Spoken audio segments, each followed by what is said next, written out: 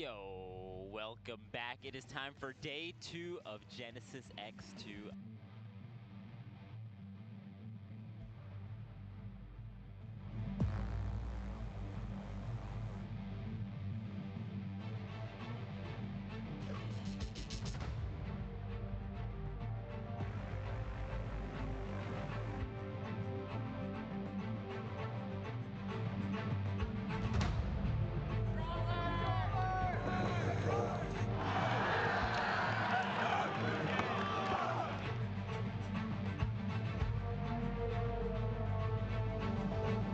本当になんか浮かされてドンドンドンみたいな状況が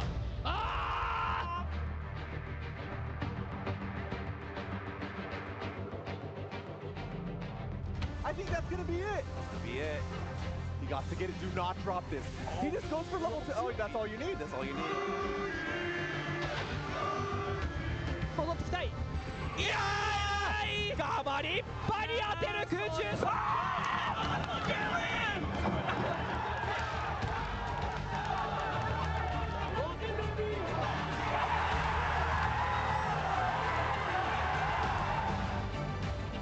Committed to it. Oh, you could have grabbed it. Oh, you did. You got it. Thunderbox just closes it out. 3-1. Yeah, we could feel the reverberations from backstage.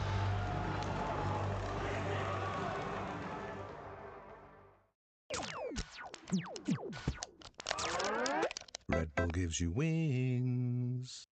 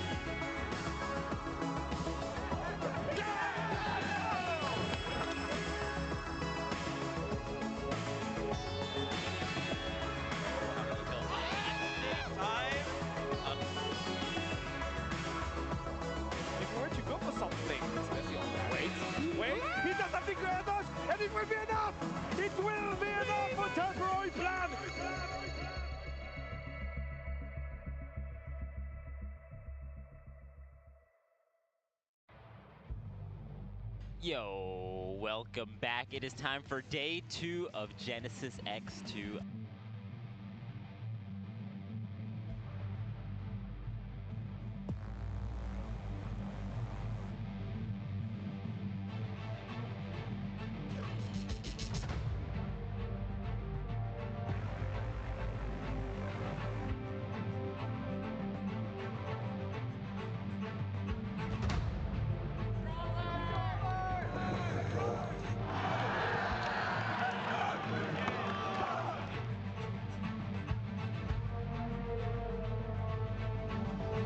そう本当になんか浮かされてどんどんどんみたいな状況が。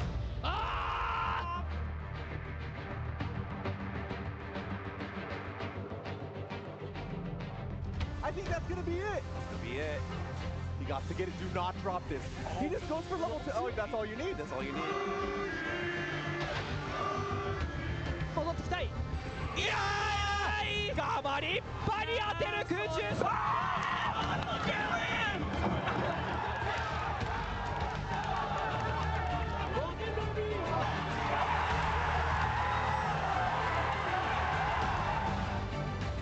We're committed to it. Oh, you could have grabbed. Oh, you got it. Thunderbox just closes it out. 3-1. Yeah, we could feel the reverberations from backstage.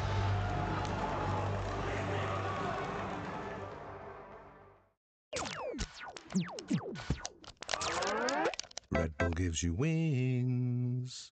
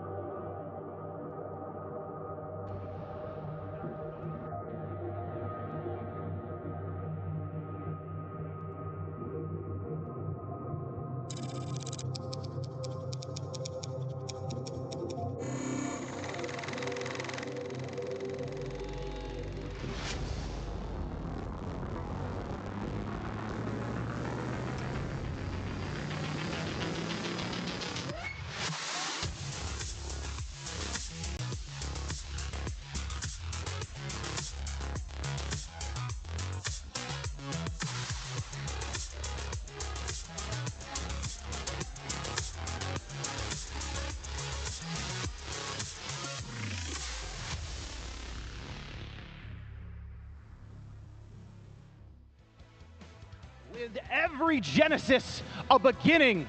On Thursday, February 13th, 1,000 and more people walk through the doors across the street. Hundreds will be walking in these doors today. And to everyone at home, thank you. Welcome to San Jose. Welcome to Genesis Sunday. And welcome to Rivals Top 6.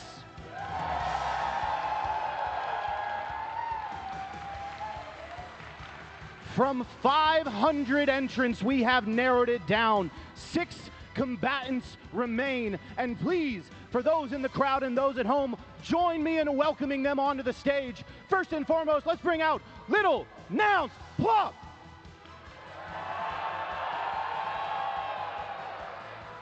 Somehow he's still not sponsored. Bring out Cake Assault.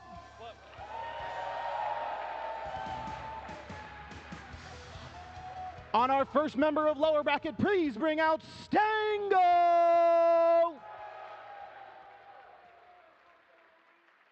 Representing Noodle Empire, ZB.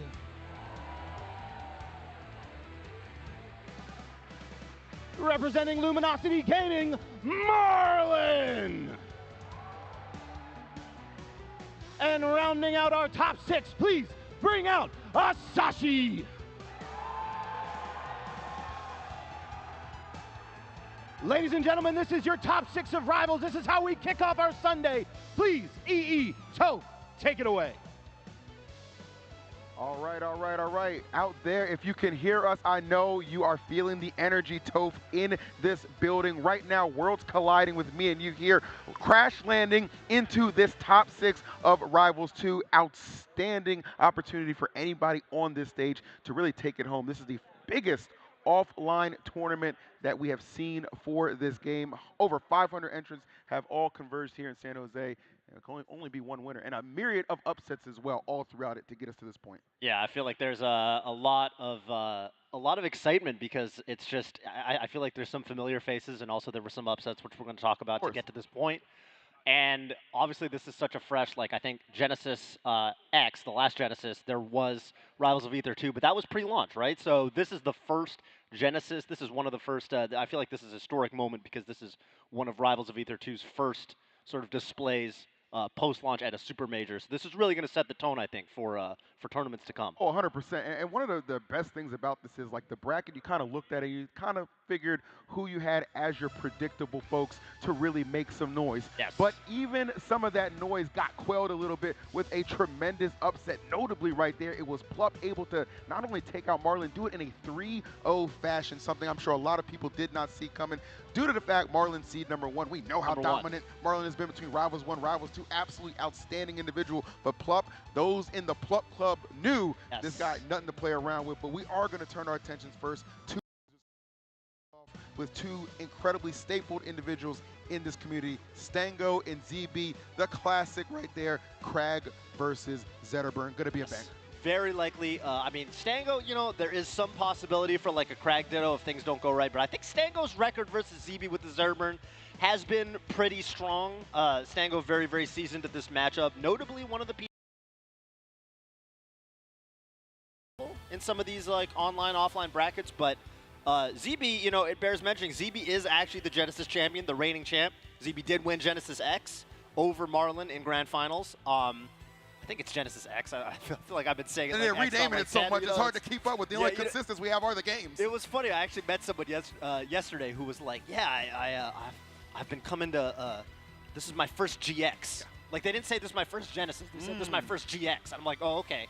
So that it's like that. It's GX, and now it's GX2. It's just going to be GX2. He's like, this is my first GX. I finally pieced it together. It's going to go GX3 next, right. Okay? And then we're just going to keep going and going like that. We're just going to count it up like that. And obviously, we expect Rivals 2 to have a home at this event for many years to come. Just has been an incredible storyline unfolding throughout this bracket. Now, you mentioned the fact Stango ZB, yes, indeed, they have traded sets, obviously, in a lot of their encounters in the past. A lot of times, it feels like it's kind of a coin flip at times, right? We've seen some cargo throw shenanigans be the downfall of Stango at times, but he is feeling so locked in and so ready to go with the Zetterburn. Saw him over there practicing those combos for at least a good, I got here at like 9-10. Okay. He was here at probably 8:45. Okay. Over there labbing against that CP, making sure all of those combo routes were effective. I feel like the biggest thing for Stango here is controlling the greed. We know how well Zetterburn can combo. Don't get too greedy, right? Don't overextend in situations where ZB is going to put you in a very unfavorable spot. Yeah. Looks like a little bit of a hand warmer right here. Like, I feel like Zetterburn is one of the characters in the game that can be, like, once off stage, once in sort of an edge guardable position, like, you can definitely take some early stocks kind of like preying on Zetterburn's recovery. And Crag, obviously, with a very strong edge guard game. Crag just kind of hits really hard in general. Yeah, of course. ZB, I would say the best Crag to do it. There is, you know, there's Ion, there's, you know, Cheesy Potato. There is some tough competition. There's Stango 100%. Obviously. Gotta give it to ZB. And Ion's my homie, but, you know, ZB beat Ion to get to this point. Right. So I think the crown right now is sitting with ZB.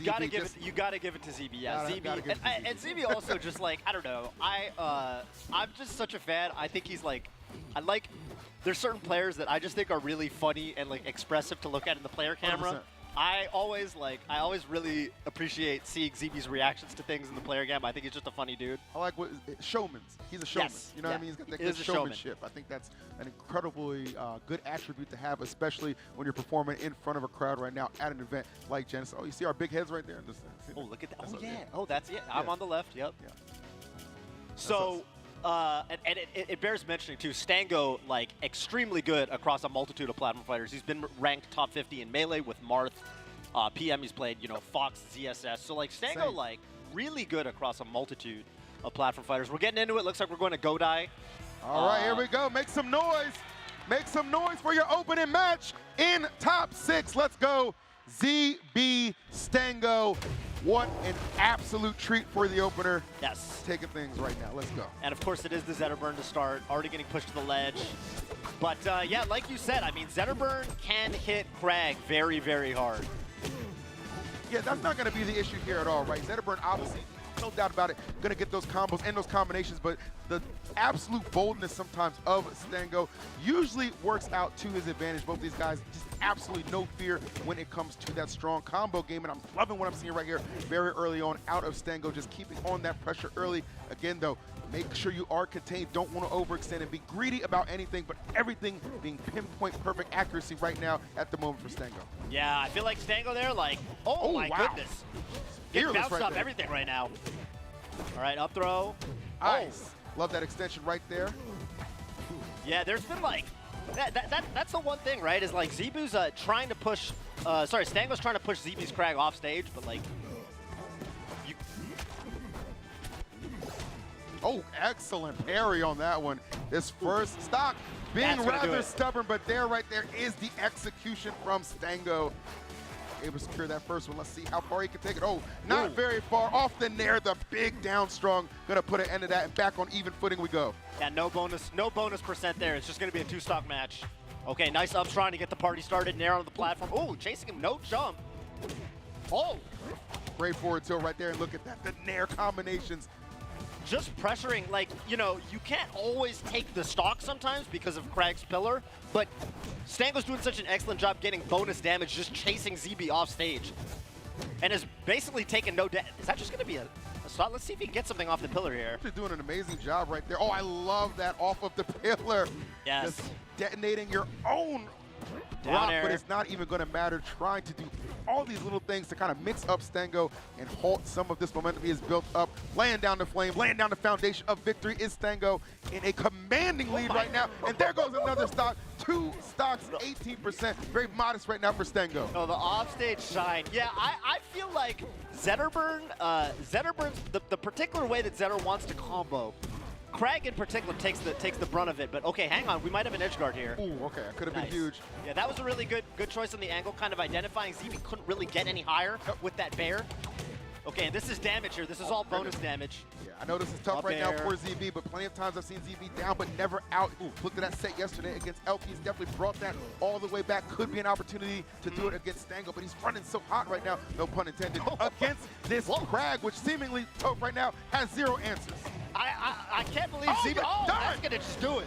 Yeah, anytime you see that kill flash, that means there's no possible chance to survive, no matter what the DI is gonna be. And yeah, I mean, I don't know. I thought that like run into center stage, charge forward strong. I don't even know if ZB meant to do that, but that was yeah, that was certainly a choice. Not going to work out on Stango. The Stango just kind of staying too ahead of the game right now. Yeah, you could definitely see like all that practice that Stango was putting in earlier on the CPU. Those combo routes were immaculate. Great decision making too when you had Crag off of the stage as well. Didn't get too greedy, but the pressure was always there. Never just kind of unrelenting. Right. I feel like a lot of, you know, like if you don't have like a ton of experience fighting Crag, some people push a little too hard off stage and kind of get reversal. And I feel like for Stango, it was more like, I'm going to pressure you, but then I'm going to just kind of hang out by the ledge and make it really hard for you to come back. So I just get bonus damage, bonus damage, bonus damage. Okay. We're going to Fire Capital for game number 2. This stage, of course, going to afford a lot more room to work with, something Crag is definitely going to enjoy right now. And the combo game, absolutely putting to work. Something about ZB, a lot of great Crags out there. Don't think anybody uses that nair to perfection the way he does. Yeah, something to definitely keep an eye out. Yeah, ZB, I feel like ZB's got real mastery of all of Crag's aerials. Like, yeah, even just the way that he kind of spaces with Bear and neutral to get in on him. Okay. Right through the rock, no fear at all. Yes, yeah, that's just gonna go through that. Okay. Nice bait on the get up attack. Reading the roll in, doesn't quite get it. All right, forward tilt. Let's see what's the setup looking like. Oh, the mix-ups. Oh my goodness, the block bro. Saving Stango. How do you even prepare for that situation? This man's seen a lot of battles. Look in his eyes. Yeah, I feel like ZB even threw the rock up to just cover a different angle and like almost kind of bait Stango into going a certain way. Obviously, you would like to just take him off the top. You don't want the block saving him. Oh, this is everything Stango wants right now. The up strong is going to kind of whiff. Stango obviously all the way locked in. It really helps too for the part of Stango. He is so well versed in playing this character as well. So you're gonna know some of those limitations, some of those weaknesses. Yes. Okay, jump cancel right there. Oh, no follow-up off of it though. Yeah, you always feel like if somebody plays your character, like they're gonna be good at the matchup. There's not gonna be any tricks that they've never seen before. Oh, good response. awareness right there. Good that being said, living to 204, like that's about as good as you can ask for, right? You're living on 100%. borrowed time at that point. Yeah, 100%. Man, Fire Capital, again, you're going to allow these guys to live a little bit longer for Crag. That can be very helpful, especially when you're under duress like this. The pressure that Stango continues to elicit. Yes. Insanity. Yeah, it's funny because like the survivability has definitely helped out on ZBZ, but it's also helped out Stango, right? Like Stango, the Fire Capital, it's such a big stage that, Okay. It's like the pseudo aerial chain grab. Yeah, oh my goodness. Laddering him up with the uppers. combo, okay. He must have heard the NBA All-Star games in town, bro. That's right. He got them nice handles real quick. Hold on now. The one thing, though, is I feel like he's been trying to use that block to kind of intercept the Zetterburn recovery. That hasn't really worked. Oh! He's going to be okay. Fire Capital again. Yeah, got a lot of room to work with here on the recovery. Nice Oh, forward hang on. tilt. But this is really good because you notice what he's doing, continually just trying to exhaust all those recovery options of Crag. He's got a ton of them for sure, but right now, putting him through his paces. Let's see ZB trying to strike back. He's definitely in a good situation. Nice pop-up with the up tilt. Yeah, Stango's going to be good. Oh, goes for the recovery to ledge. Doesn't quite get the angle he was looking for. All right. Little Yeah, rare ZB miscue from Stango, going to be costly. That's right, yeah. ZB kind of with the first, I would say pretty much the first lead in the, in Been a while set, since yeah. he really had some control into this one. Absolutely agreed with you, Tope. Even this game, it really looked like Stango might just run away with it. So, 100%. okay, what can you get here? Oh, okay, he's trying to go for the double dunk. Yeah, went for the regrab. Nice. Oh, I was going to say good spacing around that dash attack, but... Okay, bring yourself back to the stage. This is actually going super well for ZB. Probably looking, though, got to get a little bit more damage, 20%. That's not going to be anything for Stango. He is lurking right there on that left side. Got the flames out. Oh. Can't find that finishing blow. And Stango able to kind of weather the storm through those rocks. Not taking any damage there. And yeah, can't really go for anything. You don't have the, doesn't have the fire charge, can't go for like a forward throw. Oh my lord. It's so hard to get around. Like, the Crag rock throw is so fast. And the way he's utilizing it too, oh my lord. The setups for days right now. Yes. His personal nana right now, because it is a 2v1 when that rock is on the stage. And we've seen each of these players living to above 200% at this point. Wow, okay, so fourth throw actually going to take it at 204. Both of them living to that exact percent at one stock this game. Oh, nice with the back air setup. Here we go. Oh, and puts the pillar out there for good measure. Yeah, bear into bear. Oh, I love that little deception to bait out the parry. So good by ZB. He is absolutely finding his stride in this set and a much-needed win here for game 2. Up strong, gonna do it. We are knotted up, one apiece, Toph, in our opening of top 6. 1-1 now. Yeah, I mean, that was looking a little bit scary, right? I feel like Stango had the early lead, and Stango was starting to bring things back, was starting to cook a little bit. Zetterburn definitely has some nasty combo routes on Capital, so really good for ZB to kind of stop the bleeding there. 100%. That was fantastic. Again, especially in the fact that you see how well Stango tends to open up those games, right? Just so explosive right off the bat. But now gonna get a little bit more tricky here with Hodojo. Definitely shrinking down that space yet again, something I'm sure Stango itching to take advantage of. Yeah, I think for like, sometimes with Crag, like, Crag's recovery is like, it's very hard to just get like a raw KO off your edge guard. Usually you're just kind of building damage, but they kind of get back one way or another. So I think for Stango, it's like, let's take you somewhere smaller blast zones, just get those earlier kills with things like forward throw. Ooh. All right, nice, continuing. All the that good off-stage shine pressure right pressure. now. Oh, I like that utilization of the wall jump, extending those hits, getting that damage, and you know you need so much to take care of those stubborn stocks of Crag. Yes, and not really letting ZB get set up either. Not letting ZB get that pressure with just like repeated rock throws. Oh, I like the parry on the rock throw there Beautiful, too. yeah. No whiff punish on. Oh, Wow, that's gonna do slide it. it back, send them up. Beautiful play. Yeah, that's the exact. You want those setups where you can get the flame charge into the up strong. Definitely. And this is a nice lead right now. Okay, looking for the read for the roll into the ledge or a tech in place. ZB picks the one option to kind of get him out of dodge.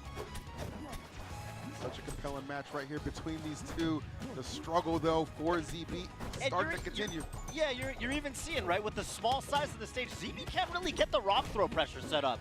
Whereas we saw in Fire Capital, he'd kind of back all the way up, and now I can start throwing the rockets. You kind of read your jump options.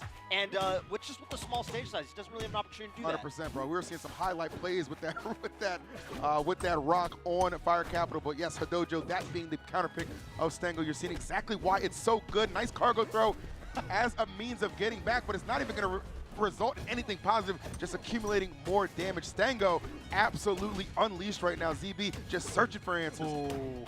Yeah, and being late to that tech chase, getting wake up shine there was tough because ZB definitely had some kind of opportunity. Okay, Special get up there on the top platform. Smart. Yes. There it is. No chance to survive that. That's the other really nice thing about Zedder, I think, in this matchup is like, Zedder, for being one of the easier characters to edgeguard, Zedder kind of always has a way to get his KO. Sure. Lots of KO moves, right? So that's very well said. And the thing about edgeguarding Zedder is you got to get him, off the edge, right? Yes. And the way sometimes Stango just runs you down with that pressure. Very difficult to do, but here we go. Picking up a little bit of steam, a little bit of momentum. ZB, again, somebody come back merchant at times. Don't think for a second that if he's got a stock, this is anywhere near over. I feel like Stango, the one thing that you got to give him a lot of credit for is really identifying when he kind of notices, like, okay, ZB can actually only cover like a low recovery. So if I go for a high recovery, I'm going to be able to just kind of get past him. Uh-oh. Oh, this is my all goodness. damage right here. My goodness. Just continuing. And you have to use that pillar right there just to alleviate some of that pressure that Stango continues to put on. Could be huge right now if we can get this stock. Let's see what we're doing. Pillar shenanigans, down strong, and we got ourselves a game 3. I was wondering if, like, getting hit by the rock would even save him, kind of like it did on Fire Capital, but yeah, that one actually is going to pan out. Hang on, though. Stango with all the pressure, looking for some kind of edge guard right here. Teasing the idea of maybe going off stage. Okay, and the down tilt whiffs. To charge that shine a little bit and just kind of knock them down. Yes. But you got to be careful, and this is where Stango needs to make sure he's not overextending, giving ZB any opportunities, but he's able to do it. So much damage, so many finishers off of the throws that we're seeing. That's one of those things that big body affords Stango the opportunity to get some great follow-ups as he goes up 2-1 right now. Yeah, if anything, ZB was the one that kind of overextended right there. ZB kind of getting caught coming out of the corner with those rapid jabs. Yep. And I think Krag's got like a really, really like tricky rapid jab in neutral because it's so like, he advances so far. It's almost like a pseudo dash attack with the way he does it, right? But Stango's spacing has been so immaculate that he's been really setting up for those whip punishes, just catching ZB coming out of the corner. And you're seeing the familiarity with the Krag moveset. Nothing's catching Stango off guard. I mean, he's like, no, I play this character too, bro. Got to. Here we go. Game number 4, taking it to Jules Vale. Personally, my favorite stage. I think the aesthetics here are beautiful. This is a really cool stage. And I feel like, you know, I don't even feel like this is a Krag counterpick. I feel like this is just like a solid stage where both of them can excel, so. Both characters are definitely going to find some safe haven here, right? You're going to be comfortable on either side for sure. Right. It's not like a particularly polarizing stage. It's kind of just, oh my god! No, you might go for the double dunk. Okay, yeah. Had to get rid of that rock. You cannot act if you have got that in your hand. Right. And you could tell Stango absolutely knew that. Forward strong. Oh, that's going to do it, baby. Yeah, that catching ZB multiple times that stock with rock in hand. Just not really able to act. Lighting the city on fire right now is Stango. Absolutely come alive, and kind of a textbook demonstration right now of when we say a character a lot of times can be a heavy character like Krag can be combo food. Well, Stango right now with Zedder is definitely eating. Yeah, especially when, okay, nice. Especially when ZB's got rock in hand, like you said, and can't act, right? Like Stango's finding those moments to just really go in and put the pressure on, rack up the percent. Not about it. Let's see. Tech chase on the platform. Ooh, yeah, that was beautiful. Great setups right there. And again, you're seeing getting so much off these crabs. Yeah, and especially like when Stango, that's the thing that also is really nice is Stango is trying to find moments to work the back air, reverse back air into combos. And back air is one of the moves that will light them up, right? So you get that added hit stun when they're in that state. So that reverse back air is not just for style, it's not just for extra percent. You also are getting that fire state. Absolutely, man. Just understanding there's so many opportunities, and there's another one right there. Shine up strong. See you later. This is a 3-stock to 1 affair, and let me tell you, it is looking like the lights are dimming a little bit on this loser's run of ZB. For our reigning champions, by the way, this is just a tough draw. Like Stango has been a thorn in ZB's side for kind of the lifespan of this game so far. So such an interesting player too. You routinely see all these games that Stango will play and people whom he'll go even with, who will lose with. The only person I've ever seen truly just toss Stango is Kakasol. Everybody else, you are on the chopping block, but a great play right there from ZB. Some more rock shenanigans gonna keep this train moving. Yeah, okay, we need something bigger, but you know, it's funny, Julesville was actually ZB's counter pick, but that platform has saved Stango multiple times, yes. I mean, sometimes it just works out that the platform's on the side of the stage that you're recovering, but Stango has been using that platform to such great effect to recover. Oh, look at Stango right there, just waiting out the side B too. Very smart on his end. Okay, we need something big here. We need to get. Oh, no. That spike would have been huge. Yeah, kind of ripped ripped it there a little bit too early. Just get nothing on the edge guard. Nice. Oh, and Stango gets the grab. Looking for up tilt for second place. Okay, Bear regrab, nice. Guess on the pummel, yeah. ZB's looking for some extra damage because we need to even this up. But Stango guessing right. Oh, Stango. Oh my goodness. Oh my goodness. Okay, I'll get that sweet spot. And ZB is on fire now. Yeah. Okay, able to make it back with a nice little Definitely like to see ZB get this stock. Okay, nicely done. Let's add a little bit more drama to this game for potential Game 5 looming. If ZB can make one of those textbook comebacks we've seen him make so many times, including in this bracket throughout the weekend. But right now, Stango, a man possessed right now. Toph, don't know if it's going to be an option. Right now, Stango's got all the pressure. Great utilization, yep. Using his own side B to detonate the rocks, but it's not going to matter. Stango taking it 3-1 over ZB. I will say commanding. Amazing. Looked to be pretty much in control for most of the set, I will say. Even the game that ZB won, Stango was kind of in the lead for a lot of it, right? Stango just looking like, hey, Crag, that's no problem. Hey man, I am a proud Crag homer, okay? Crag gang for life. I really sometimes respect that. Crag understands we ain't got the answers. Today just happened to be one of those days. Stango gonna continue this journey. Remember, Stango only getting sent here by way of Kakasol, so. Oh yeah, yeah. Stango definitely trying to make that make that run and get that run back. And that was losers. So yeah, ZB, our reigning Genesis GX champion, is gonna be out of the tournament. And now on the other side of losers, Asashi versus Marlon. This is going to be a fun one for sure. Hope you guys have been enjoying the Rivals 2 action right off the bat. I mean, I know we have. Obviously, people popping off in the crowd. It's been a good time.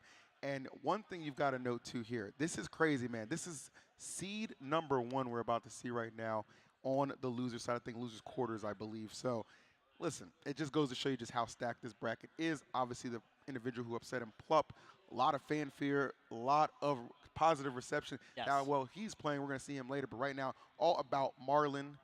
And Asashi. You know, Asashi's somebody who I think is probably, if you got to say anybody in this top 6 is kind of like a dark horse.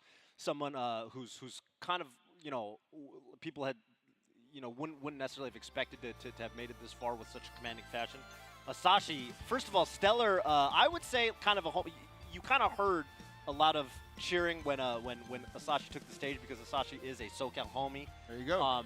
Big fan favorite in the SoCal Melee scene, but just kind of, put a lot of hard work into Rivals 2 and has just been popping off with Claren mostly and a little bit of Rano on the side as well. And Asashi, I would say off of the backs of players like Goiko and Rongenshu, like Asashi is probably, and Spargo actually at this point too. Asashi definitely one of those top Claren players that you love to watch. Just puts together some really, really crazy combos, really intricate stuff. Yeah, I would agree with that. I mean, you kind of look at how Asashi got to this point, and it was a very harrowing journey. I mean, you lose so early in the tournament. I think round 1 or 2 of pools, you have to climb your way all the way back. I think eight sets won in losers bracket to get to this point. So that is definitely a testament to how good Asashi has been playing. And kind of recently, obviously, Zetterburn combination, Claren as well. But you look at exactly how losers was unfolding yesterday, brought out the Claren, and it was insane. I talked to Asashi earlier. He's like, look, I'm going to keep it real with you. Claren was playing like a 10 out of 10. No reason to switch it up right now. So we'll see if that does indeed hold true for sure. But yeah, I'm expecting Claren because I'm a big Asashi. We actually did a stream where he was teaching me some Claren stuff because Claren's kind of like my secondary at this point. I'd say Claren's like my second best character. Right on. And so it's cool because we kind of play, he plays Claren and Rano. I play Rano and Claren.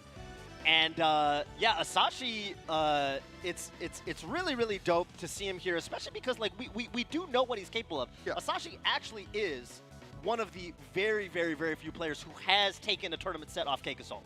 And that's, that's an accolade that I think you can count on one hand, the number of players who have done that. And not discount that at all.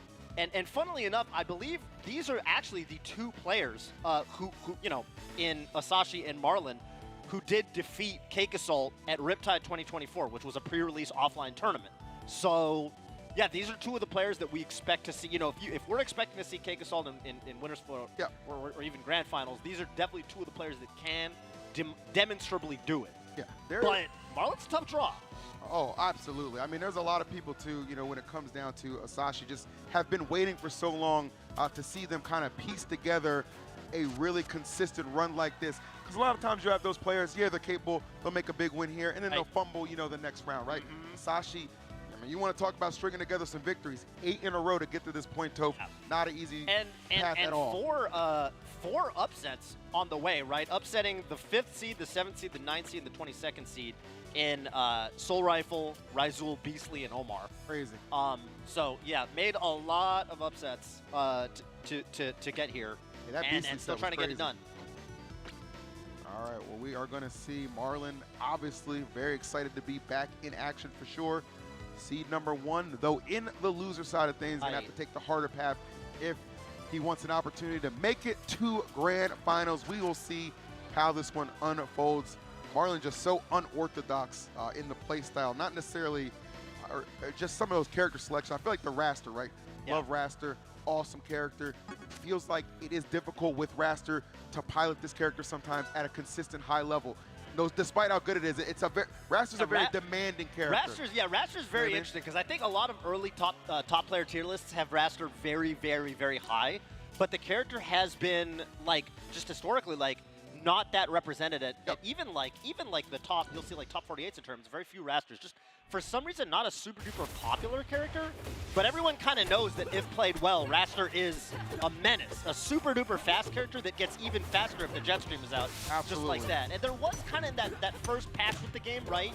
There was that one little nerf where now if you block the jet stream, if you block the side special, you actually you don't get the jet stream speed boost. Yeah, I think that's that arguably is one of that could be the biggest change from Rivals 1 to Rivals 2 for sure. It's definitely the fact that you can shield it, right? Super helpful for the opposition, but nonetheless, might and not even matter. Man. What a crazy string right there. It's going to be very interesting too. There's some Rasters they'll elect to just go ahead and just use that slipstream a lot in neutral. Sometimes you like to do it after hit confirms as well. Either way, though, the mix-ups from Marlon are going to be very pivotal right here against Asashi. That's the other way to do it, too. I feel like a really good way to set up the slipstream is to just do it from the ledge, like a ledge hop slipstream, because it's very fast, kind of hard to expect. And I think the thing is, so I've talked to Asashi about this specific matchup, because I was kind of asking when we did a stream, I asked him about his matchup spread, and it did kind of feel like Raster is the one matchup that's a little bit tough with his two characters. It's hard to have a really good answer, because the thing about Raster is, especially if Slipstream is out, but even not sometimes, the character is just a menace when it comes to exactly that offstage edge guarding. He will just come out off stage and just take stocks at absurdly early percents. This is perfection at the moment right now from Marlon. Yeah, kind of like that again. Oh my Lord.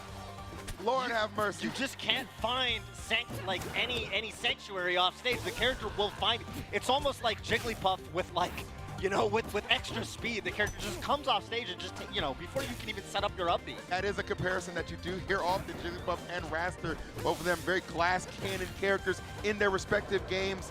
Right now, Asashi just trying to finish it off. Finally, that back air gonna clean up a little bit and give Asashi some signs of life right here, but Forrest has not been too kind thus far for Clarence. Okay, yeah, a little bit tricky there. Okay, let's see what we get. Oh, whiffs the up air. That's the one thing, right, with Clarence, sometimes when you get those, tipper hit, you get to follow up with whatever you want because you've got so much time, but you have to predict their DI a little bit. If they kind of trick you up on the DI, they don't go the way that you expect. Oh no! Oh, I know exactly which way Asashi is heading. That is to the blast zone, courtesy of Marlon. Yeah, so calm, cool, collected, very composed there, even after a dominant win. Yes. So right there, you saw all three stocks were sub 100%. Marlon going all the way off stage and just chasing the Clarent into the blast zone. There's no opportunity. Like, sometimes you think about edge guarding. Some of these characters, you're going to edge guard from the stage, right? Marlon will just meet you out there, and that's something that Raster definitely brings to the table. Is like if they're on point and they like are really stringing together the hits with the right percent chasing your DI, you don't even get a chance to recover. You get carried into the blast zone. You don't get a say in the matter. That's what makes it so difficult. 1000% agreed with you, Toph, and really kind of put on display in that first game. We'll see Godai Delta can change the fortunes. But look at this. It's just sometimes a juggling act when it comes to Marlon, right? Yes. All those strong aerials just continue to just rack up so much damage. Yeah, even if you don't get the KO, like sometimes you don't get the KO, but you know, you hit him with like 6 forward airs and up airs on the way out there, so you got 70%. So, you know, that's pretty good too, even if you don't get the stock. You really got to keep in mind too, you know, the fact that when you look at Marlon's track record offline, before Plup's defeat yesterday, it had been like 9 months before Marlon actually lost a set offline. Yes. So that's a pretty damn good track record, if you know what I mean, as far as coming into a match like this. Must win to stay alive in the bracket. That's right, yeah, and Marlon also was, right, the second placer at the last at GX, which was a pre-release tournament, going down only to ZB in grand finals. Oh, okay. I'm liking what I'm seeing right here. A lot more control from Asashi. Okay, See if we can keep that back going. air. Okay, no follow-up available right now, but definitely patrolling on that right side, continuing the pressure. This is where you need to strike for sure. Yeah, I thought off of that tipper bear, maybe Asashi could have just ripped a forward strong and it would have just comboed, but I guess Asashi didn't quite trust it. That's definitely part of the, and okay, yeah, able to get that wall jump, but no, too low to recover somehow there. Nice, Okay, yeah. there we go, a little tipper action off of the throw. Yeah, Clarent does have that really, really strong throw game, and that's super crucial, right? Jumping the slipstream there, able to sort of just make that whiff. Really important to not let exactly that happen to get the slipstream. It comes out so fast, so it is hard to react to, but when there is a little bit of space between you, definitely some opportunities are available for that. Speaking of opportunities though, Toph, right now going on a rampage, Asashi stacking up a ton of damage. Those strong aerials from Clarence starting to make themselves known right now. But you're seeing with Marlon, right? Marlon's DI is, yeah, Marlon's being very tricky with DI. DI's the first back air out, DI's the second one in, really making it a little bit unpredictable as far as Asashi's combo extensions go. Because if you DI predictably for Clarence, they're going to be able to combo you all the way to death. Absolutely. Nice tech chaser right there, closing that gap in percentage. Excellent stuff from Marlon. Oh, trapped on that platform. Scary situation to be in. It just gets the slipstream out there as well for good measure. I'm noticing, keep the movement smooth. And I'm noticing these Godai platforms, like, it seems like Raster can actually do the up air and basically drift and cover the whole side platform with the up air. So that's like that's really good tech. Okay, and that's what I was talking about, right? You get the tipper aerial, just go straight into the forward strong. Don't even give him a chance to fly anywhere. Just cover everything. I like that. Love it a lot, man. Stun him and done him, baby. That's the way to get the job done. And we are here on even footing. Such a turnaround from that first game we saw. Love the adaptations from Asashi. Obviously making the most of this Godai Delta counter pick. Asashi looking a lot better. Asashi just not getting carried off the stage and just getting brutalized at like 80% every spot. It was just a juggling act in that first game, right? Yeah. Like, welcome to the circus, man. That's the way it was kind of feeling. But right now has definitely quelled that issue. Yeah, looking better in neutral, too. Okay, as I say that, yeah, Marlon able to sort of get in. Okay, Slipstream gonna whiff right now. Ooh. There it is, that up air covering the side platform. Good reactions a lot here from Marlon, too. Just waiting for some defensive options from Asashi to come out and then capitalizing perfectly. Big whip. You gotta get the punish there. Yeah, that's tough. That's free damage. Okay, what do we got right now? Marlon looking to shark Asashi. Asashi whiffs the down air. Not gonna need a punish. Oh my goodness. Okay, hang on. It's that intense. We don't need, listen, acapella mode, acapella right now. One time for the one time. Come on now. Oh, that's it. Okay, only able to get an up B that kind of sends Marlon back into the stage. This could be low dangerous. recovery. Let's see if Marlon's going to pull the trigger. Okay. Patience winning out on the day right now. Oh, hang on. Huge. Tipper fork. Is it enough? Oh, Not my quite. goodness. Even. Oh, Tipper Bear still not going to do it. Still alive.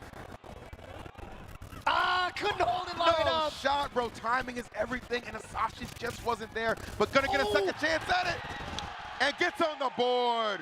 That was Make some so noise. Let's clutch. go. You know what was really good about that too is, you know, the typical the typical like throw mix up in the forward strong or sometimes up strong is they kind of DI in for you. That time Marlon actually DI'd out, and Asashi still got the full chase down into the forward strong. So yeah, that was just really good heads up play from Asashi. Really clutch, especially considering Asashi kind of fumbled it once or twice. Asashi at some points I was like, are you trying to gift wrap this game to Marlon? What are we doing here? Right. So many opportunities to finish the job, get some much needed extra damage, but Asashi calm under pressure, ice in the veins, evens things up. And let me tell you something, going to rock wall right now, somebody takes you to rock wall, they have some nasty intentions, okay? So this one could get out of hand very fast. It's funny, this stage, like, it's so tall with the platforms, but at the same time, when you go to the ledges, the blast zones are right there. Like, the blast zones are so close. I could see that working out in Clarence' favor, though, potentially, but yeah, I mean,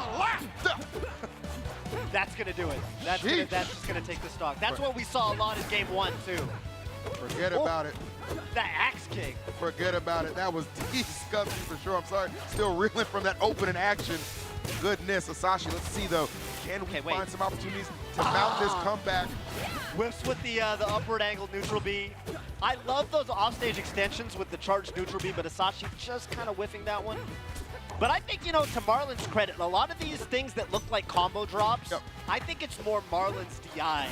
Marlon's just so well-versed with every character in this game. Oh, and again, just Asashi finding himself off stage here. Oh, okay. Nice follow through. Let's go. Oh, my goodness, we're doing using that plasma blade to full effect. No fear right now, but this is the situation you find yourself in, Toph. You have to take these kind of chances to try and make the comeback. And right now, I thought I told you earlier, rock wall, it ain't gonna be nothing nice. If you got small children watching, turn their heads away from the screen right now because it's getting ugly. It really is. Yeah, it didn't help that Asashi I want to say kind of half SD'd that last stop. No. Oh my goodness, is this it? Oh no. Oh good no. Golly, miss. Oh Lord have mercy. That's a dangerous brother. That's a dangerous brother, Toph. That was like, I don't know if that was under a minute, but it felt like it. That was a fast game 3. I'm not sure Asashi actually got to play the game in that round. I'm not trying to be disrespectful, but that was about as one-sided as it gets. Seed number 1 striking back after that game 2 loss with a vengeance. Marlon trying to make us forget all about game 2. Game what? Game 2. That's right. Here we go. Merchant point for game number 4. More breathing room here, right? I think this makes a lot of sense for Asashi. I think that, I don't know, those close quarters that on rock wall, that just did not pan out at all. Yeah, get a little more. The thing is, though, right, when you back up on a big stage like this, you're also giving Raster more opportunity to kind of set up for the slipstream. So, it's give or take. Oh, we got a big juggle. There we go. Big juggle. Kind of shades of game number 1, and that really left. Oh, with the slipstream, too. The gentle touch on the slipstream, too. Insane grab ledge for good measure. That is going to be an insane start to this game 4. And that's so tough. I think a lot of Raster players there wouldn't have known how to follow up. Great realization for Marlon. I have access to the slipstream because you can't use the projectile until the last slipstream goes away. So, yeah, that was really sick stuff. Yeah, Marlon away, mixing up these combinations. Okay, doesn't get the most optimal follow-up off of that. Catching a little bit of break does Asashi. Much needed one at that. This has been all Marlon from the jump, but Asashi starting to maybe find a little bit of stride. As I say that, though, the tide's turning right back into the favor of this Raster. Oh no, again finding both of them off stage. Not where you want to be if you're Asashi. What do we get here? Doesn't quite trust the tech chase. That's tough. Ooh, okay, looking for the tipper, right? If you get the tipper on the down strong there, it will KO, but there just wasn't enough room. That's going to take it, though. How about the tipper on the forward strong? We'll take that every single time and closing that gap just a little bit right now. Let's see some of these low percent combos from Clarence. If we can get them to happen. It's funny, it's funny you mentioned, with Raster, a character that's very strong, but very kind of hard, inconsistent to pilot at the top level. Sometimes you see that with Clarence too, right? You see the vision on some of these combos Asashi's going for, but if you ever drop the tipper, the combo can kind of just end. You really need to get the tipper and the tipper and the tipper, and really, you've got to manage your hitbox really well to keep it going. And it's so tough against a player like Marlon. Absolutely, yeah, 100%. Oh no, okay, laser slice not gonna get there. Good attempt though, I do like it. You gotta get a little creative right now in bringing this back again. So close to a big one. It's not quite there. Oh, hang on, okay. great, yeah, even on the down tilt. Well, I like that actually from Marlon, pulling the recovery early. Make sure you get a little bit of knockback to clear that ledge, a little bit safer on the return. Good connection, back half up that down strong. Yup, didn't quite get the tipper hitbox. Yeah, so many little opportunities where if it just was a little differently spaced, it could be the stop. Which is tough to see for Asashi. Okay. Oh, wow. Yeah, from ground level. Glass cannon, Toph, glass cannon. Yes. That was the glass part. That's right, that's right. And yeah, that back air does, it will surprise you with how strong it is when it hits with the timber hitbox like that. Especially off the top. All right, Asashi with one chance here to bring this to game 5. Okay, that would be amazing. This is what you want. Hold up. Hold. Getting there. That was a tipper forward. That might have been the recipe. Could have got nasty real quick. Marlon, though, regaining some composure. You really see Asashi's feeling the pressure, though. What was that side B up there? Crazy. Oh, this could be it with the clap. Okay, barely whiffing. Oh, I love that from Asashi. Did not panic, just landed safely and smartly. Oh, whiff on the grab. Oh, no, could be costly. Let's see. Careful here. Oh, barely makes it onto the stage. I could not believe he made that back. That's crazy. The merchant port, blessing. Oh. Soft tap with the fair. Hold on. Okay, Slipstream is out. This is so scary right now. Down tilt. Toph, we could be witnessing one of the greatest comebacks, but denied from Marlon, unfortunately. Asashi, incredible performance right there. Yeah. Especially after you look at the way that game started, right? To drag it back to a last hit situation. Incredible resilience from Asashi. Enjoying some much earned adulation from the crowd. Incredible effort right there, even in a losing. Yeah, I mean that's that's a very tough draw, having to run into Marlon at the juncture of the bracket, and I mean well fought. Like some of those games were brutal. Yeah. But yeah, games 2 and 4, I mean incredibly close. I think that easily could have gotten taken to a game 5. That was so good. So good. Both those players should be incredibly proud of themselves. Yeah. I know I am. That was, like I said, that was a banger to watch for sure. But with that, we have 2 folks who have advanced right now. Obviously, Stango earlier over ZB, and just right there, Marlon over Asashi. So top 6 starting to slim up a little bit, and it's going to get even slimmer right now because winners finals is afoot, Toph. Yes. We are about to see perhaps the most anticipated matchup of the bracket right now. Plup, Cake Assault, winners finals, GX2. How we feeling? Oh, yeah. Cake Assault, I mean, you got, like, Marlon was the #1 seed for this event. Was. Kind of off of the head-to-head record in offline events versus Cake, of which there have not been very many, by the way. This is a small sample size. But if you're not going to give it to Marlon, Cake is the other player that I think people would agree is pretty clearly in contention, let's say, for #1. On the other hand, Plup, well, I don't think anybody saw 3-0 over Marlon, but at the same time, I think, if you've been around in the, platform fighter, Smash, Rivals community long enough, you know that Plup is just kind of a different beast. He's someone you can never sleep on, no matter what game it is. He's just got so much raw skill, raw talent, and it seems like he's really grinding this game, really enjoying it. He was, I think, for a brief moment in time in Rivals 1. Yep. I think he was, like, really early on. He was, like, maybe the #1 or, like, in contention for #1. Oh, wow. Okay. Like, way back. This was, like, pre-Ralph. I got you. So, you kind of Born in expect the time that. machine. Exactly, yeah. But, like, that's kind of what you expect. I always say that, like, there's a couple players where if you're playing a platform fighter and it's, like, week 1, yep, you do not want to run into them. And to me, it's Plup and Void. Heavily like agree the with that. Yeah, I remember Nasby came out, and I hopped on the ladder, and the first person I ran in on ladder, when I didn't even really know my character's moveset, I ran into Plup, and I was like, man, this is not what I want to see. Right. Like, come on. We're not masters. What are we doing? Like, what are we? I don't know my moves yet. He's doing he's doing 0 to deaths.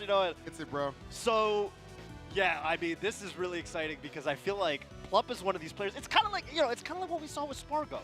Right, where Spargo is someone who's got so much raw skill that he can kind of shift the narrative, right? He beat Boyko, who was commonly considered, #1 Clarent at his own character in the Ditto. It's the tagline I like to use for Rivals too, man. It's the colliding of worlds. You know what I mean? Like so much talent throughout all of our great platform fighters. You see our amazing Melee players Ultimate players, PM players, they all just converge into Rivals 2. Hey, really it's just the help most bring it ambitious out. crossover event in history, right? Come on now.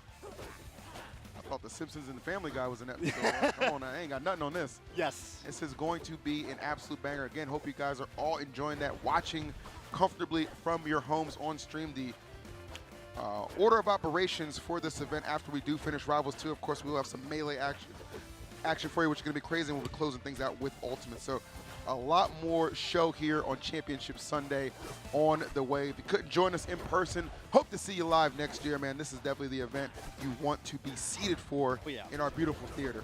Oh, yeah, absolutely. Genesis, like, also just a very historical event. You know, you could see, if you're tuning in, you might notice that we're in a different venue. We're in this lovely theater here for Top 6, Top 8 Sunday.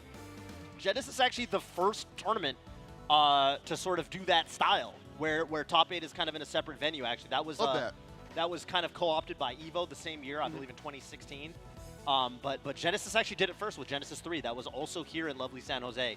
So this is also a very historic venue from that perspective. That Genesis was a return for porn, because remember there was a hiatus right, for a several long years. hiatus, yes. You know, from Genesis 1 and 2 to 3. But when they came back, did they come back with a vision? And it's so beautiful to kind of look at it all these years later and see how that vision has really unfolded between all the new faces we see at tournaments in the crowd, all the new top players, the new games right here, Rivals 2 obviously, and it is definitely a privilege to.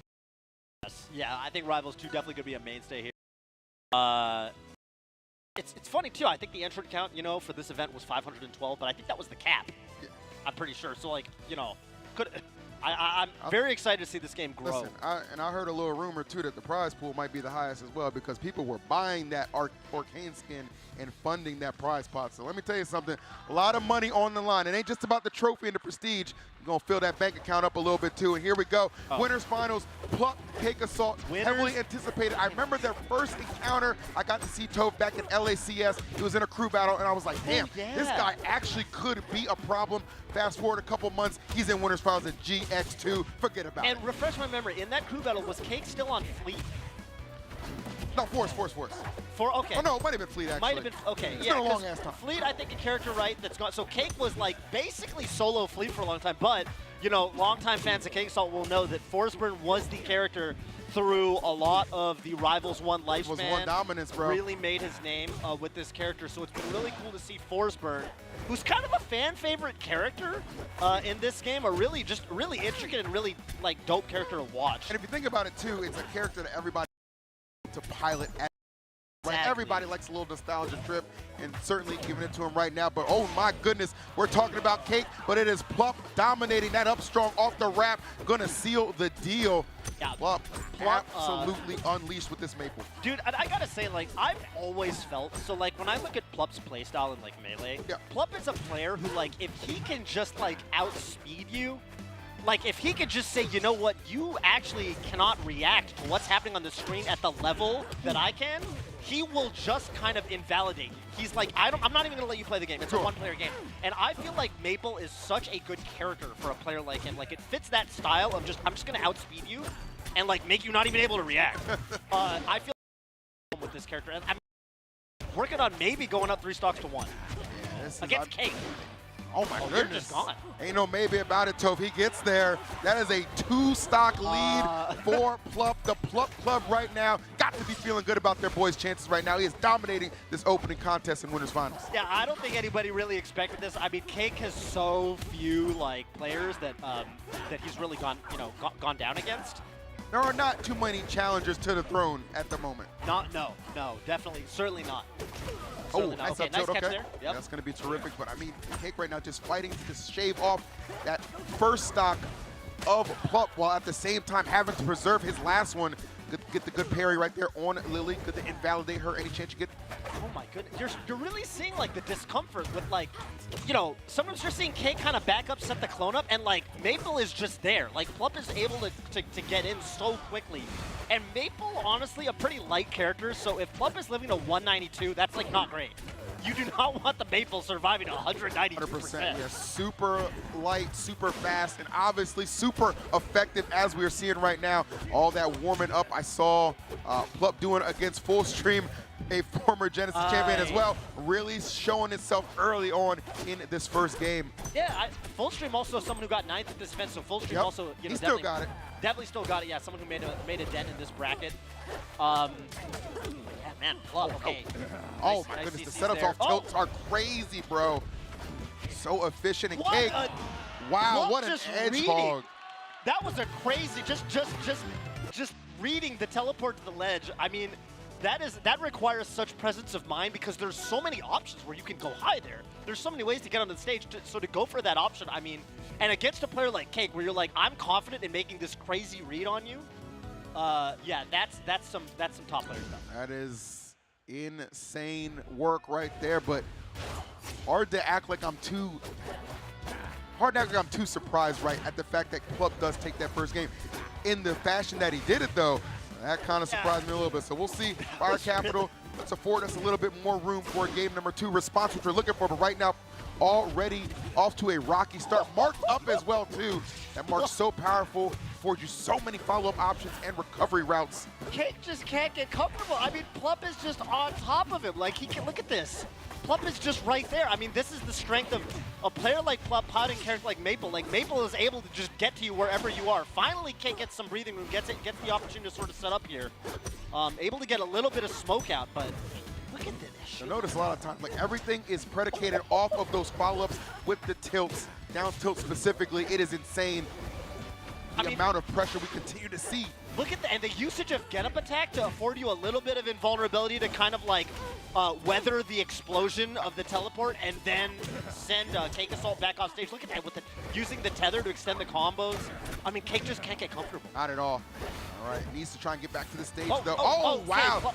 A little miscue from Plup, doing a whole lot right there. Maybe doing too much. What was he cooking? Sometimes you're feeling it, and then you're feeling it a little too hard. Oh! Plup said, don't question me, okay? Got I the know quick what I'm doing out responses, here. though, yep. Off a hit stun, able to get that beautiful follow-up. So now, Plup trying to pick up where he left off. Let's see if Cake can use that unforced SD from Plup to his advantage to maybe gain some more ground here. Yes. Ooh, parry and neutral. Looking for a lot of parries and neutral action, but they're not paying off. We know Plup is hella aggressive, right? He's hyper-aggressive. He's always in your face, always trying to rush you down. If you are able to get a couple of clutch parries, definitely a way to stifle that offense. That's a good point, yeah. Especially if you can parry the seed, right? Because that'll give you that little bit of invulnerability that you can then use to really take neutral into your own hands. Okay, nice tech there from Cake. Really predicting the Plup was going to come off stage after. Wow, side okay. B from the ledge. Yep, in your face, nonstop right now, and even on the recoveries, batting down the hatches right now. If you are Cake.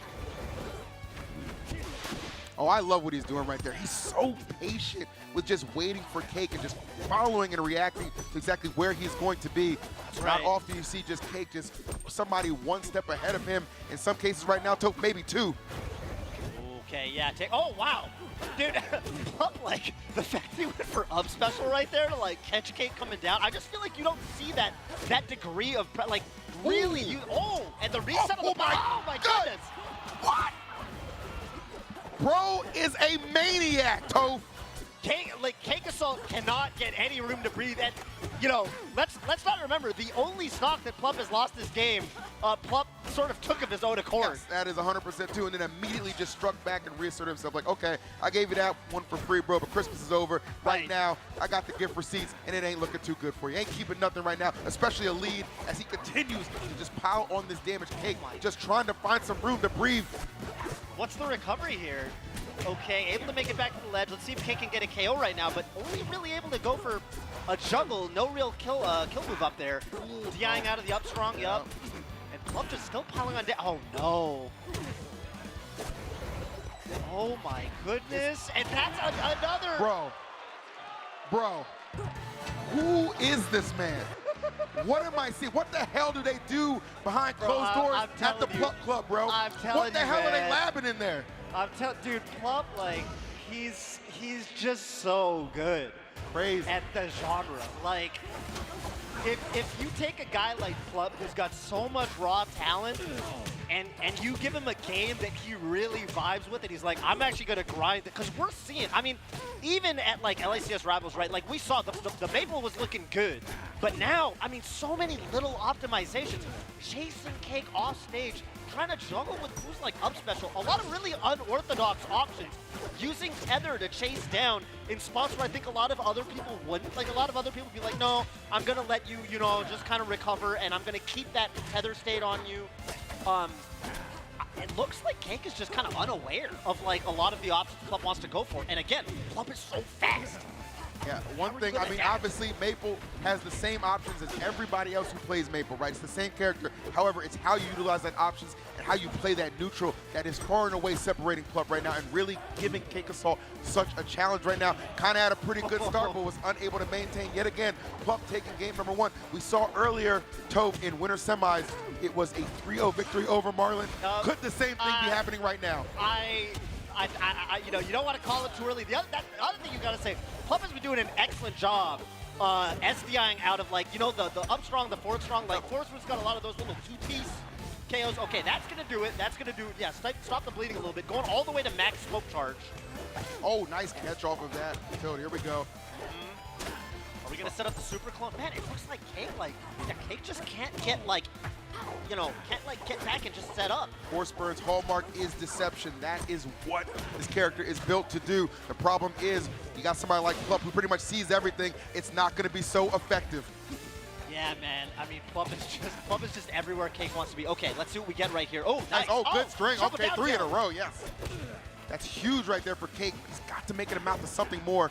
And we haven't seen, like, any particularly long combos from Cake. I feel like Plup is getting out of the combos, like, pretty reliably early, just with really good DI and presence of mind. Oh, big shield grab right there. Okay, what's the chase? Oh, no. Bear. Oh, baby. What is that going to do? Gets to the wall, but has to spend the clone, and oh my goodness! From the ledge. Lily's lurking, bro. Lily's lurking. It's a problem. Great get up. That's an unorthodox option there to go for a get-up attack on the side platform, but knowing that Cake is looking for that force burn up strong. This is a one-sided beatdown right now in Winners Finals. Okay, a crucial dare to still keep some semblance of hope, keep some light at the end of this very grim tunnel that Cake Assault finds himself walking down right now. Can he mount the comeback? Can we do it? Both clones on deck right now, only momentarily. And the presence of mind to shield get that. Okay, hang on. We got some forward airs. That is a little more effective on those bigger bodies right there, trying to string together those fair strings. Right, yeah, sometimes, right, Maple kind of smaller, lighter, kind of gets out. So we just haven't seen Cake hitting his, Okay, he was looking for it. I think that down strong connects, I think that's a KO. Uh-oh. Okay, hang on. Come on, Cake. Oh, and again getting out. I think that could have been it. Okay, down strong is going to do it. Cake on the board. No 3-0 for you. That's what a champion does. In those moments where all hope seems lost, he has to remind you who the hell he is. Cake Assault, letting everybody know we are far from finished in this set. Gets on the board. Yeah, that was looking really, really scary. I feel like the man, I don't know. There was that one moment where Plup juggled Cake off of the Lily, and went for down strong, but like I think Cake DI down and basically didn't give Plup the down strong. I think if that connects, I think that was the set 3-0. Like straight up, I think if Cake DI differently off of that set, the Lily setup, that was 3-0. Gotcha. So. Man, I don't know. If you're Cake, right? Like you know this wasn't going to be easy because like you're probably coming to this event, you're thinking, okay, got to take down Marlon, right? It's going to be me and Marlon in finals. And all of a sudden, it's like, wait, Marlon got 3. Like, so I think Cake knew, like, yeah, this is not going to be a walk in the park. Not by any means. And in that case, too, you do a lot of studying coming into this. You understand what you're up against, a lot of practice against some of those other top Maples out there to be as prepared as you can. And I think, I mean, I don't know, like the way this has been going, like this has looked like a tough just character matchup too, because like I think Plup is representing so many options, and also the DI is just so good that Cake's not getting long combos. But this is the first game. Cake's got a really, really nice lead here on the first stock. Hang on. What I'm seeing out of Cake, it's kind of really important from what I've noticed. You've got to establish yourself very early because when you're in those situations that you have to make those comebacks against Plup, few and far between. We saw him able to pull that out in game number 3, but you don't want to continue to find yourself in those situations. You need to keep it a little bit more even keel off the jump. Yep. Yeah, that's right. Okay. Oh, big backer right there. Good DI from Plup. Oh my goodness, just reversal from the ledge. Nice, just chasing Plup down. Good recovery from Plup though, and I think right there, Cake, I think missed the turnaround. Ooh. Oh, that's an unfortunate reversal for Plup. I like that, yeah. So good. A lot of the first runners, they will use that back air very maliciously to cover some of those recoveries from certain characters in a lot of those spots, trying to use the tether against them right there. Great point. Okay, Cake right now. Okay, that is gonna whiff the Upstrong, get shielded. Oh! I love the seed usage right there. We kind of saw that with like Marlin too, like the neutral B project, using the projectile like that off stage when nothing else will connect. Oh, okay. A little poke right there with the up air, just clearing some space. Oh. Ooh, close. All right, but gets another mark on him. This first stock gonna be so important to really help set the tempo, and it's gonna go to Cake Assault. He has definitely found his stride. That game number 3 definitely woke him up. Yeah, and Plup, okay, yeah, good text right now. So Plup not really letting Cake get too much bonus damage. Back here is just gonna do it. Yeah, I mean, Maple, another character fast enough that Maple can also just go off stage with the edge guard. So yeah, Cake unfortunately not gonna get too much breathing room here. Okay, puts Plup in the corner. Punish right now, just back to neutral. Such a crazy match, man. On Hadojo. Oh, we got some up air. Yeah, there we go. Haven't really seen too many up air strings. Those strong aerials, though, from Maple nonetheless. Oh, I love that. Angled up forward tilt. How do you like that? Yeah, that was a really cool way to continue the combo. Okay, hang on. Forward tilts. Nice tech there from Cake Assault. Oh, Plup getting out of the rough jabs. I like this from Plup. Hold on now. Starting to pull ahead a little bit. Oh, went for that down tilt. Always likes to go for that down tilt, get a nice little follow-up. Oh. It's a dangerous setup, and Cake knows it. Speaking of setups, though, here we go. Those aerials can absolutely get the job done. Yup. Cake's got to be careful here off stage. Hold ledge, hold ledge, hold ledge. That's Dude, it. Plup has looked really, really good at like stifling the teleport mix-ups where Cake might go to the ledge or go a little bit above the ledge right there. Plup just refreshing the invul and saying, nope, I'm good. I'm gonna keep holding this ledge and just not give it to you. Oh wow, okay. Delayed us a little bit. All right, quite the teaser. We are going down to that final stock here in game number 4. Will we see a 5th one? Topher, does it end right now? Yeah, I mean, it does really look like this. We haven't gotten to game 5 yet. It looks like this might be our first one, but I'm sure Plup just wants to wrap it right up. As skillful as these two are, would love to see it go down to the wire. Let's see, though. It'll all come down to Cake. Cake still, like, you're really seeing back all the way up and really respect Plup's and also Maple's speed, like going all the way back and saying, okay, are you going to approach? I'm going to try to catch you coming in. Ooh, okay, big jumper right now for Plup. Oh, okay. He went for it, okay. Up B, oh my goodness. Interesting to see, okay. Uncomfortable for Cake right now. Yep. Okay, hang on. Good spacing. Oh, no punish, though. Cake, though, no stranger to be in these situations. Already has demonstrated that. One time in this set, oh, big time there, back air as well. Yeah, one more pair will do it. Plup gets to the ledge. Oh, hang on, the clones are active though, down throw. Deleted! Yo, Plup almost had that. It was like 20% to like 80. I mean, that was looking like Plup was gonna wrap it right up. But like you said, heart of the champion. There was a set yesterday that is kind of mirroring a little bit of this throughout this game 3 and 4. Cake Assault versus Durai yesterday. It was a 3-0, but it was as close as it gets. Right now, I'm getting shades of that right now as we are seeing Cake start to come back to form, come back to life, and right now maybe make this reverse 3-0 against Plup. He finds himself on Jules Vale. Opportunity at Grand Finals on the line. Again, you know, we talked about how this stage, like, you know, it's not like such a, you know, polarizing counterpick stage. Yep. Honestly, it feels pretty neutral. It's just going to come down, I think, who plays better. And, yeah, Plup still also does not look phased at all. Keeping the pressure up. Plup has also just done a great job kind of not really letting Cake do much with the clone. And that's going to be an easy first stock, by the way. 59, that's not very high. That is huge early on, too. That is a tremendous lead that I'm sure Cake wants to extinguish as fast as possible. Okay, nice the down air setup, so good. Not gonna do it off the top. Yep. There was a chance though. We know again how light Maple is, and right there, perfect demonstration of that, Toph. Yep. We are on even footing yet again.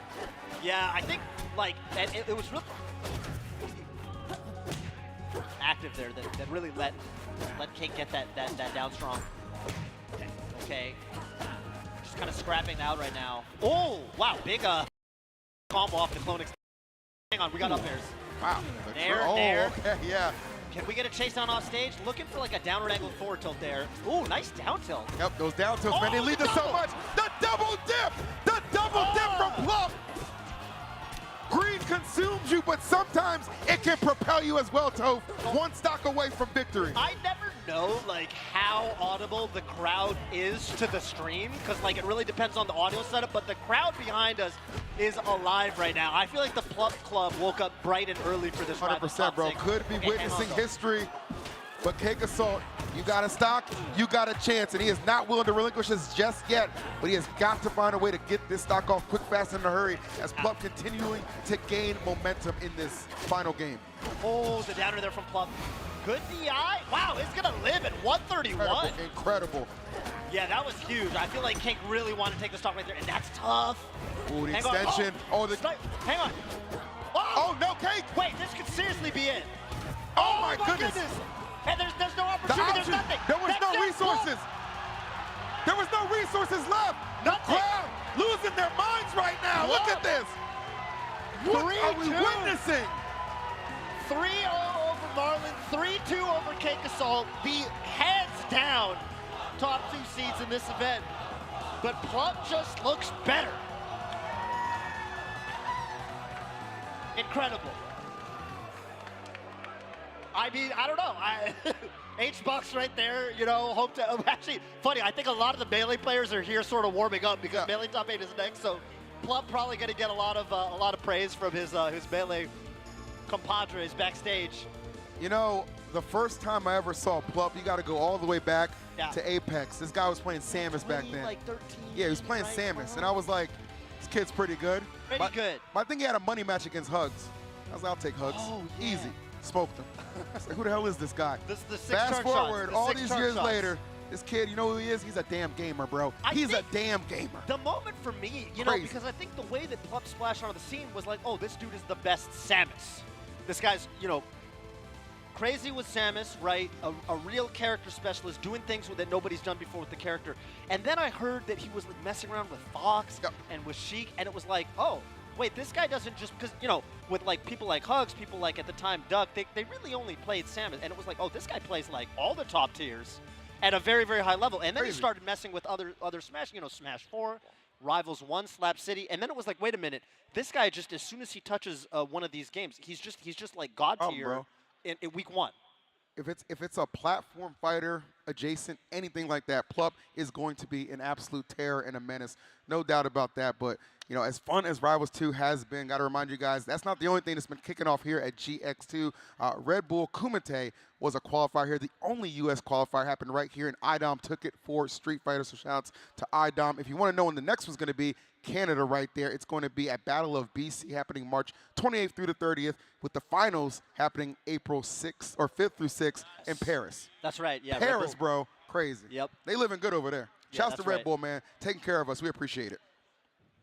But with that said, we're going to throw to a quick commercial break. Do not go anywhere. On the other side of this break, the conclusion of Rivals 2 here at GX2. We'll see you in just a bit.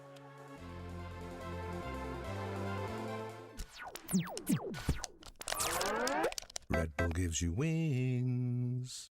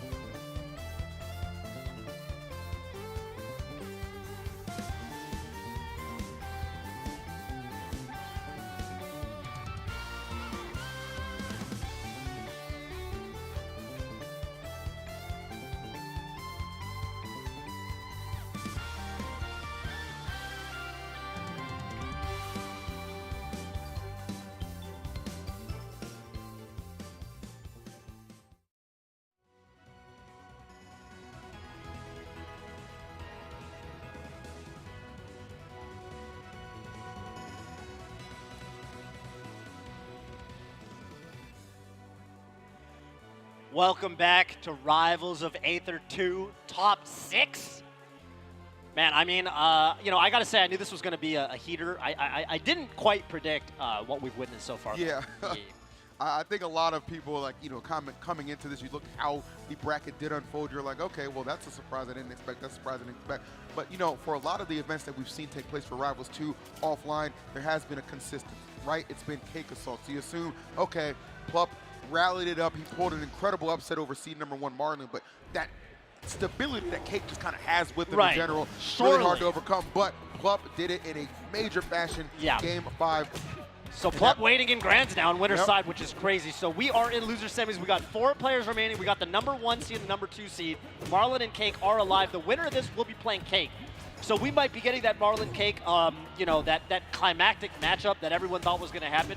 But everyone thought that'd be happening in winners finals, not losers finals. Yeah, you never know, man. This is just how unpredictable a bracket like this can be. That's and how right. talented the players participating in it have demonstrated to be right now. So Marlon able to get past Asashi earlier. Another tough test, though, right here from Stango, who you already know is locked and loaded.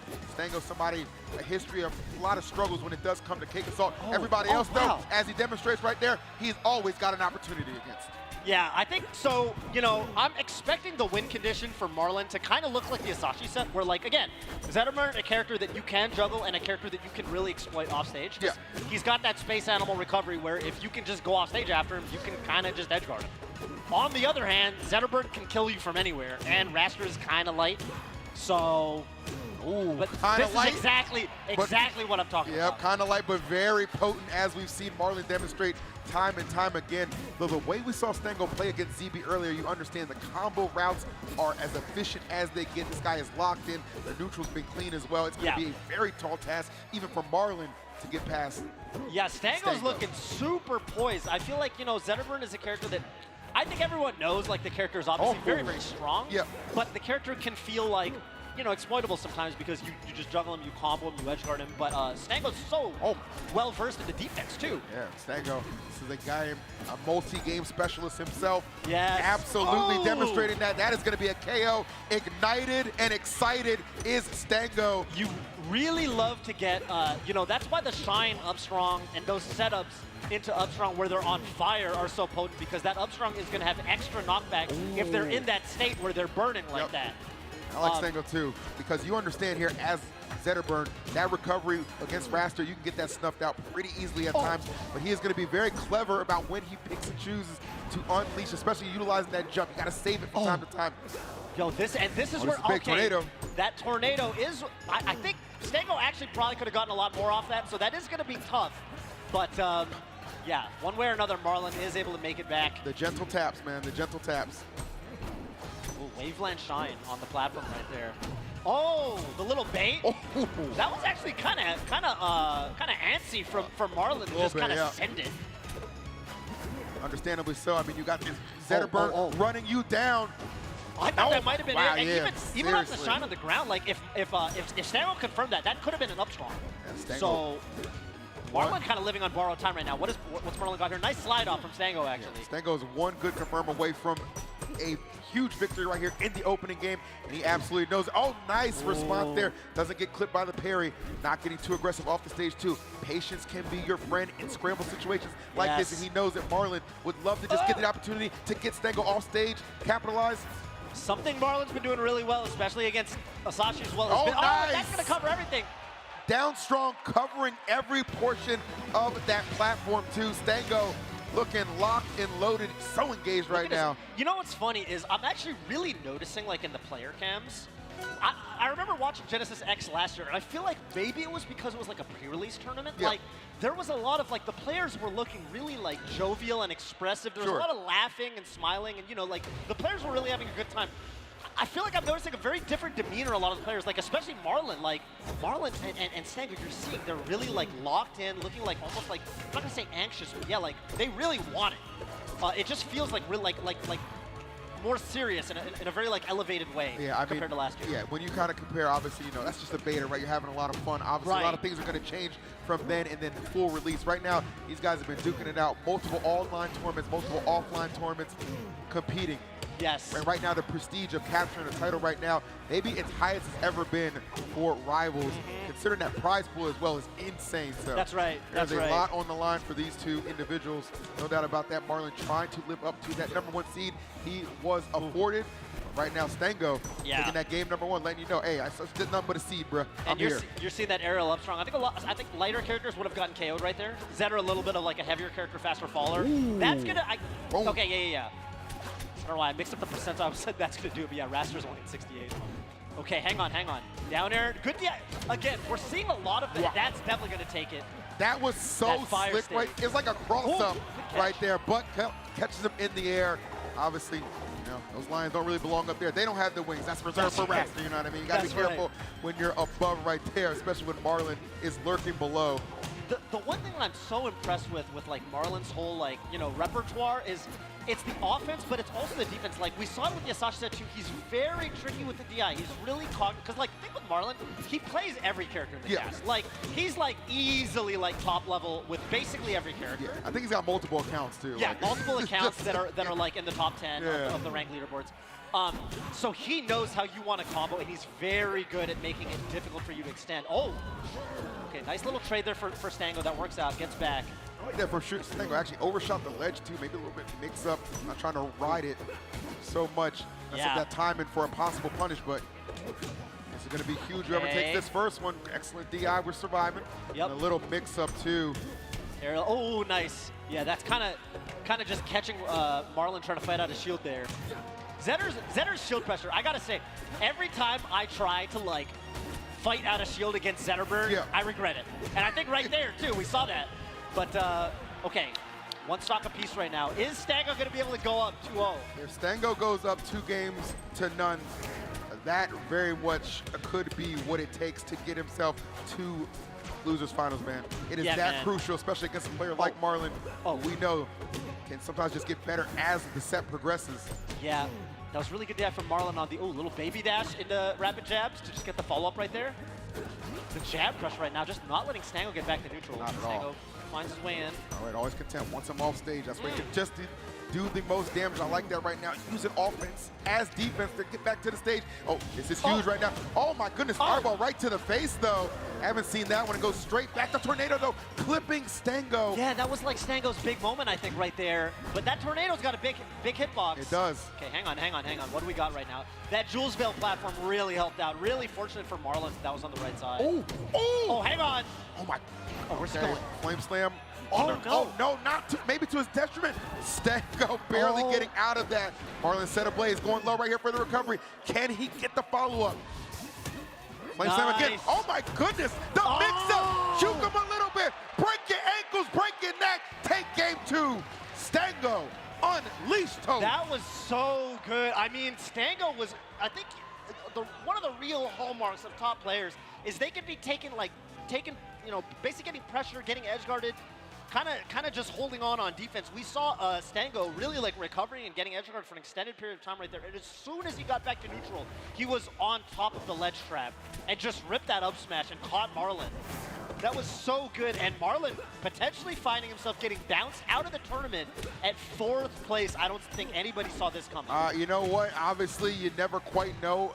We've seen reverse 3-0s happen. It's almost routinely happens at this level, right? You can never get too comfortable, but the way Stango's playing right now, I'd say he has a very good shot to capture himself a victory by taking one of these next potential 3 games that could be unfolding. We'll see.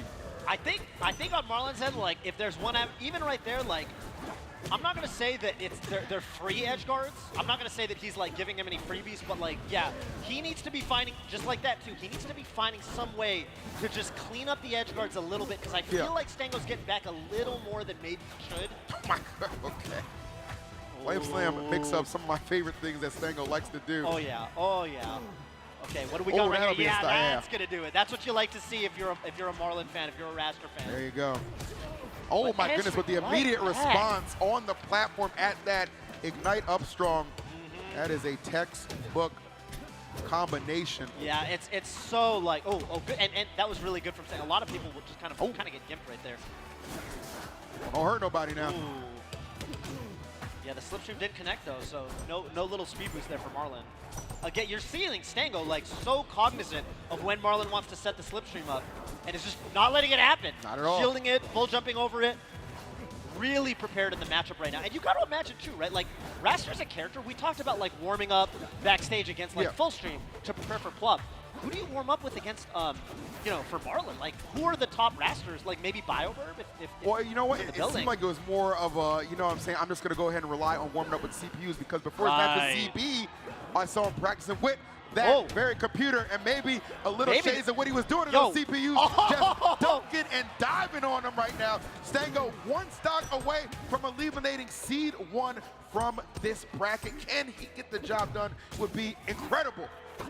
I mean, yeah, if this is another 3-0, I mean, I don't even know what to say at this point. Like, another slipstream, by the way, getting dodged.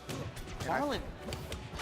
And I told you, so aside from Plup, it had been 9 months since Marlon had dropped a set offline. So this would be incredible for Stango to join those ranks. What a fair. Stango's just, Marlon can't seem to find, okay, gets the jab reset. Hang on, what do we got right here? That's not going to quite do it, though. Zetterburn, kind of a heavier character. Covers high. Oh, no. What has Marlon got? That's going to take it. All right, Marlon still very much in this. And remember, if I couldn't even finish my sentence before he finished the stop. Stango getting the job done and booking a trip to losers finals. Oh, with the Armada, aka the Richard Nixon. Oh my God! Unbelievable. 3-0, no pop off. Staying locked in too. That was. Yeah, Stango knows actually he has to walk right back out. He's like, okay. And Marlon brought it out of stops. He had the Popeyes Don Julio collab skin on for Raster, bro. That's right. That's all that skin is, bro. That's all that skin is. And it still wasn't enough. Getting 3-0'd by Crazy. Plup and then Stango. Yeah, I don't think anybody expected that. I don't even really think Stango expected that, to be perfectly honest. Oh, no. I mean, Marlon was definitely, I think, the player that, like, a lot of people, if you asked them, you know, who's going to take this tournament, I think a lot of people would have said, I mean, it's got to be, if it's not Cake, it's got to be Marlon. I mean, Marlon beat Cake the last time they encountered each other. I think there's going to be somebody else entered into that mix because the person both of these two are trying to get back to is Big Chillin' in Grand Finals winner side. That, of course, being Plup. Yeah, big Plup right now. The worst thing that could have happened to this Rivals bracket was Plup going out at Melee. So he just diverted all his attention to Rivals 2. And boy, is it paying off. Speaking of Melee, guys, if you are looking forward to some Melee, make sure you stay tuned because after the conclusion of Rivals 2, we'll have some prime Melee action for you coming up. That's right. Yeah, that's going to be right after this. Losers finals right now. Cake Assault, Stango. Immediately after. Yeah, it's actually funny because the 3 remaining players in bracket are actually all very good at Melee. Cake is also, you know, I'm not going to say he's got like a big tournament record, but he's definitely known to like be a strong Fox player. Stango's been ranked as high as like, I think 47th. And of course Plup. I mean, we don't really need to talk about his Melee accolades. So it's actually quite funny. Yeah, all of these players that are left in the bracket are definitely very good at Melee. But, no doubt about it. So Stango Cake is very likely to be Zetterburn versus Forsburn. Kind of a classic matchup. Two very like fan favorite, you know, very fundamental kind of characters that have been sort of around since the beginning. And Plup, of course, with the Maple waiting in Grands. The problem here, though, is, you know, anytime these two face off, which... This has been tough, right? It's usually pretty one-sided in the favor of Cake. I'm going to keep it a stack. But you know what? The past doesn't dictate the present, right? Yeah, we also haven't seen Stango playing at the level that it seems like he's playing at unlocked today. You know, I don't want to give any spoilers, okay, but Goku unlocked another new level in a certain anime recently. I ain't giving no spoilers to it, but let's just say, all right, I feel like Stango is taking some steps in that direction, right? The way he's been competing so far. We saw that amazing play against ZB earlier. Obviously, what he just did to Marlon as well. Yeah, 3-0 over Marlon. Yeah, you got to imagine that Stango's kind of on just another level today. Yeah. This top 6 has been delivering, my friend. Man. All right, and the gifts keep on coming. Losers finals. Cake Assault and Stango, let's go. And it is indeed going to be, Zetterburn and Forsburn. I mean, I don't know. I think this is like a pretty even matchup. I think these are two pretty fundamental characters as far as this game goes. So it's just going to be who's playing better. Yeah. History would tell us, though, again, Cake Assault does tend to dominate their encounters, and it ain't nothing nice. I recall back, and I think it was Plat Fight, where it was so bad, I think Stango actually kind of went through a roster of characters, tried the Zetter, tried the Crag, tried the Clarin as well, just searching for some answers against Cake, but none were to be found. Perhaps this day, this is the day answers could be found, but right now, this start not looking like the best example of that. Dude, Cake, I've seen Cake do some, it's Cake and it's, I guess, Void are the two Force Birds where I'm like, they do some stuff off stage that I'm like, yeah, I didn't know that was possible. They're just out there for way longer than I think is possible, just using those smoke mix-up. Okay, 30%. That's not, you know, you want to be living a little bit longer if you're Cake right there. Oh my goodness. Oh my goodness. Hang on. Ooh. Oh, I'm loving this. Okay, combination station, price of admission, your stock. Here we go. Down air. What do we got here? Charging up the shine. Oh my goodness! All right, I was deceived. That was yeah, right. That for sure that connected. All right, Cake in some trouble right now. Forward strong, get it done. Yeah, you cannot survive that. Oh my goodness! I remember when Cake was up a full stock, and I feel like that got completely invalidated. Okay, hang on. We need this Edgar right now for the Cake fan. Okay, nice drift there from Stango. Nice, in. Whoa! Oh my lord! Oh, what a confirm. Here we go. Yeah, first hit up strong. Nice DI getting out of the forward air. Reverse back air. What do we got? Up air not going to take it. Yep. Struggling to land right there. Okay, finally finding a little bit of room. But that's just how quick a stock can end, too. Yes. Yeah, surely a 167. Okay, one stock apiece. I feel like both these players are hitting super hard. These are two, I think because of their kind of their weight class or like their fall speed, these are two of the easier characters to combo. And we're really seeing it right now. These guys are hitting super hard. Yeah, they can really take turns just kind of just beating each other up. Obviously, as we see the momentum swing. Oh, goes super high right there. Maybe trying to mix up Cake Assault, but Cake, oh my the ever-watchful eye, very keen to what Stango is going for, and he's going to secure that finisher. Dude, I feel like that game, they basically took turns doing like 0 to deaths. Like Cake was up like a full stock, and then Stango was up a full stock because he basically got 2 unanswered 0 to deaths, basically. And then Cake did the same thing right back. So yeah, we are seeing the combo game just take it to another level right now. You do not want to be in disadvantage state. If you're either one of these players, you want to be the person who's hitting the gas.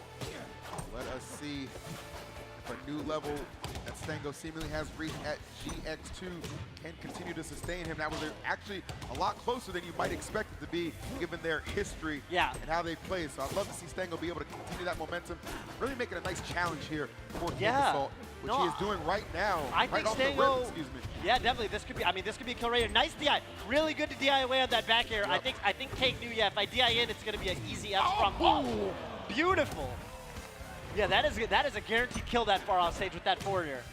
And yeah, I love that Stango's just sticking to the Zetter burn, because I mean, I really think he's playing at another level. I don't think he's got to mix it up at all.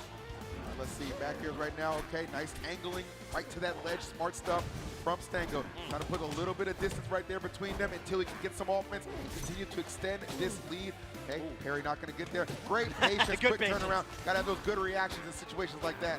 Yeah, sometimes it's just a game of chicken, you know. Are you going to roll in, or how long do I got to wait here? Okay.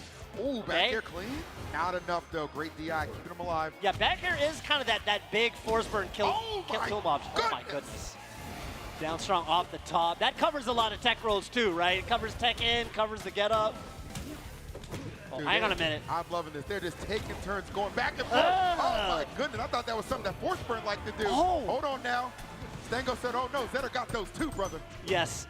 We got those combustions, a different form of it, but still gets the job done. Yeah, these are two very similar games. I feel like both these games, we're just seeing these players take turns going up like a full stock. Okay, what do we got here? Forward strong. We have a jump Is here. he just gone? He ate up the jump too. That's why that was so successful. Well done. It's just a mirror image of game one. It's the same. It's the same deviled egg. Okay. Nice grab. Yep, you're gonna send that shield being defensive. I'm gonna punish you easy. Yup. All night with the smoke up there. Yeah, you don't have to go through that laggy, right, teleport if you got smoke that you can be into. The smoke kind of cuts that short. Oh my goodness, that would have been huge. Goes for the force strong. Nobody there. Okay, shield grab. Here we go. Follow her up. Okay, hang on. Tech chasing from Cake. Some of the best in the business, but Stango finding a way to succeed. Great reactions. Nice spacing right now. Oh, good, fighting out of shield. Oh no. Hang on, hang on, Trouble hang the on. foot. Oh, good tech. Good oh, tech, no, but- no, no. Okay. Yeah, Cake off stage right now, yeah. Up strong, but no ignition state, right? No Yeah, fire. If he was ignited, I definitely think that could have done it, but Cake catching a little bit of a break, taking his time, coming back through. Oh, the mix-up. He put the smoke out there to no, make you think. no, that might do it. Oh, Zetter's heavy enough. Zetter's heavy He is. enough. fair Okay, point, fair point, what's fair the recovery point. here? Nice drift from Stango. Oh, but the CC! Oh, Bustion! Wow, unbelievable. Wow. Stango wasn't expecting the floor hug on the fireball there. That's like kind of an unorthodox option at like 120. You know, you're not really expecting floor hug at those higher percents, but I'll tell you what, I don't think Cake was expecting Stango to be as big of a challenge right now. Yeah, this Again, is just going off another- the previous set history, but I'm loving this because it just shows you even at a high level like Stango does compete at, you can always get better. you brought up that setup with Darai. I feel like we're really getting shades of that, right? Like that was another set where it's like the scoreboard kind of tells a different story because Right. it's 2-0 right now. That was another set where it was like, it was a 3-0, but like the games were just all nail biters, all down to the wire. We're seeing the same thing right now, and I don't know. I still don't think Stango's out of it at all. Nice. Not at all.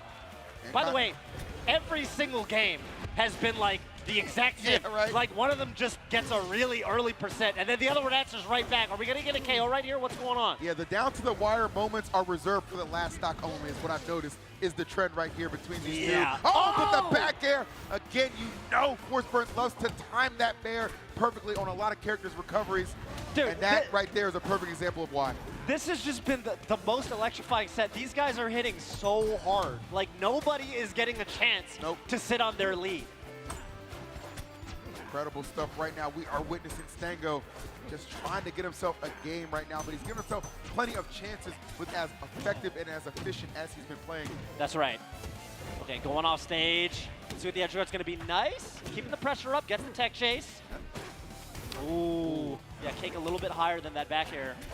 Oh, I like that actually. Stango's smart, like not necessarily going immediate for the follow-up off of hit, kind of trying to react to what Cake is doing. Yeah. Kind of mix-ups can definitely help you out a little bit. Great up tilt. Oh. Oh my goodness, the smoke. Oh my goodness. Yeah, He dude. wants it. Really creative combo routes there from Cake, using that first hit of the force round to just get the Oh, extension. again. Oh! If it ain't on the left, it's gonna be the right. Yeah, that back air, that's like the big, like, you know, kill aerial for Forsberg. So you really love to set that up when possible off stage. Let's see if Stango can get something here. Good recovery from Cake Assault. Yep, let's see. Got the smoke. Ooh, empty land down tilt. I really like that. Wow, nice tech. Nice DI too on the. What do we got Oh, right yeah, here? I wasn't sure right there. Could have been a big forward strong, but Yeah. how about a forward air? Yeah, that worked out. Yeah, I think forward strong, down strong even, right? Like there were a lot of options, but Stango gets it done one way or another. Is he gonna be able to get it on get on the board though? Let's see, would be tremendous. Ooh, Stango, crazy run at this event. Opportunity to get a measure of revenge, because again, remember, it is Cake who sent Stango down to losers originally yesterday. Yep. Oh. Okay, what's the combo gonna be right here? Chasing Cake off stage. We've got an edge guard opportunity. Shields, both explosions, both combustions. Oh, Oh, but Cake's got center stage, looking for a jump, trying to read the jump with the forward air right there. Setting up some smoke. Man, the presence of mind to get these floor hugs out of these higher percents. oh no, okay. The chase down is real right now, okay. Back Double air. up air in the back air, yes. Not gonna do it, but one more certainly will, I think. Here, Stango, you've got to stay Oh, on the stage. oh. Do not let him chuck you off. Yeah, Stango. Oh, this could be it. It is! On the board. That actually, man, that was so scary on the left side platform. I think if Cake was spaced just a little bit to the left, Yeah. because he went for that up strong and just kind of whiffed it. So, yeah, I think that easily could have been 3-0 for Cake, but Stango's so clutch. We've actually seen that so many times in this top six where someone kind of barely gets an opportunity to claw their way back into the game Yep. and is able to capitalize. And I think that's just showing, like, it's a testament to the level of clutch that these players are bringing to the table. It's a testament to how much Stango has improved since their last encounter in a Oh, short yeah. amount of time.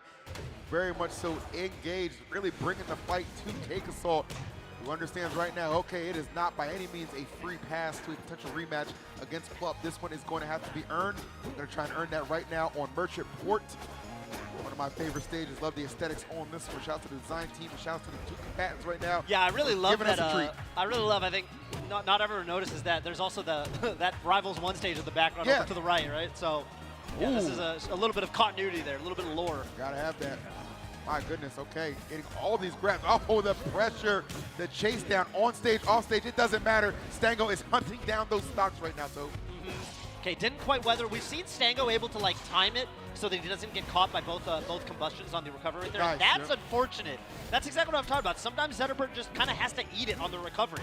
And 53%, that's tough, but does answer right back. Cake not able to get any bonus damage, but has the tech chase right now. Yeah.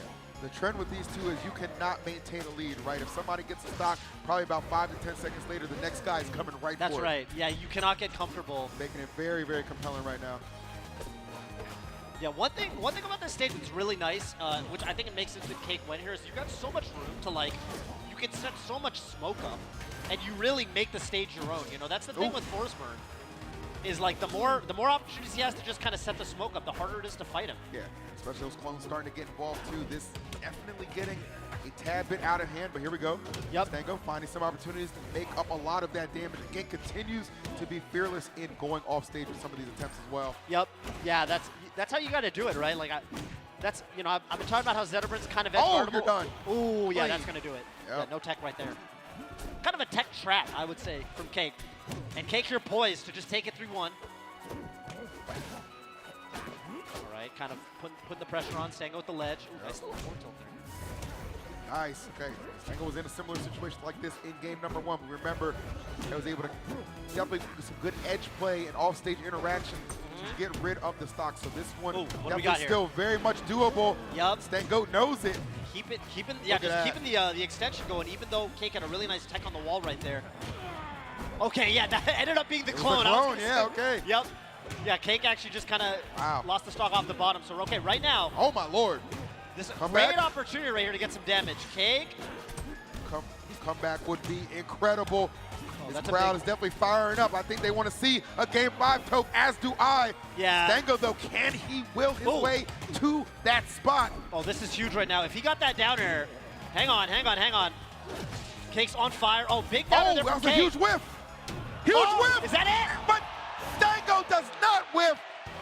Mounts an incredible comeback to force overtime. Game 5 on the way. Stango, yeah, I mean, Stango is just looking like a different player, right? We said it. Stango has had a real thorn in his side through the lifespan of this game so far in Cake Assault.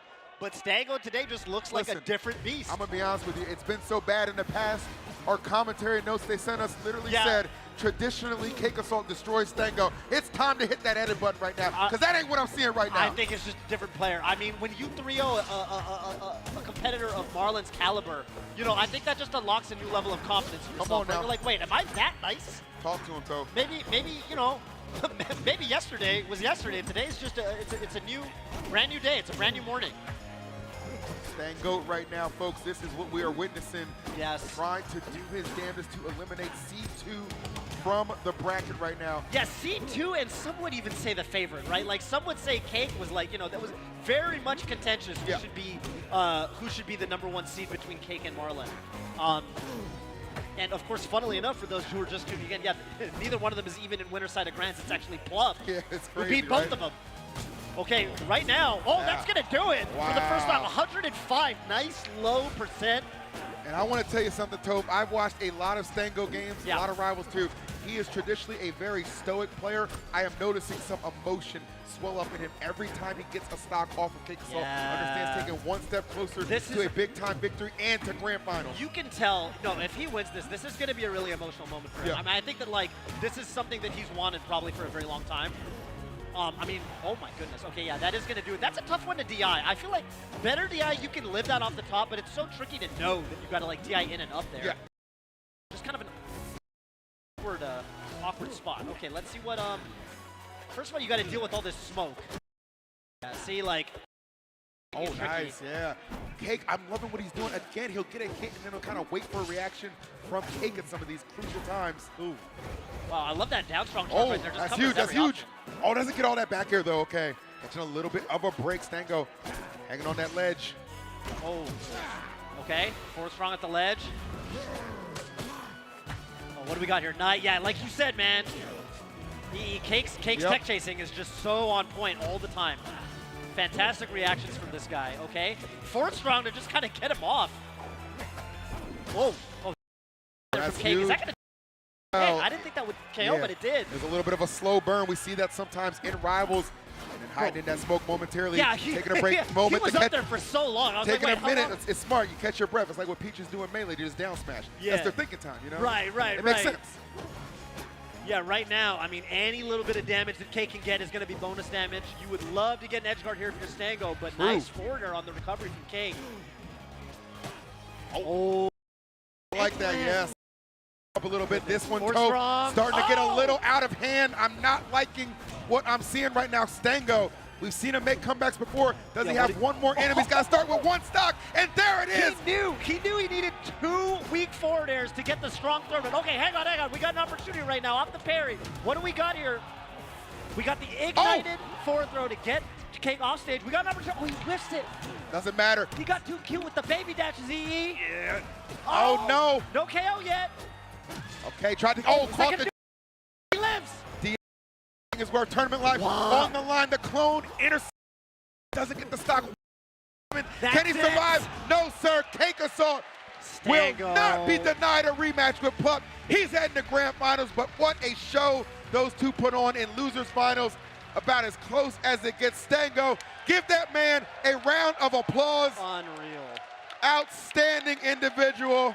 Unreal performance from Lovely this guy. fiance on there, showing some love. Love to see it. I mean, yeah. What a just, lucky you man. Just wouldn't know. You wouldn't know that these two. You would think they just go back and forth. You think their head-to-head is neck to neck. But Cake, yeah. So I mean, we really did see it from both of them. They like. When Stango evened up the stock count, where he did the weak forward air, strong forward air, like I think a lot of like lesser players, you go straight for the strong move. But both of those players, they really took the combo game to the limit, using as many weak hits as possible to just keep the combo going as long as possible, give as much percent as possible. That's that's just ice in the veins at that point. 1,000%. I want to say, like, even in a losing effort, Stango absolutely took the steps necessary to get that win. He is so hungry for against Cake Assault down the road, right? It is getting closer and closer. Made a huge stand right there, even again in a losing effort. That was incredible. Congratulations on Cake Assault. You wouldn't know. Going to finish in third. Their winner set was 3-0. Like, you would not in winner semifinals. And it didn't look anything like that. It didn't look anything like what we just saw right there. What a difference a day makes, truly. What a difference a day makes. That's right, yeah. All right. Unreal. Catch your breath, brother. I could not possibly have predicted the way this top 6 is going, but we are going to briefly, before grand finals, throw to a quick trailer for you. So let's take a look. Uh-oh. I heard it's good. Now.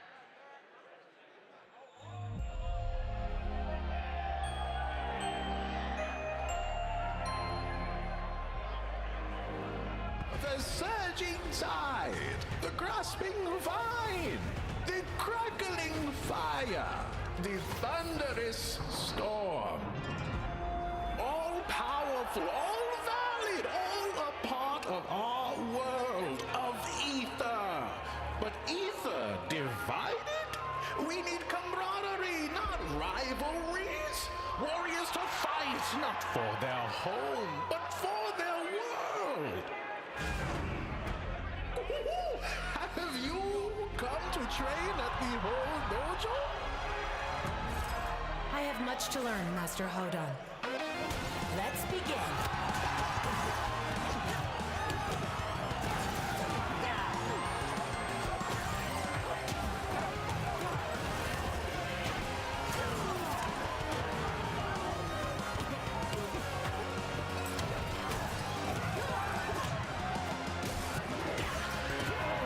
Try me.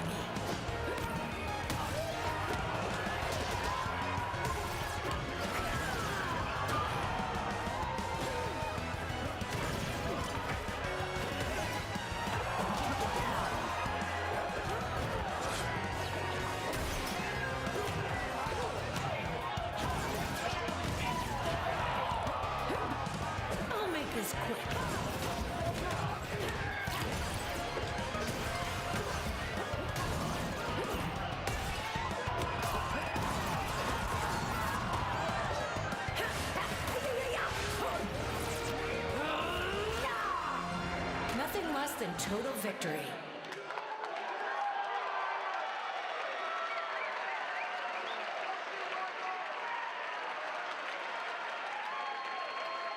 Oh my goodness. Olympia. Make some noise. Make some noise. That was awesome. I do have to say, though, whoever designed that was a petty fake out. That was petty. You gotta. That I was was gonna petty. say you gotta love the pump fakes from the team. That was like more than one fake out too. That was like. They had you thinking a little bit, yeah. Yeah. That was good, though. They That don't. was good. They don't give it to you for free. You know, they don't hand it to you on a silver platter. You gotta. Oh my goodness. Wow. That's April crazy. 2nd. I gotta say. The Opsa bait was great. I got it. That looked. Yeah, the Opsa bait. I'm expecting Opsa at some point. Oh, you know, you I already feel know. like, That's why nice little reveal on the Fighters Pass. Coming soon, guys. April 2nd. Going to be a big day for Rivals 2. No doubt about that. Looking forward to watching everybody kind of crack open that character, much like they did with Edalus. I gotta say, But- I feel like that. Yeah, I've gotta put some time in with that character. I'm trying to get back to streaming at some point. So yeah, maybe I'll make that my return. That would be pretty sick, man. But bring it back to this tournament because we have finally got our two competitors, the last two standing out of a bracket of 512.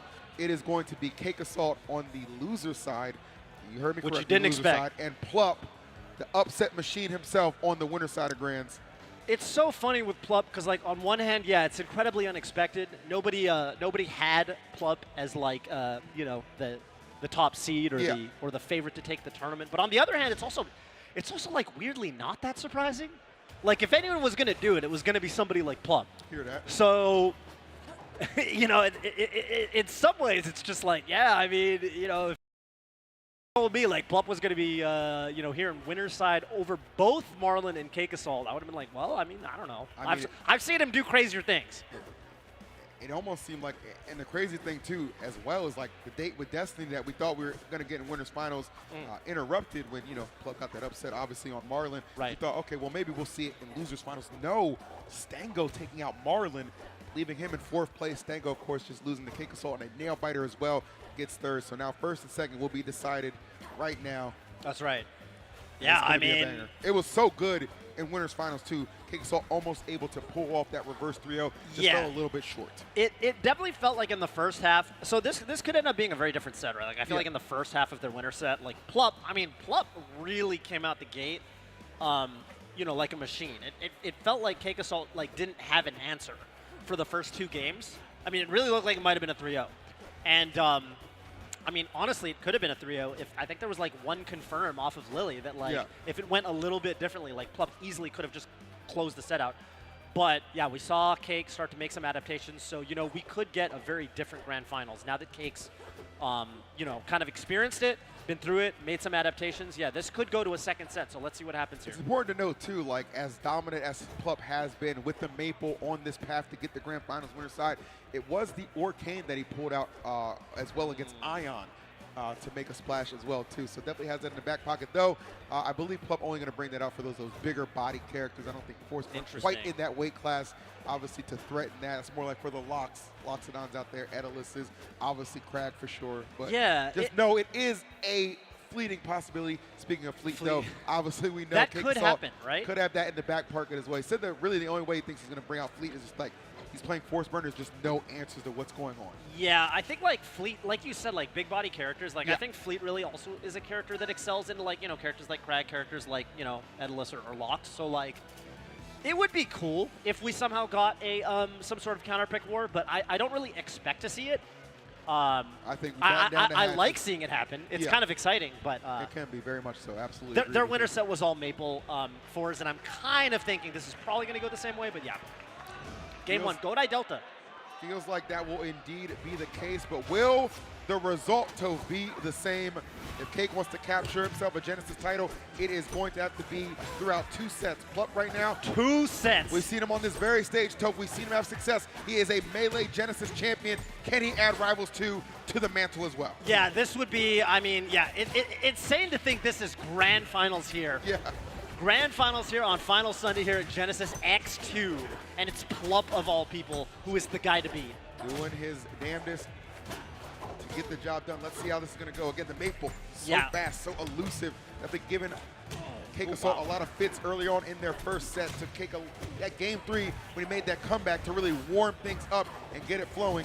Hoping right now maybe he can unlock that a little bit earlier and not be facing such a devastating deficit. Yeah, the big thing is like, I feel like there's been a lot of moments just like that where Plup is taking these opportunities to just go off stage and threat. Because like the thing about edge guarding fours is when he goes for the clone recoveries, you know, there's that little moment where they kind of pull apart. If you can intercept that, not every character can do it. Some characters can't get out there fast enough. But like characters like Raster, characters like Maple, they sure can.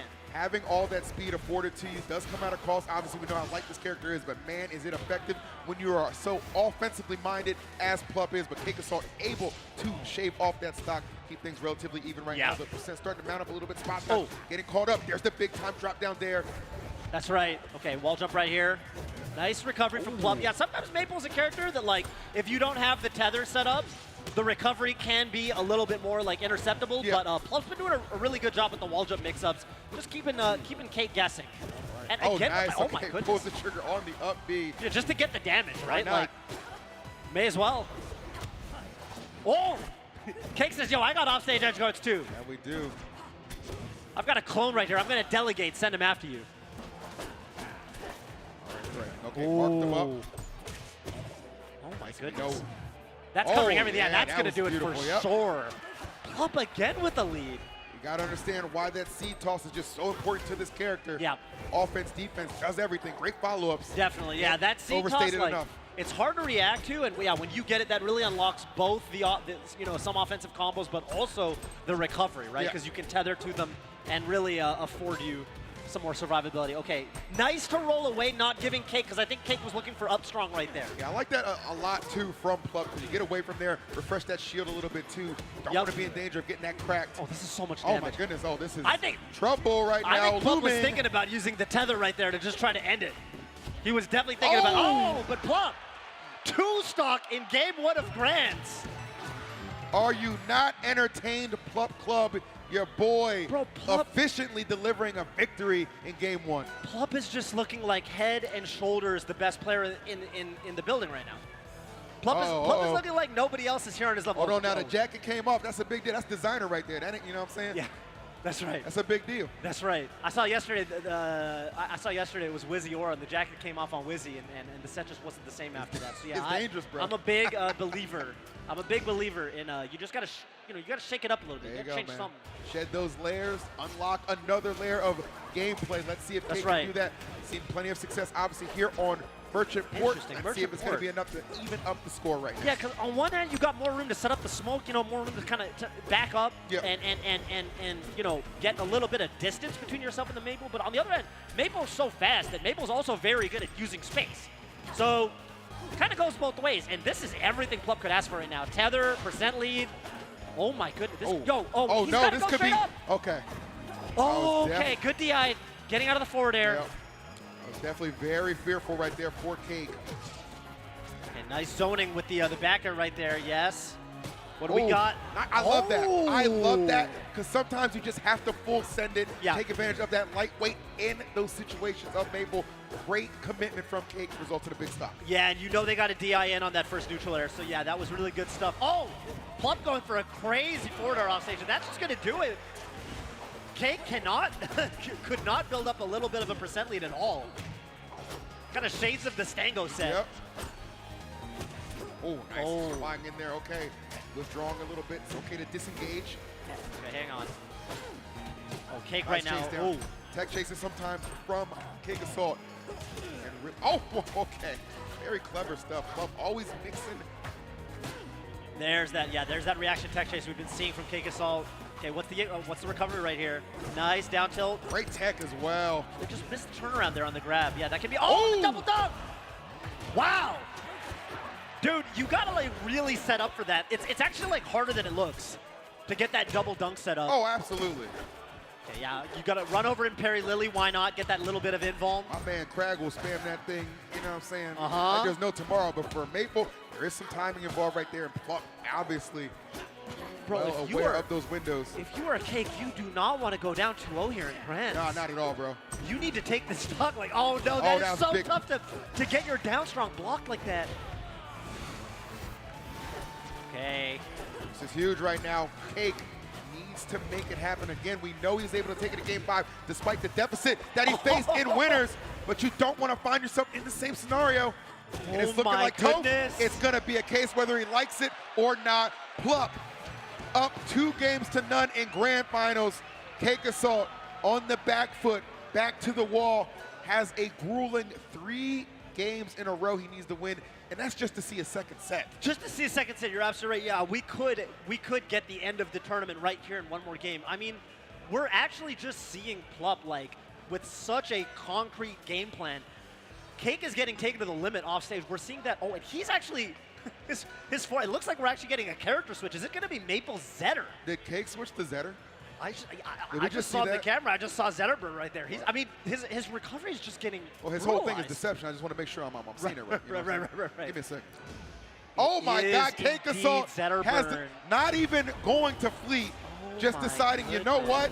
I got to change something up. I'm going to take you to Forest, and I'm going to take my shot with the Zetterberg. Yeah. Forest Burn with no answers right now, so you got to do something different.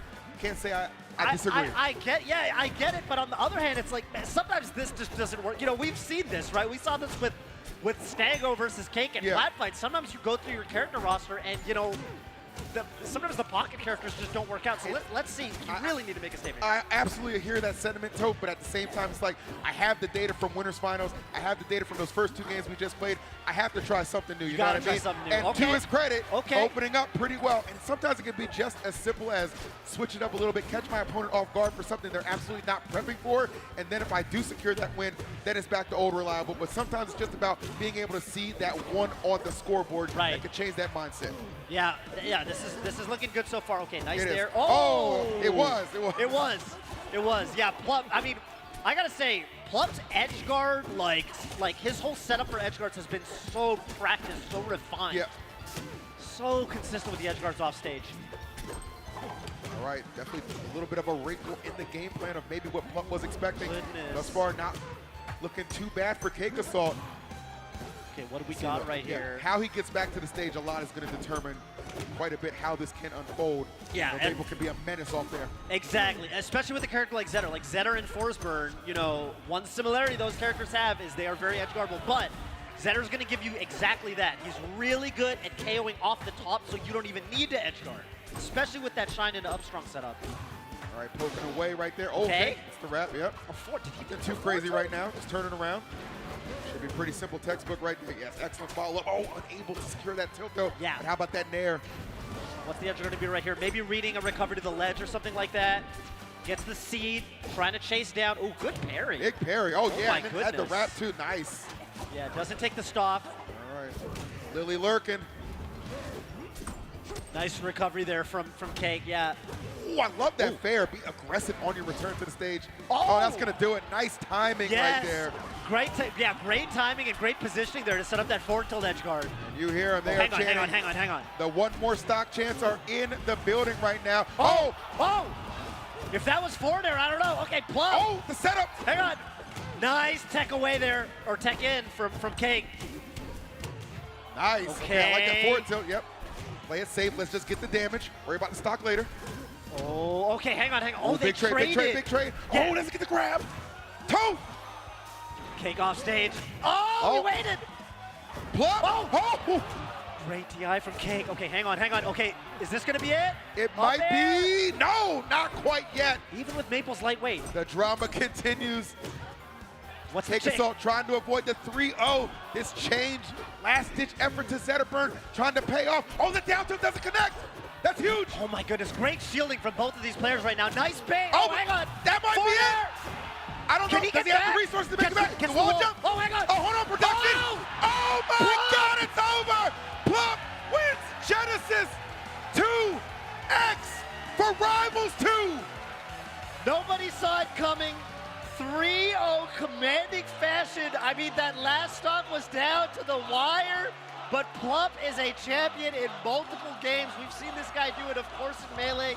We've seen him in Ultimate, and now he's a Rivals of Aether 2 Super Major champion, the biggest and the most difficult bracket we've had yet for this game. We thought that this was a game where there were 2 Titans at the top, Cake Assault and Marlin, and Plup said, I can 3-0 both of them. Sometimes when you're on top in Mount Olympia, you gotta make room for another chair. And Plup absolutely just entered his. My goodness, hold that trophy, raise it high. Your GX2 champion, Plup. Plup Club eating good tonight. Oh, yeah. Eating good tonight. Oh, yeah. I'm excited for the celebration stream. I know it's gonna happen. I don't know, man. I'm sorry, bro. It's hard not to lose your voice or catch your breath when you see stuff like that. I remember at LACS Rivals when Plup lost to Ranganshu, and like, I mean, he looked like a great player, but he even came on the interview mic afterwards, and he basically said, like, yeah, I mean, I just got kind of punish game diffed, you know, like I was hitting hard and Ranganshu was hitting harder, and he basically, I remember he used this turn of phrase. He said, you know, I think I played pretty well, but these guys are really good. He said these guys, like, kind of talking about the Rivals players, like the kind of the endemic players of the community. And he kind of was wording it like, you know, I'm still kind of new to the game. I'm newer to Rivals. I'm kind of getting warmed up. So I've got some work to do. And in such a short period of a couple months, Plup has gone from that to, you know, talking about these guys like, oh, I got to get on their level. 100%. And now it's looking like they got to get on Plup's now level. It's just a completely different. But that's just kind of how it is with this guy. We've seen it many, many times over Plup's long and illustrious career. You just cannot put. He will just shatter them. I mean, you know, articulated perfectly like this guy's resume as far as like all the platform fighters he has dominated at, and adds another one to the mantle. This time capturing payday and a trophy right there. Much success we've at Genesis on this very stage in the finals. Again, man, just adding another one to the mantle. It's a beautiful thing to be a part of and witness. And so solid too. Doesn't it seem like when Cake switched to the Zetterburn, understood, okay, I need something different. Force Burn is not getting the job done here. And it was an amazing start early on, right? Yeah. Fantastic, but Plup, take a deep breath, settle in, readjust the game plan. A lot of scramble situations, he ends up on top, and he doesn't let the follow-ups get away from him, and it results in a 3-0 in grand finals. I gotta say, I think the big difference maker, I think, for Plup, like across the entire top 6, across the entire bracket, honestly, was like, his edge guard rate was so, I think it was higher than basically every other player. He had a real practice, real refine. We saw it multiple times against Cake. Grab the ledge, get the combust out so that he has to teleport onto the stage, because he basically makes it known, hey, if you teleport to the ledge, I'm just gonna be holding it, and you're not, and you're just getting edge jogged. Okay. All right, well, let's welcome back our top 6 competitors onto the stage. Good to see him. Look at him, and nobody expected them in this exact order, I would say. Look at this. Wow. Actually, well, Toph, what did you think? I didn't think we were going to get it the exact way we did. We're actually missing one. Okay, there he is. Yeah, Plup taking his moment there. Maybe getting congratulated by all the Melee players off stage. All right. All right, well, one more time, I do want to give a big shout out to Red Bull Kumite, which happened here. Again, you know, the U.S. qualifier, it was won by Idom for Street Fighter, and of course, March 28th, you can see it go down again at Battle of BC with those finals in beautiful Paris on April 5th through the 6th. So shouts to Red Bull for holding us down here. And shouts to all of you guys for watching. We obviously understand a lot of people excited for Melee. It's going to be crazy. Personally, I'm rooting for Mango. Eagles won. He's in winners. It just feels like the tides are getting there as well. I actually do have a $20 bet with Atrioc on Mango versus the field. I actually took it. I think he's got a really good bracket. I think this is going to be his event. Well, I put my money where my mouth is. Let's go ahead and close this out and go get some good seats, because I can't wait to see some great Melee action. Guys, have a blessed rest of your Sunday. We're going to close it out. On the other side, though, Melee top 8. Don't go anywhere. We'll see you later.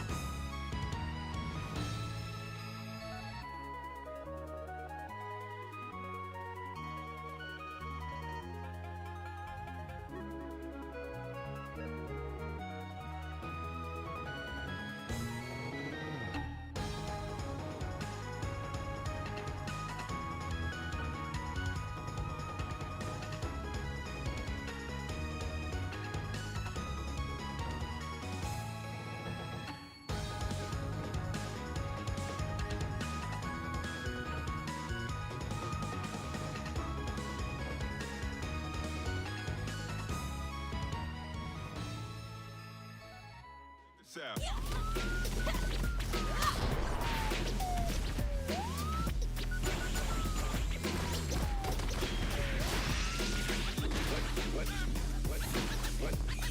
Let's go. Let's go.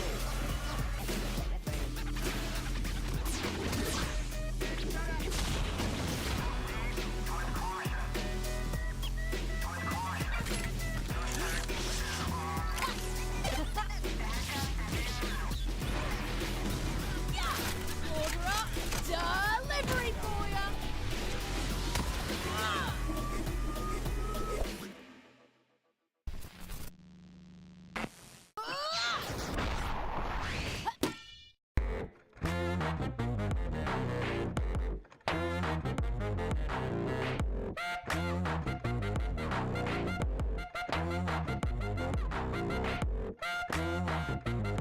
Oh my good God. Is he flying these?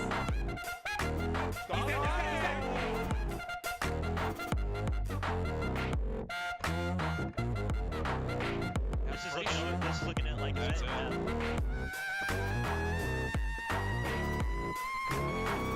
The percent! Oh, throw bear! Oh, he gets the bear! And the pop-up is alive! Does he get a punish? Oh, the turnaround! Oh, he got the knee!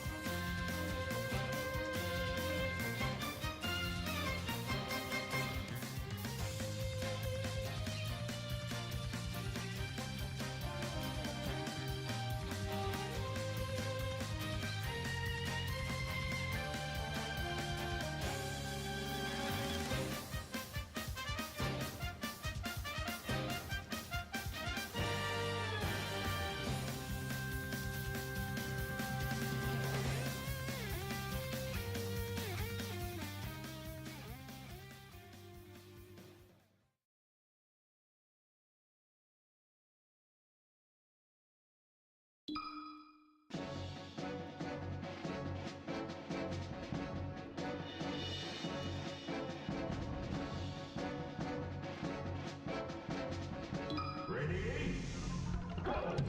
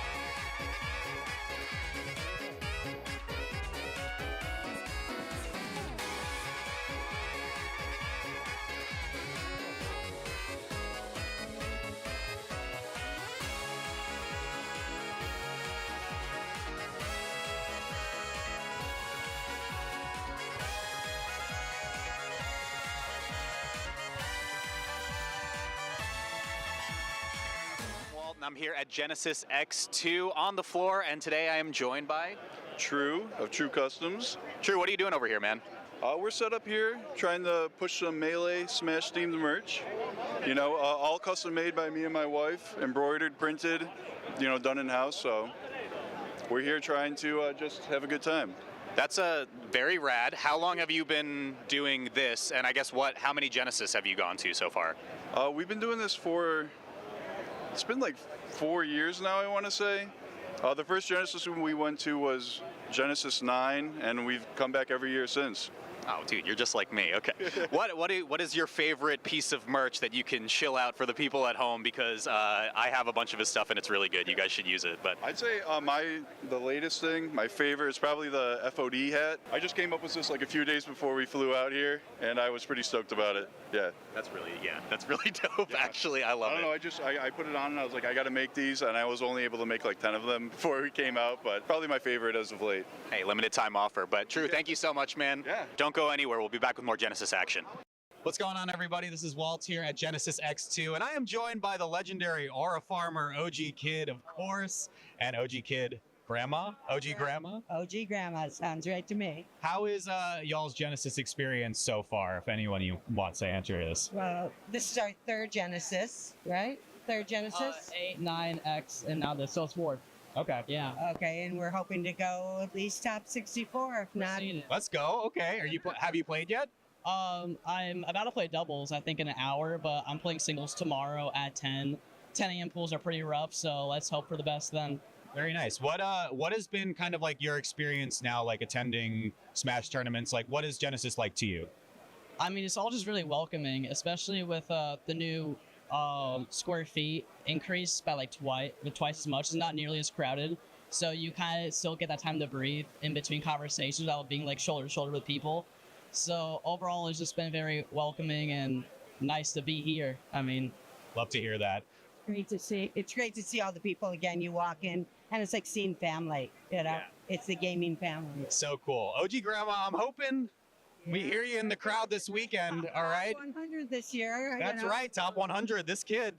He's making big moves. But thank you guys so much for joining me here, guys. We'll be right back with some more Genesis X2.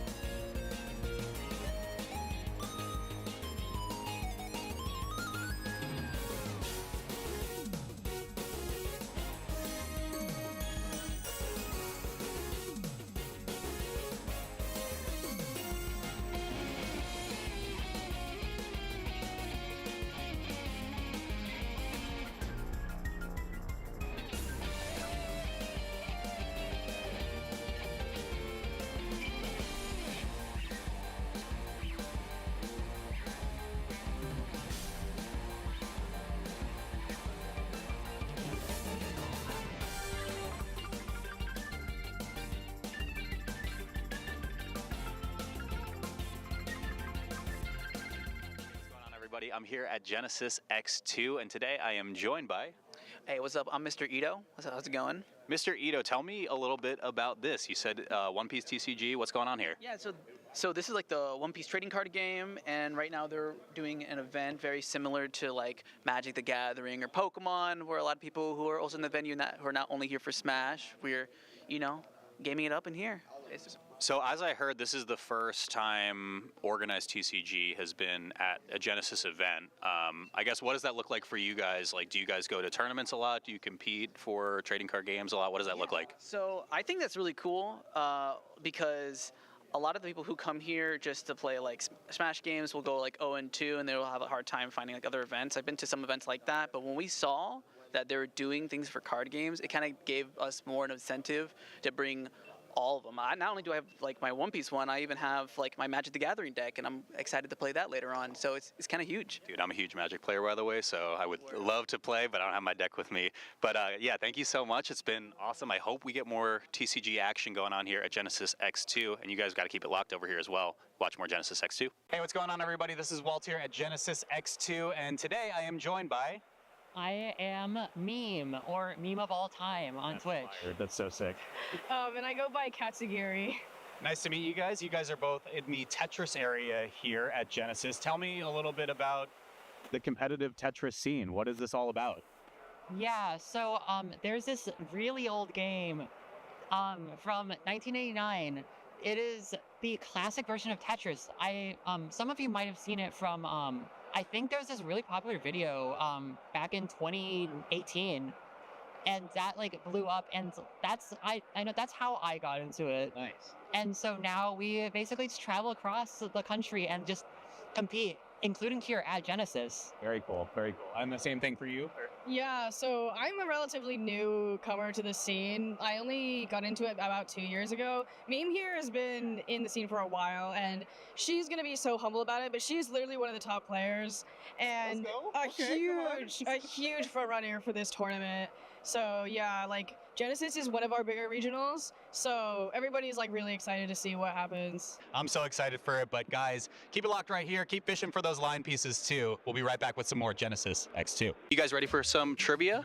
Yeah, man. If you get 3 questions right here, I'm going to give you one of those play mats over there. 2 questions right, you get a bracelet, and 1, you get a handshake, and you got to go play your match. How about that? How much do you know about Smash? Oh my god, it's a game, right? What character did Mango play when he won the first Genesis? Is it Fox, Falco, Jigglypuff, or Captain Falcon? Jigglypuff is funny, so I'm gonna pick that. That is correct. Which Genesis Grand Finals is the first to not include Mango and Armada? Genesis 4, 5, 6, or 7? Genesis 6.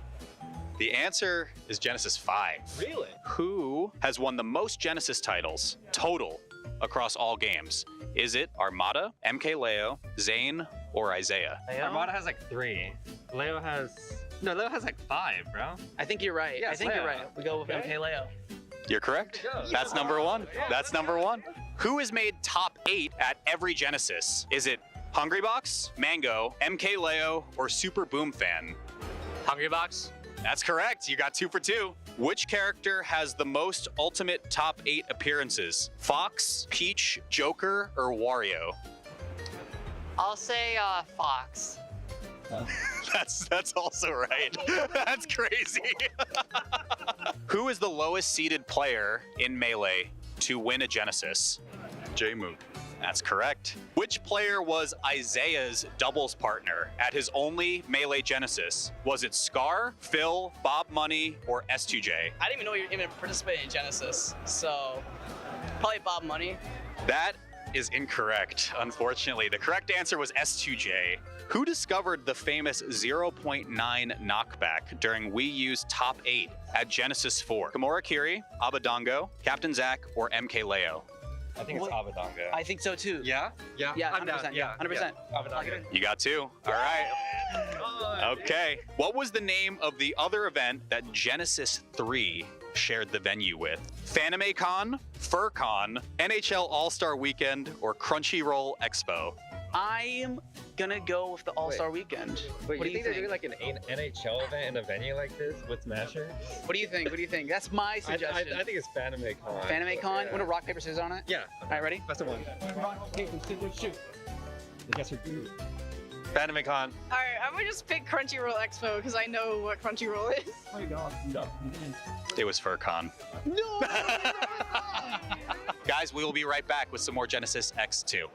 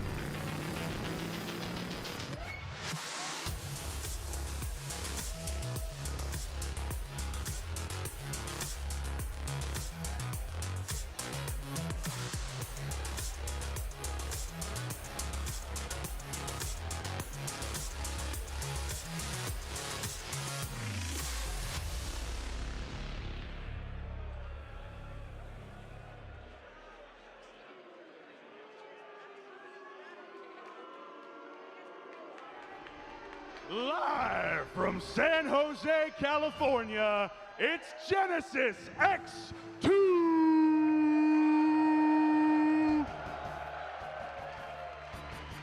We're here for Melee Top 8, and just like every year, it's the best damn part of the year. And out of all of these competitors, we've whittled it on down to just the finest folks. We have them coming on soon, but I just want to say to all of you, thank you so much for being here. Let's go ahead and get them on stage.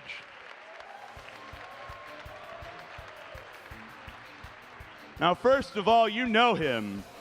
You love him. It's Mango!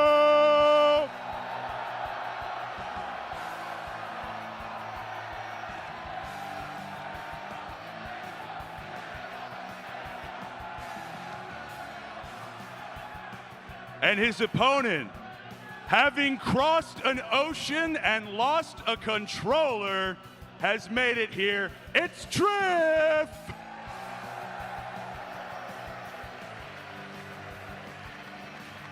And coming in on the other side, straight from Florida, Wizrobe!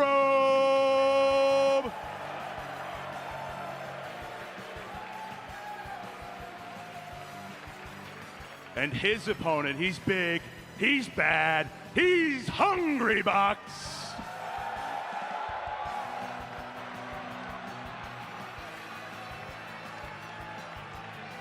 And kicking on down to the loser side, we've still got some hitters. We've got Salt!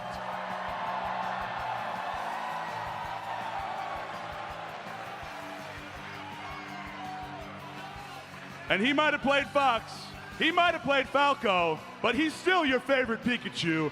It's Axe!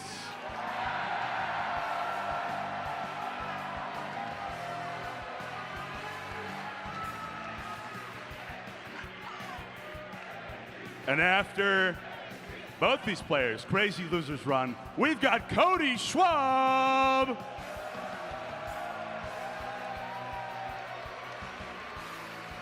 And to round it all out, straight from the cold, cold wastes of Canada, it's Moki!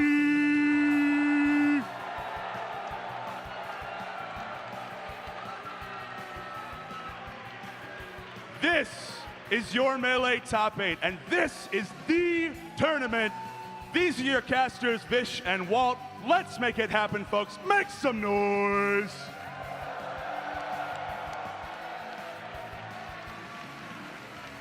Yo, it is time. It is time for Top 8 of Genesis X2. Genesis X2, guys. I am so excited. How about all you in the crowd? Are you excited right now for some Melee Top 8 action? That's right. This is gonna be a crazy Top 8. I think if you were predicting who was gonna be in Top 8 3 or 4 days ago, there might have been some names that are here that are not here. You know, it's a big surprise, this Top 8. I'm just going to keep it a stack with you, man. I don't think anyone would have predicted this Top 8 that we're seeing right now. You will see our bracket right here. Mango, Trip, Wizrub, Hungrybox on the winner's side. Salt, Axe, Moki, Cody on the loser's side. Walt, what happened here? Walt, what year is it? We got Mango and Hungrybox on winner's side of Melee Top 8? I can't believe it. I can't believe it. We Axis talk here about, as well? I mean, like what happened to some of our other players here as well, right? This is such a crazy Top 8 lineup that we have here. Only 4 members out of the top 10 are here in Mango, Cody, HBox, and Moki. Right. The average rank of the players in this Top 8 bracket is like 9. Yeah. It's insane to think about. And there's some crazy bracket paths that could happen. I'm looking at you, HBox. Let's see if we can get a run happening No, here. I'm looking at Mango, too. The field is wide open for this Top 8. I mean, Mango can make a run, HBox can make a run, Wizzy, Trip. I mean, pretty much everyone here has got it in them to win this Genesis, right? And let's talk about the players that, you know, didn't quite make it to Top 8 here, because I'm sure the people at home are wondering, you know, where's J-Move, where's Zane, where's Amsa, where's Plup, where's Aklo? All these players falling in before Top 8, J-Move getting 13th, losing to Junebug and Joshman. Amsa getting 17th, losing to Laud and Plup. Zane, of course, having the DQ not here this entire weekend. And then you add in Aklo at 13th, losing out to Trip and Moki, Plup at 13th as well. But he did just win Rivals too, so I mean, can't be all bad. But look at our first match right here, ladies and gents. This is Salt versus Axe. Vish, I mean, you've been around the block for a minute. How does it feel seeing Axe on the stage here? You know, that's I feel my heart is just so full watching the old heads still making their way into Top 8s here after so many years of just playing at the highest level. I think Axe is definitely one of those players that has just been there from the start, from the beginning, right? No stranger to Genesis Top 8s, getting second at Genesis 6, so made it to grand finals of the one that HBox won. Yeah, and that was actually the last time Axe had made a Top 8 at this Genesis 2, so it's also crazy to see him make such a triumphant return. I see him looking up at his own photo, cracking up right now too, so definitely looking forward to it. He's making the same face. He actually is, yeah. We need to see that on the camera soon enough. But opposite Axe is Salt, who has been, in my opinion, I mean, you have the list of players who are probably quote-unquote next up, right? You have Aklo, you have Joshman, you have Nikki now. Salt is in that mix as well, and Salt is the one sitting here in Top 8 of Genesis X2. Yeah, and what an amazing showing from her as well. I mean, getting 7th at Battle of BC earlier last year, 7th at the NAMS Invitationals, 7th at Collision, was 16th seed at this tournament, ranked 15th last year. I mean, it's just, the sky's the limit. The sky is the limit for Salt indeed. right now, and it's so nice to see 2 Falcons in Top 8, by the way. Not something that we get to see very often at Genesis Top 8. We talked about this earlier today, too. I think it's so cool to me. I was looking through just out of curiosity, and it's not super long, but the last time a Falcon has been in Top 10 of the end-of-year rankings was 2022. That's like a decently long time that we've had since a Falcon has been represented here. But now 2 of them, ranked, I believe, 11th and 15th in the world, are sitting here in top 8. We start with Salt and Axe for our first match of the day. Oh my Salt, god. And importantly, beat Axe as well. Oh, that's yesterday. right. Oh, so Axe potentially might be getting double eliminated here, or getting the run back versus Salt. So this is going to be, for lack of a better word, an electrifying match. Right. On both from sides. From both sides. Right. It's got to be. Yeah, of course. We've seen Axe be able to go the distance against Falcon, right? Big major victory, Smash Summit 8. Did it over Captain Falcon in 2 sets, albeit, so it's definitely doable here. In terms of head-to-heads versus Salt, actually split evenly down the middle, I think. It's 5-5. It's 5-5 over the lifetime.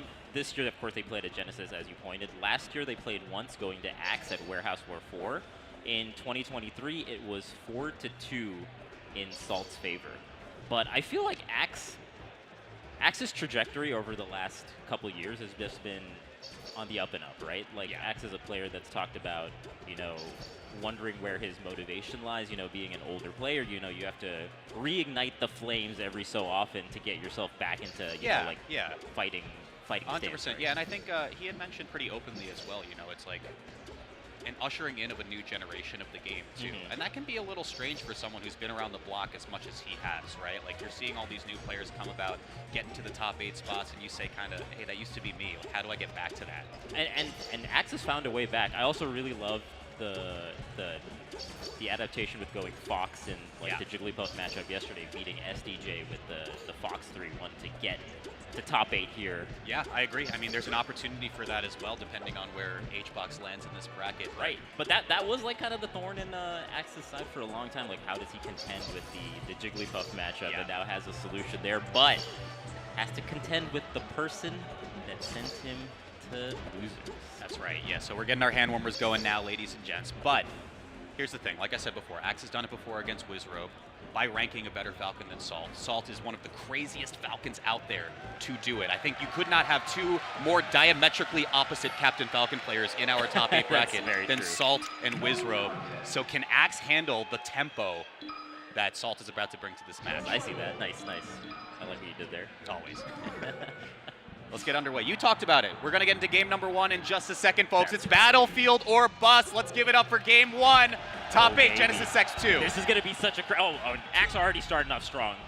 Anytime either of these characters gets a huge opening, it's going to be lights out for the opponent. Because Falcon as a character, very easy to combo. Pikachu, really good at comboing this weight. Oh, okay. Missed dash back off there, but Axe is still hanging on for the first stop. That was a little bit tricky. It did look like Axe was maybe going to get onto stage. Okay, and that's the first stock of GX2. Just hold down. Yeah, holding down. Okay, I guess it works. Salt on the board. Ooh, I love the cross up there. We're going to see a lot of that throughout the course of this set from Axe's end. Salt's got to watch out on shield. Ooh, okay, not quite getting the dash before the down air, so not too much distance before. Yeah, and I'm thinking Axe will just put that in the Rolodex, right? Because back throw is going to be such a huge factor in the edge play for Captain Falcon matchup, right? So now you expect DI out for the following iteration, but Salt is going to work already. Yeah, and on the flip side, like, Falcon can definitely put the pain on Pikachu, as we're already seeing in these first 2 stocks. And you're going to get like low-ish percent KOs. Because Knee will just KO at like 70% on Pikachu, so you gotta watch out. Okay, Axe on the board though. Let's see what he can do. Yeah, approaching back from ledge, Salt wants nothing to do with it, right? Because that back throw length is just so lethal. And you see Salt kind of, you know, staying away and trying to do these kind of Lord-ish stomps where you're like jumping back and stomping, anticipating the opponent to be coming in. You get like a nice open up when you get that kind of stomp. Okay, platform tech chase, not much more after that. Yeah, you might need like a re-grab or something else on the platform there, because Salt is going to be ready with the slide-offs and the defensive options. Almost certainly. Okay. Pancake time, okay. Another tech chase option. Nice wait. I was wondering what Axe was going to do there, because it got a little bit awkward the first time he tried to jump off with that dare from the back throw, so just keep it on stage, make it work, but Salt is answering right back. Oh my god, they're going toe-to-toe. Insane. Yeah, the edge guarding is going to be brutal from the Pikachus and on Falcon here. So how can Salt mitigate some of these edge guard sequences? Ooh, great. Makes the grab. Big whip. Oh, I love Nair there. That's a good choice. You can get slide off against all the other aerials. Potentially with Pikachus edge. Okay, cross up Nair attempt from Axe. I mean, he's been doing this for 10 years, but he's going to take a knee to a face. And it looks like Salt is not falling for the cross-up nair already yes. within this first game. Oh no! It'll be really bad. Okay. Okay. Great angle from Axe there with the up B. This is down throw knee. Waiting for pummel. I wonder. It just works out. It just works out. I think that's an edge guard that you're not. So many other players would drop that edge guard and just get back on the stage a little bit too fast. Right. But Salt has like the perfect timing to catch the Pikachu up B there. Really nice. So here we go. Salt strikes first here. We had talked about this matchup specifically this morning, actually. I think counterpicks matter a lot, and Axe is going to spend the FD already for game 2.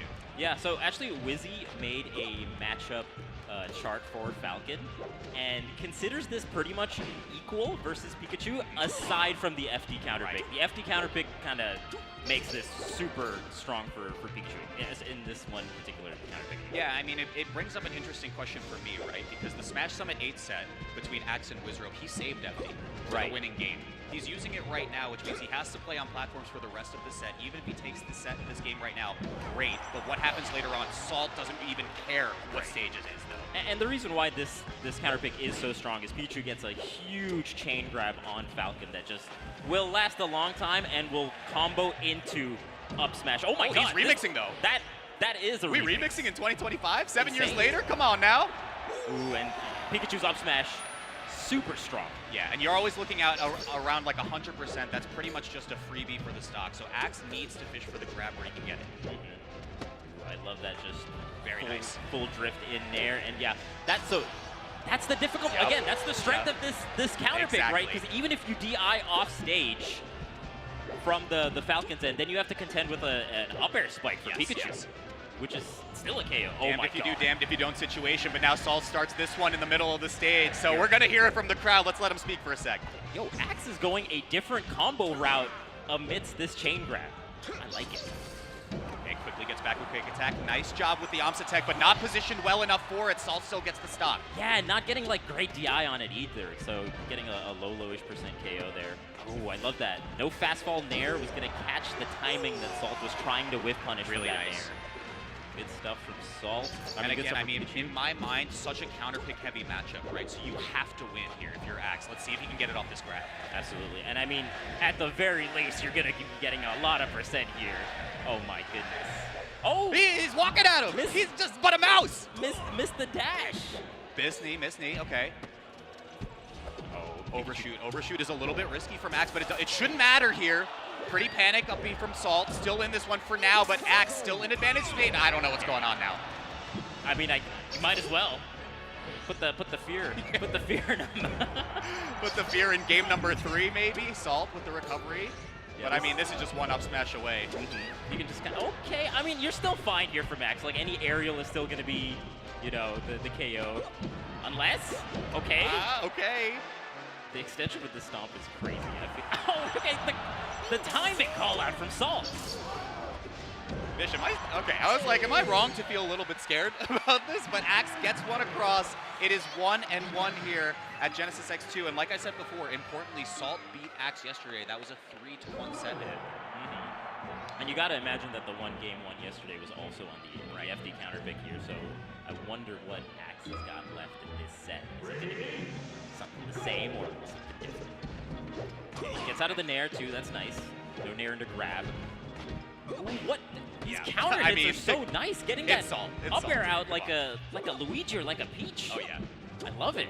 And it's so nice too from the Falcons because you get a huge combo starter. Yeah, and there's the Lord Stomp you had mentioned earlier as well. Just kind of expecting Axe to just cannonball straight in to break that neutral pattern. There it is again, just a dash back grab. The way that Salt is dashing back and getting these grabs are super nice. Yep. I mean, that's not the easiest to do on a small character like Pikachu here. Okay, the edge guard, that should be it. That was so optimal. Axe hit with the weak hit of the nair into Salt's shield and it forced a push off, so he got that edge guard. Super good. Okay. Oh, gets the edge cancel as well to continue the pressure. On stage. Uh-oh. Oh! It's still that's going? So painful. But Pikachu just tanked it. Just tanked the stomp. Oh, barely getting the KO, even with like perfect DI there. Yeah, this is the neutral situation where things get a little dicey for Axe, right? Because how do you initiate outside of just running it with nair? Okay, Thunder comes through. Axe is getting a lot of like these up airs, calling out where Salt is in the air, and then from there getting a combo. Oh, that's super nice, because even if you get the tech, you still fall off the platform, and the up smash is just waiting. I like that a lot, actually. So you see Salt does overshoot stomp, right? So Axe on reaction can do short hop nair. High percent allowed him to get that stock, but I wonder if that comes into play later on. Yeah, all these little interactions definitely matter. Oh, okay. No jump, no jump, no jump. That's... Salt has called out Axe going to the ledge so many times, and a lot of other... Oh, okay, getting the taunt cancel on the windmill. Wait a minute. Okay, here you go. Platform in the mix allows for the up air. Big stomp. No, just goes for knee. That's it. And somehow Salt's in the lead. You're just gone. The stocks just melt. Poor Pikachu. Big back throw. You got to make it work here, but snaps to ledge. Yeah, you're going to get right to ledge there, so Pikachu just kind of has to respect it. Yeah, just wait on stage. Axe trying to clip Salt on her recovery, but not quite working out. Okay. Platforms have been a disaster for Axe. Look at this knockdown, Vish. Okay, Axe getting to the ledge was so important there. That gentleman could have been a huge punish. Ooh, doesn't send the right way. Sends back on stage.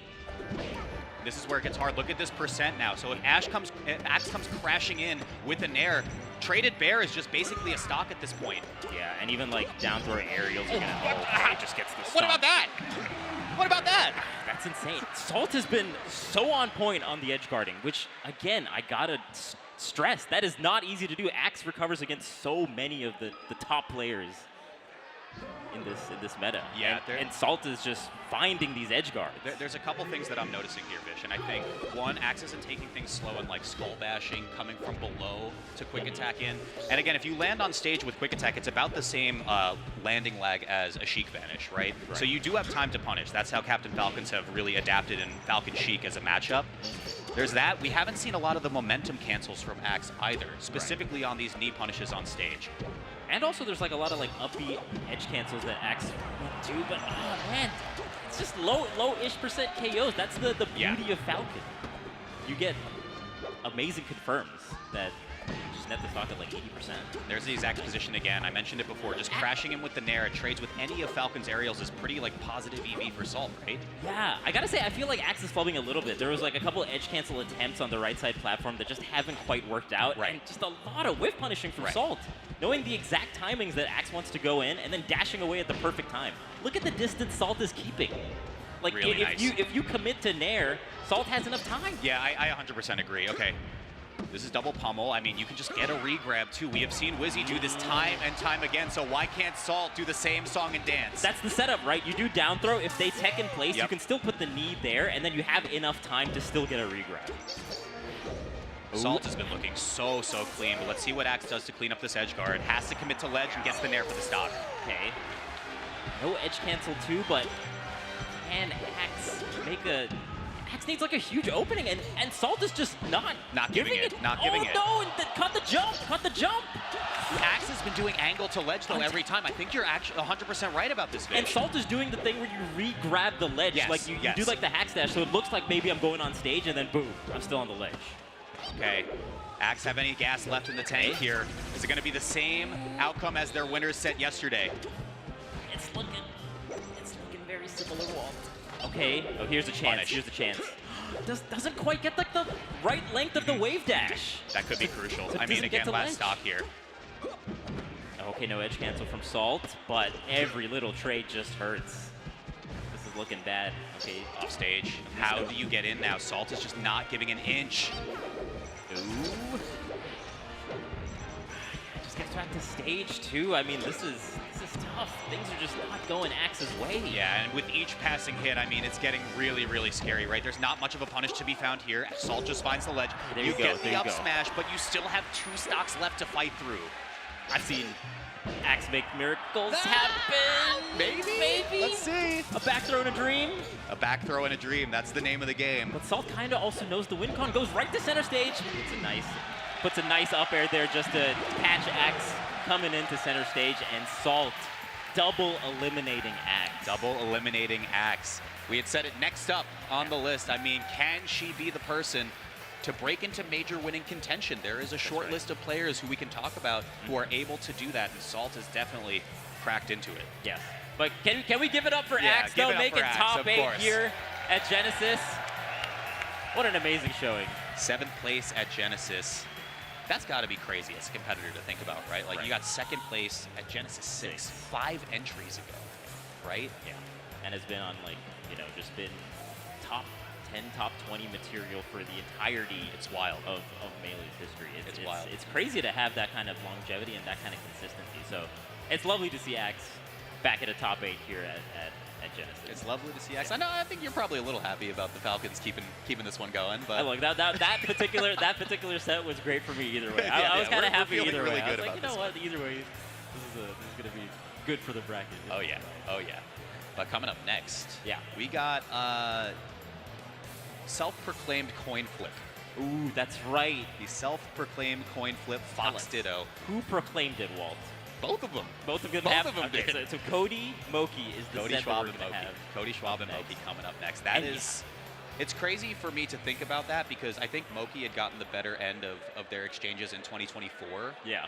But they both openly acknowledge it could go any which way. It really depends on who's playing hotter. It really is kind of crazy, right? Like, it almost always goes down to game 5, and it always just comes down to who's just hitting a little bit harder. Right. I think the FD game in particular is going to be really telling into what's going to be happening into the set because Cody has gone on record saying that he does not like FD. Feels like it's, we're playing a platform fighter. Where are the platforms is the quote that Cody would say We're the about platforms. FD. Okay. We're going to cut to a couple of replays here from our previous set while we set the stage here for our next one.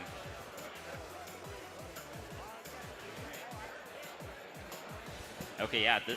But yeah, this is kind of going back to the Axe Salt set. I think the bread and butter neutral situation that we were seeing here is Axe overshoot naring in a lot of these positions, and Salt can really just stand in place. Falcon is so good at holding specific areas and just airing out knees, airing out nairs, airing out backers, whatever aerial it might be, and just allowing, even the trades are completely fine, just for what you said, how efficient Falcon is at taking Pikachu stocks. Yeah, because the aerials that you get from Falcon's end when you put that kind of positioning that Salt got would be like stomp, would be like up air, would be nair, sometimes that leads into grab, and then you go to the races, right? But from Axe's end, it's like, I need to cross up nair and then mix you up again and then get a grab. It was just like, Axe had to do so much to make that set even. To get so little, too, in some of those matchups. But, okay, now let's move on to our next matchup that we kind of set the stage for a little bit here. Cody versus Moki. It's going to be the flip, where on both ends, if either of them gets like a knockdown or a hit, it's over. They're both so It's good. done. They're both so good at comboing fast fallers, and Foxes in particular, right? Like some of the best in the business to do it ever, I would say. Yeah, that was very loud noise in my ear. But yeah, we're gonna cut to the interview from the previous set. So take it away, Zane. Welcome to the first top 8 at a super major. What do you want to say to the people watching at home after that? First of all, I appreciate all my supporters telling me get here. That's really it. There's a bunch of people in the crowd. I have my roommates here with me. Shout out Use Cups. He makes my controllers. He's been my for the past 5 years, so I wouldn't be here without him either. So yeah, I'm just happy. It's a dream come true to come play in this gigantic stadium. I really wish that I wish other people could feel what I feel when I go up there, when I walked in, when I got top 8. Just honest to God. I think they feel it in the way you play, in the way that you move on stage. You got more matches ahead of you. What are you looking forward to? It's either HBox or Wizzy next. How you feeling? Well, if it's HBox, it'll be a banger set, I would hope. Because, Waddle Wednesdays, shout out Dev Dog, he enters those tournaments. And whenever I see HBox sign up, I enter. And they're always really good sets. Really, really good sets. Wizzy, if I end up playing Wizzy, that's a set I've been wanting for at least 2 years. Because we played at Lost. Both sets were game 5. And this time, You can finish it for yourself. Sounds like it'll be a big your way, like you said. I'll let you get back to practicing. Okay, back to you guys. Thank you, Zane. I love sideline interviews. I love it. Absolutely. You get the insider on what the players are all about, and I mean, Saul, the emotion is so warranted, right? Like, it's so cool to see how happy she is to be here, how motivated she is to keep this one going. Yeah, and definitely someone that was grinding during, you know, like the online era, and still now, just like grinding so much. She plays all the time, so it's very nice to see hard work rewarded like that, and also you have such a flashy, amazing play style. It's cool to watch. It's cool to watch also, but we've been talking about it for a minute, though. Let's get into our next match of the day. Lucky Sevens, Cody Schwab. That's right. Up against Shopify Rebellion, Moki. We got we're going to have a nice good old-fashioned Fox Ditto here going into this. And the head-to-head for these two, lifetime is 10-5 in Moki's favor. Which is crazy to think about, right? Like, and Moki is someone that we have talked about at length of the, you know, for years it was a not if, when, and then the when finally happened, right? He won Dome Park on the grass, became the 22nd person in Melee history to win a major in this game's 20-some-odd year lifespan. The best Canadian player of all time. And he has this winning record over Cody, who seems to be a thorn in the side of many, many players in today's metagame. Yeah, I mean, Cody was number 1. Number 2 currently, so I mean, like going into this top 8, if you had, you know, like fantasy brackets, one of the favorites to win the entire thing. Also won the previous Genesis, the reigning Genesis champion. That's right. Here's the other thing right with Cody in the losers bracket that he could potentially encroach on here. Yeah. He lost in winner's side round 1 of top 64, which means if he somehow manages to win this tournament, that would be an 11-set loser streak, tying the Big House 11, rivaling that of Mango's many numerous loser streaks that he's had over his career. Cody has got some crazy losers run. Even aside from that, the Battle of BC one that happened was like a 9-set loser streak that happened last year. So Cody's got some grit. But it might come down to a coin flip, like we had talked about before. These two trade sets back and forth very openly. They know each other's habits quite well. And the Fox Ditto, of course, so disruptive. Definitely. Last year, the set count was 4-2 in Moki's favor. And the last 3 sets have gone to Moki. Right. What a call out. And that just got first stock, too? Okay. Maybe we're in for a treat, Walt. Got to watch out for defensive counterplay here. This should just be easy edge guard for Moki, but what's the angle a little bit early from Moki there? Yeah, both of these... Oh, okay, yeah, just a slight miss there, so you're going to lose the stock, but you're at 119%, not the worst. Both these players kind of had rocky top 64s to make it here to this top 8, right? I wonder if they've kind of like shaken it off and reset their emotions and everything back on this day 3. Let's see, dash attack was so... That calls out exactly shortened. That's crazy. The nice part about dash attack too is that it lasts for a while. So even if the shorten doesn't come out, you have like enough time to like call the up B out or like catch the up B as well. But what a combo. Moki, it has been said that Moki is one of the best, if not the best tech chaser in the game. Oh yeah. We're seeing that come alive right now. Cody, maybe an opportunity here, just calls it out early. That's the stock. I like the edge guard sequence there from Cody. Puts out the back air too, just in case. Oh, doesn't quite shine get the back air. Yeah, because the shine, the positioning there was perfect for a back air. But Moki just a little bit off. Doesn't quite get the back air. There's a regrab. Dude, Cody seems a little bit sluggish on some of these follow-ups, right? Like he came down with a drill. You expect the crash down into an immediate up tilt or a shine or anything. He's gonna get this stock potentially right here, but Moki, high angle, makes this a little bit awkward. Oh, and that is just so huge. You're out of there. What's over there, Cody? Nothing. The next stock. Oh, baby, okay. Maybe needs a little bit of time to get the engines warm. Let's see what Cody can bring here. I mean, this is just like dash attack, shine, up smash, up throw, up air. Maybe just an air to get the edge guard. Yeah, we're one stock apiece. We're one stock apiece. Anybody's game. Who's gonna get the grab? Who's gonna get the knockdown? Platform heights are kind of awkward too. It is kind of like FD. You said Cody doesn't really like it here. Okay. Platforms are back. Comes up. There's that up tilt I mentioned earlier as well. Cody a little bit quicker with it now. And I love the dash dancing from both of them. Just really taking their time. The shine to get off me. The shine to get off me again. Once again, yeah, it's dead even. I mean, one opening decides the world here, right? It's first knockdown. They're just... The platform helped Moki there, but it's still going to be edge guard for Cody. There's a chance. Oh, that just might be it. What a tech! Insane tech! And Cody is so fast-witted to re-grab ledge again. That was such a crazy angle to go for from Moki's end. It was going to be first knockdown decides it all, right? And Cody was the one that was able to get it, but that right platform on FOD actually giving Moki a second chance there. Of course, the tech to follow up, giving him a third chance, but Cody finally ironed it back out on that last stock. Gotta say, Cody did have like a low percent side B in that particular game, right? And still closed it out, so gotta be cautious here from Moki's end. Okay, same interaction as before. The drill's a little bit late, so this time he blocks. Doesn't quite get the full extension on the tech chase here, but easy. Nice. Beautiful from Oh, Moki. no! Oh my gosh! You let go! He let go! And then doing the dash attack there is so nice. It's like a little tech trap, so you miss the tech more often than not. Right. In that particular position, so you can get a nice tech chase. Oh, they are trading nairs. Full hop nair, and that's just an easy pickup for Cody. I mean, again, it was a stock that looked like it should have been Moki's first, though. Cody is doing such a good job calling out when Moki wants to go to ledge. Yeah, that exactly. has been the name of this set so far. Answers it right back, low percent. And once again, I reiterate, the name of the game is knockdowns. Moki gets it started first, but Cody. Oh, okay, here you go. Moki's just a little bit off on these tech chases. This is definitely uncharacteristic flubs that we're seeing from Moki's end. Here you go.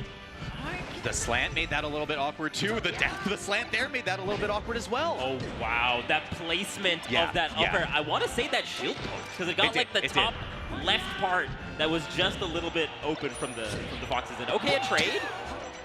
Yo, they're going crazy.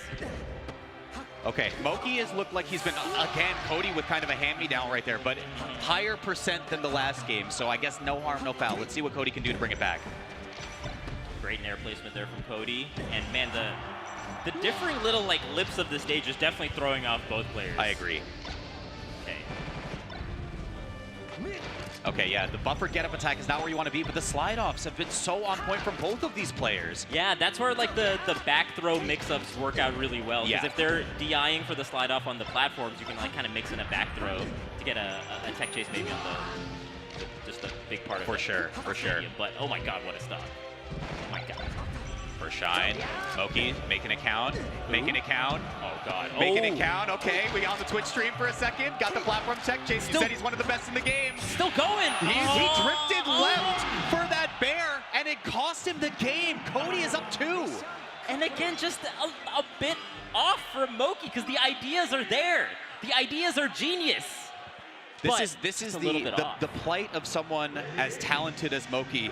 When the demons take over and say, you must get the Twitch clip, sometimes you gotta listen, sometimes you gotta fight back. And I think you kind of have to...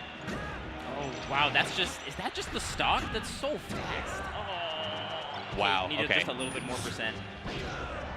And look, Melee is a game of creativity. You gotta play the way you want to play. Right? So Absolutely, taking the stock yeah. in the way you want to also adds, you know, like momentum, gives you confidence. So you Agreed, gotta do it, yeah. gotta do it your way.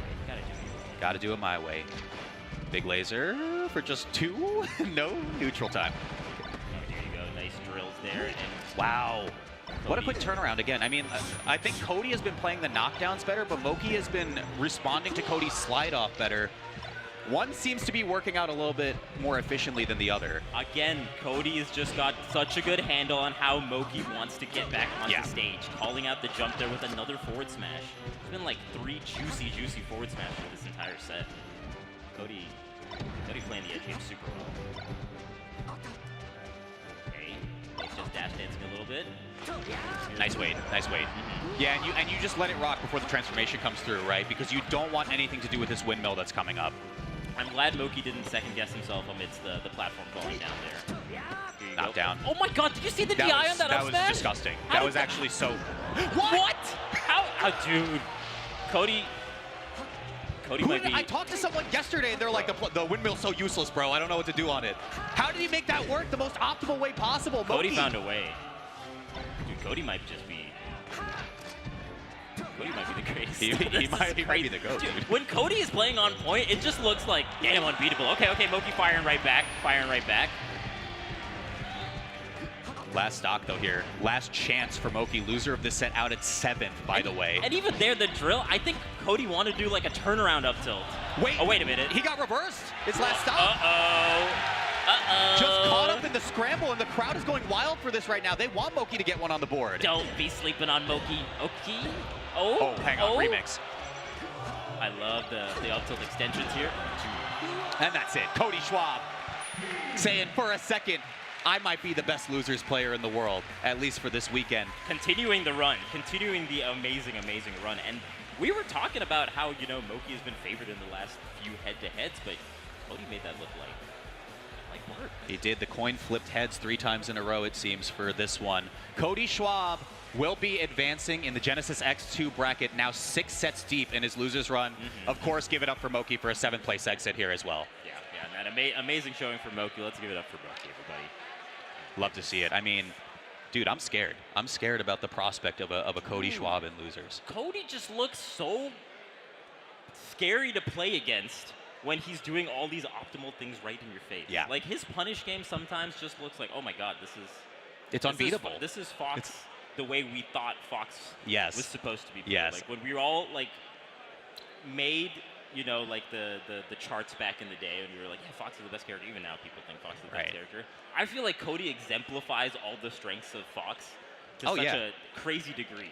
He was Philip the AI before Philip the AI That's existed. right. He's the perfect specimen of That's Fox right. McCloud. It's a learning machine. He really actually is. It's so crazy to think about. But I mean, yeah, this opens such an interesting path forward, right? So I think a lot of people expected Cody to be in the winner's side of bracket as well. Right. A lot of people expected Moki to be in the winner's side of bracket as well. Moki's gone, right? So there's no crazy Canadian here to worry about anymore in this side of bracket, but there is a angry Cody Schwab sitting in the loser side, prepared to destroy anyone who might come across his path. Yo, losers Cody, got something we all got to fear. Something we all got to fear now. Yeah, and I mean, just to reiterate it again, so Cody lost in round 1 of top 64, which means that he had already won 5 sets, I believe. It was a 3-0 over Azel, Magi, Mar, Crudo, and then a 3-2 over Junebug to make it into top 8. To win the tournament would require 6 more sets to win, which is exactly how his Big House 11 run happened. Right. That could be a pantheon of losers runs of all time, easily, if he's able to accomplish this. But I don't want to put the cart in front of the horse. But we gotta keep. Something we definitely gotta keep an eye out for. This is already shaping up to be a crazy top 8 wall. It is insane. I am very happy with the level of matches we're seeing here. Everyone's coming to play. Everyone is coming to play, yeah. And I said you couldn't have weird, impressive top 8 if you could try. Yeah. And I know you're already emoting because you see who's on the stage next. You want to tell the people who we got? We got Hungrybox. Hungrybox versus Wizroad. Hungrybox versus Wizroad, man. Man, again. But before we get there, we got an interview from Ipengu. Take it away. Yesterday, you lost first round of top 64. Then you took down Azel, Magi, Mar, Crudo, Junebug, now Moki. We've seen you lose that early before. We've seen you win. Where's your head at when you're in losers like this?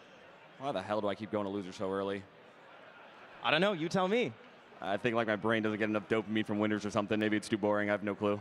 So you feeling juiced right now in losers? A little bit. That set was a little unfortunate. I think that it wasn't the cleanest set, but my brain was way more locked in than his was. It felt like he was trying to get his bearings the entire set, and he almost found it at the end, but it took until like the last stock for him to really feel like he was playing. And Foxito, and you have no bearings and no Texila, like it's not going to be a pretty sight pretty much ever. I feel like I hear you guys say that after every Ditto you play. Because, dude, Foxittos suck on average. They're really bad. There's that one Foxitto we had at Genesis like 2 years ago that was one of the most fire sets of all time. Yeah. But outside of that, it usually feels like one person's like 10% worse, and they just get blown up for it, even if the other person's not playing like super duper hot. You seem really calm. Makes sense. You've been here before. I'll let you get back to bracket. Good luck, man. Thank you. See ya. Back to you guys. What is up? Back. Yeah, I mean, we got Wizroad versus Hungrybox. We got Wizroad versus Hungrybox. Oh baby, this is gonna be quite a match. Winner of this is in such a good spot for the rest of their bracket. For the rest of their bracket, right? Because winner of this plays the winner of Mango Triff. Right. And you know, Wizzy does pretty well, I think, versus HBox to say the least. I think their head-to-head has gone very solidly in Wizzy's favor over like the last few years. Yeah. The head-to-head being. It's interesting that you say it because lifetime they're actually very even. It's 21 to 22, I think, in HBox's favor, but it doesn't tell the whole story. That's right? like the earlier parts of their rivalry. In 2024, it's 5-1 in Wizzy's favor. That's crazy. With the last 4 sets going to Wizrobe. They played actually most recently at Platfight, and it was a solid 3-0. It was. Yeah, I mean, there are these events where I think you talk about Hungrybox, though, and he comes in and he has this like confidence about him, and he's playing different. He's not over-indexing on certain things that he thinks works in specific matchups. And then he has these insane breakout performances. I'm thinking Collision 2024, or 2023, excuse me. I'm thinking SmashCon, right? The wins over Cody at both of those, taking Zayn to Game 5, almost taking a set over him as well. He has the pieces. They're just not all put together yet. Right. And we talked to him right before we got into this block, and he said, I am feeling really good, to be honest with you. Really, really good. He thinks he has a good shot to win it. Definitely does. I mean, this is one of the stronger showings from HBox within the last few tournaments that he's been to. He got 4th at Platfight, got 3rd at LACS Rivals, 5th at Don't Park, 3rd at Wavelength. So, I mean, like you're saying, there are definitely signs of, possibility here for HBox to be the tournament winner that we all know and love him to be. But it just hasn't happened in a while. The last time that HBox won a major was Riptide 2022. So it's almost 3 years, almost 2.5 3 years. It's kind of crazy. Yeah, and I mean, that's it's an interesting drought because we had a good friend Edwin Budding talk to us about a couple other stats. The longest other drought he had was back in like 2013, 2014, and that was only maybe like a year or so where he didn't win a major and then proceeded to win everything else under the sun, for a long period of time. That's right. But weirdly enough, Wizrobe has still remained as this like consistent threat to his bracket path, and now he has to get through him. Yeah, and on the flip side, I think Wizzy's also kind of in that, when's the next time Wizzy's going to win a major of that kind of caliber. The last time was Main Stage 2021. Of course, did win CEO last year. Right. Over HBox, actually. But, both of these players are just knocking on the door for another major win, and it's just, I just wonder who's gonna get there first. Yeah, I mean, some interesting losses on Wizzy's side. Recently lost to Nikki, to Triff, to STJ players, and specifically actually characters that Wizrobe is astonishingly good against.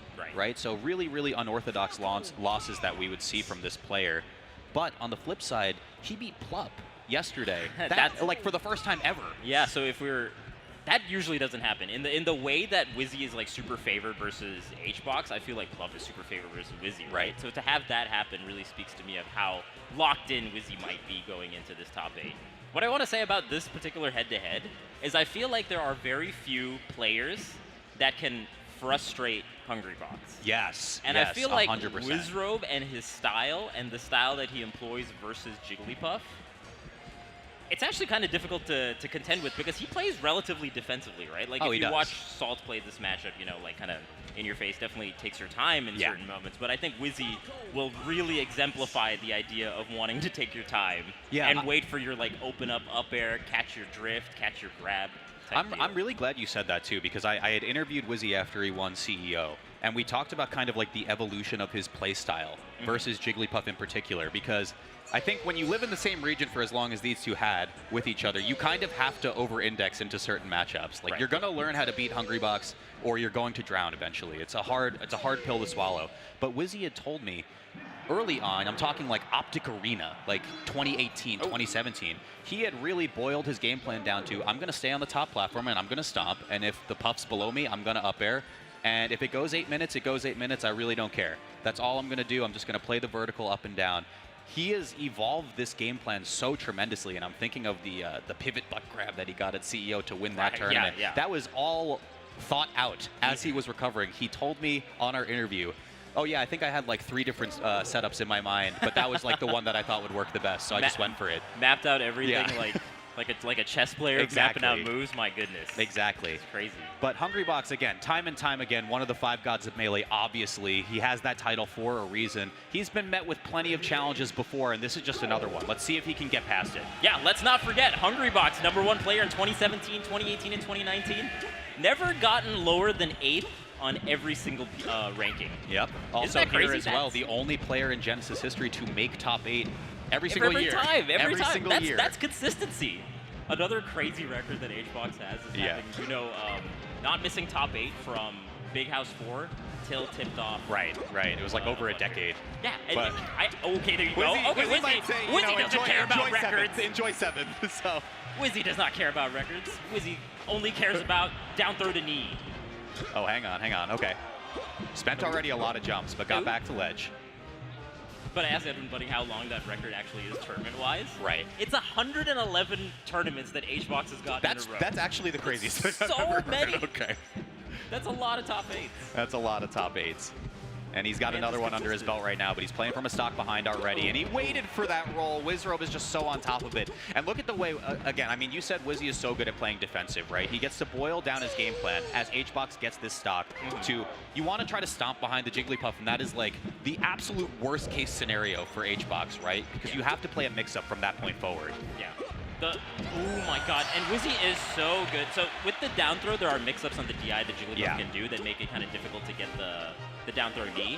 HBox you're going to see going in, going out, going like straight up, and Wizzy is catching all of them so far. Yeah. Which is a good sign for this matchup, because that's a pretty big win condition from Falcon's end here. Can you get the down throw knee? For sure. And also playing around crouch and puff really well. You don't want to be grabbing crouch and puff, because that's going to be a rest in your face.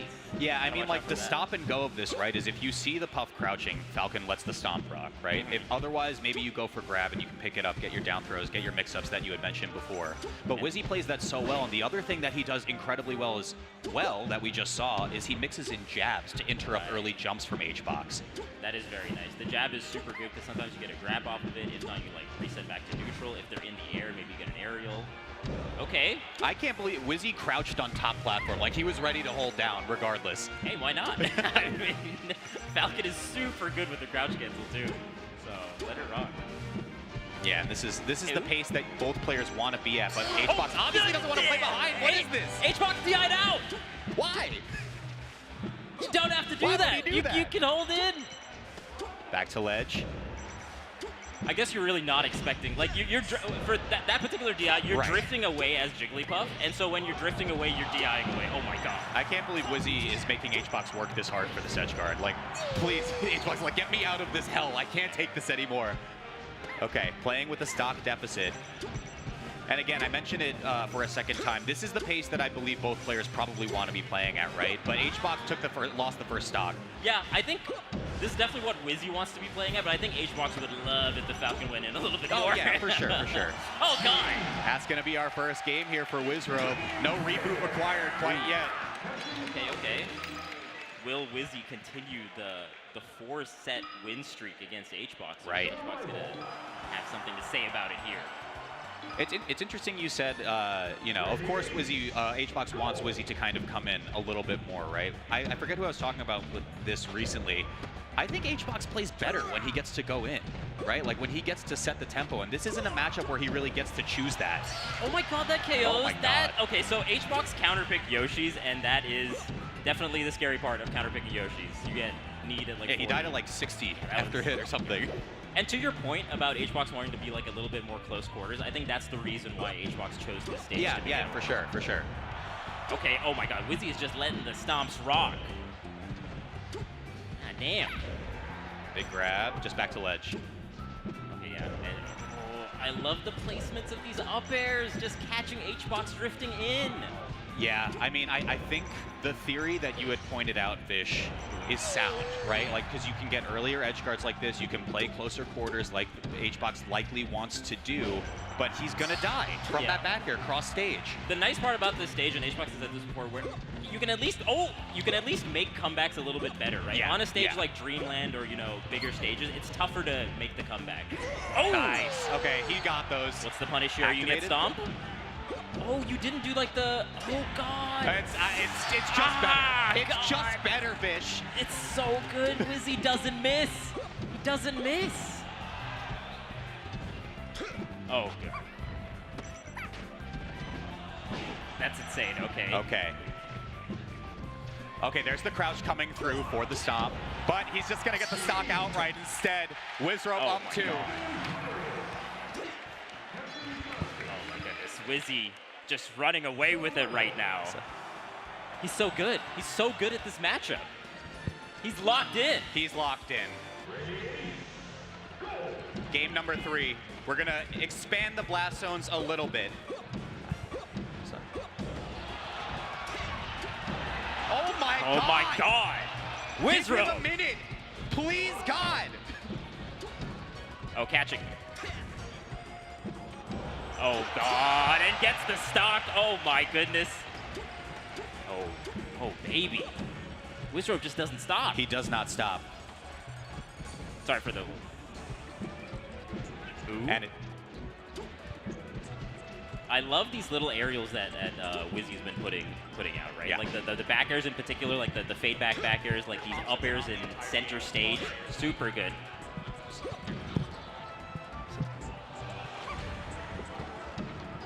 Sorry for the cuts in. Yeah. Commentary. There's a little bit of audio issues happening right now, but oh my goodness. as the dust settles, though, this is Wizrobe, I mean, closer differential that we've been seeing at least from games 1 and 2. And I love the crouching too. That's exactly where Falcon wants to be, right? Like you want to stay a little bit grounded. That's such a right idea. I'm telling you. I'm glad that he pulled the trigger. Crouching pump, hidden rest, but it's just going to be a forward smash here. You really got to watch out for crouching pump. And I thought he would let it rock after the first empty hop. So we have to see those mix-ups come into play as well. Ooh. Oh, yeah. Okay, that time, I think, in that kind of percent, you might go for up air, and then, net a couple more uppers maybe into knee, but I understand wanting to go right into knee. And look at the little dash dance before the knee. Wizzy is trying to call out HBox in the air right now. Ooh, that could have maybe confirmed if Wizzy took a little faster. Oh, no jumps. Where did they go? Oh, HBox just looked down, so sad at his controller. So where did all the jumps go? He will get the stock right here, so there is a shot for Hungrybox to get one on the board over Wizrobe. Clutchbox activated. Clutchbox activated. Are you entering the Clutchbox zone? Okay, wait for the drill into an up tilt, right? If he lands behind Wizrobe's shield, I'm wondering if he's going to let that one go again. And just waiting for crouch, waiting for like Wizzy to do... Turnaround grab, off stage. Oh, gets the ledge faster than HBox can put out a forward air. That's huge. Hang on. Good DI on that third up air. That could have been an up air knee. It would have been curtains. Nope. Oh, and he calls it out. Wizzy just cuts it off. A solid 3-0. Solid 3-0. No clutch god activated here today. My goodness. That was the winner side of bracket. So HBox does get another chance here, but Wizrobe remains inevitable in this matchup.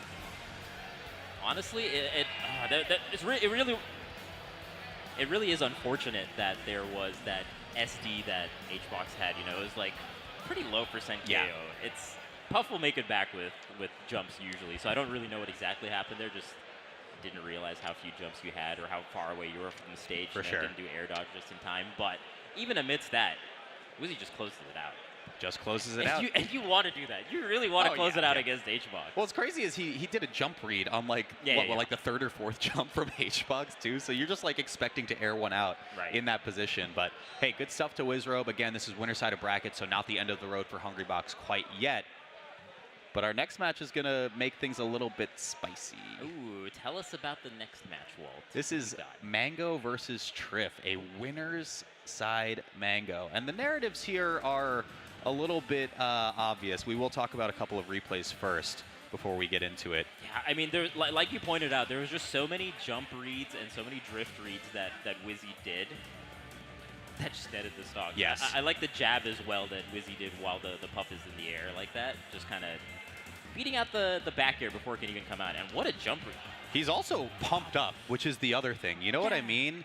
Like, I feel like we meme about this so much. Like, it's so rare to see emotion from Wizzy, emotion of that caliber from Wizzy. Right, and I think we're seeing that throughout the top 8. Yeah, we're seeing that even yesterday. 100%. I think like the thing for me is like, this is a matchup where he wins often, and he's fired up like that. So, I mean, watch out for the rest of the bracket. I really don't know what to think about a scary Wizrobe like that. I kind of like that because I think even if you have like the head-to-head, sometimes when it's on the big stage like this, I've seen it happen so many times where like the head-to-head at your local or like you have the regional, it's like this person always wins. And then it comes to, Evo or something like that, and suddenly just that one time where it like really matters goes the other way, right? So stakes are higher here at the Super Bowl of Smash. I mean, That's what right. can you say? That's So right.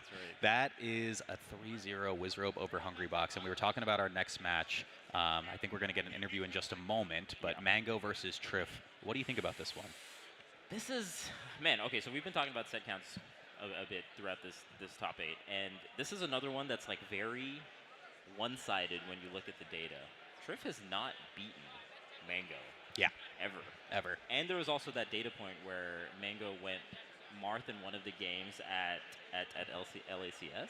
Yeah. Right? Traded games as Marth. Yeah, traded games Traded as Marth. games so as there's, Marth. There's also like the Marth in the bag, but before we get into this set, we're going to cut to an interview. Take it away, Zayn.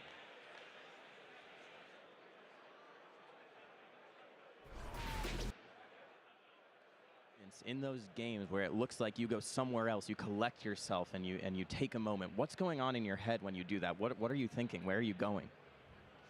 Well, the eyes closed stuff's mainly just trying to reset and kind of like do like a mini meditation. That's mainly what that is. So if anything, it's more of trying to not overthink, I guess.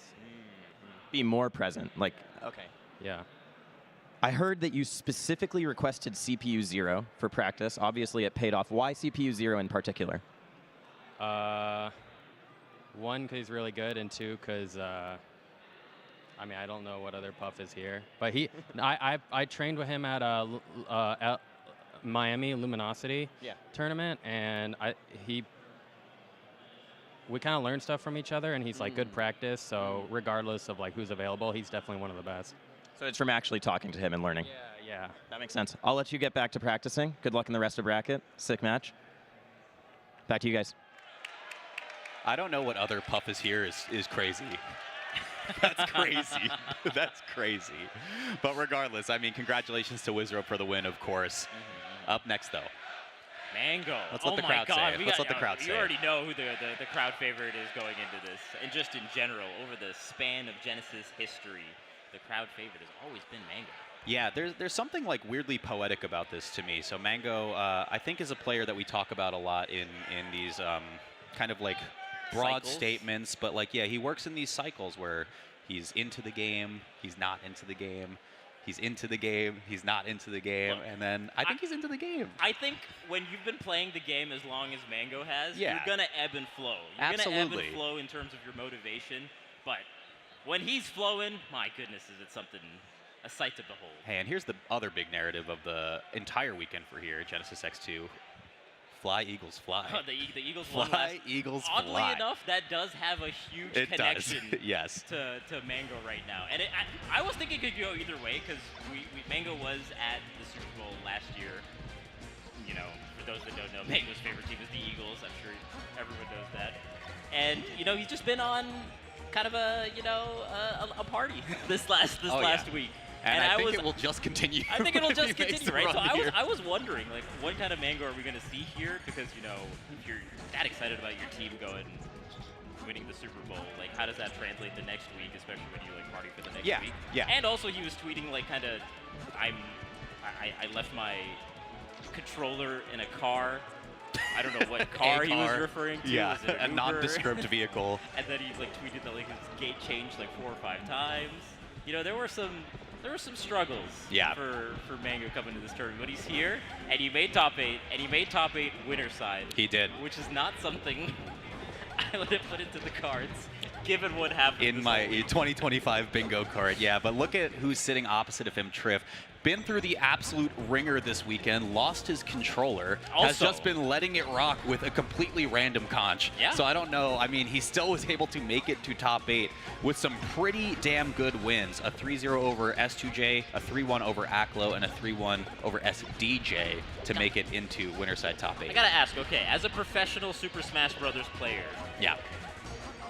the 3 most important things that you keep on you, I would imagine, your wallet, your phone, and then controller's got to be Oh, number it 3, has to right? be. It has What to is be. going on that both these players misplaced their controller. Dude, you know, I was this I was weekend. talking with Stude about this last night actually too, and he goes, "Who steals a controller?" You know, here's the thing, because it's like it feels like you get your shoes stolen. Yeah. And it's like, what is the point? You're just inconveniencing me And also, at this point. from what I understand, Triff's controller is like very specifically Yeah, modded so yes. that only Triff can use it like Yeah. a specific way, like the control layout. It's like, dude. What are we doing here? What are we doing here? What are we doing here? We're going to get into our others winner semi-set. That's Is right. what we're doing here. Mango, of course, plenty of experience over the years against Princess Peach. Okay, I gotta say, just looking at Mango versus a Peach at Genesis in 2025, it just, I got shades of the Armada. It brings me rivalry. back. It brings a tear to me my back eye. just- It brings just a for tear to my moment, eye. right? Just for a moment. If I squint, it's Mango Armada. It is. Oh But my let's see, goodness, first Triff, edge guard. the best Snare. Peach in Yep. the business right now. That is so smart from Triff. I feel like so many Peaches in that position will probably try to time a fair. He waits already knowing he's in float and can back that one all the way up, get the nair, get the first stock. Uh-oh, this is a big... Triff has been... Wait, trade. This is trade. So smart, actually. Okay, Triff wanted to, like, kind of maybe up B into Fox's up B, maybe, like... I think he wanted to do fall yeah, he fair wanted to, and he then wanted trade. to fall. He Yeah. wanted to fall further, but I mean, like, the adjustment after the mistake with the up B was nice. But Triff, super good at the end.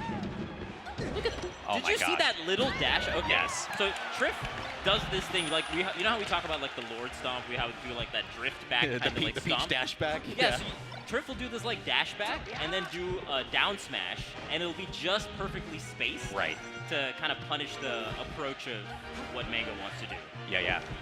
Oh, and the people watch out for already that. have a favorite here. You can hear it in the crowd. But edge guard position is Triff once again.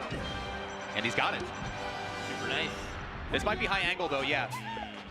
Oh! How does he know? The setup with the turnip. Thinking many layers ahead. It's not even his controller, Vish. Controllers won't stop Triff in this top 8. A little bit of a lead right now. Yep. Oh, okay, so you see that Mango actually didn't do Shine into up air because the first time he did running Shine into up air, the platform on the left side messed him up. Right. So the next time he did it, was kind of scared to do it, but look at this combo right now. Oh, that shot, that stock dodge is always a shine on a shield for Mango. It don't matter either way, though. It's not going to get the KO. Okay. Top here. I love the little wait there for Mango.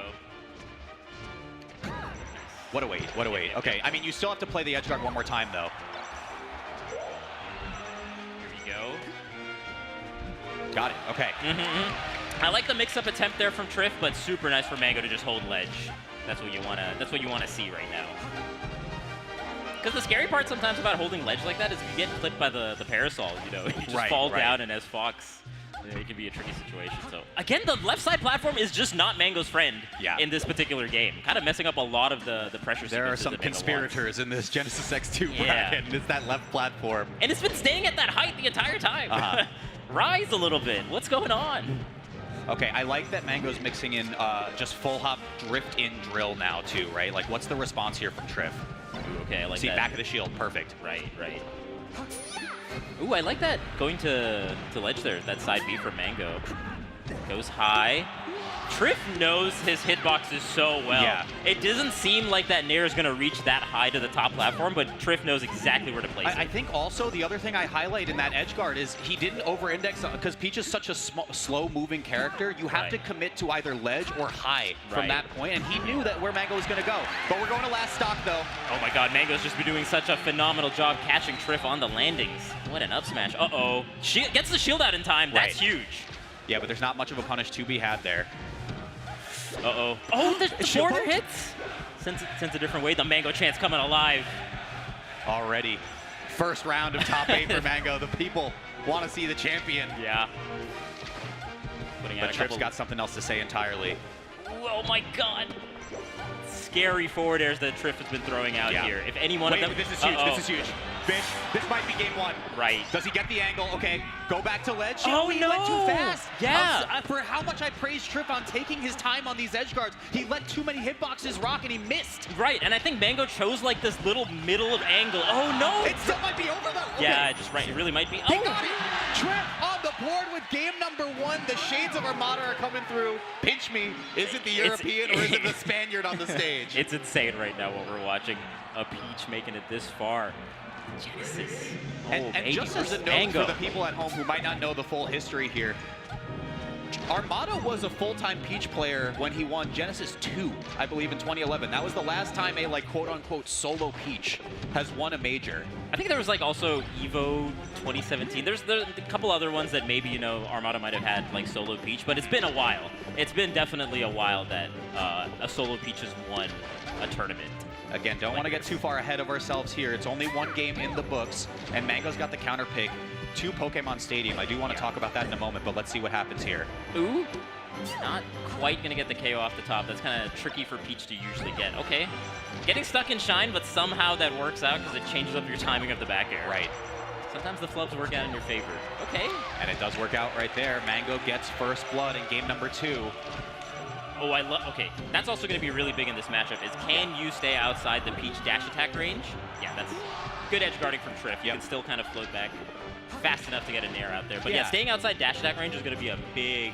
Yeah, I think that has been like the main top player note for many, many years, right? Like that's Peach's best burst movement option to at least initiate in some way. Otherwise, you're expecting the Fox to just jump into you and get something like that going. No matter what year in Melee, we're always going to see the blender come out. It ain't much, but it's honest work. So. No matter what level of gameplay you see, you're going to see one of those down smashes rip. The wall. Oh, wait. Whoa. Slow down. Yeah, what's happening here? Okay, jump from the rock wall. I mean, there is some separation here, so Triff gets time. This is exactly what I mean, right? You expect Mango to just be the aggressor in all of these positions, so Triff finds that grab. Does it matter, though? I'm not sure. See how fast that back air was? It like platform cancel, too. Okay, not quite getting the KO here. One more back air will do it. And Triff find an opening. No up smash. Yeah, and also, I mean, you can even do like jab into back air there. Yeah. Jab nair probably KOs on a percent like this. Triff has got crazy DI, Not actually. there. He's got good Wow. DI. I lied. Hit Triff has got reverses and weak hit as well, so Mango's still working for this second stock. Ooh, getting the light hit as well. Triff is really making Mango work for it. Okay. Oh my gosh, even threatening from the corner, a place where Peach historically is horrible in. Right. Triff somehow makes it out. I think the way that Triff made it out in that particular position was holding turnip. Yeah. And then, oh my god, the Phantom hit! Like holding, oh my god, I can't believe, I through believe he grit. held on to that stock. Through Yeah. grit, That Triff is sheer gets that grit. stock. I was gonna say Triff is really tricky with how he plays while holding turnip. Okay, the pressure is insane. These two are playing on another level right now. They're so even Yeah, right they now. really It's are. crazy. Oh, Okay, God. knockdown. A little bit too slow again. Peach, this character. Oh man, you still. The legs. Oh. Oh, the DI. I think. Oh, Mango This wanted is to edge guard. try to get like a tech, and sometimes when you go for that Amsa tech and you don't quite hit the stage, you're just going at a crazy angle, right? Which is what happened there on that particular DI. Vish, Triff might go up 2-0 against Mango. Yeah. Again, not what we'd expected. Oh God. Did you see that Triff was ready to combo in the tree part? Triff was ready.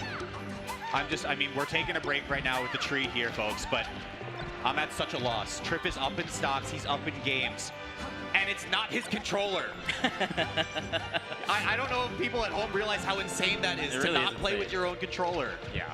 No, I mean, as technically proficient as Triff is playing, it's not easy to do. Even there, oh my god. Okay, Mango a little bit sloppy there on the dash dance. Keeping center stage. Mango's playing a little bit off. You see Mango kind of like, oh man, I missed my shine conversion, which is huge. Not good trades either. And now playing a little bit from behind against these turnips, right? Giving a lot of space for Triff to be able to grab one. Okay. That's gonna KO. I wonder if Mango's fine with that, right? Because the way he was able to get that open up was preying on Triff throwing turnip and then catching in the end lag of it. Whoa. Yeah. I think a lot of like how you're playing against the turnip is super important here because Triff is so good at holding the turnip and then coming in with a nair or coming in with an aerial because you think like a turnip play is coming.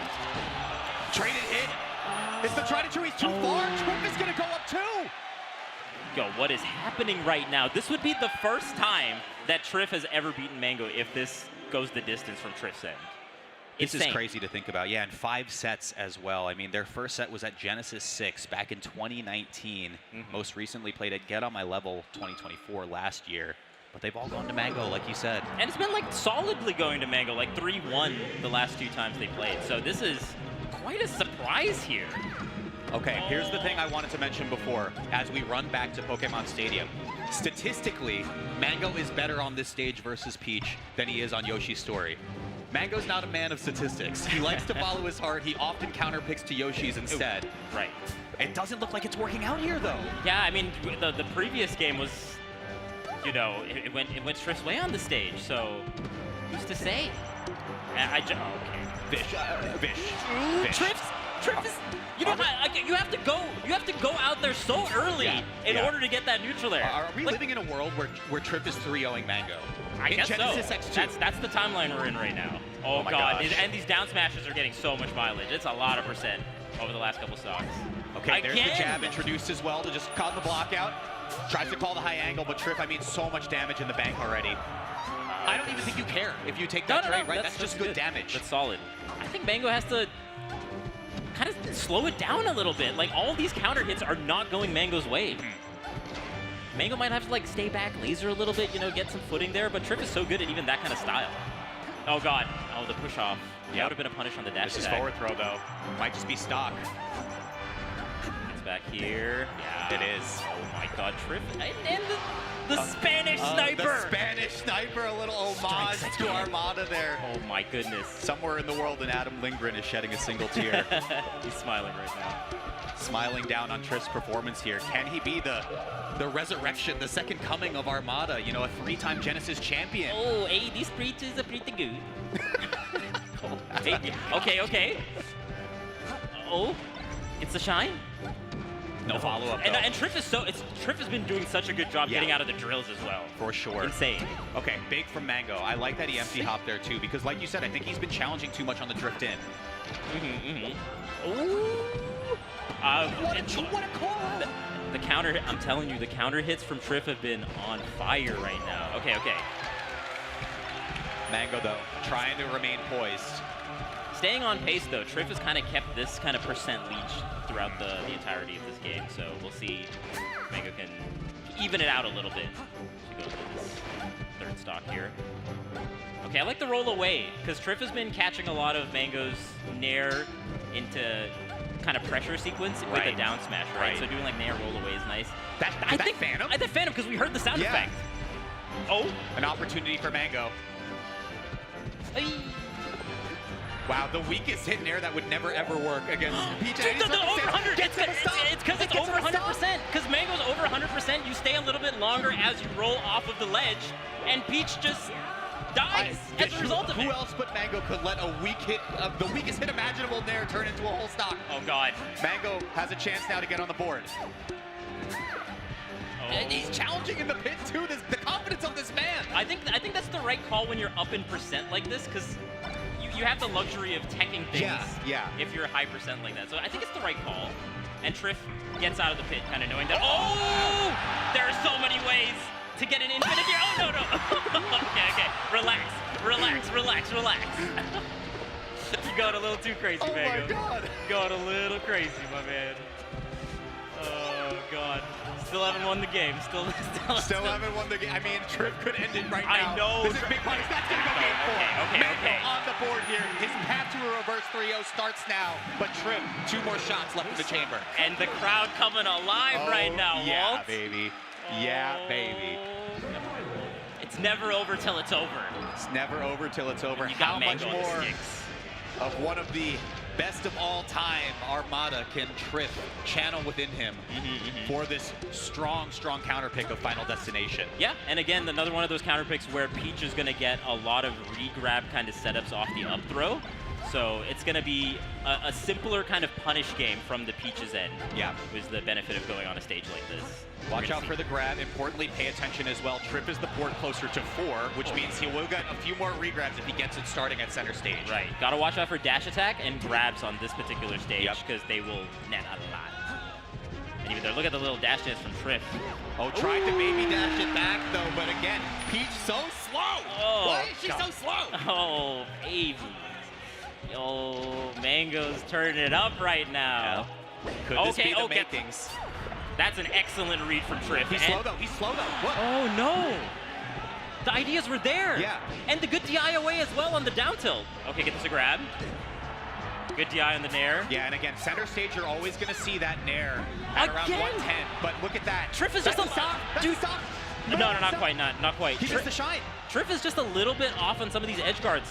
You need to put out the aerial a little bit before getting hit by the Firefox, right? Because the ideas are right. Yeah, they are. The ideas that Triff is doing are Here's right. the other thing, Vish. That crazy nair that netted him a stock on the last Stadium game, he's doing full hop nair now, trying to get weak hit into confirmation. Yeah, and I think at this percent, it's a little bit better, you know, like risk to reward, because you do get like nair into up smash a lot of time. Right. But the nice part about it is you can kind of drift in, drift out. There you go, jab into up smash, Mangoes. This is disciplined Mango.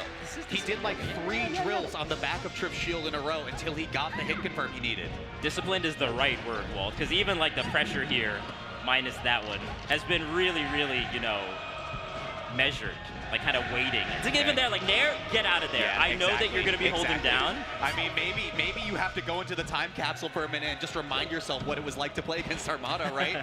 Yeah. Well, let's see. Mango with the lead now. Opportunity to get a reverse 3-0 going. Oh, okay. The Wave Shine's not quite getting combos, but at least keeping up the pressure. Okay. Oh. The drill. Dude. It's so patient. No, that's so smart. I'll tell you why that was so smart. In a lot of those situations, Mango's been doing the light neutral air as he's falling and drifting in. And that Triff time, wants to hold down. Right, and that time going for drill, such a good mix-up. Crazy stuff. Triff answers one right back, but Mango, another stock of padding here. He can make this a game 5. I think this is going the distance, Walt. I think this could be going the distance here. Mango a pair in there, making 3. And look at this, like you said, the conditioning from Mango, that one worked out for him pretty well. Didn't get scooped up by the down smash. The best part of Mango's gameplay is how well he's mixing you up. And we're seeing it amidst the shield pressure in particular, but here's the, oh no punish. Empty hop, grab on the back of the shield. Triff's in such a bad position, he's floundering Vish. Yeah, He's floundering Vish. yeah. Oh, yeah. Oh, and this throwing is just out Wave Shine up smash soon. And Mango wants Triff to be throwing out that dash attack so he can hit it. Oh my gosh. Next one does it. I mean, Wave Shine up smash up air is going to do it as well. Oh, Mango's waiting. Has to make this count, right? You are close to center stage. Again, around 100, 110, we'll probably see jump nair if Mango keeps it in the center. Yeah, you don't get like a full stock off of this, but you do get like a nair that gets you off stage, and you can set up for an edge guard. Right. Like right here. Now Triff has to... Oh, the turn still hits. Still hits. He's keeping this going. It's last stop. Wait a minute. This is the stage where you can make the comeback as Peach. As we just saw that huge combo game happen. Oh my God. Wait a minute. He misses the grab. And we're going to game 5, Fish. Mango, disciplined, patient, taking this as far as it could go against the reincarnation of Armada. That's right. Sip that Red Bull, baby. You've earned it. Turn it up. Okay, but I gotta say, Triff had that moment. After the down smash, I was like, dude, down smash into dash attack is gonna come out right now into grab. That's a scary spot to be. And Mango, I hate to say it, but missed the dash back. It's not his controller. It's not his controller. We're going to game 5, though I do not blame Triff at all for running it right back here. It's the strongest counter pick he has in the arsenal. Yeah. Is Mango the FD master? Is Mango the FD master? Oh, there you go. Yeah, DI away there, nice. Good tech options too for Mango. Just keeping it really tricky as to where he's going each time off the tech chase sequence, because Peach is not the fastest. Right. So kind of has to like commit a little bit for some of these tech chase sequences. Yeah, but a great punish. As soon as you get the gloves on for one of them, Peach can make those stocks disappear. Triff once again gets first blood. Yeah, I mean, Triff did go up 2-0 in this set, right? So don't get it twisted. Yeah, Triff is and it very makes good. me wonder, like, what changed between some of these games? Like we said, Mango's playing so much more patient. He's not overextending. Look at this. He's dash dancing towards center. That's really the only overextension he's gone for all game. Ooh, okay, and I think Triff is kind of understanding the pacing that Mango wants to do and is doing that like extra, jab down smash. Doing like that extra layer, but the thing that Mango's really good at is getting Peach into the corner. Like you see like these dash dances, and while they might not directly be getting an opening, oh, wait a minute. Oh, he's following! The empty hop. Okay, I was wondering when that was going to get mixed in for Mango, but there's the knockdown from Triff. Oh, catches the jump. Got it. Oh, okay. no. Once again, that aired out fair from Triff has just barely missed, and Mango gets another shot. Dude, what is happening? Okay. Yeah, and jumps out. I'm flabbergasted. This is dicey. This is dicey for sure. Yeah, getting the dash tags, or getting the dash dances here. And you see, again, trying to push Triff into the corner, but this time Triff not doing it. That positioning is where I think Triff needs to start winning to close this game 5. This Double has to be laser edge from guard. the edge of Fox? Yeah. Well, Triff I don't is know. right there. I don't know, man. What is he cooking? What was bro cooking? What's happening? Maybe it's enough for a game 5 win, but now still Mango playing from behind. Wave shine, up smash. It doesn't connect. Oh, okay. What a laser. Oh. If Triff gets a down smash, this could be bad. This could be really, really bad. It might be the end of the set for it. Mango wants that falling up air. Mango wants that falling up air or jab into up smash. Okay, I love You the always tech non-rolling. away. You have to always tech away there. Peach just too slow to catch up unless you hard commit to it. Nice. That's such a good back air there. Triff taking this slow. That back air's not going to be enough. Not enough. I wonder if the next one will KO. Not a soft one. Not a softie. You gotta be careful.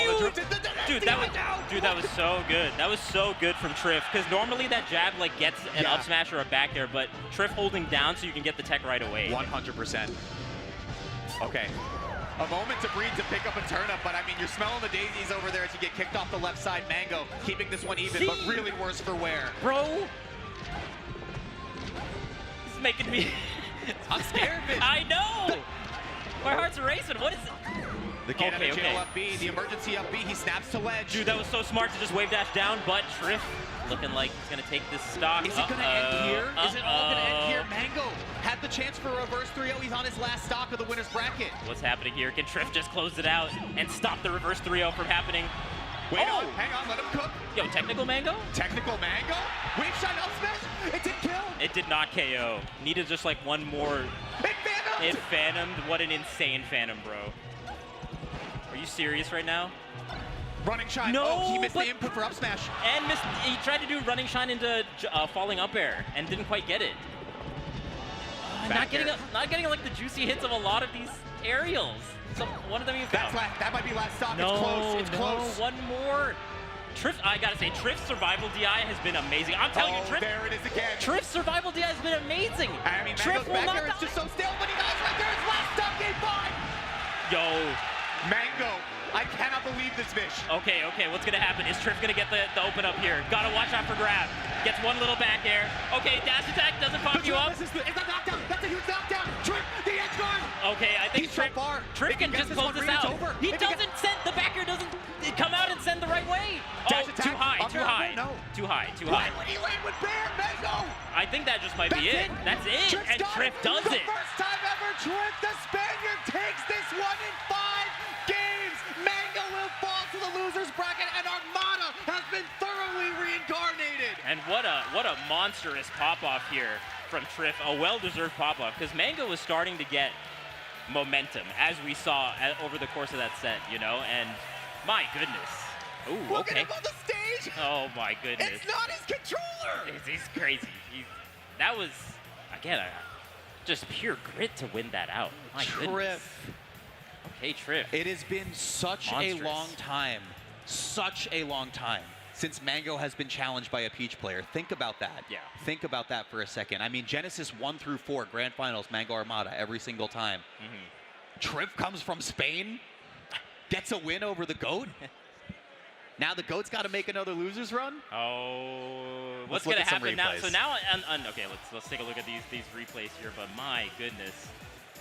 I gotta say, in that last game, the thing that really stood out to me from Triff's end was his survival DI. There were like a few back airs that Mango did that were like 130, 140, and it looked like, okay, we're going to last stock. Nope, we got one more chance. We're going to last stock. Nope, that happened like 3 times. Even there was one situation where Mango got like a jab, and then Triff did like the ASDI down tech, so that you don't get popped up from the jab into like a KO potential, and it was like, oh my goodness, the defensive option. It's interesting, right? Because I think you can give praise to both sides, right? Because we always talk about like how rare it is to see a patient Mango. You know, he's letting bears go. He's taking it slow. You know, eventually the bear will find its kill. Yeah. But to your point, if Triff's living every single one of them, it doesn't really matter at that point. Yeah. Oh my God, what a grueling set from those two. Crazy. competitors. I mean, Oh, Mango God. almost clawed that one back on a reverse 3-0, but Triff shut it down. Yeah. I was saying that. It's all relaxed. That was a crazy one. That was I'm a sweating. crazy one. I'm literally sweating from that. We both grabbed Imagine. each other. No, Like, imagine. please, is this crazy? Like, this is the craziest thing I've seen. Oh man, that so far is the set of the tournament so far. I'm sure we're gonna have more of that caliber of play, but God, that went the distance, huh? Yeah, that went the distance for sure. There are many, many, many more sets to come, but we got an interview with Zane with our Triff champion here over Mango. That's right. Take it away, Epango. Get away. You ready? Okay. Triff, come from across the ocean, whole crowd cheering against you, playing on a controller you've used for like 8 hours. You beat Mango for the first time ever. First winners finals at a major. How are you doing this? I feel so good, man. I feel so good. I was so sad because my controller is like my biggest. I know. I actually traveled from Spain to Vienna, where Cardano is. It's like 3 hours plane. I went to Vienna, I worked on my controller, and I came back to Spain same day. So it was like a huge lose for me, and it was like so expensive. So I felt really bad. I was so unmotivated. But then I just won everything. Are you going to keep using that controller? You can't get rid of it now. Thank you for Spark. Give me a spare one. Thank you so much. And thanks to Rien and Silent for helping me with this controller. I'm so bad with New Day controllers. It's not perfect yet. We don't have time to work in it, but it's something. We got a European Peach. Winners finals at Genesis again. You've seen it before. We'll see how it ends up. Good luck, Triff, in the rest of bracket. Back to you guys. Hey, in the words of Brandon Homemade Waffle, shout-outs to that guy's Notcher. Oh, yeah. Shout out to that controller getting Triff across the finish line versus Mango. But we got another heater of a set coming up right now. It's kind of crazy. I think so. So winners finals is now Triff versus Wizrobe. Is that right? Yeah. Right. Winners finals is Triff Yes. Wizrobe. Oh my God. Yes. That's insane. There is a very wild reality now that we Yeah. live in, because we had talked about this morning all of the strange winner's side permutations that could exist. And I was prepared to go on a really long tangent about how, if Mango wins this, he has an excellent track record against Captain Falcon, right? He has combined like 5 set losses against all the big Cap Falcons of the world. And then Triff just says no. Triff just says I'm going to no. defy the stats and get my first dub here. But heating up right now, sitting on the stage, Hungry Box up against Salt. Yeah. This is going to be a fun one. Another Falcon Puff here, because so stylistically, this is going to be very different from the Wizzy H-Box set that we saw earlier. Yes, it is. I do want to add something before you continue on that, because I've talked with you about this. When I interviewed Wizzy, I asked him, who do you think is the Falcon who's most similar to you? And he said Salt. So I think the answer is yes, it will be very different, because Salt is a crazy person in terms of how she handles matchups and the speed in which she handles matchups. But she's very disciplined in the places where she knows she needs to be. Yeah, I think I'm assuming, that's honestly like pretty surprising. But I think in neutral, especially in a matchup like this, I think they might have like different combo trees, and they might have like different ways that they're gonna do their hard punishes. But I think the tried and true method versus Puff in neutral has to be this kind of, I'm going to be calling out your drifts with aerials. I'm going to be like dash dancing, waiting for you to kind of whiff your back air. I'm going to stay pretty grounded so I have access to, like counter hit your back airs. Right. And I think in that sense, there's definitely going to be a lot of similarities between the two Falcons coming up. I'm interested to see it. I'm really interested to see this. I mean, set count-wise, it is in Hungrybox's favor. I want to say it's like 9-4 in favor of Hungrybox. But so much of it was played at, like Salt said in the interview, Waddle Wednesdays, coin boxes, the like.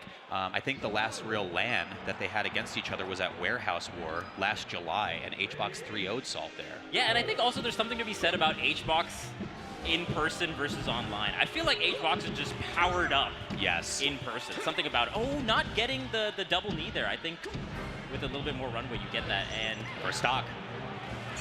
Going over to HBox. Look at his player cam. No, Do you see this? He's already fired up. He's got to be. I mean, there's a path here for Hungrybox to take this entire Genesis, but it has to start here. Oh, yeah. And we had talked about it before. I mean, right when he was warming up, he's like literally chatting with us, hitting up tilt rests while not looking at the screen, going, I feel really good about my bracket today. Yeah. But Salt not going to answer back with that stock quite yet. Really good DI there from Hungrybox. Also, going right to the corner of the blast zone, so not getting KO'd from the stomp knee. Good stuff so far. There's the down throw mix-up. You had talked about this earlier in the Wizrobe Hungry Box set, so just re-elaborate that for the people at home. Yeah, I think there's going to be a lot of setups here where Salt is going to get the down throw, and it's going to be on HBox to switch up the DI either in or out, and whether Salt can catch those differing DIs is going to be a huge part. But see, that's what I mean. I feel like this. Oh! Yeah, when do you see Wizzy go for platform movement like that? I mean. Yeah, you're so, right. like, You're right. You're right. She's going crazy. Tell me. She's going crazy. Tell me this is different. Crazy. Tell me this is different from Wizrobe. Tell me. It is. It is. I was surprised when he said that too. Oh my God. Oh, gets the jump. Nope. Okay. I think confident in the edge guard, right? The position is so good for HBox here, and then you pound the other way, so there's absolutely no chance for Salt to get back. But I think the downside about going this hard from Salt's end is that I was telling you in the previous set, HBox I think is very good at playing when the opponent kind of comes in. Yes. Then he can kind of get an idea of when they're going to be, their attack angles, their timings, and things of that nature. I 100% agree. I think when HBox gets to stifle out momentum-based players like that, that is where he thrives the most. We do talk about he's really good when he gets the chance to go in, but when he gets the chance to frustrate players into these positions, that's where he can thrive. Yeah, and I think Falcon is a character you can definitely kind of frustrate in this matchup. But Salt's slowing it down a little bit, which I like. I think she is seeing that the playstyle she did in the first few stocks isn't quite working out, and HBox is praying on it. There you go. Ooh! Up air, up air. Doesn't want to end the combo early with the knee. Okay, just wanting to catch HBox here on the landing. Playing the up to down too as well. And you see just HBox just retreating, doesn't want to deal with like the invincibility that Falcon gets off the ledge. Just goes back to center stage, I like it. And Salt now staying pretty grounded. Because you get access to jab, and we saw how good Salt is off the jab, right? There's a lot of mix-ups you can do off of jab. Shout-outs to Chef Rockman and the cookbook as well for having a litany of things that you can do off jab 1, off jab 2. You can play based on mix-ups. You can play so flowchart if you're Falcon, but like you said, Salt may not play by the book all the times, and that's going to be game 1. Just the edge guarding in particular, I feel like was really solid from HBox. And ooh, HBox is looking ferocious. Ferocious. Chair's got to watch out. All of them. All of them. Every single one. You know, everything in the crowd, the bleachers, everything's got to watch out. Okay. Here's a big thing I noticed, and I want to hear your thoughts on this as well. Really haven't seen a lot of stomp from Salt, and that's such a difference maker in this matchup, right? It determines there's the first real attempt of this game for it. I think the difference between this stomp and like the way that Wizzy does it, oh God, that's a really good stomp. Look at how much you get off of it. You get a lot off of it, but it required like a little bit of a setup. That was such a good up air from HBox there, just beat out the stomp that Salt did. But Wizzy does those like fade back stomps, right? And I think the way that Salt has been doing it, especially that last one in particular, was like jab, jab, dash forward stomp. And so it's like a more offensive, that's a good one. More offensive rather than like a defensive one. Right, makes sense. That makes sense. Salt, a little more methodical in this game number 2. Like there, you see it's like drift in stomps versus like fade back. Yeah, it's just, I wonder if HBox was already presenting the shield, right? Force the reaction out of him at that point. Go for an overshoot stomp, try to hit the back of the shield, and then play the mix-up from there. Right. Yeah, even there, I think like a stomp on the other side of the shield would have been really good to your point. Like even there as well. I wonder if that's what she's trying to do, but she's not quite getting the spacing. Oh no! I think she wanted to like side B into the lip, and then it like kind of cancels like that. She's just letting us know. This is what I wanted, just for everyone who missed it. And unfortunately, good call out. We saw that a few times in the Wizzy set as well, just calling out the timings. Oh, she a runner, she attracts. She is athletic. The athleticism. Okay, yeah. So what does Salt do here? Do you try to challenge? I think you're just chilling. No, you don't. I don't think you challenge here because Puff has got invincibility to work with, right? So you just are okay taking your time, I think. HBox has got a good handle on these back air timings. There's the stomp. I like the dash dance because you see that the Puff is crouching, so you don't want to grab that. So you dash. Oh God, what a punish! And Salt off the top. Here, I agree with you 100%. Here's the problem that I have with it though. Every time Salt starts introducing that type of movement, she always has been ending it with the grab in this set. Right. And I think HBox is fine to just hold down on the great stick. Wait, what's happening here? What's happening here? The stare down. The stare down. Content. Also, Juan is. Oh, this is content. Look at They're staring each other down. They're smiling. Let's go! Oh, baby! Oh, my goodness. Who is going to blink first? This Who's is a going in standoff first? for the ages, Vish. I think they could hold this out. I really do. Oh! HBox goes in. Oh, it's happening again. Action's back on. Salt's just a lot of self-talk here. Yeah? So why did that just happen? What just happened here? Oh, again? Yeah! They're standing still.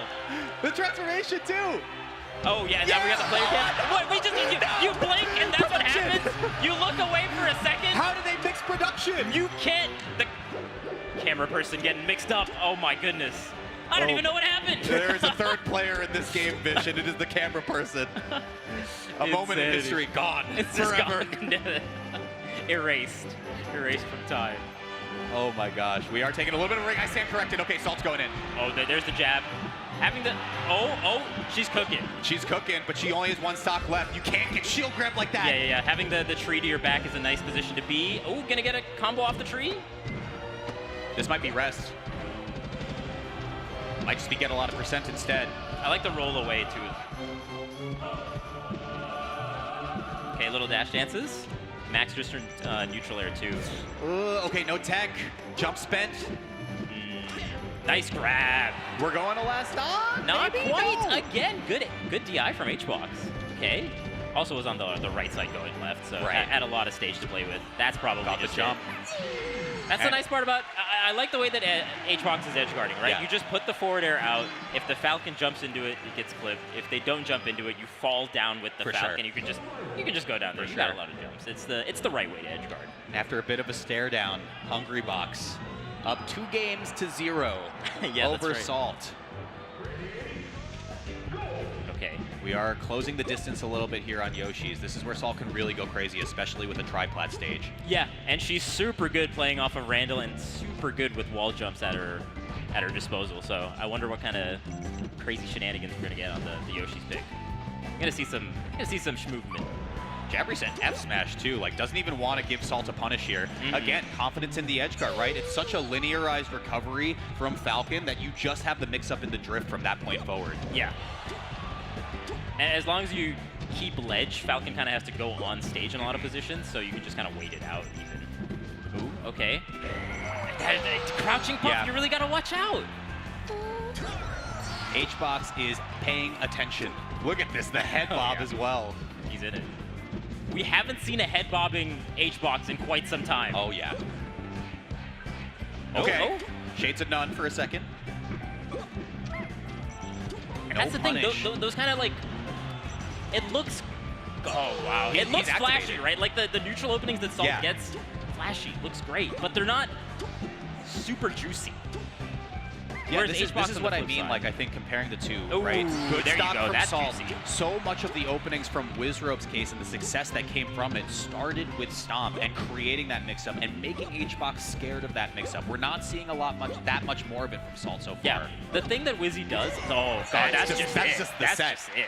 My god, a solid 3-0 from HBox. Oh, love to see the camaraderie. You love to see There it. you go. After the stare down. After the That that stare showed down some was love. great. Showed some love after the stare down.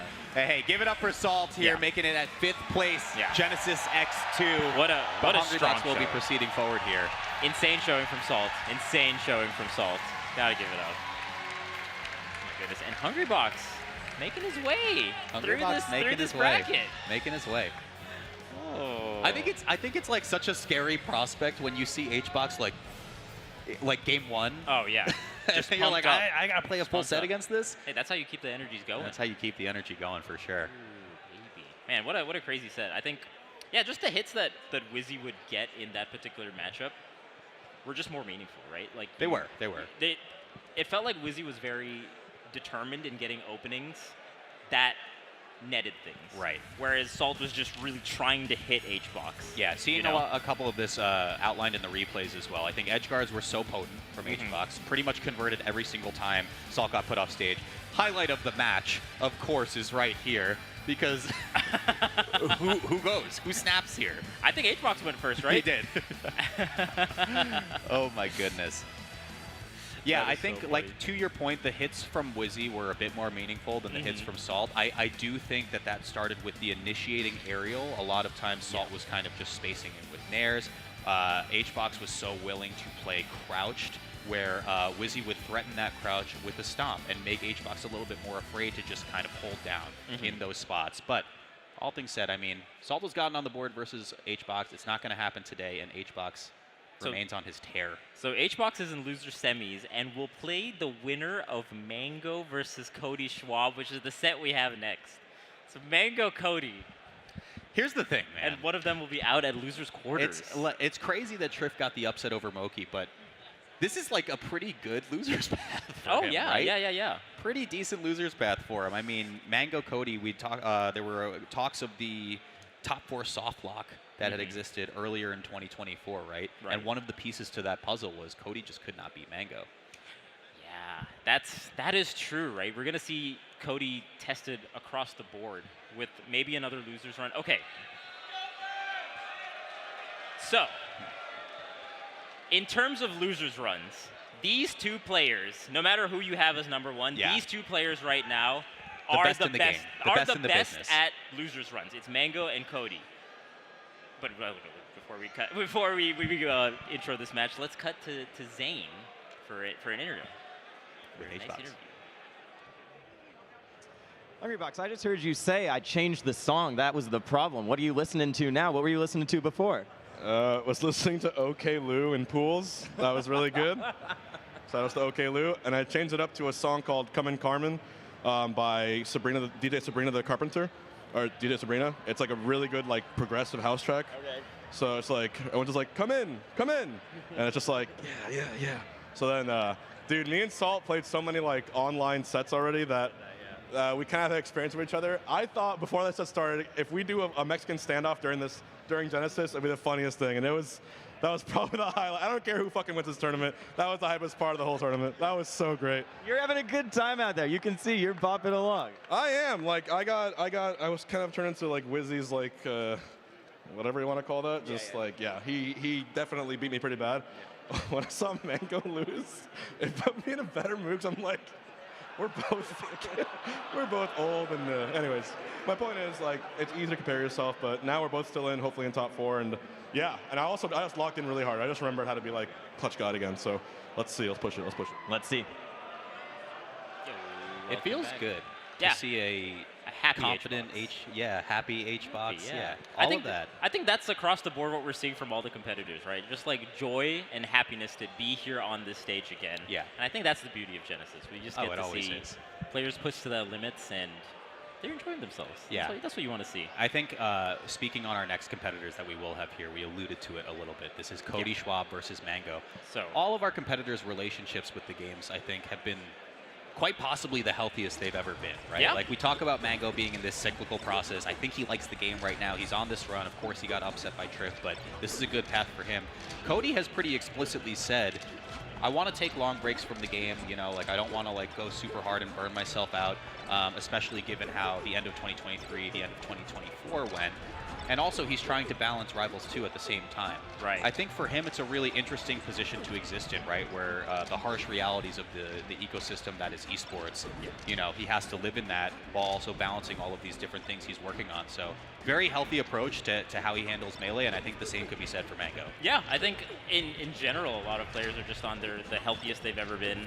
Just in general, like Mango, of course, as we see, has lost a lot of weight, been on the exercise grind, on the health grind as well, and it looks like that hasn't really stopped. Definitely looks like he's been keeping up with that.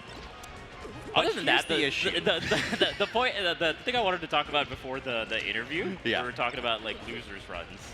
So these two, undoubted best losers runs players of all time. That's both right. Mango and Cody, best losers runs.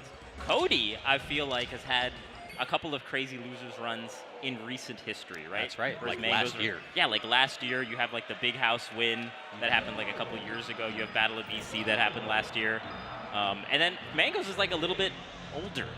Yes. And if this losers run happens here today for Cody, he might be the greatest losers run player He of all might time be, if he and that- continues this. And Mango is the one that can stop it. That comes as a complete shock to probably everyone in the chat right now who wants to champion for Mango. Right. But yeah, Cody has an opportunity here to take the title from the GOAT, Yeah. at least for a day. So Mango can kind of stop the losers run from happening and keep the title.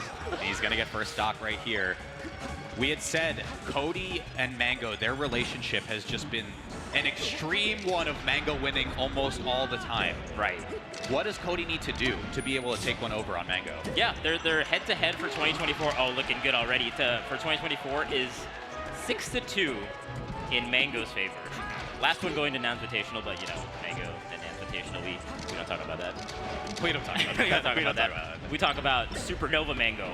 We talk about Mango off the opening. Yeah, and I think to your point as well, like Cody has gone on these long and arduous losers paths, you know, to get victory. Mango in 2024, his 2 victories at Supernova and Tipped were uneventful. He won from winners. Yeah, exactly. for That's both what of I mean. them, It's been so- like winners Mango as opposed to like loser side Mango, right? So we're gonna see either Mango have the resurgence or Cody just adding another one to his title. Okay, traded hit doesn't really favor either player all too much. I'll say one of the best matchups in the game. Oh yeah, oh yeah, the tried and true classic here. Definitely. Ooh, okay. Back Both and forth on the shield, yeah, so I want to see some shines out of shield moving from there, but if bear-to-bear is completely fine, we go into that stock, Cody gets the better end of that exchange. Yeah, it feels like they're kind of testing the waters on each other in the shield pressure Right. sequences that they want to do, not going right into Shine, going for aerials instead. It doesn't quite get the back air out in time, so the drill just beats it out. Look at the mix-ups for Mango. Yeah, and this going is on the other interesting side to of the me, shield. right? Because this is very similar to how we saw Mango playing versus Triff just a few moments ago. You know, so willing to, in this case, auto-cancel Bear in the positions until Cody just gives him the opening and get the stock. Now Mango gets to really leverage Falco here, but Cody with great defense. Just get off on the top platform there. Stays outside dash attack range. That's nice from Cody. Doesn't get a huge punish. What's the tech chase?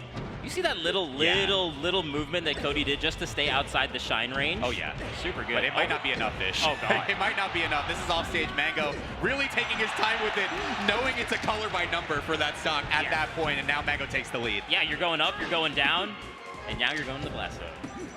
Maybe. Lasers out of the corner. I love that. I love that. So good and also Cody. really nice to just get the one hit of the up air, so there's no Right. chance to even get out of that up air. Even landing on the side platform as well, because double jump up air just wouldn't reach in that position. Cody's on point. Right. They're playing well. Okay. Gets the tech chase. Oh, he's still going. Okay. Oh, great roll. Really nice roll for Mango. Resets back to neutral. Uh-oh. Crazy roll in neutral, though. No tech chase from Cody. Here you go. Staying outside the down air range.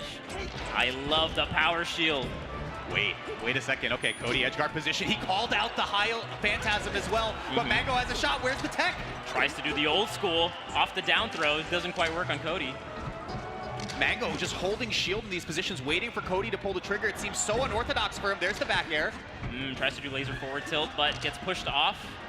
Okay. The backups from Mango. He finally finds that bear. That's really nice for Mango. The drift back aerial on shield. The classic. Oh, what a tech. Cody was right. Oh my goodness. Mango takes first game. Set count aside. Yeah. The patience that we are seeing exhibited from Mango is weird. It's weird to me, right? I think in this matchup he's very good at picking his positions, especially in like last stock situations. But yeah, no, I like seeing a composed, measured Mango. Yeah, I mean, that's the one we're seeing it right feels now. like for 10+ years we've talked about Mango being this paradigm of offense, right? But his defense and the way that he has precision in the correct moments has just been second to none here. Oh, definitely. And I think that also just goes to show Mango's like respect for Cody, right? Right. Because he knows that, oh my God, Cody is so strong off the hit that you don't want to be going haphazardly. 100%. A little bit of laser pressure here. There's the knockdown again. There, you talked about it. So strong off the hit, even with a weird mix-up right there. Cody still gets 70. That's the thing. That's one of Cody's strengths for sure. Off of these like kind of scrap situations that look a little bit ambiguous, Cody's so good at picking up on it. Maybe the best. Oh, a good little push off, but Mango's ready. Grendel in the mix. Actually, pretty beneficial for Mango right now. Oh no! Mistimed. It was mistimed. I don't know how close that was too. I want it to be poor priority, but it probably wasn't. Right. Okay, yeah, just waiting. Gets the forward smash in. That's a huge, that's such a big swing for Mango, right? Would have probably got the edge guard, but then losing your stock so quickly. Now full stock behind, up smash out of shield, excuse me. Mango's been doing a great job with some of these rolls. He has. Ooh, tries to just end it early. Yeah, but full DI out from Cody on that Nair is so smart, right? Like, the down smash never connects, but... Oh, here you go. What's Cody got here? I actually really like just going back to ledge there, because it gives you so many more options in the tree to edge guard. Wow, okay.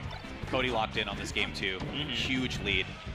We saw that in the Moki set as well, where Cody was just so good at calling out when the opponent wants to get to ledge. Right. Pushes off with the first hit of up air, hits with the second. He's nice with it. He's nice with it. Okay, Mango on his last legs for this game, though. There's the back air, and there was no jump left, so 1-1. That game looked decisive for Cody. It did. That's the thing, when Cody wins, it just looks so convincing. It just looks like, oh my god. Which again, like kind of an odd statement to say when you consider how dominant Mango is against Cody. Right. Oh, So here you let's go. see. Ooh, okay. That's the thing about Falco, I feel like, that's happening more and more. It feels like the setups that Falco has in the combos are a lot more escapable than they used to be. Right. With like down air and shine, if you like smash DI it, they're a lot more escapable. From the Fox's end, when the Fox is playing good, it's definitely a bit harder to escape from. Yeah, I mean, you're talking about trading things that could be SDI'd indefinitely, basically, to knockdowns, which just get you stocks. Right, like tech chase sequences are, you know, like guaranteed if you have the right reactions. Okay, here you go. So what's the punish here? Oh, I love the little pop-up. Yeah, doesn't quite get an extension. Yeah, a little over-ambitious for Mango to try to let that fair fly, but... Oh, great nair from Cody there. The timings have been really nice from Cody. That nair in particular, caught him off guard. And now the bears that we're seeing out of shield are working out because Mango's introducing cross-up dare, right? Like, so he wants to go for, like, dare, maybe shine on the back of the shield to introduce some pressure, but Cody's like, no, I don't really want anything of it. Yeah. Okay, gets a straight back air. Gotta close out the edge guard with the windmill, kind of messing things up. Got Mango stuck on it. Not enough time to get down. That's no jump. That's no stock. Cody takes the lead, but for how long? Yeah, Cody's got a sizable lead, though. Okay, get up. Outside the get up attack range. That was nice spacing for Mango. Oh, you're rolling in. Cody was ready.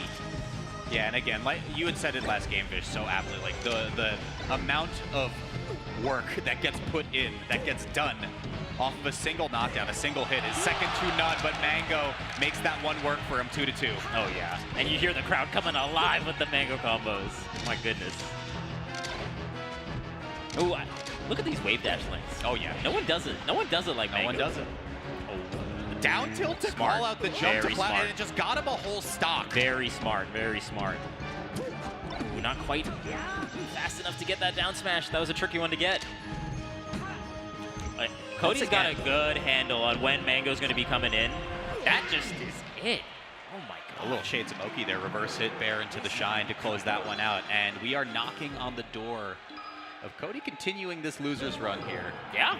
Displacing Mango as the loser's run goes. Yeah. We got to talk about it. We got to talk and about again, this is the reigning Genesis champion right now on the Fox. We are getting our gameplay underway for Pokemon Stadium. Wanting the back-to-back. But Mango's got something to say about it. Yeah, I think the thing that you had pointed out, the game ended so quickly, those up smashes in particular, right? You're expecting short hop in from Mango. Cody just hard calling it out and getting the knockdown is a massive swing. Right.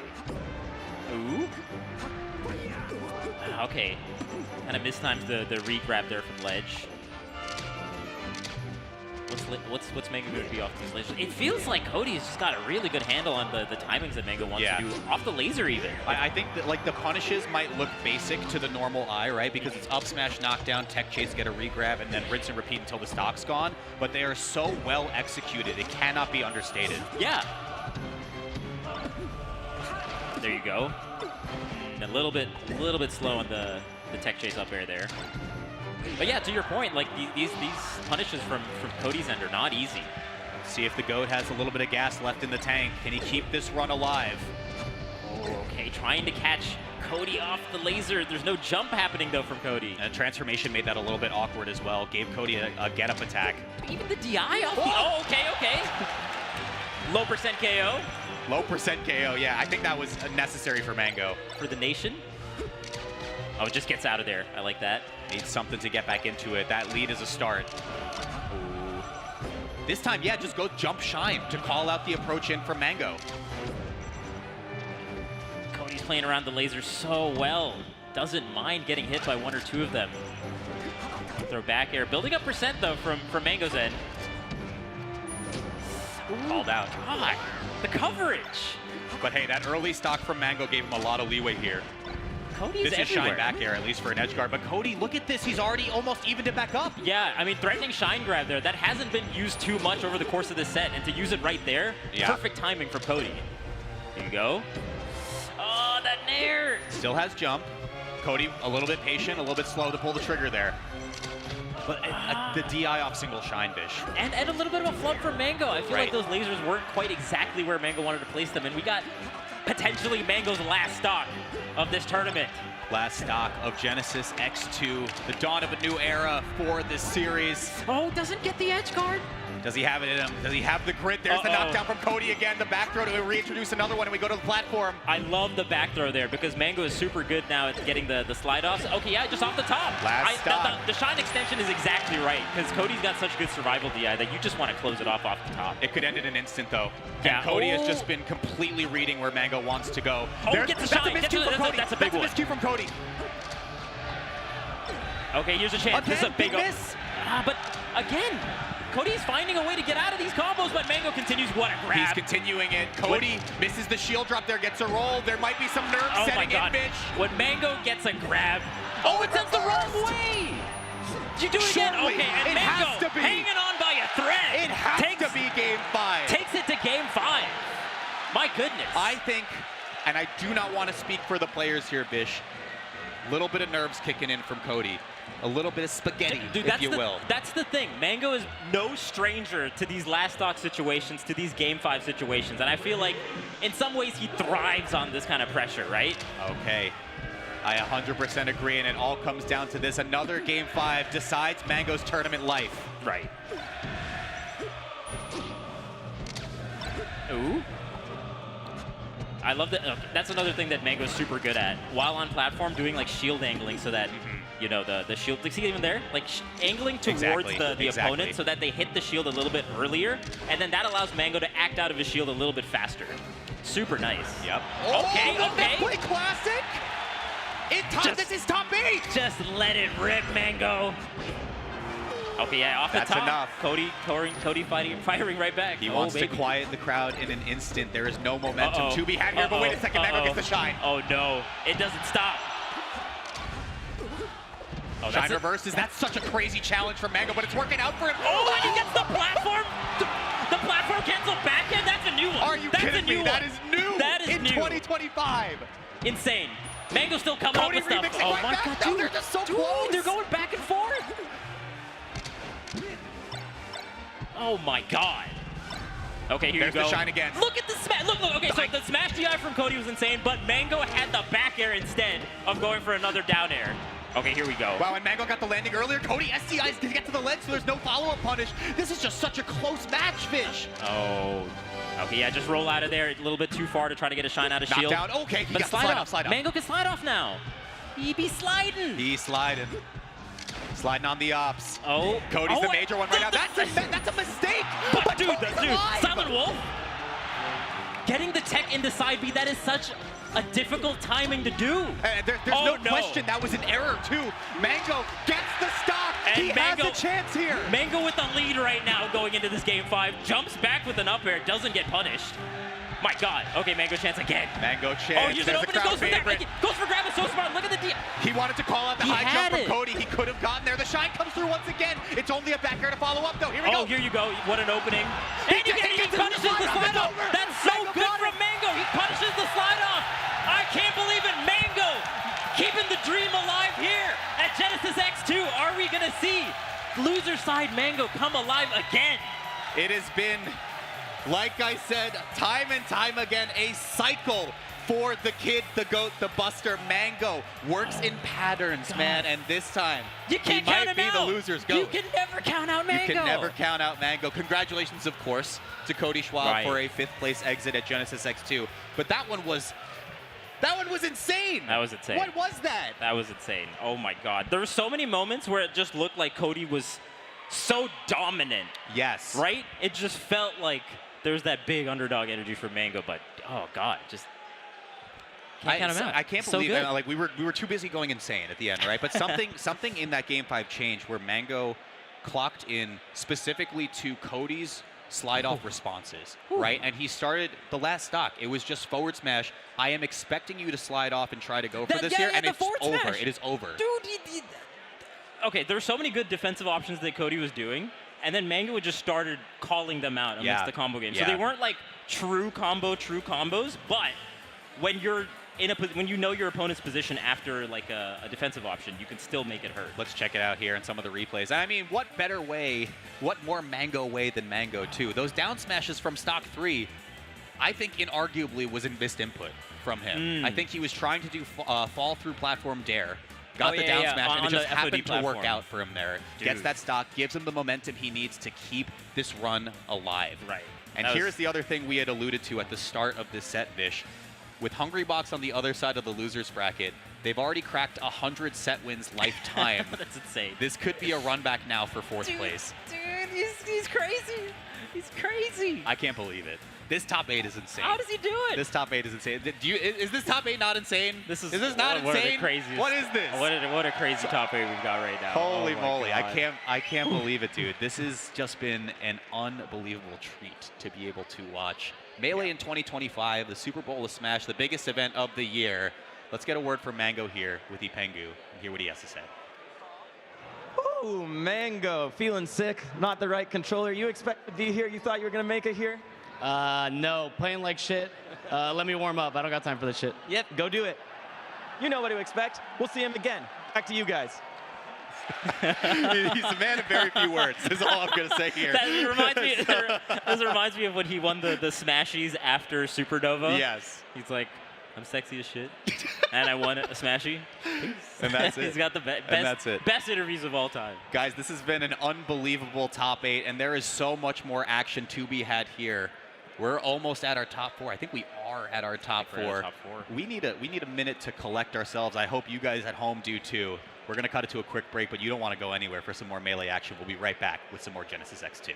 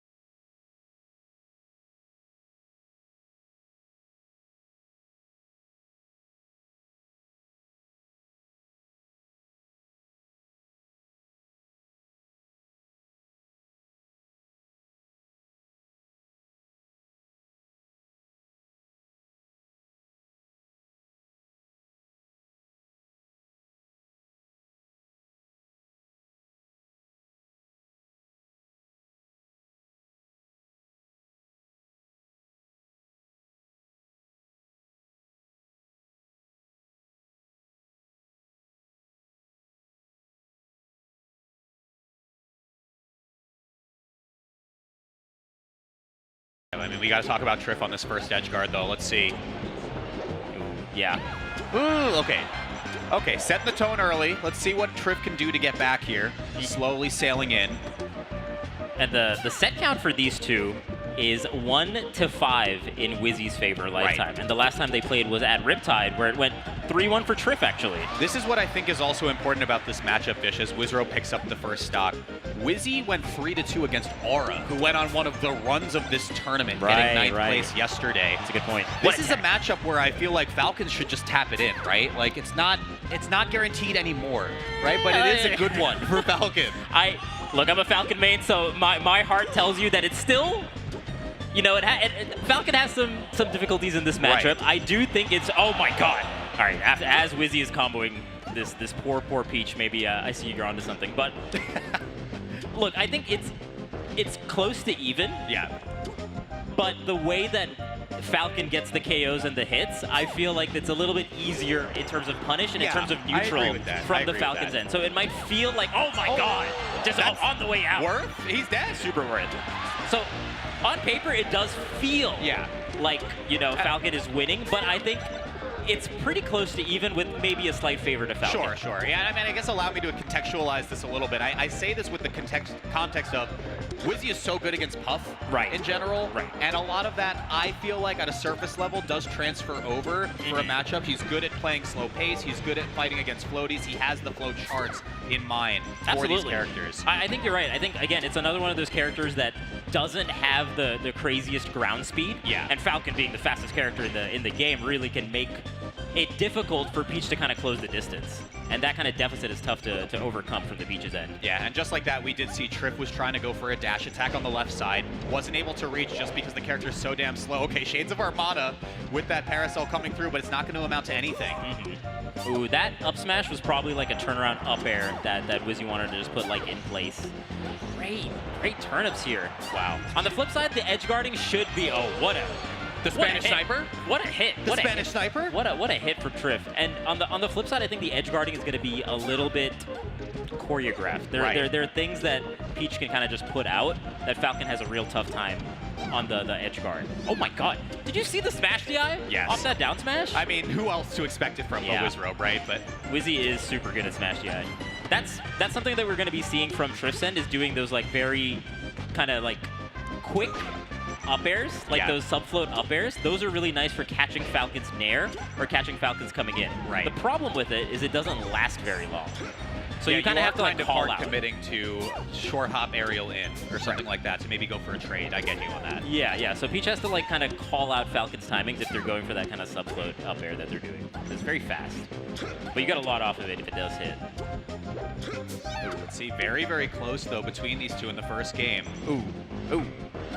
Again, winner of this is going to grand finals, by the way, Vish. So. How crazy is that? Wait a second. Oh, I think that was a mess. That was a mess up from the wall jump there from Wizzy's end. But Triff couldn't capitalize. Big stock here. Oh, no punish on the dash attack. Dreamland big, so Peach is gonna live. Yeah, I think both players maybe shaking a little rust off from the long break that we had in between here. Yeah, absolutely, and feeling each other out, right? Because I would say that both of these players are more on the defensive end of the spectrums in terms of play styles.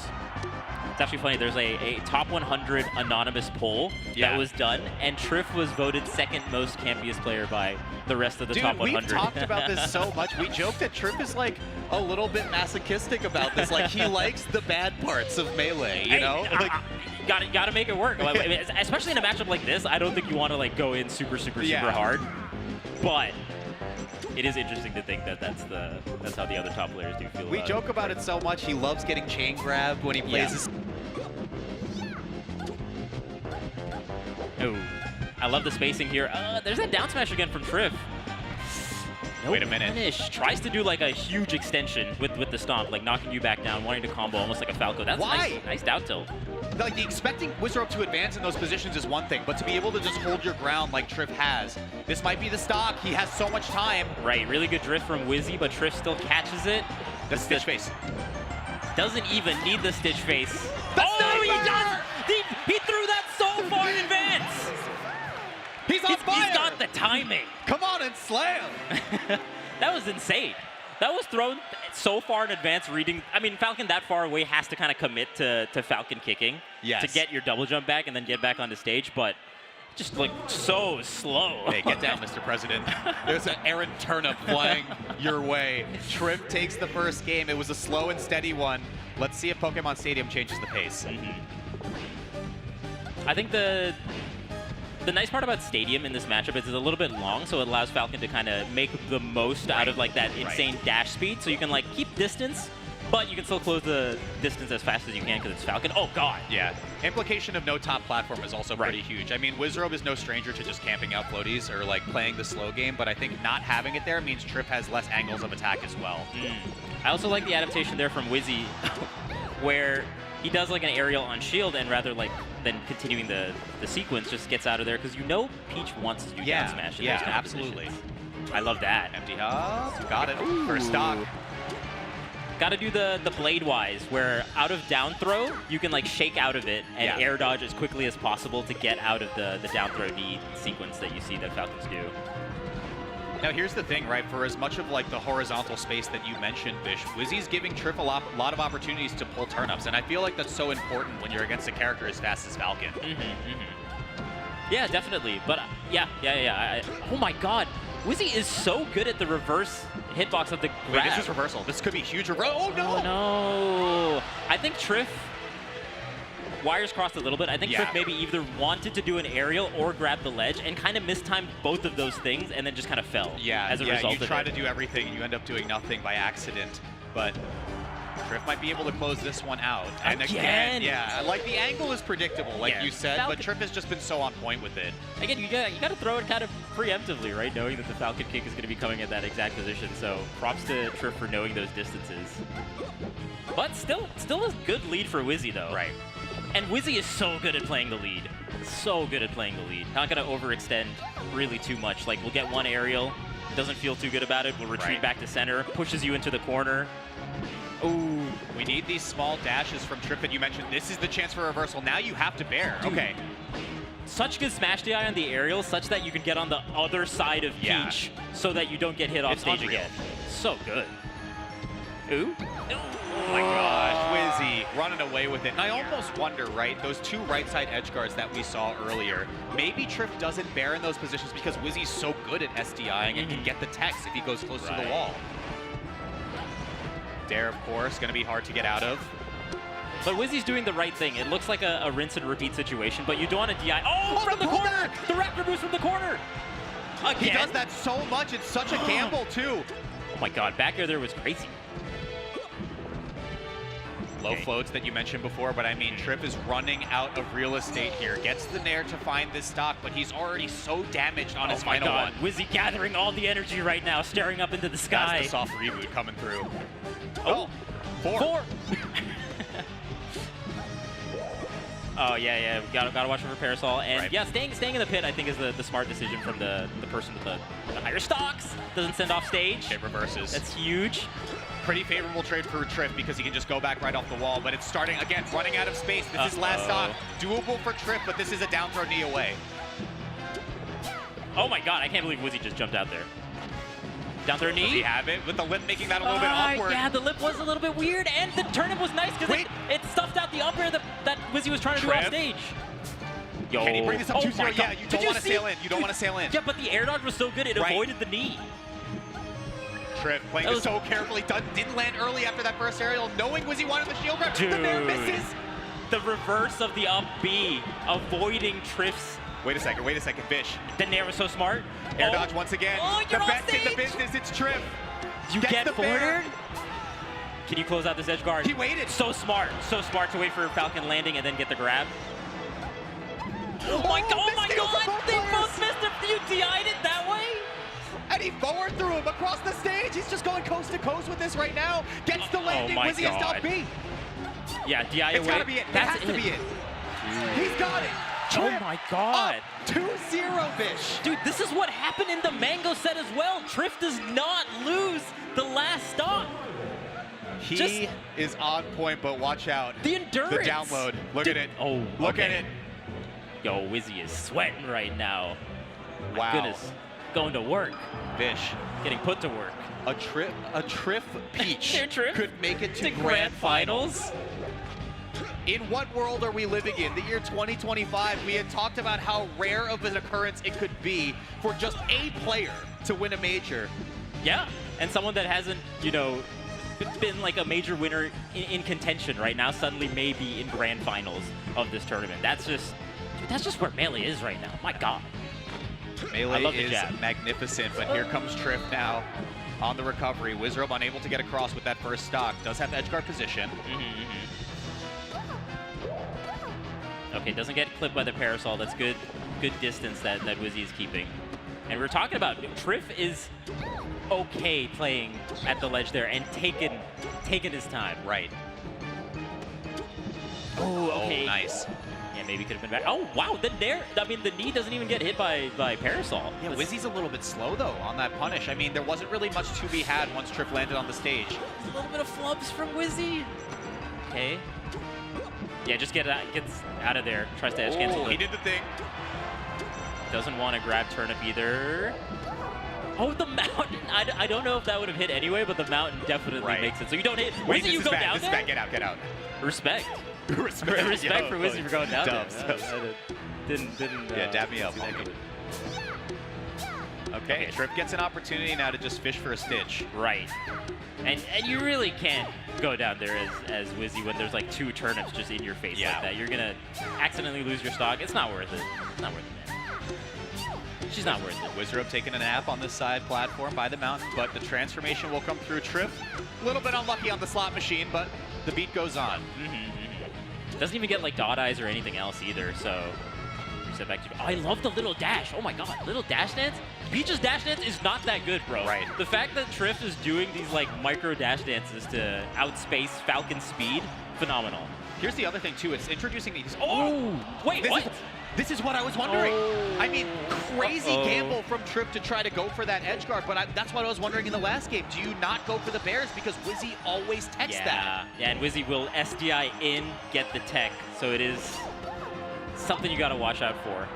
That's really nice too. So they used to call that the Peach Killer actually in Japan, where you cold crouch on the first hit of the down smash so that you get sent back on the stage by the second hit rather than being sent off stage. 204% Fish. I'm at a loss for words. Okay, finally gets it at 217 after hit. Super good. I mean, Wizzy just made Triff work for it. That's a... Oh, it doesn't get hit by the down smash. That would have just equalized it right then and there. Yeah, just roll out of there. I love the rolls that we're seeing from the top layers. Oh, the platform actually messing up. I think the knee would have hit. Wizzy had the right timing call out. And you see there, Triff actually throws the turnip, kind of anticipating that Wizzy was going to roll out of that pressure. I think it covers for a few things, right? Like, you want to get the early jumps out of Wizrobe and then force him to use a button to try to counter that, that projectile throw from Triff. Right. And again, even there, that DI is so good. Not dying off the top is big, and making sure you go right to the diagonal of the blast zone, which can be tricky on a stage. Like, Stadium goes way up there. You're not going to be able to DI that one to live. Okay. Signs of life from Wizrobe. Yeah. Oh, and then just like that. It could all be gone to the second up up air. air. I think Nair would have just reached out a little bit further. Let's see edge guard here. And the little mix-ups, too, that Triff is doing, like doing float, getting out of float, getting on the stage. You don't even know where Triff's going to edge guard from. Ooh. And that's super nice to go for the up B like that. Triff tried to empty land there, too. That's crazy. Dude, I do not see Wizzy missing these up. That up air knee is definitely a guarantee. Goes for stomp. Got on platform, so that was a little bit awkward. Grab the ledge, though. Yeah. I think with how good Triff's survival DI has been, Wizzy didn't want to go for Stomp neither, because I don't know if it would have KO'd, so wanted to like extend it a little bit more with Stomp, get a tech chase. Triple pummel forward throw still is not going to do it. Both of these players have such good survival DI. It's insane. Okay. And again, that's 2 stocks in a row that have been at 200% after hit. Wizzy is really making Triff work hard for these stocks. The knee could just evaporate one in an instant. And also like these getting out of hit stun and doing the up air instantly from Falcon, which you don't really see as often from Falcons in general. Oh God, there you go. Sent to hell. Sent to hell. Sent to last stock. Okay, here's the grab. Yeah. Ooh, not getting second up air. Oh, and Triff wanted the pullback on the last down smash. He still gets edge guard position, though. This is ledge. Yep.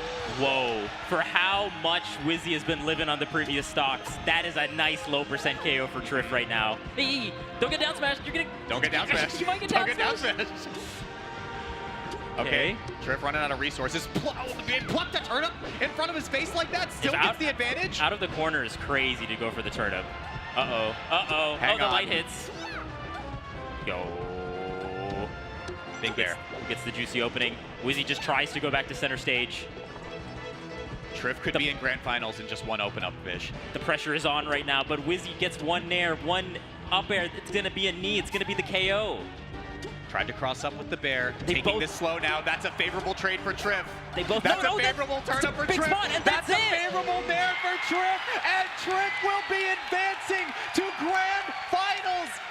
The man from Spain has done it all on a conch that isn't even his. I can't believe it. I can't believe Triff is going on this crazy run, because we were talking about Triff hasn't beaten Mango before, hasn't won a tournament of this caliber, and this is Genesis. Grand finals. This is Genesis. You're absolutely right. Could go down as the 23rd player in Melee history to win a Melee major, and what better of a venue than Genesis X2? Yeah. Moki just won 2 months ago. Right. 2 months ago. I wonder if it's like a new era of Melee, right? Because we for the longest time, it was like Cody and Zane winning pretty much every tournament, with like Mango having a couple wins there, and then J-Mook having a couple of wins there. It's just like very, very dominant. Like the last couple tournaments have gone not to Cody Zane. They've gone It's to like crazy to J-Mook, think they've gone about. to Moki, you know, Aklo's on the door. Like everyone is just at the doorstep right now. And Triff is definitely a surprise. Oh, yeah. I mean, here the at Grand skill, Finals. the overall skill floor that exists in 2025 Melee is like at a remarkable level. It's crazy to think about. I mean, even if you turn the clocks back further than the Zane Cody era, if as it were, you know, the era of the Five Gods where they were winning everything, that explains a lot about why there are so few people who had won a Melee major in, 25 years or whatever. Yeah. That's But now? And you meant, okay, that's a great segue, Walt. You talk about the era of the Five Gods, and look what Yes. two players we Yes. have on stream right now. We have Mango versus Hungrybox in top 4 of Genesis X2 in 2025. I feel like I just dug up a time capsule, Vish. I mean, I'm reminded of our block Oh at my God. Supernova 2022 or Super Smash Con 2022, as it were, Mango HBox Grand Finals. One of them's got to go. That's true. That's true. Who will be the last god standing? And I mean, here the in top most, 4? one of, if not the most tenured rivalries that still exists It's to been- this day it's in spanned, Melee. It's spanned the entirety of Melee, this rivalry, right? It's been there from the beginning. Over 100 sets against each other. The record shows them at, I think, 52 to 50 in favor of Mango. Okay. Just slightly, though. I mean, like we had said, eras of dominance between these two players. But here's the greater narrative that exists here between these two, right? Mango has shown that he can still hang with the best of them in 2024, 2025, peaking at number 3 in the world at the end of year rankings. Yeah. HBox has been kind of playing second fiddle to him for a little while. But let's hear about from Triff, who's sitting pretty in grand finals. Zane, what do you got for us? Oh my God, Triff, you are in winner's side grand finals of Genesis. How are you feeling? I feel amazing. Talk to me about Armada. That's the last Peach to be here. You tweeted it out. Armada, one word. Talk to me about him. Adam Lindgren. Love you, Adam. La Cabra, the GOAT. My GOAT, the only GOAT. Love you, Adam. You are my inspiration, so thank you so much. As a European player, to come so far, does that add anything to you? To have to travel so far? To have so few chances?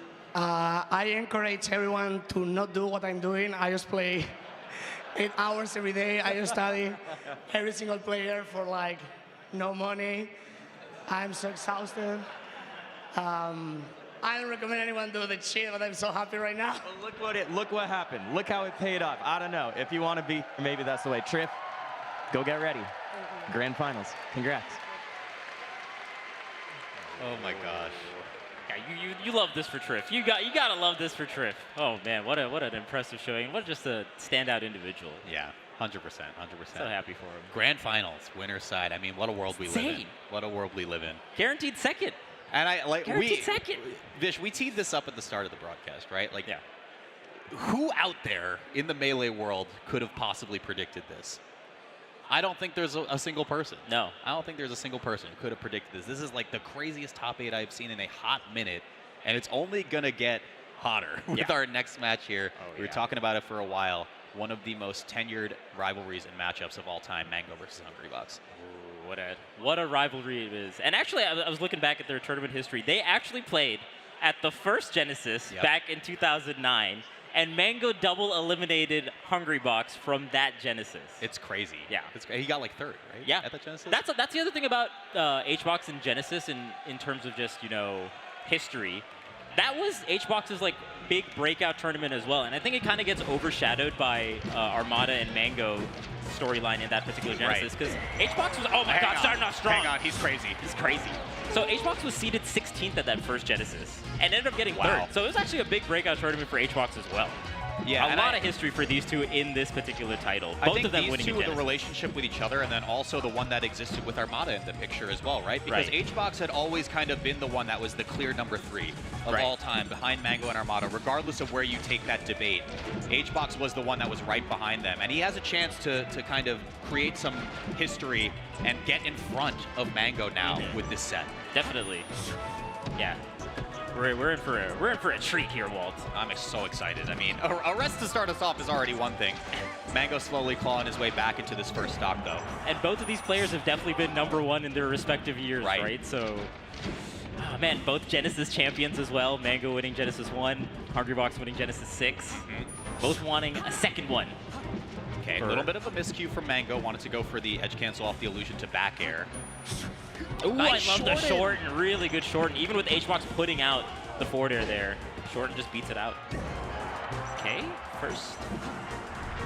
It's the recovery angle ledge. here. Okay, wow. high angle. High enough to go to the platform as well. I think that tricked up HBox and it tricked me up.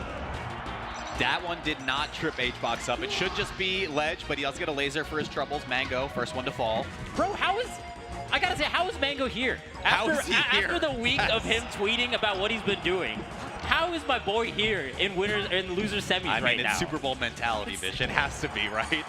The Eagles win is this strong? It might be. Let's see. HBox. Okay, I like what HBox did, and this is something that he has adjusted tremendously in modern Melee, right? He plays so much more grounded against some of these space animals. Long wave dashes, tries to come in, power shielding lasers, goes for grabs. There's another one. Right, and dude, HBox has had to just fight Foxes for the entirety of his career. All the differing styles. That's a nice rest. Ooh, that's a nice rest. That's a nice rest. And on the right side, I like that Mango didn't roll into HBox. Right. That's the classic HBox read. Put you in the corner, wait for you to roll out. So it's nice that Mango didn't fall for it right off the bat. Gotta save that one for later in the set. For sure. Oh, tries to let that up smash rock, which could have just gotten the KO outright. Now we are back to keeping it slow. Yeah, I mean, you've got the lead here. HBox wanting to play the lead by staying on the ledge there, hoping Mango will kind of approach haphazardly. That's also kind of scary, right? With Battlefield, you can kind of go a little bit underneath. Oh, you get a grab? Oh, missed the edge cancel. Doesn't matter. And it could have been a rest, too, from HBox's there. Okay, just re-grab ledge. Like, see there? If you go, like, underneath Battlefield, you can... It's kind of scary if the Fox approaches, because you can, like, put an up air out that reaches through. So it's a scary spot. Right. Okay, looking for up air, exactly. WinCon is so clear at that point for the stock. Kind of interesting, because HBox dashed through Mango, and Mango was kind of okay with it and then put out that falling up air. Didn't fall for like the dash through mix-up that HBox tried. Hey, HBox taking to the skies a little bit now. You might get punished in these positions. See, no shine from Mango. Okay, you can feel the pace is a little bit slower right now. It's tense, but it's a little bit, you know, they're taking their time in between each neutral interaction. I like it. Oh my gosh, stole the grab away that Mango surely wanted off of that weak hit nair. Yeah, and this, I like that I'm seeing the patience though, because there's a couple sets where Mango will just like run in, you know, and it's just, ends up being like a 3-0 and a handshake right away. But that doesn't seem like the type of set we're going to be seeing here today. Yeah, totally From agree. both ends, Totally right? Like agree. HBox also looks locked in. And I mean, you look at the players that are left in this top 4, you have to be, right? Like, all so good at playing the slow game. Mango methodically found his way through that drift and got the up smash for the stock. Even amidst the percent deficit, Mango finds a way. Oh yeah, just falling through the platform. Tries to get a couple lasers here. HBox just going to stay on the platform. Yeah, what HBox? Yeah, HBox just wants like a straight aerial here, and you got to really watch out because HBox is going to be waiting for that jump and trying to call out the jump with like an up air. This is where it gets scary, though, right? You had pointed out the rolls towards center are just HBox's bread and butter. He's been doing this for how many down years? throw? It starts with knockdowns. Look at the weight. Look at the weight. See, Mango's living, but I mean, already in his head a little bit. Mango with the punish. It's only a drill. Yeah, but we were talking about I don't know if you roll in versus HBox. That's a scary spot. Luckily, it was lowish percent, so doesn't net the stock. But oh, what a back air! Oh, what a grab! There's the weight, and he's got it. HBox on the board. Oh my God, what a strong start here for the box. The levels of conditioning, I mean, you take away the fact that these two have played for 15 years or however long it's been. Yeah, they have. The idea that HBox can get away with waiting for rolls and then setting up that right side position that won him the first game, right? You wait for the roll and Mango goes, you know what, I'm just going to hold block. Right. Get the grab, get the rest, get the game. Yo. HBox looking pretty good. Pretty good.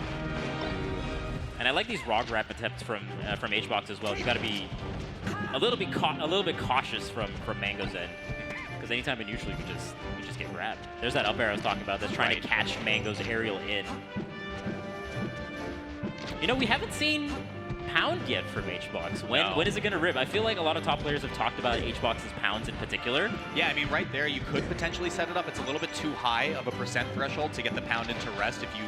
If the Fox grants you that DI in, that's not enough. Yeah, Next needed one. like 2 more lasers, I feel like, to get the up air there. But that, yeah, I think that pound is going to come out later in the set. Ooh, HBox was a little bit slow on that. Plenty of jumps to spare. Ooh, I love that's another thing that HBox has been doing over the course of this last year is like these really, really fast kind of wave dashes. And the nice part about it is it low profiles a lot of things. Yeah. And it can kind of close the distance, and you're still like in crouch as well. I think the other thing that I really appreciate is he knows when he needs to cut his losses. From the sets that we've seen so far, Mango landed with Illusion on the left platform. You could rest and just offer the stock trade early on at that point, but he's confident in his edge guards. Yeah, absolutely. Totally agree here. Ooh. Yeah. Caught slipping a little bit with the grab, and Mango will punish it. We'll take that to the bank. The little lip there kind of messing up the spacing of the back air. Fox just being a little bit too low. Ooh. Saw that up tilt. Rest. It. He had an SDI input on that too, but it did look wonky. Stock lead over to HBox. You see HBox always like turning around right before the rest to throw off the DI, potentially. Oh, wait, he got the jump, he got the jump. This is what I mean, though. I feel like old HBox rests that 7 days a week. But I think just playing the lead and wanting to go for like a combo game also speaks to like the confidence of HBox, not wanting to just like stock trade, you know? 100%. Because that was like a juicy setup for an edge guard potentially. Okay, here Mango's playing a little bit back, trying to laser, trying to get HBox to come in a little bit. Doesn't get the right timing on the up air. Wants that falling up air. He's taking it slow, though. See, look at this. And jab up smash, I was wondering when that was going to come out. Yeah, you're right. That's a good point. It hasn't been threatened too much so far. It's mostly been like nairs and falling up airs. Good percent. Good damage, Great percent. Good damage. And to your point, yeah, we really haven't seen much in the way of HBox pound quite yet. It'll be like last stock, I feel. It might be. Okay, you're just waiting. Pretty much even. Pretty much even here. Both characters. Run up shield is, I mean, like, what does HBox do there? You empty land and try to get a grab? Ooh, yeah. Not going to be able to get the rest there, so just goes for an aerial. Set up for an edge guard. Got it. Off the illusion high. This should be a traded hit, but Mango barely makes it through. Yeah, it doesn't put out the back air hitbox soon enough, so you get hit by the up B outright. Tree a little bit fortuitous for HBox, but not on that side. Reversed it, sends him off to the right. That was almost not great DI. Almost getting KO'd by that back air in center stage. Not what you want here. Oh, putting out the light shield is so smart. That's so smart. Because the Jigglypuff shield was very small. Yeah, and importantly, HBox was facing towards the ledge there, right? So he doesn't get put to tumble. Oh, he could attack that. Okay. All right. Mango with a little bit of a lead here. It How's might he not gonna hang play on it? for long. Let's see if Mango can make something work here. Oh, good angle, but yeah, even with that angle, Puff has enough time to, you know, if you go high, you can just re-grab ledge like Yeah, that. and once again, we have been feeling the fear of last stock Hungrybox for many, many, many years. So Yeah, that fear has not gone away. In some ways, it's strong. it really is. Especially look at these menacing wave dashes yeah. in. And the knockdowns Oh. are so huge. Oh! That's not clutch box. That is the opposite. Mango popped off for that. Hey, he put we his take hands those. in the air and he doesn't care. You take those. He said, wait a minute. He also said, give me a second. Give me a second. I need to get this. I mean, that is a crazy, unfortunate situation for Hungrybox. I was about to say, the tech positions from Hungrybox are so scary, right? Because he has ironed out this flowchart for no fewer than a decade. Tech in place on towards the edge means HBox can dash attack on reaction or wait for the rolls in that we had been talking about earlier. Right. It seemed like such a strong spot for HBox to be able to take that game, but Mango gets a gimme. Yeah, I mean, air dodge off stage like that, that's crazy. How often do you see that? That's wild. Wow, all right. We're going into game 3. Obviously running it back to Dreamland. HBox maybe a little bit of fire under his ass now, a game that he thought should have been his. But maybe, and just maybe, like we've said, Mango has been fighting through game 5 after game 5 in this top 8, and just another opportunity has opened up for him. It used to be that this stage was called Mangoland. That's right. And now it's more known for HBox's strong counter pick in this matchup. How things change. I love these drills as well. It's kind of like a little bit of like a drag down almost. It's cool because he's doing those drills when he's super high up in the air-to-air with HBox, but he's also mixing in nairs as just like a, you can't CC this because you're already in the sky. Right. And this is an interesting position. Like, do you want to keep the Puff in a percent range where you can get up throw up air, or do you laser outside of that so that you can, you know, like back air or KO outright in some other way? Yeah, and I mean, I think by the way Mango, excuse me, has been playing like versus Triff, he's so totally fine to go for the long game. Yeah. Oh my god. Dude. Puff's forward smash, too strong. Way too strong. Didn't kill though. Up smash maybe a little bit better. Maybe a little bit better. I'm surprised that jab into up smash linked. It looked like the Puff was super high up. Right. Thought you'd have to go for aerial or something. Okay, HBox spent every jump to get that follow-up hit. We're close to all of them. Yeah, that's... You're not going to be able to get like huge punishes here. Now it's going to be like straight aerial even from the Puff's end. Right. And I mean, it's a position Mango's going to have to get comfortable with, right? There's Bear. Yeah. Okay. Not too much percent built. 30%. Actually kind of nice in this matchup. It's actually super important in this matchup. Oh. That's rest though. But gonna Still live on living. Dreamland. Do you have enough time? No. Got something. A little something for the trouble. A little back here to go. Staying grounded. Wanting to be able to crouch. Oh, God. Wow, okay. I'm so interested in why he ripped it there, right? Because this is a stock trade. I think a lot of it also has to do with like the momentum of the match. If you feel like it's kind of slow paced, at least you ended it on your terms from HBox's end. And definitely a very momentum based type player, right? So even if you trade, it's kind of on your terms. Okay, now watch the drift in. Oh, Jabber's head, yep. You Oh, missed it! You missed Was this! that Wispy? I don't think he full drifted because Wispy was pulling that direction. It's a tree! It's a tree! Unbelievable. I can't believe it. That's two like really unorthodox huge misses for HBox, which might actually be the set, right? If you think about it, the big SD. Think about. Yeah, like these Plus that. opportunities keep coming across Mango, just hand it to him on a silver platter. Those are big misses, Walt. Oh my gosh. Okay. Those are set losing misses. And now Mango's starting to inch his way back into the stock. He can get this one off an up air, yeah, and he went for it there. And I think kind of Mango also recognizes it. Like, okay, I've been given a second chance right here. Let me not blow it. Let me play a little bit back. Let me not overextend. Okay, back of the shield, such good positioning again. It forces HBox into practically like shield grab or roll forward, right? Insane grab by HBox, by the way. That's a call-out grab. Yep. Angle, okay, tried to go straight through. HBox, I mean, just these hits, it's not killing either of them. Somehow some way they both live. Oh, gets on the other side. You're not going to get anything for it. You tried. He tried. You tried. Oh, look at a good shield angling from HBox too to not get hit by the up air. And Mango just takes it to last stock though. Has gotten so many chances is Mango. Is this going to be just another one added to the list in this Genesis X2 bracket? Yeah, they're even trying to crouch the side B and punish off of that, but instead gets popped up. No punish. Okay, there you Last go. stock for the third time in a row. Yeah. It couldn't be any other way. Oh, he missed him. No platform. No RTC, yeah. No reaction tech chase rest. No dash. He panicked illusion too, Mango. Keeping this one going. This is so much damage, but it wasn't a kill, notably. Right. Still amazing damage. Still insane damage. Now, so many other things are on the table, like forward smash will KO. Yep. Oh! Missed input. Everything got dodged. Ooh, good power shield. Oh, but the percent's building. I think we're in up throw up air range now. We are. Mango's.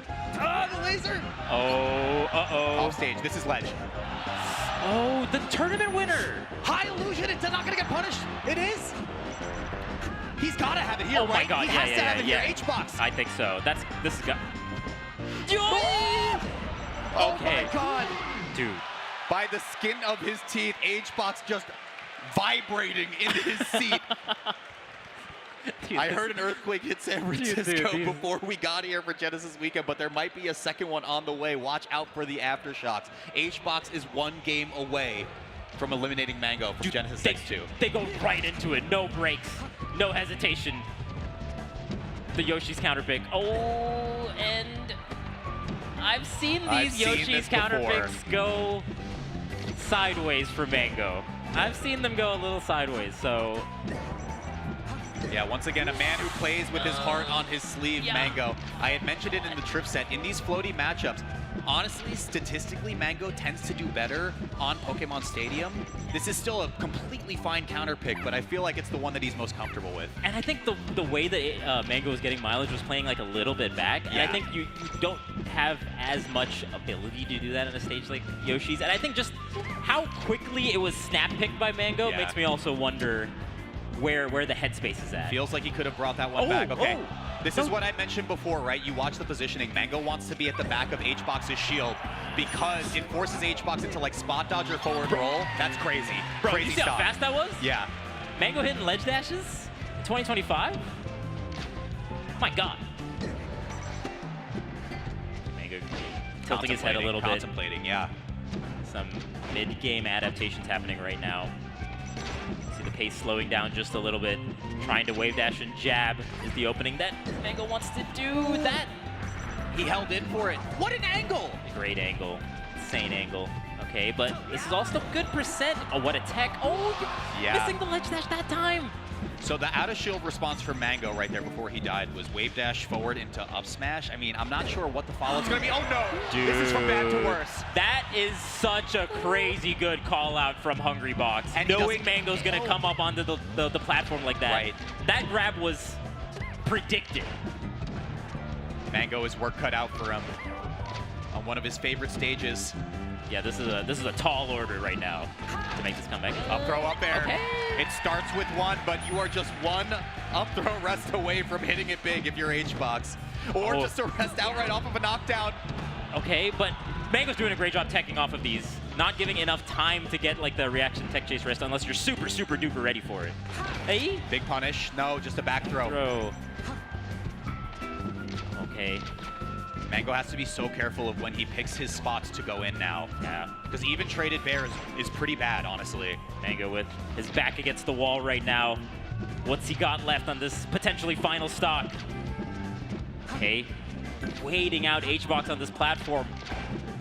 Wanting HBox to come to center stage, but gets eaten by a back air. Another good ledge dash. Ah, the Shy Guy messing up the timing. This might be the difference maker, Vish. Oh, the roll up. Oh. Another shot, another shot.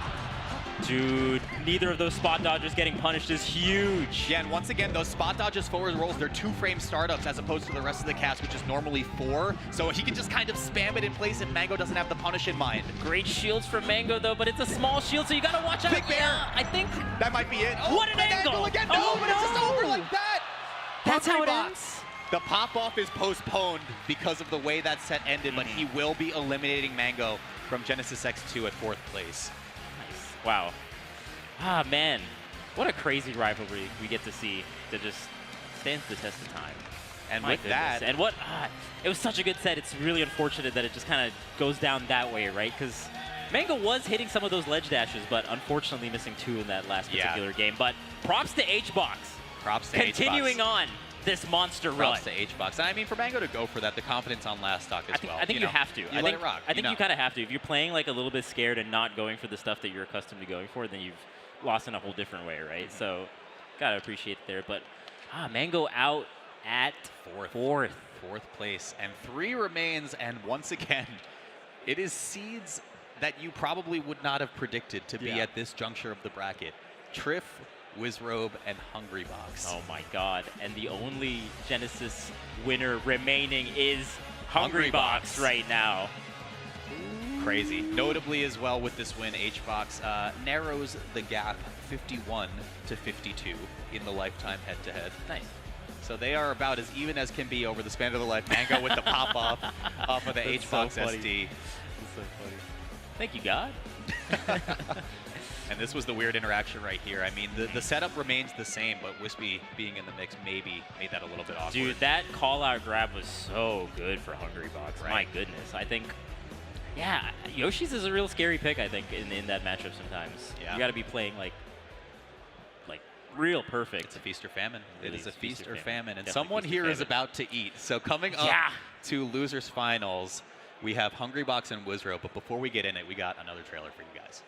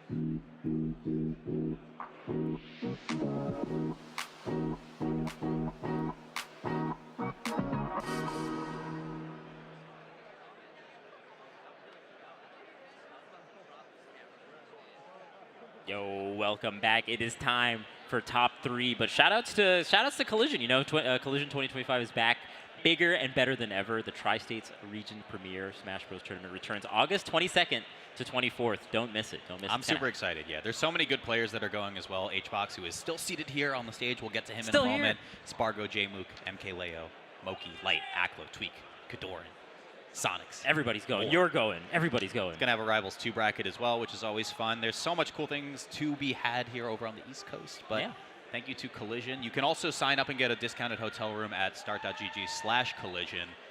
Vish, let's get into our top 3. Oh my God, and what a top 3 it is right now, Walt. We got the run back. We got Wizrobe versus Hungrybox. I'm flabbergasted at this top 3. I mean, with the win that Wizrobe just got not an hour or so ago over HBox, he's actually tied his lifetime head-to-head against Hungrybox at 22 apiece. But we said it in their winner's side set as well. It does not even tell remotely the full story. No, definitely not. Oh man, but this is a crazy opportunity here for both players, I guess. But it's a crazy opportunity for Wizzy right now, like, because if you're going off the stats and the head-to-head of how they've been, this is a prime opportunity for Wizzy to get back into position to maybe go against Triff. Either way, no matter what happens in this top 3, historic. I mean, on the other side of this for Hungrybox too, right? I feel like when he has his quote-unquote breakout runs, which sounds so bizarre to say for a player like HBox, right? Because he's been broken out for decades. But when he has these runs like the Collision, the Supernova, right? They always come off of these challenges that seemed insurmountable for him at times. So at Collision and Super Smash Con, he had beaten Cody twice, this player who seemed totally impossible to win against. He almost beat Zane as well, another player who kind of stonewalled him for a long time. Now he's met with another challenge in Losers Finals in Wizrobe, a player who is like infinity and zero against him in the last couple of years. Yeah, if we look at the lifetime, it's 22 to 22, but it's so different the last couple of years of Yeah, Wizzy. But and I think actually speaking to the last couple of years, excluding the winner side set at CEO that HBox won, the last time that HBox did take a set over Wizrobe was at the Ludwig Smash Invitational in 2022. Yeah. It's been a minute. Kind of surprising. HBox has had to go through like a Falcon gauntlet here at this top 8, having to play against Salt, having to play against Wizzy twice now. You So know what's really crazy is if he testing the wins, he gets matchup. rewarded with a Peach Puff Grand Finals, which I we know, haven't right? seen since the days of Armada HBox. No, and also it's kind of reminiscent of the first Genesis, Yeah, right? it is. Where you had Mango Armada with the Peach Puff. So It really is, yeah. So we're going to have a good time here with Wizzy HBox. Can he break what seems to be a curse here? I don't know, man. It is a tough one. It is a tough one for sure. Either way, no matter what, I'm telling you, this top 3, none of them have won a major in a long, long time. Triff not winning Or a major ever, right? Wizzy, it's been a few years. HBox, it's been a few years. Now they're all just knocking on the door. Knocking on the door. Who's going to answer it, though? Ooh, it's a big one. That's right, that's right. Who can hold out? Because some of these matches, especially with the play styles of these 3 players, they're going to be long, long kind of matchups, right? Long, long matches. So it's almost going to be like a test of endurance for this top 3. I agree. I agree. Because even if you win here, you know you're going to have like a relatively slow-paced kind of matchup versus Triff as well, right? Especially if you're going to the Peach Puff end. Like Falcon maybe can do a couple more things there, but the Peach Puff is going to be slow. I think also, like, the representation of Peach at the top level, it's there, but I feel like it comes in these like individual waves where like one Peach player gets a really good performance. Of course, this weekend we had Ara get 9th place, so there were a couple of Peaches that you could play back and forth with. Lod was here as well, Right. getting a good performance. There's always one. There's always one Peach that does super, super well, and today It's is Triff. Triff's day. It is And Triff's what a day it is. But today, right now, on the stage is Hungrybox versus Wizrobe. Like we said before, pretty tough. Pretty tough for HBox. Not going to mince words on it at all. He's only had the CEO win in 2024 as the only set he had won in the last 2 years. Yeah. Makes it a 5-1 set count in 2024. Wizrobe already up 1 set in 2025, looking to make it 2. Oh, man. This is going to be a crazy set. I can't wait till our players get into it. They're taking a little bit of time here. You know, you want to be in the right form, especially in a matchup like this. Because I think a lot of this particular matchup is going to come down to mentality. Yeah. Like, who is going to... You know, we saw the stare-off between HBox and Salt. I feel like we're going to see that kind of stare-down in the game between Wizzy and HBox, right? The mental game. The battle within the battle. battle The melee within the within the melee. That's right. And I mean, it wouldn't be a Wizzy set without a 20-minute hand warmer. So Oh, we got we're some getting time. we're getting underway. That's right. That's right. You know what? Wizzy's earned it. He's earned. You've earned He's earned it. the, He's the earned long warm up that you want. Take as much time as you need. Take as much time as you need, my man. All right.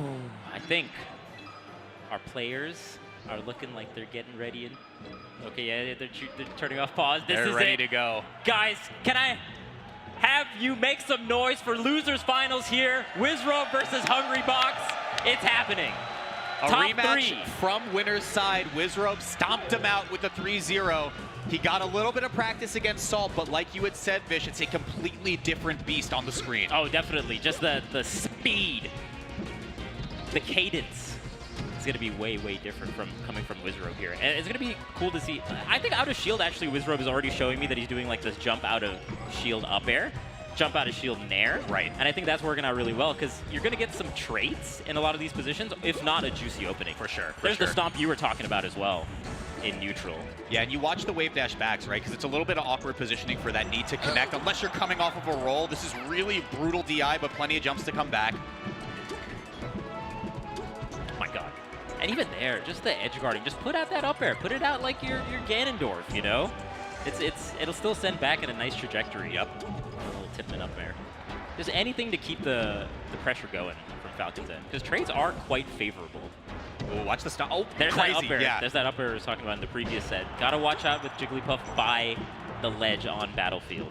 Yeah, and I'm wondering if Wizzy just starts to stomp over that, right? Because Yes, traded true. is so good for him. That is so true.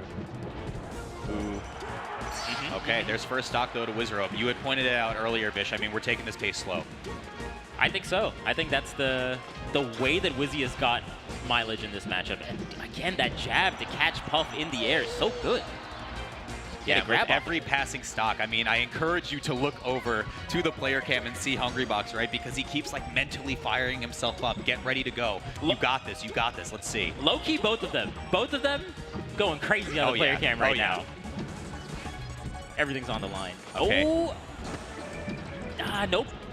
No platform tech chase rest amidst this entire top 8. We really haven't seen too much of that from HBox. Nice conversion there from And Wizzy. I don't know if HBox even wants to go for it, because it's like the same question of like, does Wizzy get an absurd SDI and somehow manage to live? I mean, at best you get a reset. At worst, Wizzy can get a punish off of it if HBox misses. Right. Oh, that's a nice tech chase. Oh What a my crazy! God. To get both hits of Nair there is not easy. And another call out. Wizzy is so good at calling out especially when the platform was there too, right? Like you expect you just take the knockdown, I'm going to eat an up air at that point, but to get the Nair as well, like you said, well done. Why does Wizzy know? How does Wizzy know? It's crazy. Okay, pull back from that forward smash gives HBox the opportunity, but not much more after it. Down air there on. Actually getting the grab there. That's a little bit more than I thought was going to happen. No. HBox just beating out the side B there. Needs something big here. Needs like a rest. Needs like a up throw, back air chain off stage. Has an opportunity there. I think I saw the light shield flash as well. HBox went to press Z and got that instead of the grab. I think you just have to put the pressure on with, if you have it in your arsenal, the reaction tech chase on the platform, because it makes the Falcon then a little bit more scared off of every like opening. Oh, what an insane rest. Dude, first game. All right. I respect that a lot, right?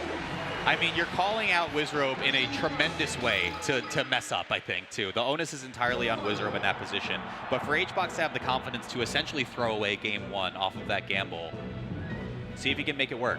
Actually, we saw that kind of gamble happen at Platfight as well, where Wizzy went for like a down throw, and then HBox was trying to rest the knee right before the down throw beat connects. Yeah, HBox had talked about that in a video from like 2017, saying, you know, times have changed, obviously. The only thing I can do in this position is win a frame battle with rest.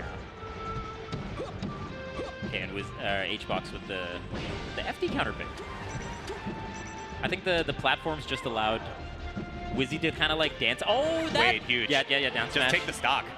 Down smash is really nice. It'll send you at like a crazy angle. So I like that HBox was ready to go for that. I think to your point, this counter pick I like, because you had pointed out earlier, right? RTC wasn't really happening. Like there weren't a ton of punishes when Wizrobe was getting knocked down on side platforms. So just take them away entirely, make Falcon's recovery kind of bad and committal, and then get the punishes from there. It also simplifies the neutral a little bit more, right? Which may or may not work to HBox's benefit. Yeah. But it felt like Wizzy had such a good handle on where HBox was coming off the platforms. Okay. Ooh. This is big. This is big. I was going to say he jabbed early, because you could have jab reset rested there, but it works out for him either way. Now it does turn into maybe a stock trade. Yeah. Perfect. Wizzy knew. Wizzy knew that you could still get the Falcon punch. 2 Falcon punches in top 3. Crazy. Insane. There's the stomp.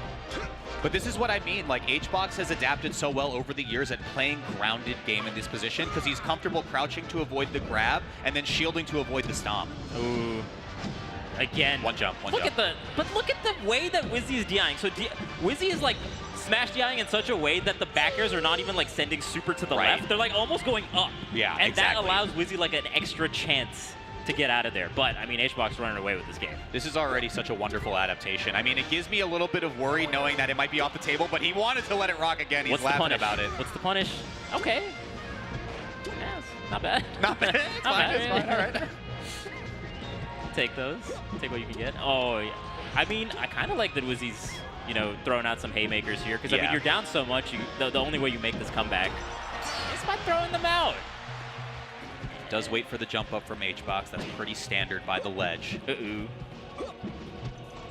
Lord Stomp you had talked about in one of the earlier sets. Yeah, and I like that HBox is actually playing around it pretty well, like wave dashing away from when those stomps come out of it. But he's at kill percent. This is down throw knee on the right side. Yo.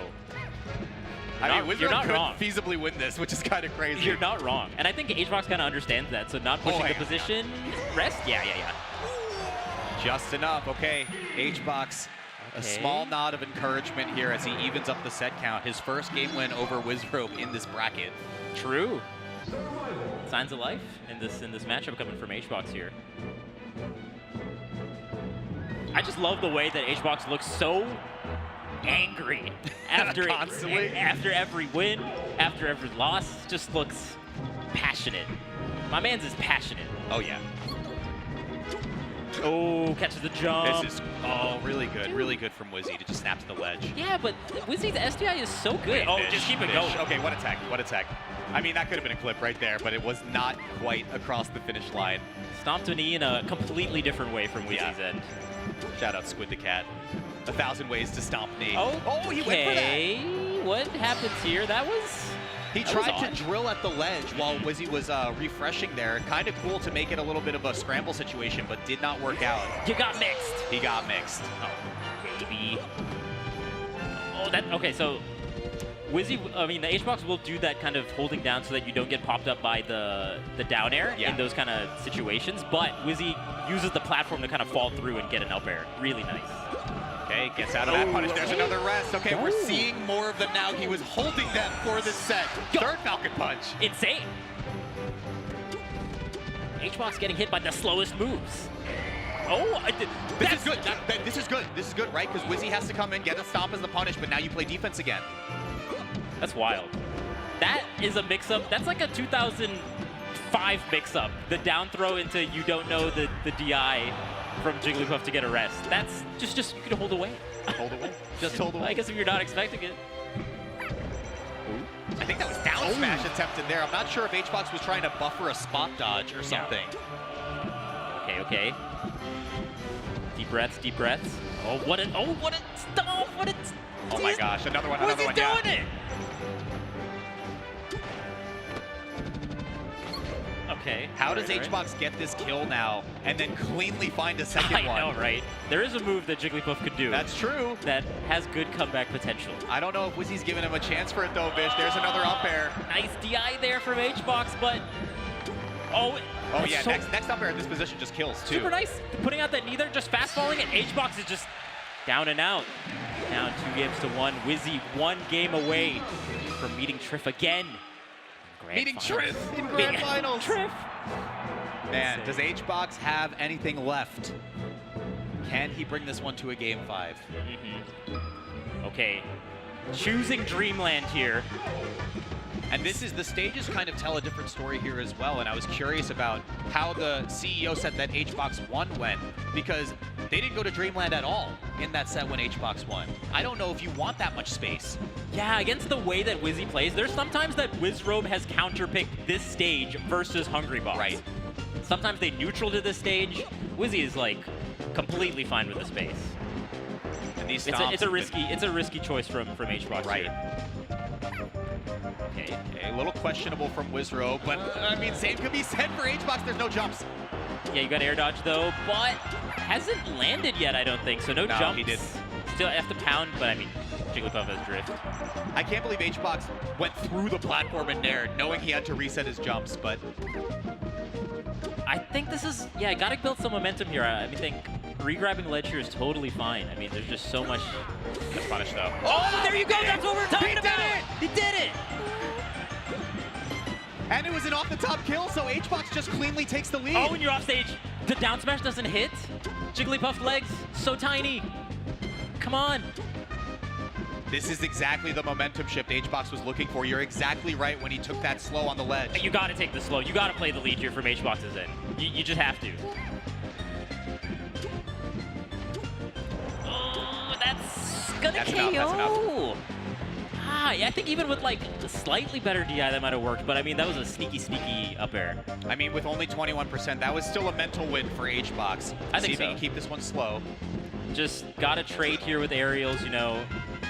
Take your time from HBox's end. Big grab, big grab. Good DI though from, oh. See the crouch? Yeah, the Wizzy's so quick at landing and getting crouch for that. Yeah, you're so right. Wizzy's so ready. Don't aerial Wizzy. Don't aerial Wizzy. Don't do anything against Wizzy. It does feel like that sometimes. Look at these up airs. How do you even get in? Okay, knockdown tech away. There's no follow-up. Okay, double fair. I'll tell you, that most other Falcons will get KO'd by that double forward air setup because they get sent more to the left. Wizzy gets popped up a little bit vertically, and that allows him to recover and then now make this KO here potentially. It all adds up. It all adds up, Walt. The down throw knee on the table again. But again, look, I mean, the spacing is so good from Wizzy. We saw him rack up percent with stomps. He can air out these bears, get a knee in neutral if he wants it. Oh, what a stomp. Yeah, but there's no follow. True. It's gonna KO. It's gonna KO soon. Trying to sing. Okay, just playing by the ledge. Falcon's back here by the ledge does cover quite a bit and will KO Puff at this percent. Almost yeah, and in that spot we saw him go for up air. I think, yeah, just get the stock. After that crazy frame battle of the rest with down throw knee, HBox has fallen behind in the set now. And now you see Wizzy playing the lead a little bit, right? How will HBox respond to this? Oh, good for Wizzy for not going right to ledge. Every little hit is so nice. Oh my god, putting out forward air. Don't even trade? Don't even trade. Never trading, okay. God, it's so stale. There's the call out on the drift in. It feels like these backers are not sending anywhere at all. The craziest, he's on his third stock too, so the Q reset. They're not that stale. Oh, they're not even that stale. It's just Wizzy, I guess. Oh, there you go, finally. Just had to like tickle Falcon to the blast zone with like these light hits over and over again. And this has been such a consistent theme. We even saw it in the winter set. Multiple stocks in a row where Wizzy can live to 200+%. HBox has to find something quick. Yeah, you got to shake that off. Ooh, no, wait. No follow from the back air. Wow, we got the slide off. Again, I mean, Wizzy's defense is just unmatched. It's insane. Ooh, wait, whoa. Oh, no rest throw, I guess. Oh. Yeah. Again, wow. He's so confident in finding the edge guards there. Even if you rest, you trade stocks and you're in a bad spot. Yeah, no, that's completely right. A lot of confidence from HBox there to call out the recovery angle. And now HBox playing the lead. Yep. My goodness. We're seeing the pendulum just kind of slowly swift back and forth. Just the playstyle differential with whoever has the stock lead is so potent. Okay. Love that from HBox. Take the damage with the throw because you're not getting much after that with Wizrobe's STI. Ooh, yeah. Taking the stomp there, not too bad. You're not going to get stomp knee. You're not going to get KO'd. Just reset back to neutral. Wizzy wants to catch, right? HBox drifting in with an up air there, but taking time. Oh, there's the wave dash underneath the high bears that Wizzy wants to go for. Starts to introduce the ground game a little bit, yeah. And you see like these max distance neutral airs as well from Wizzy, just kind of clipping. Oh my god. Power shield. Oh my god. Put it in the montage. Oh, that's the punish. God. It's game 5. Look at him. He's charged up. Look at him. Oh my god. Look at him. Is this the return of the H-God? Potentially one game away from HBox going. I am at a complete loss for words right now. I can't believe what is happening in this top 3. Wizzy, tarp's coming off. Oh, baby. The tarp is off. The limiter released from Wizrobe. The weights are off. The factory reset is coming through. Wizrobe, there it is. There it is. Game 5. The closest Hungrybox has brought Wizrobe since that CEO set where he got reset. Can he cross the finish line here? And we were talking about how Wizzy was one of the few players that can kind of frustrate HBox. That match to me was telling that HBox is okay in those kind of situations where it goes to time and not necessarily biting in the ways that he might have in the past. Okay. Oh, the Dark Rain escort! The Dark Rain escort! It was optimal! That is channeling the old school Falcons from back in the day to get that the that whole punish. Avatar lineage of the Captain Falcons came to tell Wizrobe what he needed to do in that moment. Needed it. Shout outs Dark Rain though for the first stock of the match. Right idea from HBox, but again he has to play from behind. That is so nice. Just a little push. The little push was all you needed. Oh my gosh, and that knee almost connected as well to make it a 2-stock lead. Okay, yeah, nice. No platforms here as well, so HBox can kind of... Mistimed the second jumps. Still in advantage. Oh, here you There's go. the back airs. Here you go. There's the back airs. Grab that ledge. HBox is keeping this one close. He grimaces for a second as he gets that ledge roll up. Oh my god. And the crowd chanting, "Hey, for every little regrab." You'd love to see it. And again, that first pace set the tone very early, but HBox like you had said, wants to take this one slow, maybe frustrate Wizrobe into some positions. I'll tell you, Wizzy is not someone that's going to... Wait, you almost had no jumps. You almost just blew. Hang on, big grab. Yeah, just tries to put out the forward air there to clip Wizzy going to ledge. Wizzy does not go to ledge. Just keeping center stage. Just splashing around in the water. Look at HBox! Look at his face! But despite the player cam, HBox still loses that stock. Oh. But this is getting out of range now, too, yeah. So where do you find the follow-up hit? You just try to get percent and then get the edge guard here. He's got it! Up air. Up air! I think that was a mistake. I think that was a mistake. I think it was, too. But it doesn't matter. It doesn't matter. HBox is pumped right now. What is he doing? Oh my God. What is he doing? HBox is going crazy, both in-game and out-of-game. Bish, I think everyone in the front rows needs to take like a little perimeter. You have to wear a poncho or something for what's about to happen.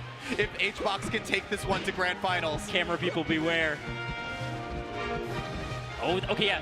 Holding the shield in his hand. Yeah, I was wondering if maybe he wanted to go for like rest if he got that shield confirmed, but tries to. There's that stomp extension, trying to go for a tech chase off the second stomp. Yeah. Oh, platform kind of making it difficult to continue the pressure on.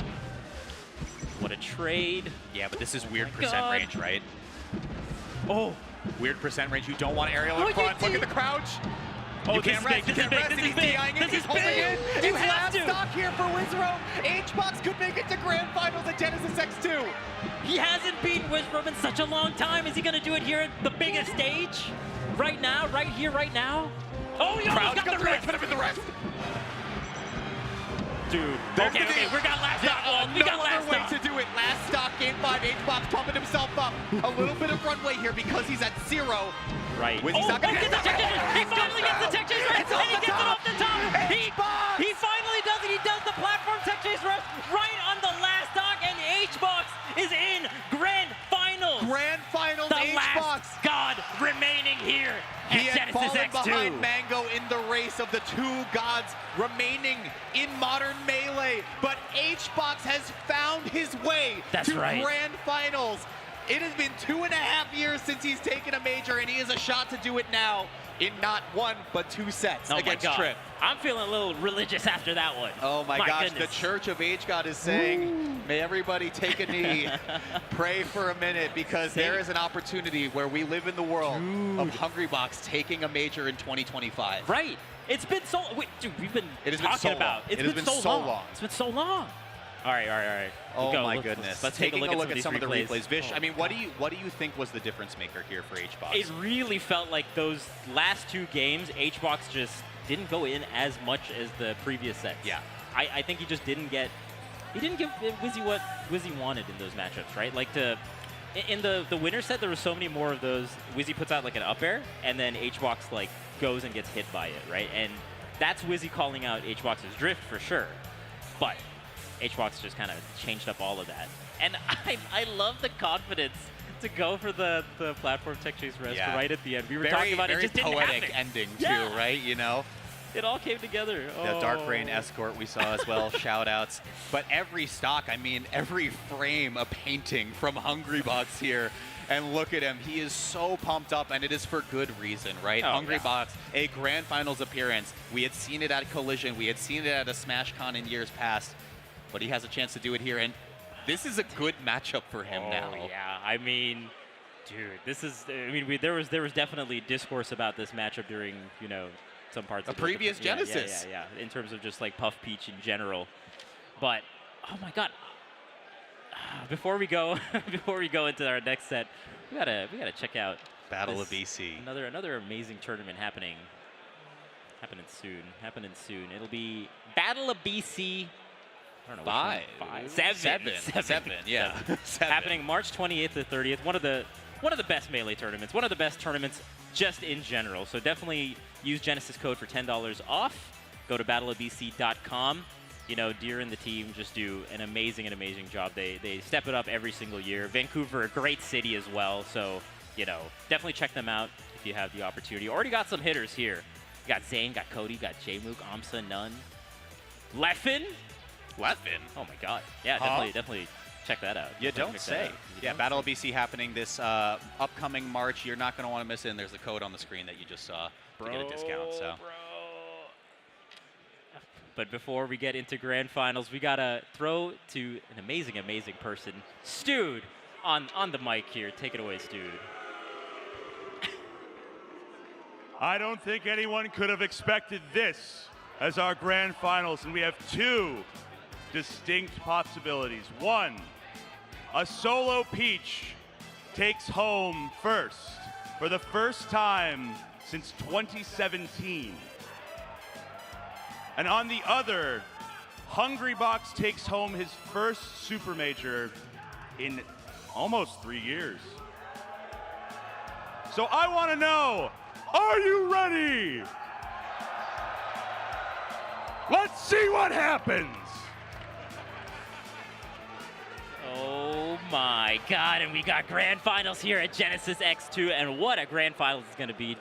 Dude, I introed it better than we could. That was amazing. I'm like on the verge of tears. Like the amount of like nostalgia I'm feeling of like, it's crazy, right? We talked about the Puff Peach. Maybe it's a sleeper matchup or whatever. But we've not seen something like this of this caliber in how many years? Dude, Genesis 1 was Puff Peach, and now at the spawn of a new decade of Genesis, we're back. Grand finals. I Peach can't believe it. I mean, you couldn't have written a better story if you tried. Triff coming from out of nowhere, once again using a controller that is not his. My God. To make it all the way to grand finals, like Stu had said, the first time a solo Peach has been represented to win a tournament since the days of Armada. Since the EVO 2017, I believe, is the last time that a solo Peach has won. Yeah, of course, shout outs to Armada. The legend Armada. Now I'm here's sure the thing. watching. We gotta address the elephant in the room here, Vish. Okay. Buckle up. Okay. Because we might be here for a while. Oh, hey. We might be here for a while. I'm here for it. I'm here for it both literally and figuratively. I think this matchup actually is a lot of fun to watch. It is. And I think just the endurance for these top players to be able to play these kind of sets and go the distance is definitely a sight to behold. These two have played in recent memory. Riptide 2024, it was a 3-0 for Hungrybox. Unsure how many of those might have gone to time. We had talked earlier in Triff's winners trounce through this bracket that Triff kind of doesn't mind the bad parts of Melee. He's kind of cool with it. He kind of likes it, actually. Check out this amazing, amazing trophy that one of these two players is going to be getting. But speaking to your point that, no stranger to playing that kind of style, the last set they played at Riptide, all 3 games were Dreamland. Yeah. So they were down to start Dreamland and just go right to that kind of game, that kind of play style right off the bat. There's no there's no warm ups. They were just like, let's just go, let's do what we're expected to do. We'll warm up in the game. Yeah, we'll just do it like here. This has a lot of insane implications. As Stu said, history is going to be made one way or another, right? So it's crazy to think about. And overall, this is one of the tougher matchups, I think, for Peach. I agree. A lot of Peaches, I think, would agree. Even we've talked a lot about Armada because it's such a historic Peach in this tournament series, and even Armada went like Young Link at one point, and then going to Fox for this particular matchup. So, I think a lot of Peaches have made a lot of headway in this matchup. The person that comes to mind is Laud, doing super well in this 100%. Matchup, right? Like using the differing turnip distances that you can do in neutral, like being able to like throw turnips while turning around. He goes like a little bit further, like throwing them in the air, like differing like the timings of your turnips. I think that's going to be the name of the game here, and already a different start than the previous set they had, starting on FD here. We're underway for grand finals, folks. This is going to be a long one, potentially. Oh, baby. Oh, and the pound. It doesn't really. Honestly, like optimal, the most insane punish that Triff could have gotten there, too, with just a couple hits of down smash. I thought Pound Rest was coming out. Okay, yeah, just spot dodging it. Like we said, it's going to be a battle of endurance and a war of attrition here. Oh, yeah, for sure. First stock matters a lot in this matchup as well. I mean, there were so many discussions that it spanned, hours and hours of people typing away on Twitter or whatever. I know Tafo had posted stuff about Peach gets meter in this matchup. You can fish for Stitch faces if Hungrybox is going to give that space. But by and large, I'm with you. I think this matchup is really hard for Peach. Oh, definitely.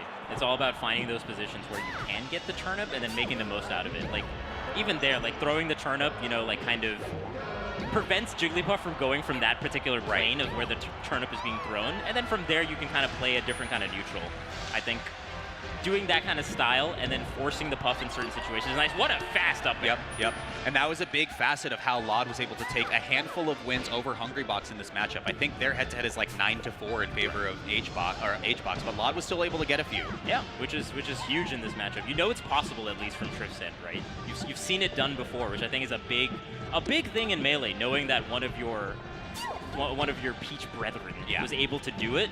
I think goes a long way for your mentality going into a set like this.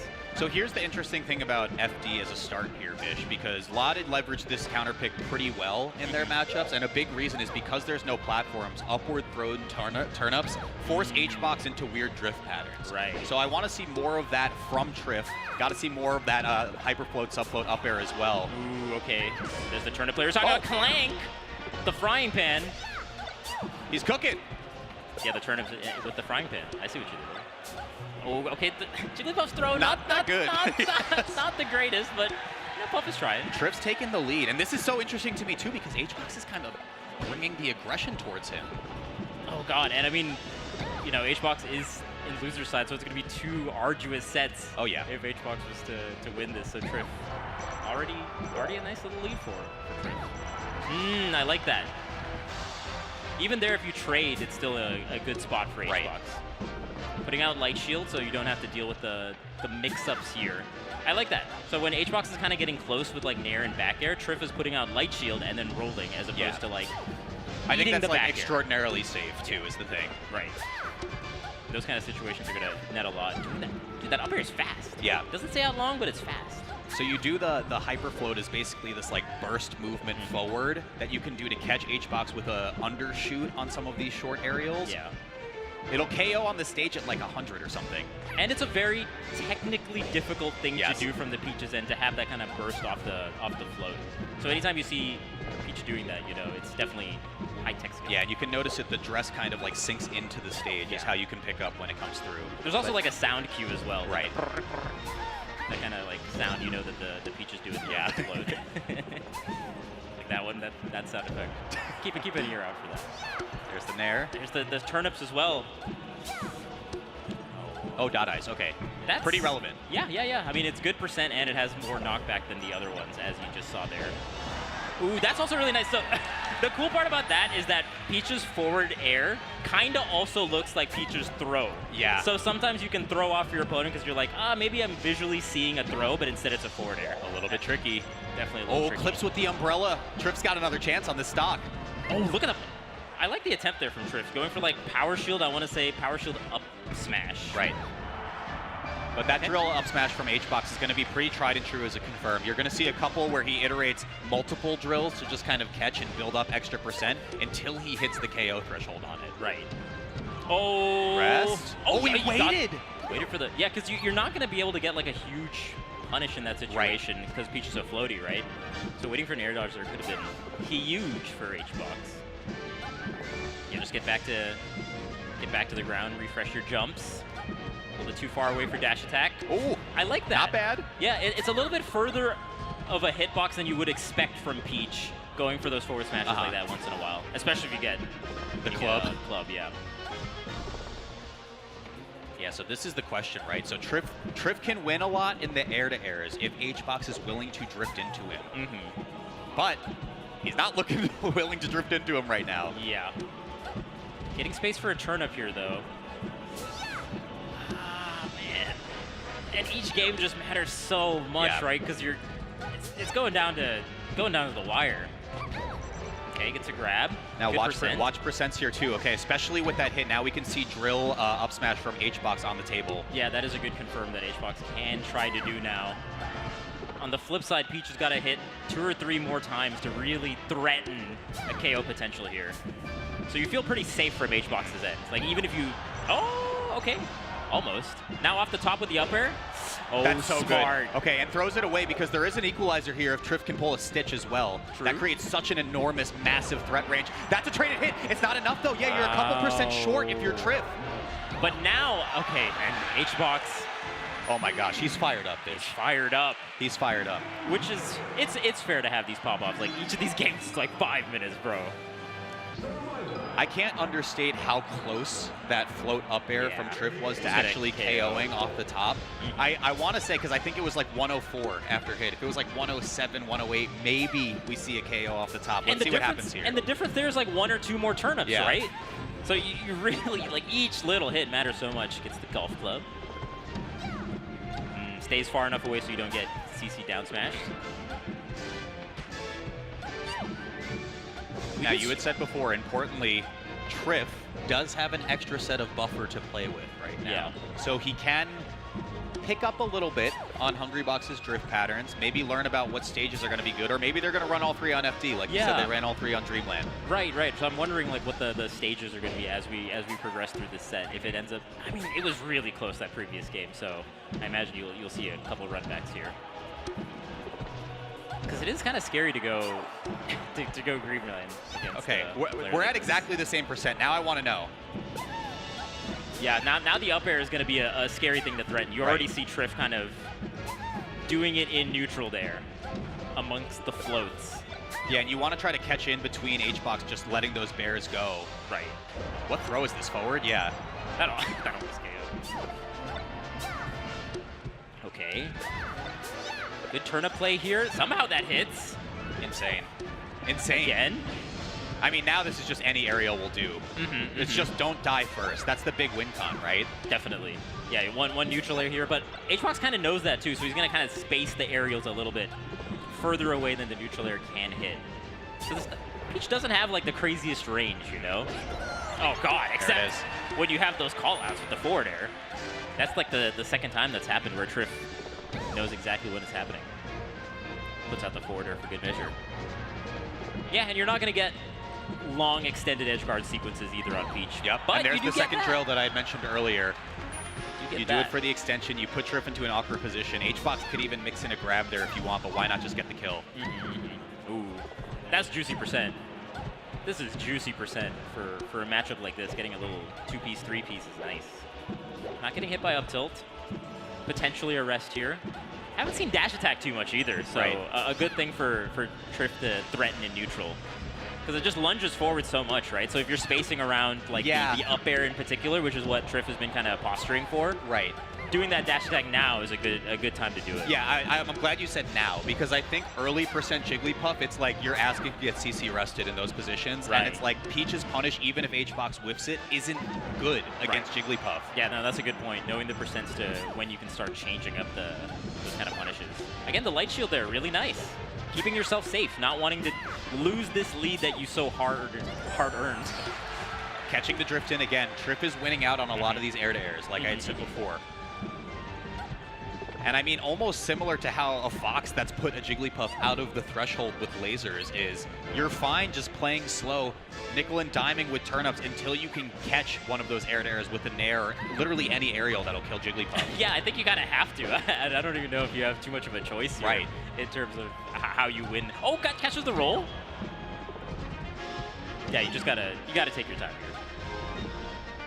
One of the things I had mentioned in the Mango HBox set was that Jigglypuff has a 2-frame startup on forward roll and spot dodge as well. This is really important for this matchup, as we'll see the KO off the top for Triff, because specific pressure patterns from Peach just don't work because of that forward roll from HBox. So you want to pay attention to specifically where Triff lands if he wants to start kind of pushing the gas on it. Yeah, Peach, kind of like a slow-ish character, but has really good frame data. So like things that hit on shield are deceptively fast. So being able to just like get out of those pressure sequences without getting hit by like a forward air or things of that nature, like the float cancel gives Peach a lot of speed in those kind of close quarter situations. Absolutely. So being able to have that roll, to your point, is really nice from the Puff's end. Kind of get out of jail free card. Yeah. All that being said, Triff maintaining this lead. Rest is going to be the great equalizer, though. And there's the roll. Yeah, and Triff, it felt like Triff kind of had a good handle on it, putting out the dash attack there in the direction of where the roll was. Look at how fast Triff is. What is he doing? He's tweaking. That's the float. Those are the floats. Moving. A little schmoving. This is like this intense neutral. That's all it is. That's all you can describe it as. This kind of reminds me of Genesis 6 Grand Finals when it was HBox versus Axe. And, you know, Axe had this huge run, and it felt like, okay, Jigglypuff versus Pikachu, I'm just going to have this slow, kind of drawn out, go round and round each other, and can Pikachu catch up here? And now the question is being asked to Triff. Can Triff catch up to HBox? And it's looking pretty good so far. Looking pretty good so far. You had said it before, Vish. Every single game here has to be hard fought for this matchup. Ooh, caught it. No resources. Has to be Umbrella. Oh, almost getting the up air there. That's still so good. That's a lot of damage. That's, again, like 20-30% in this matchup. I think still Umbrella. Can you catch it on the drift, or does he let it come through? Somehow. It's scary. I mean, so when you close the Umbrella, I think it's like 4 frames of landing lag as opposed to like 20. So you do get a lot of time to, you know, make a roll happen. HBox has to be the one that calls out the drift. I also like the way that HBox will do like a pound to get up there closer, saving one of the jumps as well with like the ascending pound to keep the pressure in the high, those air-to-air situations. A little bit of a lead here though from Triff. Can Triff hold it? Yeah, and once again, this is low percent potential rest as well. Yeah, and you can see Triff holding a turnip and also doing like a float, and and an up air is waiting if HBox decides to go in, and if HBox doesn't go in, throws it up in the air. So pretty safe play from Triff. How do you really get in on that without eating an aerial or a turnip? Or even in that position too, right? You saw HBox confirm one bear, thinks he has a second, and then Triff is just mashing the A button down to get the nair out for the trade. Exactly. Triff is playing the lead phenomenally right now. Again, we're seeing that light shield as well on the anytime there's a defense. Hang on. Oh! I can't believe that miss. And that one tripped the game. Dude, those opportunities are so few and far in between from HBox, right? When you get the Peach to air dodge like that, that is your like chance to get like a rest or a forward rubbing smash. your hands together fiendishly at that point. Definitely. That's your moment. Small stage now. We're gonna see KOs not a lot earlier, but earlier. This is HBox's counter pick here. Yeah, man. Again, dude, such hard-fought battles. My goodness, like this is a strenuous set. This is a battle of endurance 100%. for sure. 100%. Oh, here tries the empty op grab. Hasn't really threatened that too much, but Triff, understanding the positioning, just rolls to the corner. Puff also not the fastest either, right? So in those situations, rolling away does help a lot. Okay, this is roll away. Yep. Not quite getting the KO even on Yoshi's. Had a big off the top. That's the benefit though. I'm like around 120, even like maybe 110 if he's positioned well, like we'll get KOs off the top with that up air. So good first blood to HBox. And again, this is where like a deficit like this is actually enormous. It's like probably 2 stocks worth. Oh, especially when you get the Stitch Face. When you get the Stitch Face though, then the deficit just melts away. The god's smiling on Triff right now. First Stitch Face of the set for anyone counting. He did get 2 dot eyes earlier. Ooh, okay. I like the usage of drill and nair from HBox, just drifting in, drifting out. You can kind of react to see what Triff is doing out of these out of shield options. That's a good choice with the grab, just a little bit too far away. The spacing is too good. This is scary. Peach, I mean, notoriously bad off of the ledge, though. And a character like Jigglypuff, multiple jumps, able to scout out anything that comes from the skies. Oh my god. And HBox still an advantage. You can hear those floats coming out from Triff, right? Yeah. That's the auditory input that you want to hear. Like, look at that. It's scary, though, because if you go in there, you might just get an aerial to the face amongst that kind of like float cancel pressure. Yeah, once again, I mean, just trying to create those threat ranges too, right? Dude, just float canceling everything. Just getting on the platform with the speed. Tries to shark with an up air, not quite getting it. Yeah, but you see how Triff, whenever he's positioned above HBox, is looking in to land with the fair, or just kind of drift down like that. Wants to reset, touch the ground as quick as possible, because you had said those up airs he can scout out, and it will KO here. Super important. Great DI from HBox, though. Triff just fine playing the platform game. Who is going to get the first up air here? And it gives Triff an opportunity. Oh, that was a really weird hitbox. Yeah. HBox kind of shielding over and over again. A little bit of flubbed inputs there. That's a good jump, not getting hit by neutral air. That's Still not? Oh my god. That's not stock either. Yeah, I don't think that was like the hard It hit. wasn't. Okay, this stock. I mean, anybody's stock. Not anybody's game quite yet. We got a ways to go. But I think this is going to be so much momentum going into the next round, whoever gets this. You can hear the movement. Triff is going crazy on the sticks right now. It's not as like visually, you don't see like the shines as you would another character, right? But you can hear like the floats. Yeah, keep listening. I mean, we'll pull up a controller input map at some point to show you just how insane this is, but it's really helping him like keep the proper distances away. Oh my god! Got the strong nair. Got the strong nair, and it's another stitch. It's another stitch. That's what happens. Oh, and it gets dropped. But that's what you get when you have so many opportunities to grab turnips. It's a numbers game. Tafo called it meter. There goes the second stock for Triff. Now we're exactly even pretty much with 4 minutes on the clock. Again? Again? Are you serious right now? That's so huge. Oh, way to drop so it didn't do full damage, yeah. And Triff opting not to go for the regrab on the turnip and just wanting to combo off the down smash instead. I respect. Ooh, okay. Great landing. Push back to even again. That's such a quick 1-2 from Triff. I mean, a little bit more percent. That's a good KO confirmed to keep in the bag. Absolutely, especially if HBox is DIing away like that. That almost got the KO. On top platform as well. Triff is, somehow it feels like Triff is the one playing more defensive against Puff. Right. And usually it's not that, it's usually the other way around. I don't know, he's making this look so doable, it's crazy. Yeah. Ooh, okay. Can't win the air battle right there. God, every hit is just so well earned.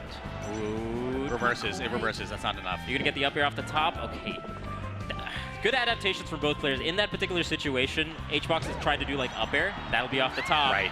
But Triff does like a falling down forward air in anticipation of that up air, and then HBox just respected it, left it alone on the right side top there. Yeah, but I mean, even after losing that stock, Triff remains like unperturbed by all of this. Yeah. He just still sticks to the same exact game plan. Got the nair, it's last stock. It's last stock. That's the speed you get off of that movement that Triff is doing. Right. Oh god, Up tilt from HBox, could have been disastrous. Yeah. There are some cheeky rest setups that you can get from Puff. If you get like a nair, if you get like an up tilt, you get like an up air rest at like the low-ish percent. And it'll probably KO on Yoshi, so gotta watch out from Triff's end. So there's the nair. Oh man, nair rest is kind of scary right now. Gotta look for it. Triff, of course, is clued into it, though. So, I mean, look, the way he's kind of bouncing around top and side platforms as well, it's just not giving HBox a lot of chances to get more than that single hit. Yeah, and you get a grab here for all of the, I'm calling out your full movement following you from platform to platform. The thing you earned was one grab that was like 7%. Right. Okay, Triff put himself in the corner, though.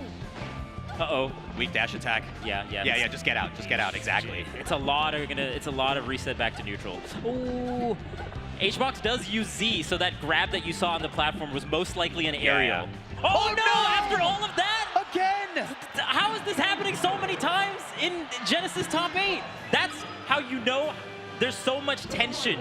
Even amidst this kind of play, there's so much tension. I can't believe that. I cannot for that believe to happen. that. Oh, wow. HBox now one game away from resetting the bracket. Dude, that is a crazy, crazy gimme. And we're expanding the space here all the way to Dreamland. There was like a minute 20 left on the clock in the Yoshi's game. I think we're going to go to time on this one. Yeah. And this is the stage that Triff counterpicked twice their last set. So, definitely comfortable with the space. But from whatever we saw in the Yoshi's game of them going platform to platform, it is going to be happening twice as much. Right. And much more pronounced on a stage like this, I'll tell you that. Yeah, because I mean, both characters have to, if one of them's on the top platform, both characters have to commit super hard to really contest it. So the top platform becomes this like really, really safe area in the matchup that you can kind of retreat to. The king of the hill zone, as it were, right? Like you're just kind of going back and forth, jockeying for position there. Right, and when someone's up there, you're just like, okay, let's, see, like here, Puff is on top. And Triff is like, well, I'm going to keep center stage. That's also still good positioning for whoever decides to go in. And then they just kind of like do this little dance. It's definitely a little dance happening right now, platform to platform. Here's the problem that I see with this counter pick, and you had said one of their previous sets they just did all 3 games on this stage. Triff was getting the nair kills out of clipping HBox out of the sky at like, what, 100? You had to have good positioning for that to work out. If that was center stage, that's not killing. Yes. But that is huge for this stage. And a lot of that is also, can I push my opponent to this particular part of the stage where this suddenly becomes a KO confirm versus just an aerial. Here we go again. HBox just okay staying on the top platform. Triff floating right above. Staying so grounded. Wow. Again, that's that nice forward hitbox that Peach loves to threaten. Good trade. Any trade here is so good. nice. It's It's good. so nice Yeah. for Triff. Sailing back, and again, the mix-up that Triff has presented here when he's above is fair, land on platform, or like air dodge, trip to another platform. That's another stock, the biggest lead of Grand Finals so far. Oddly enough, and on a stage like this is pretty crazy. Yeah, that is the mix-up. Especially, I think that mix-up really comes more into play from Triff's end when Triff is up. Yeah. Because then it kind of puts the burden on HBox, like, okay, worst case we trade, and I get some nice percent with this forward air, or I beat you outright. That time you went for the dare just as kind of like I can fight my way through this and get back to the platform. Triff has really pulled out all the stops for this, trying to force a game 5. Yeah. Drops the turnip, keeping that right side of the platform safe. Just not being able to catch Triff right now from HBox's end. Okay, there you go. Finally. Oh, man, finally. And a big sigh. HBox knows how difficult this comeback is going to be if he were to mount it. Yep. Yeah, take a breath. Take a breath here. Yeah, and I mean, even in these positions where Triff kind of has a lot of free reign to pull turnip, he kind of just isn't right now because I think he wants to just play dash dance, make HBox go for an early jump and try to clip him. Great timing there in Triff from the down smash. This is looking like it's gonna go game 5. Press miss. Okay, yeah, but what's the punish here, right? 24%. Oh, so. wait a minute. Tries to time. I like the attempt there from Triff. Tries to time up the turnip hit with the neutral air there. I think we're going to game 5. This is a tough comeback to make here. Don't want to put the cart before the full horse here, Vish, but I mean, this is a massive lead for Triff. I just don't think Triff is going to let up on this style. I don't think so either. Yeah, he's in the driver's seat, certainly. And it feels like HBox, when you're down this much, you kind of have to push the distance to your opponent, right? Because now we're already at like 3 minutes and 50 seconds. You know, you just can't take your time. You can't take your time too much. It's hard, yeah. You can't play the clock right now. You're just too far from it. You can't play trades. You're going to die eventually if it comes through. And all the trades are going in Triff's favor right now. Right. I mean, what a dominant showing so far from Triff. 3 stocks, rather healthy on this one as well. And Triff is just keeping such good distances in the air, not even within the range of the back air. Like you have to commit from HBox's end to make some of these hits happen. Okay, using the toad to stall a little bit in the air. Now you can just get towards stage or ledge. But you can see the timer dwindling a little bit, right? Like, okay, you're getting some of these neutral exchanges. You're getting some nice back airs here, but what does it mean for this game? How meaningful is it for this game? As every second passes, Vish, I'm right there with you. We're going to go to a game 5 here. Absolutely. And this has got to take a mental toll. Because you're gonna play it out, right? You're gonna try your best, but you just kind of know. Like you can see even like the body language from HBox is like, yeah, I mean, I'm gonna try here, but yeah, I think I this mean, one the is probably fire game that has 5. been burning so bright from HBox, every single stop on his journey to Grand Finals, he's been popping off, starting to get snuffed out a little bit by Triff. A KO off the top. He's probably going to chill on the Angel platform. That's another, what, 5, 7, 8 seconds to take off the timer? It's valuable time. It's time off the clock. And even with the lead here, Triff is just... Because trades are so good, it's still crazy to me that Triff is playing this style, because I think that's what you want to do. It's almost like, oh! Wait. Okay. Oh, you needed that. You definitely needed that, and yeah. I mean, even if it didn't really matter if he got the kill off the top or the side, right? You needed it regardless. I love that Triff is not changing up the playstyle even amidst like the huge lead. Right. Because mentally, I think you're kind of getting the best of HBox right now. Yeah. Like going into this game 5, you've kind of drained him. Yeah, it's so funny you say that too, because we had spent so much time in this top 8 being like, HBox is really good at frustrating other players. Yeah. He's really good at playing back and making people frustrated, Right. making people impatient. Triff is doing the exact same Triff thing is- to him Triff right is now. doing it arguably better in this particular game. It's wild to see. And even here, the percents are so high, like a Nair is probably going to KO, a Backer's going to KO. But Triff is like, I still am fine building up the percent with turnips.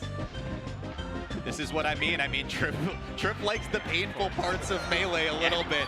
We're gonna go to a game 5, my ladies God. and gentlemen. We're Vish, here. History. We're here. History, man. Yeah. A brand new major tournament winner. The 23rd major winner in the game's history. If Triff wins. If Triff wins, or HBox gets a chance at a bracket reset and we do it all again. That's right. Oh, God. I'm telling you, that particular game, very draining. And from Triff's end, you won, so you don't feel too bad about it. This is no jump. Oh, that's this is just no it. jump. That's his Oh first my shot. God. A 10-second stock from HBox. I mean, that's just unheard of in this matchup. Yeah, what an opportune moment right now for HBox to reset this bracket. And we're talking about it. Now HBox can play the lead. Now HBox can do what Triff did in the previous game now. Yeah, in and this game. we pre-alluded this a little bit at the start of the set. Who strikes first here matters so much. You got to take a little inspiration from Cobra Kai. Strike hard, strike first, no mercy. Oh, yeah. And But I now wonder if gets HBox is take going to his commit to that style the same way that Yeah. Triff did. Like, Yeah, Triff, yeah. super committed to it. And I wonder if we're going to see that from HBox, or if HBox is going to let it rip a little bit. Ooh, okay, good trades. Good trades. A little bit harder to do on a stage like FOD, though, than versus Dreamland, so.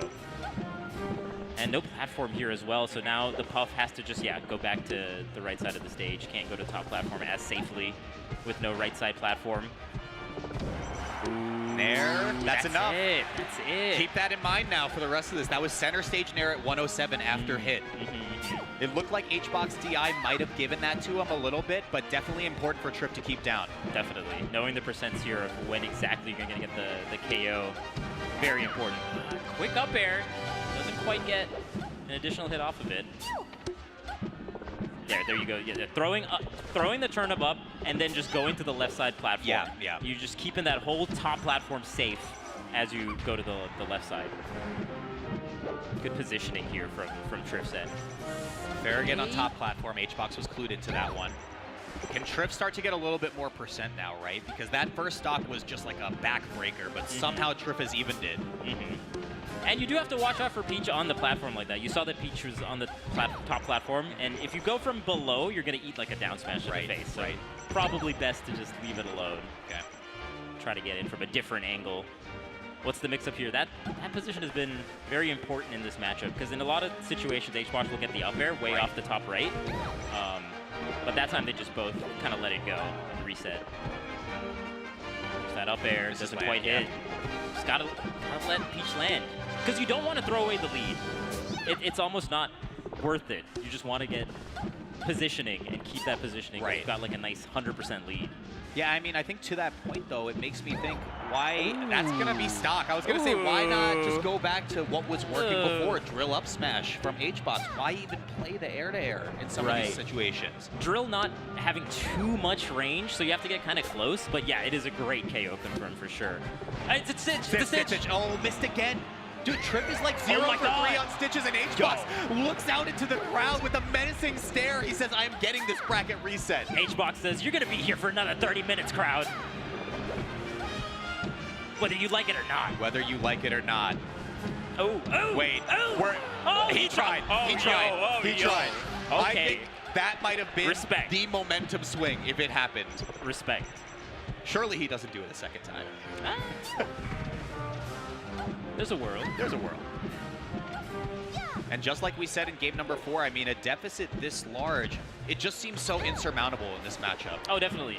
Again, it really is dependent on whether HBox will start to go in, but I don't think we're going to see that. I think HBox wants to just tap it in, go to set 2, and Peach doesn't have the same kind of like comeback mechanics in the same way that that Puff does, right? Like there's no rest, obviously, right? So you're going to have to get your Nair, get your turnips, It's arguably harder from the Peaches end. Goes And a little too that's low, and we got a reset. We got a reset. Hungry Box. Oh, we got a reset. The chance to break a 2.5-year drought, and you can see him pointing a 1 into the sky. One more set. That's right. Hasn't won a major since Riptide in 2022.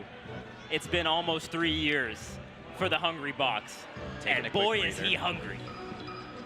I am very happy seeing Triff pretty much exactly the same in this as well. You know, like he seems a little bit unfazed by what had happened. I think he knows that's just kind of how it goes for some of these matchups. Yeah. I think that's the push and pull of this matchup.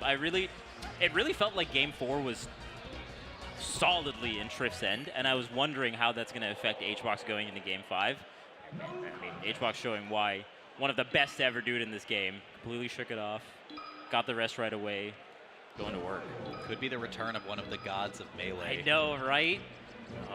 And I mean, again, in a matchup that looks weird in the reflection, right? It's been many, many years since we have seen a matchup like this.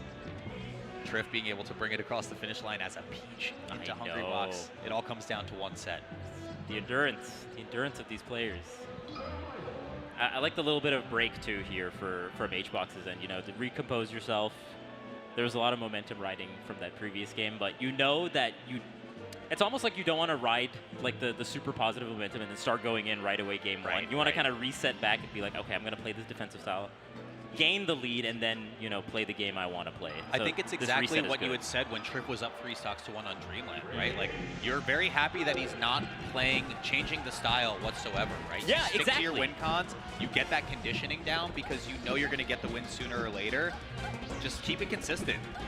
Keep it consistent. Mentally drain the opponent. And already a good percent here. Yep. God. That was a Game 5. Are we going to see Game this 10? set? Are we going to see this set go the distance as well? God. How many calories will be burned after this top 8? Oh my God. Gonna sync up the Apple Watches after this one. But they're sweat. Triff untouched on this first stock. Okay. There's the light shield that we see again that we pointed out in the previous set. Good little reset back to neutral. Yeah, the top platform. Who is gonna be able to grab it first? King of the Hill is in effect for a little bit. And again, we had been saying this over and over, Vish, but first stock decides a lot. It really does. In this match. It really does. Ooh, tries to get the up tilt. That would have probably been a rest. Double forward air is also, oh man, just all these hits are so nice. Tries to clip. Triff going to the ledge. Doesn't quite get it. There's the turnips as well. But HBox is keeping such a distance where it feels like Triff is having a hard time pulling out the turnips. Yeah, It's like these, unless they're like at differing, like the two left side and right side platform, Triff is not really comfortable pulling out a turnip, right? Yeah. It's like close enough to where Triff shouldn't be pulling And out I turnips. think, like, we had brought it up earlier, right? Like, Triff is in some positions where it seems like it's free to take one, absolutely not getting one. Right. Because I think he would rather threaten these quick float up airs, quick float nairs, or like a full hop, catch him with an aerial. Right. Ooh, little Z drop there too. I like it.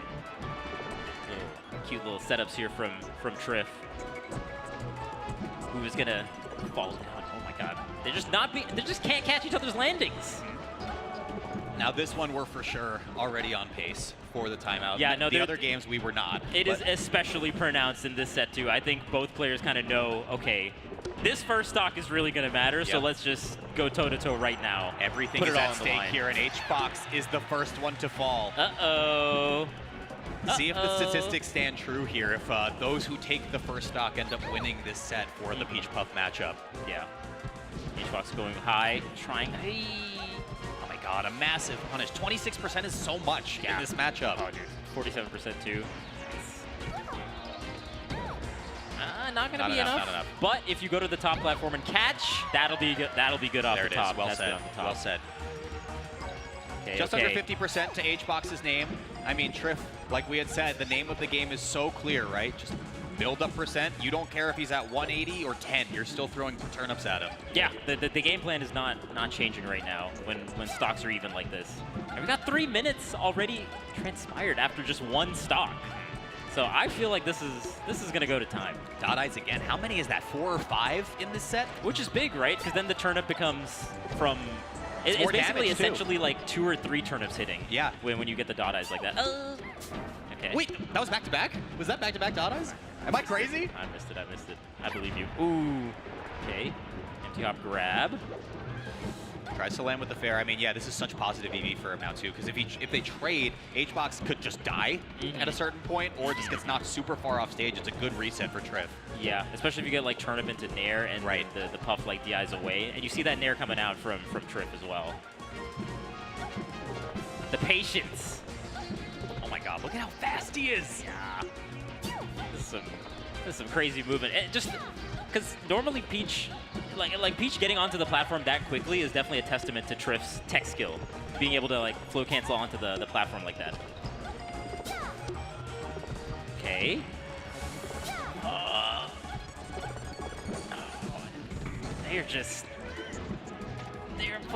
They're playing this so defensively. Oh my goodness. They are taking their time. I mean, this is interesting, right? Yeah, I was gonna say weak hit Nair, like you get a forward air or a back air after, but it's edge guard, it's not KO, which is the big thing. So Triff knows now if he can land one more turn up, is that another dot eyes? It is. Oh my goodness. It's gonna come down to who has the earlier flight to catch. That's right. One of these players might have to leave as a result of their flight. And if you're checking the watches right now, it's 3 minutes left on the clock. Okay. I mean, this is certainly going to time. That Nair is enough. Yeah. Okay. A little bit of a lead here. And in 3 minutes now, Yep. Now we're going to see a completely different change of pace here.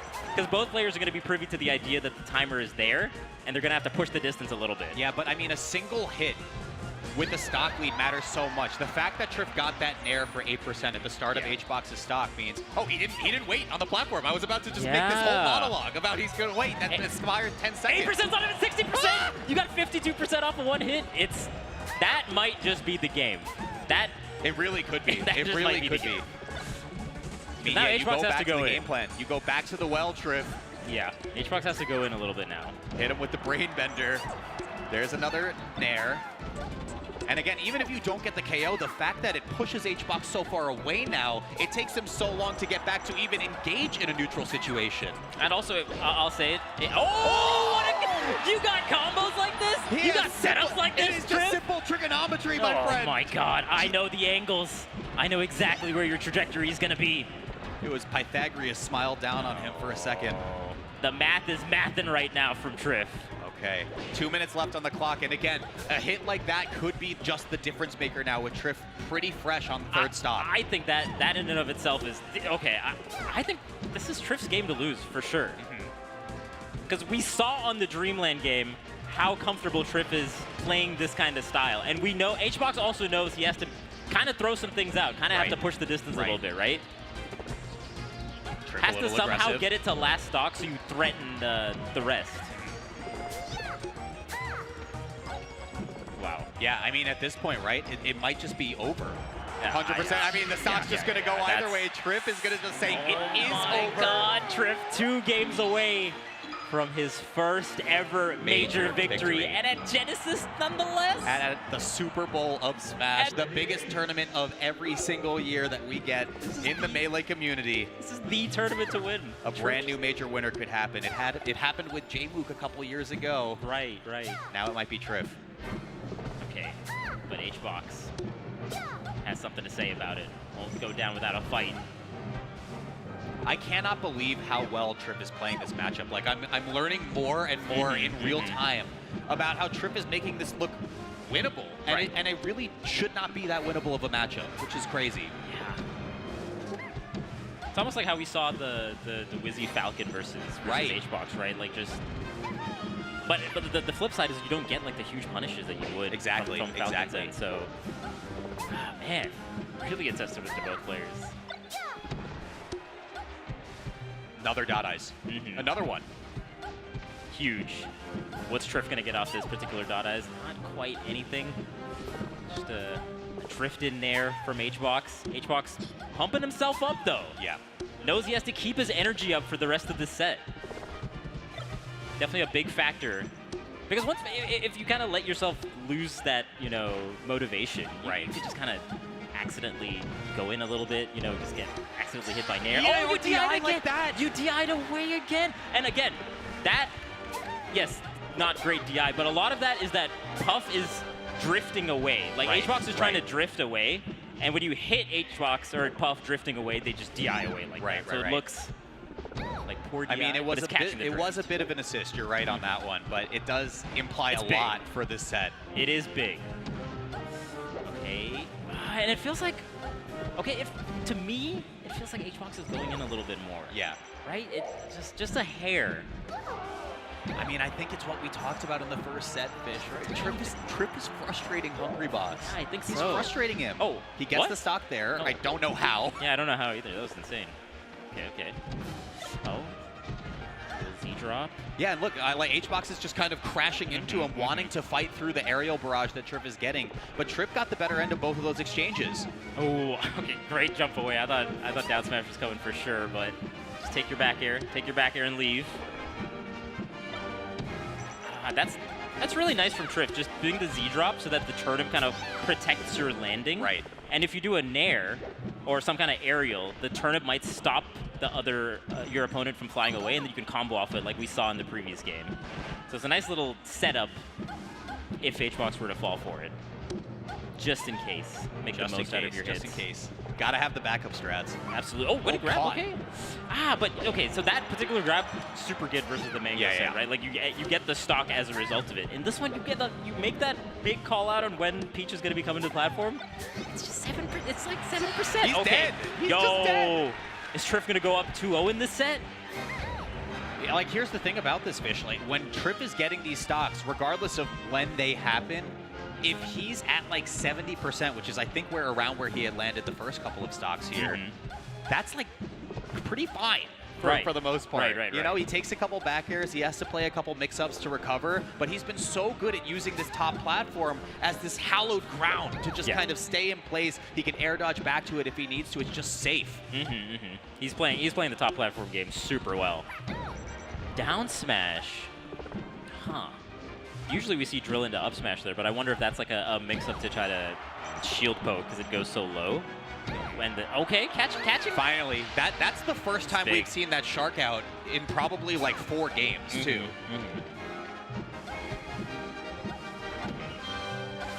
So just like that, as even as can be between these two. And there, okay.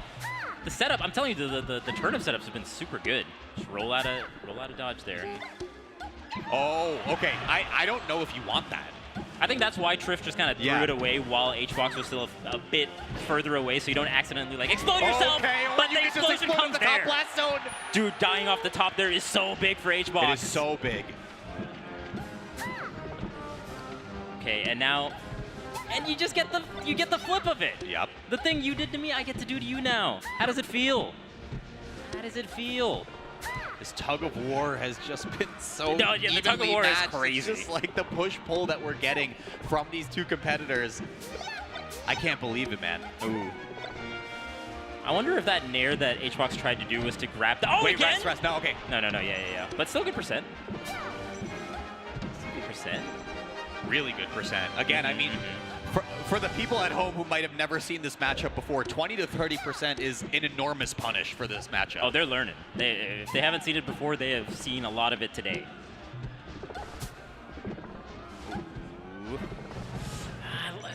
There's the drill. Okay, last hit. He didn't get the turnaround grab, though, but a couple bears to go. And there's that forward air again, trying to catch HBox doing like a back air in.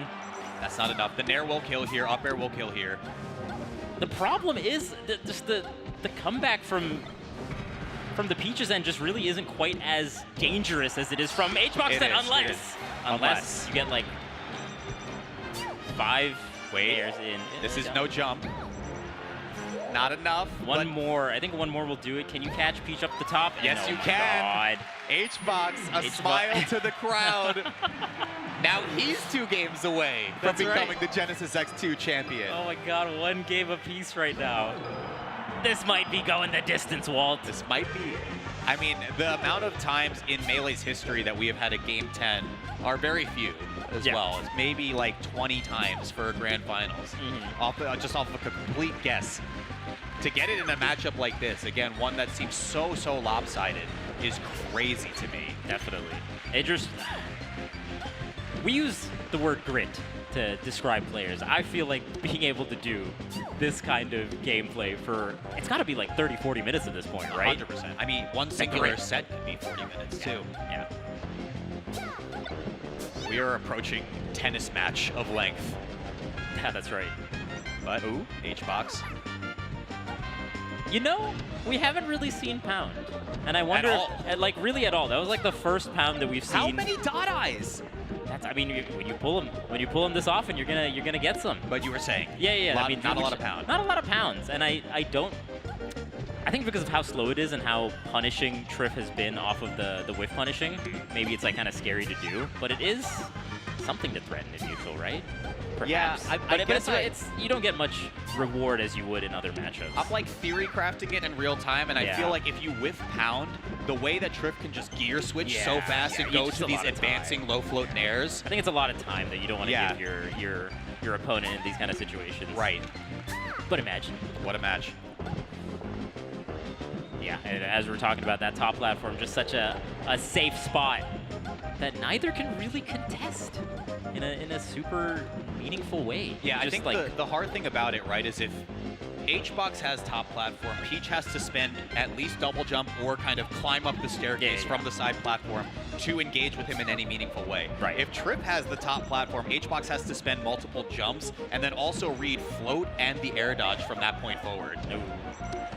Man, that's also a tricky kind of recovery to punish with the parasol coming out like that. You know, you're hoping that you kind of trade with forward smash, but it just has like such a big hitbox above and a little bit to forward as well. Right, so you just end up getting hit by it, and then the Peach just gets back to ledge. Okay. And I mean, look at this pace already. Almost 3.5 minutes through the clock. You know, we haven't actually seen a timeout. It's been like kind of threatened and it's been kind of hinted at, but we haven't actually seen a good old-fashioned timeout. We haven't. I mean, sooner or later, one of these players kind of like pushes the pace a little bit. Yes. Presses down on the gas, and then, I don't know, the game just ends at that point. Yeah, just gonna get a forward throw. More positioning with the turnips here. Up air, not gonna kill from down there. But finds a good up air. One more, especially on these platforms, will probably do it. Wow. Okay, now watch the high float. Look at it. Oh, barely. Like touched the dress, didn't quite get the up air. How, dude? So many. There's been numerous dot eyes, and what? One stitch face, two stitch faces here. Yeah, and a bomb as well. Ooh, trades. Okay, so no dot eye hit. Can you follow? Air dodge down. Okay. And that drill didn't connect it while Triff was still in the air, so there was no follow-up up smash to be had. Oh god, the stock. He's gonna take it. Dude, half our game is almost over and not a single stock is gone. You're right. This is still first stock. What? This is for all the marbles. The first stock we have been saying first stock matters. It means the world to either of these players. Yeah. It could be as quick as a 1-2 response. That put in tumble. Oh, doesn't quite get the tech chase there. Puff just a little bit slow. Oh my god. This is insane. There's the first one. I mean, this could go with any aerial from Hungrybox, right? So how do you play invincibility? Getting 12%? Fire. Insane. So 100 emojis all over the screen. Jackpot. Ooh. Okay. I mean, the turnip drop for 3%, it's not nothing. That's the thing. It really isn't. Oh, the nair through all the turnips is nice. We see H-Box doing that a couple times in these turnip kind of situations. And with every passing hit, if H-Box doesn't get a rest specifically, Triff is so firmly in the lead now. Yeah. Oh my goodness. Oh, little slap. Z-drop and just get out of there. Yeah. Just the tiniest little hits. And this is it, because I mean, this game is won by the slimmest of margins, right? Yeah. Like, again, I was saying before, if Triff chooses to stay on the Angel platform, assuming he dies on this stock, he's at 0. He can expire like 10 more seconds off the clock, and that matters now. Every second counts. Honestly insane that HBox even got any sort of conversion off a throw against Puff like that. 2 uppers is huge. Now we're kind of back to even. One more back air will kind of even it up from HBox's end. But look at this. I mean, both players' game plans so sound, so consistent, exactly even. HBox is taking the lead back, and the pendulum swung back in the Puff's favor. Don't get impatient, either of you. Yeah, trying to call out a jump here too as well from HBox's end. Doesn't quite get it. And it's just like the craziness of how big the swings are as you look at the clock as this third X factor here. We're going to time. It's happening this time. Yeah, but now it becomes, when does Triff pull the trigger? He has to start making some moves now that he's behind a percent. It's still pretty close. Like a forward air, neutral air will kind of even it up. Yeah. You know, like a few turnips. They're not like huge percent deficits. So I think Triff is still kind of waiting for that opportune moment, not wanting to push it a little bit more. Okay, 2-minute warning, 2-minute warning. Because the other knows, if you push it just a little bit against me, that's when I'm going to make it hurt. Okay, here we go.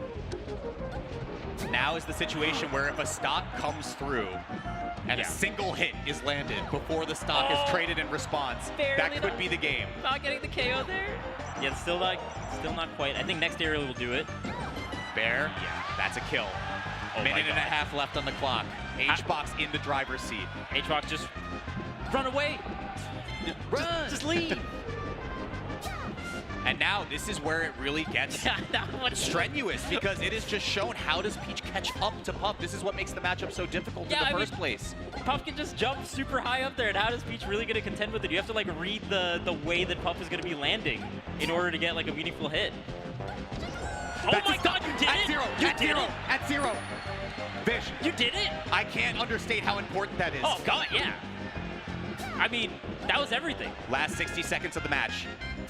Game 3. Again, we had said every single game matters. They are fighting by the slimmest of margins. Oh, baby, we're going to a timeout. A good old-fashioned. 45 seconds. The slap for 3. The slap for 3. A couple turnips puts Triff in the lead. That grab is massive. It's a long animation as well. Dude, it takes so much time. That's so true. How often does like the animation of a throw come into effect here? That bear could be the difference maker. How do you catch up? Okay, now you have to run into HBox. It's your only out. 30 seconds here. HBox just happy to be on the top platform. If Triff could pull a Stitch, though, imagine. That has to end it. Super good. End it, right? I think that's just it. I don't think Triff can build up enough damage. No, I don't think so. I think that's just it. HBox is taking this game 3. HBox and Triff knows it. Look, Triff knows, just and that's fishing why for the fishing Stitch. for the Stitch. But even then, it was not going to do enough damage. 5, we are going to game number 4. The clock will wind down, and when it hits 0, Hungrybox is 1 game away from winning Genesis to X2. I can't believe this. Oh my God, I can't believe it went down to the timer. Insane. The clock was striking midnight. Neither of them were turning into a pumpkin on this one. No. Oh man, no, we're running it right back for game number 4. You're going back to Dreamland? What insanity! Fighting tooth and nail for any opportunity that they can get. Triff needs this game at Vish. It will be game 10 if Triff wins. It signals to me you're down to do this again after? You're a madman. You crazy, Triff. Triff saying, I know I can get the lead and I can hold on to the lead in a very similar fashion. And that is what happened in the previous set. Let's turn back while we have a minute of breath. Well, we have had many minutes of breath to be able to talk about this. But that stock, that up air that Triff found, I mean, you were so shocked that he was able to get that hit. Yeah. Specifically getting it at 0 matters so much, right? Because we haven't seen any player stall on the Angel platform yet. But if it does come through, which I imagine we will, because it's another Dreamland game, it's going to matter a lot. Yeah, definitely. Who's going to... Oh, man. Already a minute and barely any percent put on both these players. If anything, I feel like they're going to do the playstyle even stronger than what we saw in the previous game. A battle of wits. The pop-off that we might be seeing if Hungrybox can win this game. It can shatter cities. I mean, it's so much tension, right? I mean, it's just battle of wills right now. Okay, here we go. Triff fighting for a spot in history. trying to make his mark here. He has already sufficiently written down in the book of legends for Melee why he deserves to be here. That's right. He's just one couple of games away from cementing that now with a Genesis win. And HBox just one game away from getting a second Genesis title here. Not happened since Genesis 6. All right. Taking your time. Taking your time. There's the drill grab. We talked about that way earlier today, and Oh, he's too you low. don't? He's That's too it. low. That's a crucial miss. HBox looks at the crowd. He knows. We all know. And he doesn't want to get ahead It's of a himself. stitch. There's the stitch. There's the stitch. Take it easy. HBox may want to put the gloves up, try to block for a second. Oh my God. Denies And the stitch. that might- He's already standing up, Fish. It might be over from that. It honestly might be the set, the way that just happened, because the stitch didn't go your way, and you got a rest out of it. HBox knows this is his to tap it in. It's his game to lose. Dude, he's so emotional right now. He's already, Dude, he's already thinking about it. We have talked about he's this when you're already- about to be the Dude, top player. He Fish. knows. We all know, but he's still got Melee to play, HBox. He's got. You still, he's getting so emotional over this. Oh my God, we know how much this means to There's HBox. stops on the screen. There's time on the clock. Hungrybox cannot keep his emotions contained. Dude, he it's knows 100 he no, has this. He knows he has it. He It's knows 100%. he has this. I think it's happening, Walt. With every he passing knows stop, He knows Trip it. slowly floating This down. is This is one up air. This is the slowest pop-off we've ever seen. It's in slow motion Oh my right now. goodness. It's, oh my God, it's 142%. HBox knows this. It's He just over. has to tap it in. Fish, He it's just has- over. It's probably over. He knows he has it. The emotion on this man. This is 2.5 years in the making. Riptide 2022. The last time he had won a tournament, he had the crowd at his back at Dude, Genesis and Collision. He's snapping himself in. He's like, no, I'm not. I haven't won yet. I Said haven't it's won not yet. over yet. You haven't won yet, HBox. Back in the game. Get your head back in the game here. Plenty of runway. He can bring this one out with fireworks. Triff, his work cut out for him, but this is a gargantuan, a monumental, some would say an impossible task. I mean, okay, HBox pulls it together here. Some good percent. Oh my God, I think Walt, it's happening. It's happening. Fish, it's happening. HBox is going to win. He's going to win his HBox second. is going to win He's Genesis. going to win his second Genesis. And again, It's he's already, he he's cannot already contain. breaking down. He cannot contain his He emotions. knows it's coming. And that's it's it. over. And that's when HBox wins. It's been 2.5 years since the last time that HBox has won a Super Major, since Riptide 2022. What an emotional pop-off we have here from HBox. Let the tears flow, my friend, because That's right. you have sufficiently earned this one. Hungrybox, your Genesis X2 champion. Oh my Tripp, of God. course, has etched himself down in history as one of the great, one of the best Peaches in the world to do it, but Hungrybox was called a god for a reason. That's right. He's back.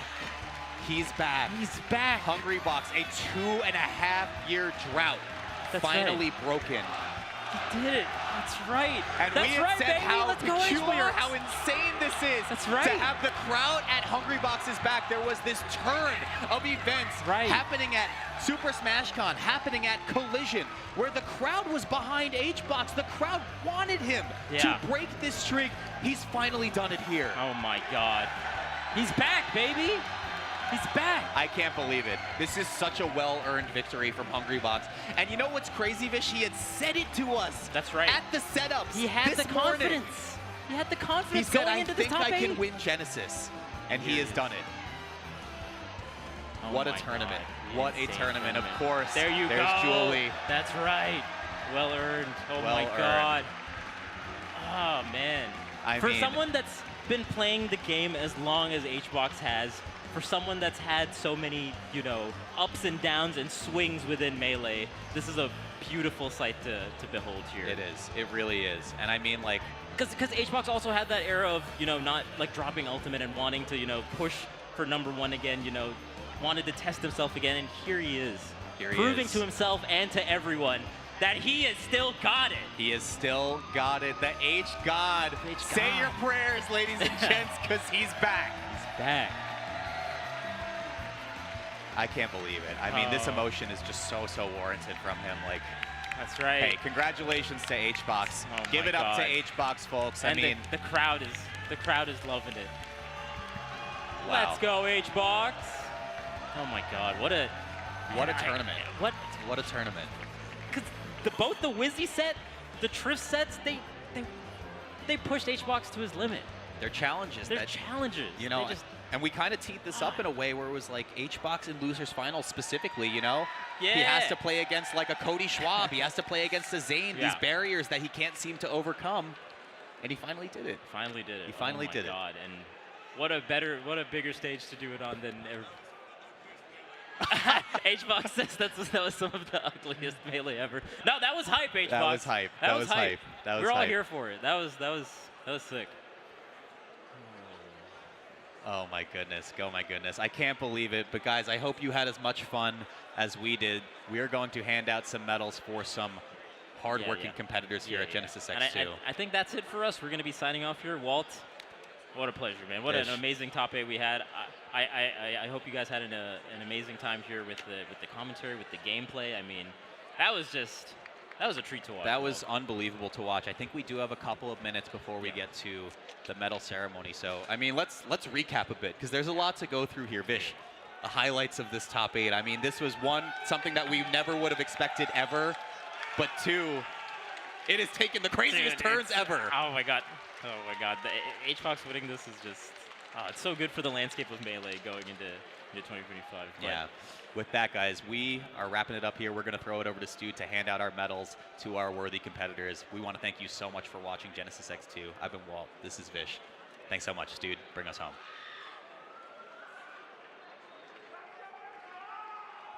Genesis, the curse is broken and the box is back.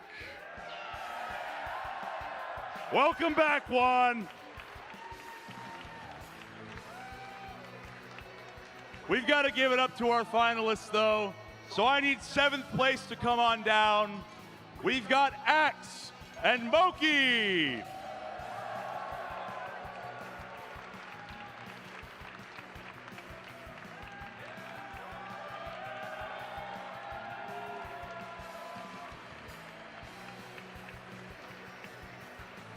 And coming in 5th, Salt and Cody Schwab.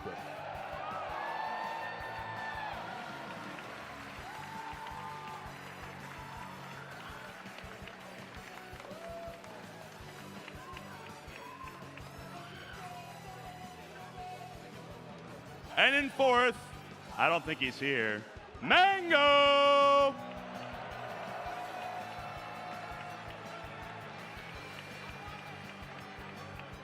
And taking 3rd place, Wizrobe!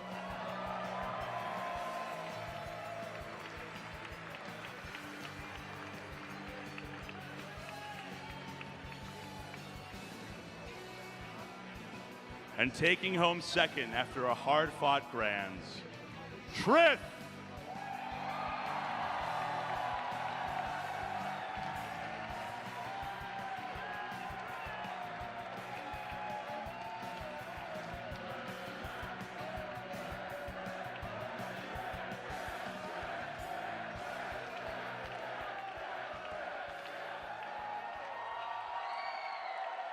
And finally, your Genesis X2 Melee Singles Champion. After 3 long years, Hungrybox!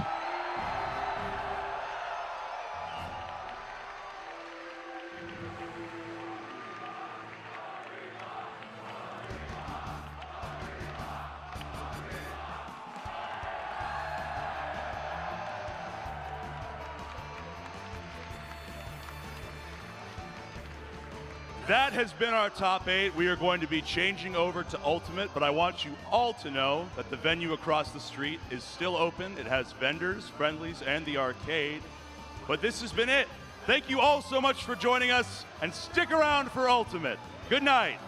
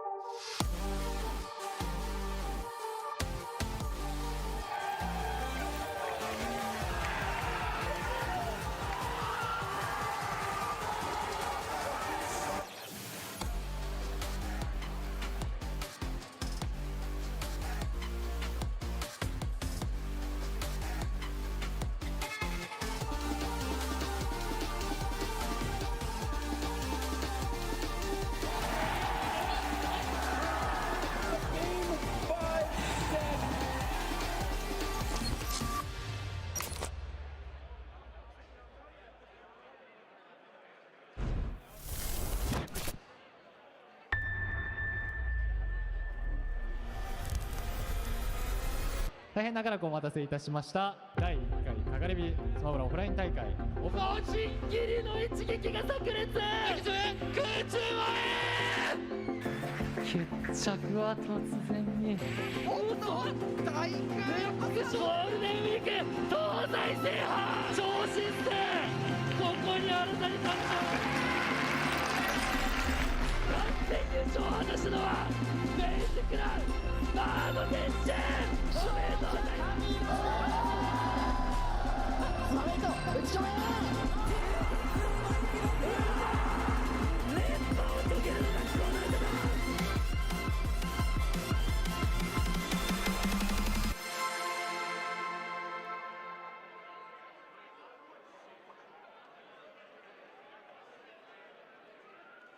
Even up this game, but he's so far behind regardless. Yeah. A good forward air. Forward air to push him back off. Yeah, good it worked.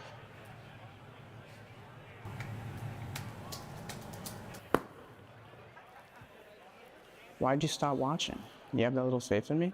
I was just seeing what else was on. I mean, I was going to recover back to stage at 128%. Really? No way. I'll go back. Yeah, but you missed it. I'm sorry. Keep watching, because I'm going to win this thing. I'm keeping my advantage. Oh, we locked in. We locked in. That's it. No, wait, that's Phil. He said, get out of here.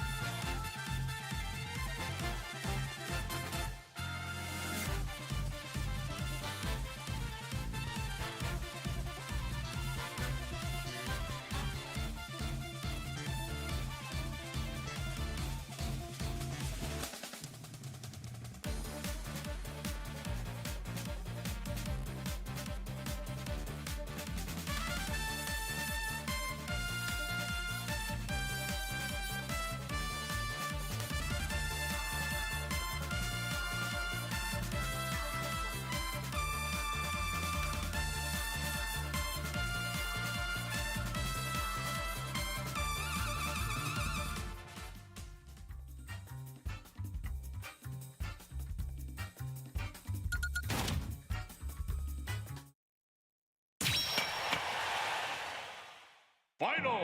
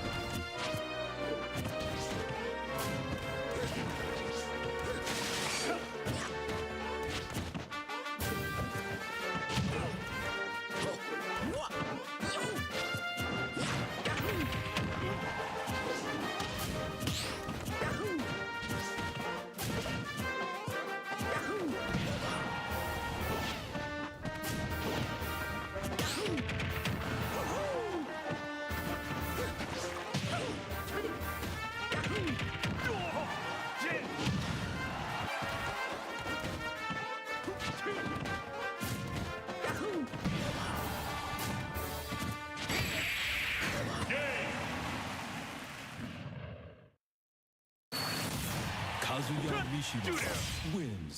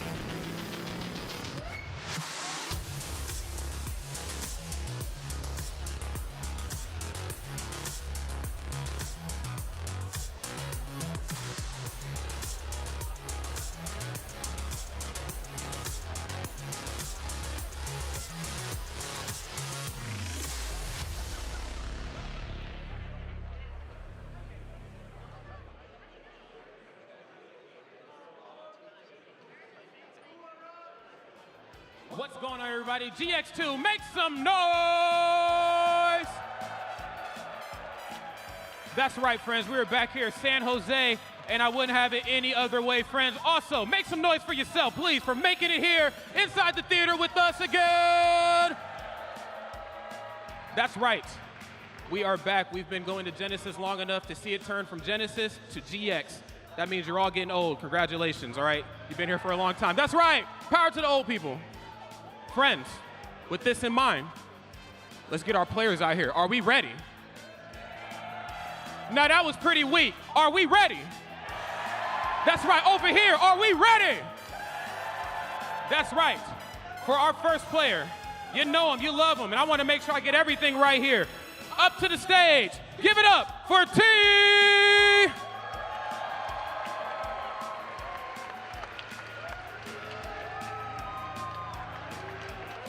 There he is. Next up to the stage, the extraordinary Snake Man. Give it up for Hurt.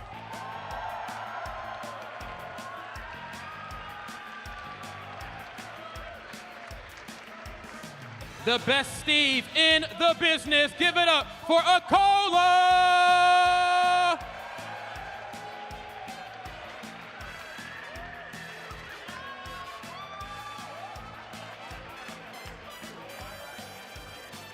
Next up, coming all the way in from across the pond, give it up for Loogie! That's right, that's right, that's right. Hey, show him the back of your jersey one more time. Show him the back of it. Show him the back of it one more time. There it is. I know that's right. Best Game & Watch in the business. Give it up for Mia!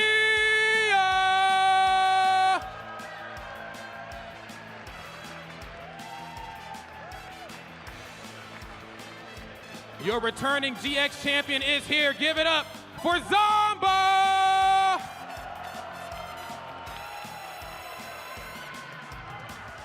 Can't wait to interview him. I know it's going to be spicy. Next up to the stage, give it up for Shuton!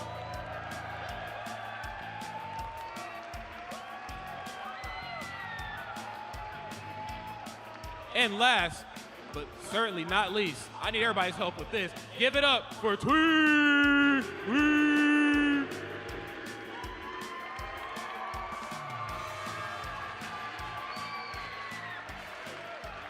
Give it up for your top 8 friends. One more time, loud as you can. Let's go!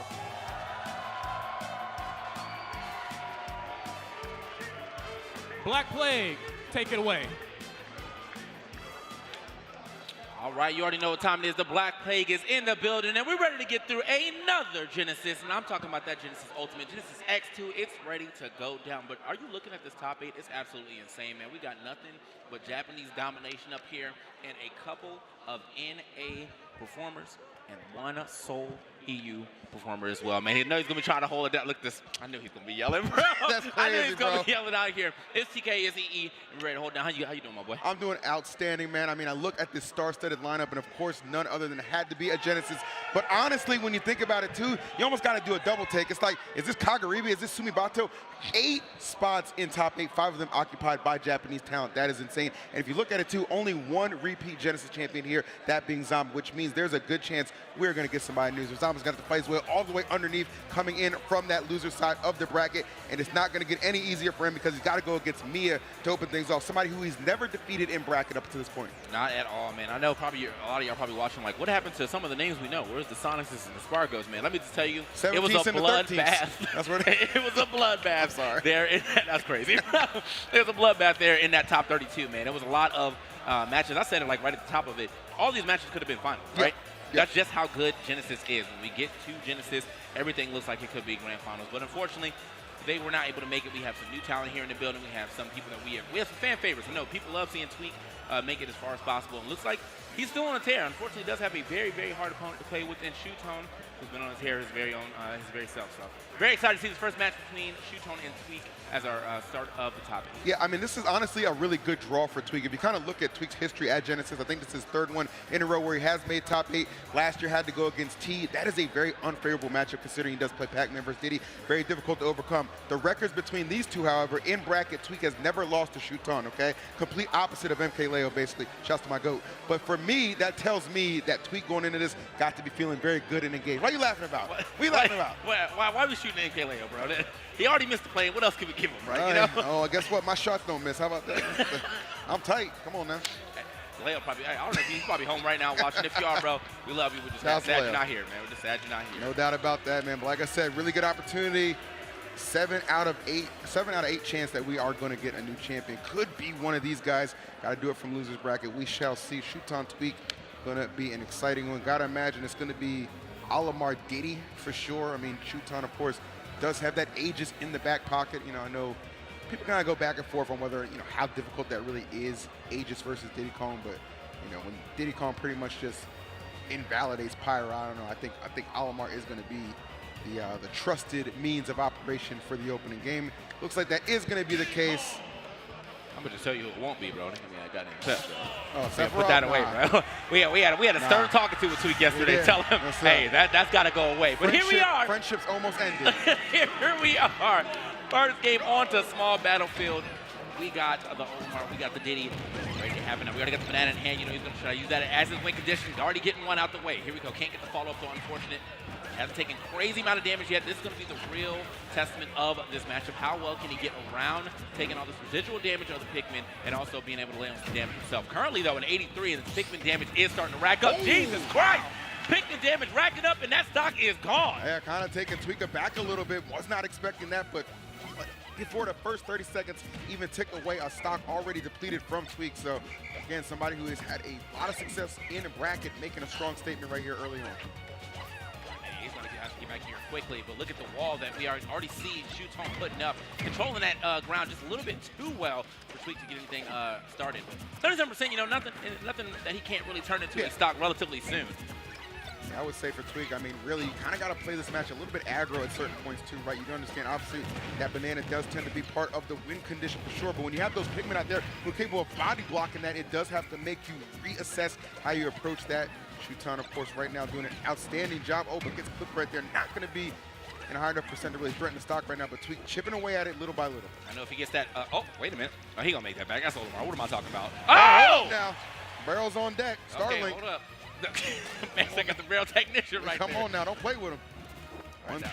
That was good though. But yeah, I was gonna say we're gonna be able to get another down tilt into pretty much anything you need. If it's down tilt up, smash forward, down tilt the back air right there.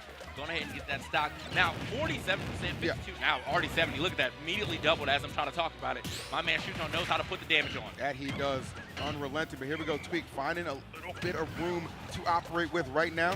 So he gets off the spot from Nice. That's gonna be really big in this matchup. That monkey flip, such a good way to tear through those Pikmin. And of course, catch Shootone off guard. I like it. This rinse and repeat on the nairs. Really solid right there.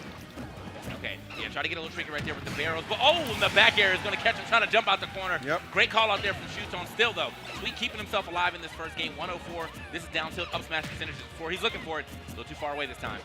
All right, let's see what we got here. Tweak retreating a little bit, withdrawing, get that banana out, but the pressure from Shootone, trying to stay on him. I think that's 2 purples out there. Could get dangerous. Percent can rack up very, very quickly. Tweak knows it. The Myron zone is forming, bro. Let's get that blue out of here. There it is. Back here, yeah. Damage. Now, this is the unfortunate part. Yeah, Tweak does need to get the stock off sooner or later, man. This is just residual damage being added up and added up. And a lot of it because of the 2 purples here, too. Every time he gets hit, position is messed up, taking big damage off of it. Does manage to find this back air. So turn away. This into, okay, wow. The F tilt. Yeah. Poking just a little below that lip of the stage, helping out Tweak there. Just like that, this is still a very doable situation. 5 Japanese reps in this top 8, only 2 from America. Tweak not trying to fall just yet. Gotta give a big shout out to it's 2 from the tri-state area specifically. Yeah, they put themselves on the map. That's crazy, big. right? I don't even think either one of them won their last local, but here they are at Genesis top 8. Get out of here. It's crazy. Oh! crazier than that. And he said, got him. Got him. Hit the got him Come on on him. now. Yes, sir. A little bit of a pop off right there from Shuton, finding that down there as Tweak's trying to recover low, but he says not low. You didn't go low enough. Yep. In fact, I need to send you a little lower. That was wonderfully played from Shuton. Obviously, very much so engaged, and saw him in the back really warming up a lot against Mia's Diddy Kong, actually, which didn't really surprise me after the fact that I found out that Mia can play so many characters across the roster. Beat Beast Mode Paul with Rob. You know what I'm saying? A Rob Game & Watch combination yesterday to get in the top 8. So a lot of really impressive things coming out from Japan as far as that training regimen and how they're practicing, obviously coming to fruition. So shout out to Shuton getting that good practice and that first game over Tweak.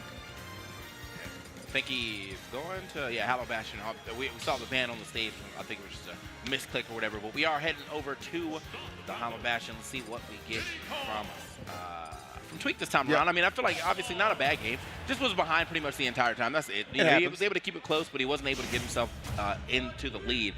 I think maybe that just might be the tell of the set. Whoever has the lead is maybe able to take this all the way to the bank. So here we are, Hollow Bastion, second stage here, picked by Tweak. Let's see what we get. Tweak absolutely loves this stage, so can definitely expect maybe some fireworks to come out from this one. It's kind of surprised a little bit. I think that's just losing that stock so early in that first game really kind of caught him off guard. Don't expect that to be the case for this second game, but Shuton obviously very much so locked in and engaged in this top 8.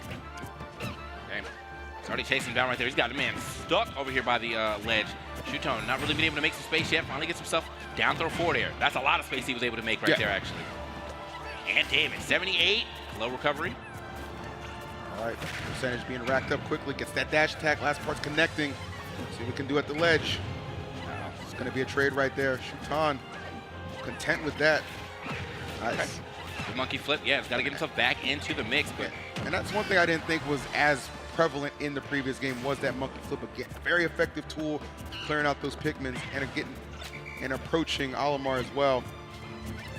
That's utilized a little bit more consistently. I can definitely agree with that. I feel like there's the thing about the monkey flip being the double-edged sword right here. I've seen a lot of Diddy Kongs getting blown up for going super high with it, getting called out just like that call out right there, running out there, catching him, trying to be immediately slapping him out of his recovery with that forward air, getting that stock. Good stuff to Shuton once again establishing another lead, but not a super huge lead here, already at 112. Yeah, definitely a fragile one for sure, but hey, I mean, he'll take any lead you can get against Tweak, obviously, and again, especially when I keep highlighting the fact Shuton's never beaten him in brackets, so that's definitely something that's got to be in the back of his mind too. Maintain these leads, change the course, but that up tilt from Diddy Kong, fresh and a perfect killing option. So if he can keep up this type of momentum, today might be the day he's able to get this W, and it seems like he's definitely sat back and practiced or maybe watched some of his old matches with Tweak right now. It seems like kind of have Tweak's number, already at 108%, no damage taken. Tweak found himself an up tilt and an up smash, okay. Nice, okay. Ooh. Open him up a little bit. Oh, not getting as much out of that as he would have liked. Nonetheless, though, throwing it a little closer. I gotta go. That's it. Like I like the trick where you're trying to get that banana out, but immediately getting slapped out with that back air. And the banana now in Shuton's hand. Not a great spot for Tweak to be trying to make this comeback on. Not at all, bro. This counter pick stage 2 here not working out just yet. Let's see what we got. Okay, goes for a grab. Oh, nobody home on that one. Can we talk about the charge to change up his timing? Okay. My man Shuton said, I know you're going to try to jump out of shield. I'm near. That was insane, bro. Okay. You get the real big feeling he has studied up on this matchup quite a bit since the last time they have interacted. Kind of running circles around Tweak at the moment. Let's see if he can pick it up. Look at that. He's got the raise on him and everything. Can't even roll on Tweak. It's hard, bro. He's got to find the stock. Does manage to get it off the down tilt back here. 116. Now, we've seen some crazy comebacks in Tweak's time. That we have. But I just don't. Okay, hold up. This is the start of one. Oh. Okay. Okay, the little 4-piece, and he gets away. He's still going. Yeah, it didn't even matter. Trying to whistle through some of it. The pressure still remains there, and just like that, 0 to 100, Tweak turning it up a notch. Oh my goodness, but it just takes one grab to secure the victory. Shuton TK, he is up 2 games to none. What I mean, the momentum was right there, and then one pivot grab, and everybody knew. You saw the blue was out. That's it. You got to go. You're getting sent out of there. But I hope Tweak is able to take some of that momentum that he saw. You know, he was stringing 6 or 7 different hits together unanswered before missing that one neutral air to get him pivot grabbed. So I would be looking kind of at that, or the last match, like, all right, I had the momentum. Let me just see if I can bring it into the beginning of this first game. But can't take anything with Shuton, man. He's playing a very steady and solid textbook Olimar game, and it is working out for him. Wow. All right. Crazy to think we could have our opening top 8 match here end in a potential 3-0. I mean, I just don't. I don't associate 3-0 with Tweek unless he's usually on the other side of it. So he's really gonna have to step it up right now. Not gonna run it back to Bastion. We are headed once again to small battlefield. The unfortunate part of this too is like I feel like the game is kind of played a bit at Tweek's pace. So Yeah. I feel like if it starts getting crazy, right? If he ends up winning this like in a hard fought battle, I feel like Shuton could try to slow it down. I don't think he's gonna be winning anything like this with the current gameplay I'm seeing right now. Shuton boxing him up. 101 unanswered. Oh my God, not a perfect stop. Oh my, this is not the start I was expecting to see from this top 8, Phil. Right? This is not. I don't think anybody was expecting this. This is a dominant performance for Shuton. Locked in up to a new level in Tweek. Now, obviously, we know how strong Diddy Kong is with the combo game, can definitely rack up some damage and maybe make up this deficit, but the way Shuton has been just so patiently, right? His defensive options have been what's the key to his success thus far. Okay, my man said, let me just go ahead and get up off the stage, but I still have a way to get back. Got to Pikmin and go ahead and cover my entry. Oh, okay, Nana, gonna keep him close.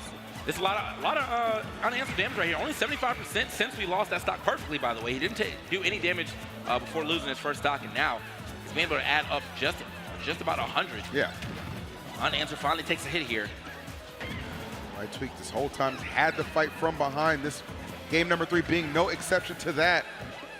Let's see, double purple out there, so the damage obviously going to be threatening. Trying to call it the jump, no one home. Okay. You got to be super patient in these points too, because you cannot ill afford to let him just get another strong string of damage. That's already 50%. See, oh, whistle through, but the back air gonna be enough. Tweek, excellent follow-up. There it is. Crowd still believing in him. Let's see. And honestly, I mean, with this little bit of a comeback right here, yeah, I would definitely say I can still believe as well. I mean, that first stock immediately evaporated. He was able to bring it back, only taking about 50% so far. Yep. Seems like he's willing to kind of like play it a little more patient. He's really trying to find his end instead of just, banging his head on the wall. As far as trying to get back in there. No, air dodge through. Okay. Back and forth with it. Picking that banana back up. He's trying to cover this side quite well. I have to say, Shuton's been doing a very good job of getting off of that ledge clean, though. Yeah, 100%. Tweek, though, he has done an excellent job to rally and bring this one all the way back. It looked like it might have been a smoke show in game 3, but no, sir.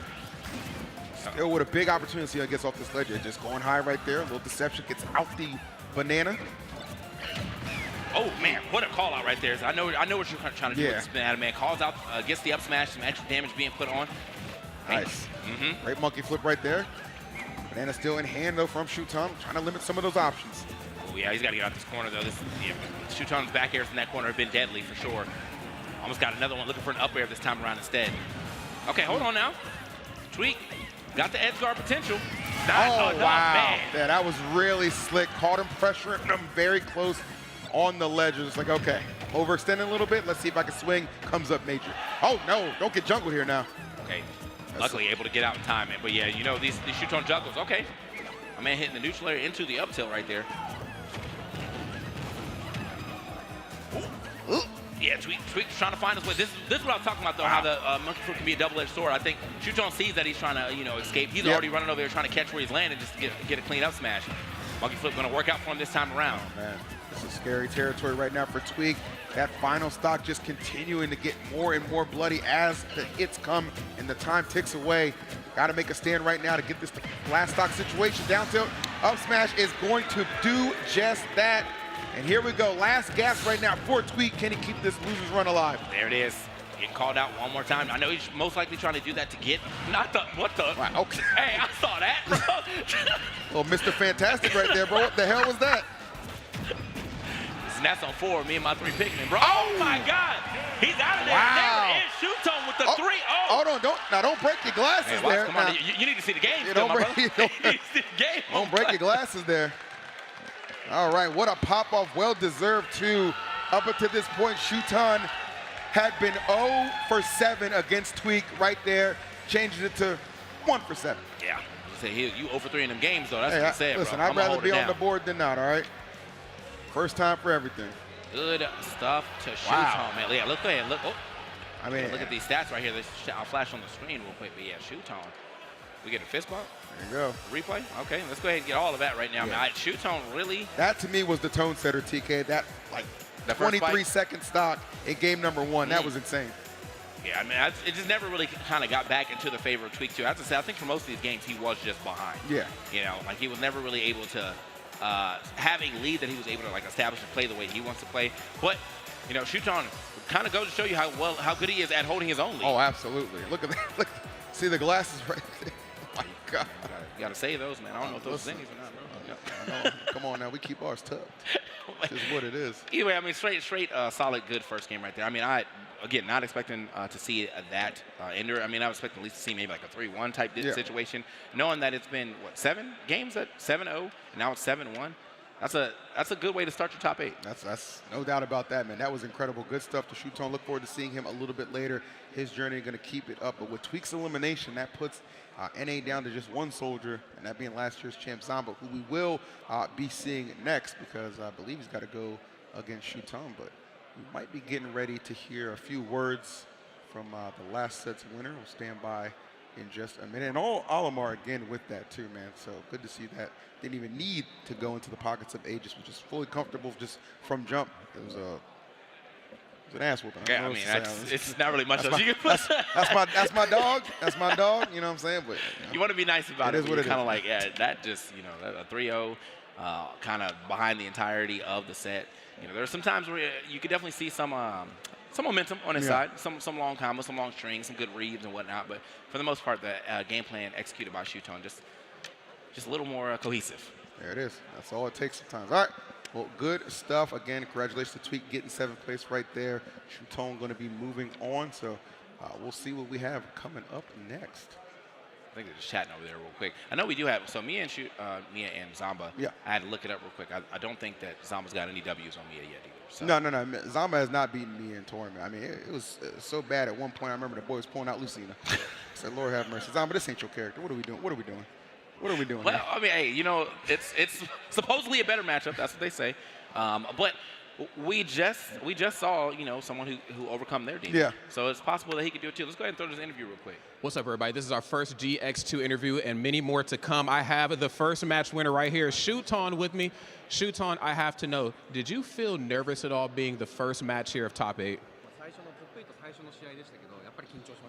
いやもちろん緊張しましたし、こういうジェネシスの大舞台が初めてなので、トップ8のこの大舞台がすごい緊張したし、相手も勝ったことないツイークだったので、すんごい緊張しました。 Yeah, definitely he was like really nervous, the top nervous at all because it's his first time he made it to the top 8 of Genesis, this big stage, big placement, and the opponent was like he never ever win. That was the player Tweak, so he was so nervous. No doubt about it. Really quick, one last question before I let you go. What are your thoughts about the rest of Top 8? Are you feeling good, bad? Like, where are you feeling? この後のトップ8の試合について気持ちをお伝えください。そうですね、日本人のプレイヤーが多いので、その日本人のプレイヤーたちに負けないような試合ができるといいなと思ってます。 So there's a bunch of Japanese players this time on top 8, so I would like to do our best. Beside our other Japanese player, he'll do his best as much as he can. And I love to hear it. Hey, TKEE, back to you. All right, you heard it, man. He's spitting. There is a bunch of Japanese players in here, and they're still going. All 5 of them still going strong right now. Again, this is the last bastion for NA. That's it. Within Zamba. We're having to go against a person who is not beat 5 times. They played 5. It's 0-5 right now. But today is the day. Today could be the day. You know, we already saw one miracle. Might be able to see another one. Ain't never seen 2 miracles strike in the same building, but hey. You know, my mindset is here, like, yes, it is a very difficult matchup. Obviously, we understand for sure, like, you know, hasn't gotten that W. But, you know, the thing is, when you are a reigning defending champion, sometimes you just switch into that other gear. You just show up and you are able to perform at a level maybe you weren't even going to expect. I know I saw him back there. He was having some very specific Game & Watch Rob kind of scenarios and combos as well. Okay. So actually might be able to pull out a few things that might only not only surprise us, but Mia as well. But you know, he's got to be feeling incredibly good going into this. And found out, obviously, earlier today, I kind of mentioned it, found out that Mia himself has a Game & Watch that's pretty, or excuse me, a Rob that's pretty damn good as well. So I don't know. A lot of good things can come the way of Mia right here. We'll see exactly how it unfolds. I would be very surprised to see a man pull out the Rob. I mean, let's see it like on some true disrespect. Oh, no. Yeah. But he's like, you just think he has a very good understanding of the character. I get you. I know they like to clown on us sometimes, but come on. What? We ain't got a picture for Mia? Oh, that's crazy. Oh, dag. You ain't show up for the photo shoot, my guy? Oh, hold up. Reload. Hold. Reload. Hold. Are we still holding? Anyway, so I got a camera right here. I go and take it real quick. Something. Oh. Can we get the? It's never gonna hit the corner. Did he just take a you know what? There it is. Mia's on the screen. Did he just take a selfie to send it to production? That's a real one right there. That is a real one. He's like, I got y'all. Oh, he's playing the game as well. So there you go. Yeah, but Mia, I'm sure he's not a stranger to any of these top 8s. You know, for a long time, I was looking at these top 4s. It was always Mia, Akola, Spargo, and Sonics. That's what that was the top 8 classic right there. So I'm sure he's trying to make his way back there again. Yeah, I mean, for Mia, this is just so important, right? You'll recall the last Genesis, Mia, getting a pretty low place, I think 17th place, lost to both Raflo, if I'm not mistaken, and Zachary. They took him out of the bracket, so he wasn't even a factor last year. This time, though, in the loser side of things, courtesy of Gluto, who finished 9th place as well, shout out to Gluto. But what a chance to go a whole lot further right now is Mia. Draws a very favorable matchup for his opening bout in top 8. Will it hold true? Let us begin. Game number 1, Zamba versus Mia. Okay, we get the first hit at the very least, starting to establish a little dominance. The unfortunate part is, though, like this, as we always joke about, but it actually is very true. Rob is big, and he does take the Game & Watch tax. Yes. That first neutral air that's going to hit is going to lead into a lot, so he's going to have to play around that for quite a bit. Hasn't seen it yet. 76% though already, we're not really unanswered, about 50% of it unanswered right now, and he's looked like he might be able to go ahead and just threaten that stock. Oh. I will say, Zamba has been sniping a lot in the match. Oh, there it is. Oh, no. Okay, he got out. He's been sniping a lot with the tops just throughout this tournament in general. Yeah, definitely. Definitely a lot of refinement from Zamba. I know after he won Genesis, almost seemed like I was a little critical of him. Almost seemed like he got a little bit complacent, but since Genesis season has been upon us, seen him attending a lot of regionals, a lot of locals, getting himself back into shape, and obviously it paid off to be at this position, TK, and to get that first stock with the Zombair. Perfectly timed, great execution. That man is absolutely in it to win it. One of my favorite interviews too, man. My boy was like, I'm just better than y'all GGs. And honestly, he might be bringing that same energy back, bro. For a very good start right here. I know he started in the loose side of things, but he still made it to the top 8. Yep. It's going to be a historic performance regardless here at Genesis X2, but hey, going to end up getting that laser bucketed though. Nice. That's going to be a huge bucket if he gets that third one. Okay, I'm really liking a lot of this decision-making from Zamba. A lot of points right there, keeping it grounded as well. You don't necessarily want to do the air-to-air battles with Game & Watch in this matchup, obviously. But the way he's been playing thus far, incredible. Good boxing abilities from Rob, absolutely. Oh my God. Keeping things in tow. That's going to be a stock right there. I told you he's been labbing setup situations and scenarios, and look at that, a 2-stock lead against Mia. This kid is on fire. Yeah, I'm saying he is firing on all cylinders right now. The calculations are all correct. We love that, man. Yeah. The robotic operating buddy going absolutely insane right here in this first game. Ain't no way about to start with a 3-stock. Hold on is that now. what we're seeing? Is it possible? I am in a situation where I absolutely refuse to discount any possibility right now. Mia, he became into this a little too confident. He ain't got no answers for Big Zamba right there.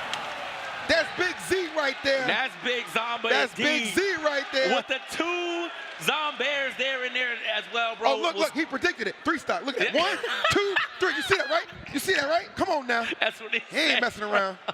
All right, we did get a picture from Mia, though. I don't know. He might have really just sent that. That's a crowd exclusive right there, bro. If you're in the venue, you can see that. That's crazy, bro. I mean, what a hot start right there for Zamba and Adi. Again, not a person that he's been able to beat yet, and then he comes here firing all cylinders, covering all the landings. None of that air dodge shenanigans able to happen for Mia. None of the upbeat shenanigans really being able to start. Really just shut down most of the Game & Watch's, textbook plan right now. So Mia's going to have to start thinking outside the box to really get some damage here onto Zamba, or even just a stop. And I have to admit, as favorable of a matchup this is, I mean, -2, -3, however you want to say it, it is a really rough match for Rob. But Mia has shown in the past he can lose some of those favorable matchups. Like, Carl Light. Light's got a couple good set wins over him, and Game & Watch Fox is nothing too pleasant for Fox. So it is not impossible for Zamba to do this here. Got to stay engaged, though. We know how dangerous Mia can be, and certainly not trying to waste an opportunity now that he has made a Genesis top 8. Okay. have to say, man, Zamba's definitely been able to fight out of these aerial situations a lot faster than I would expect him to, man.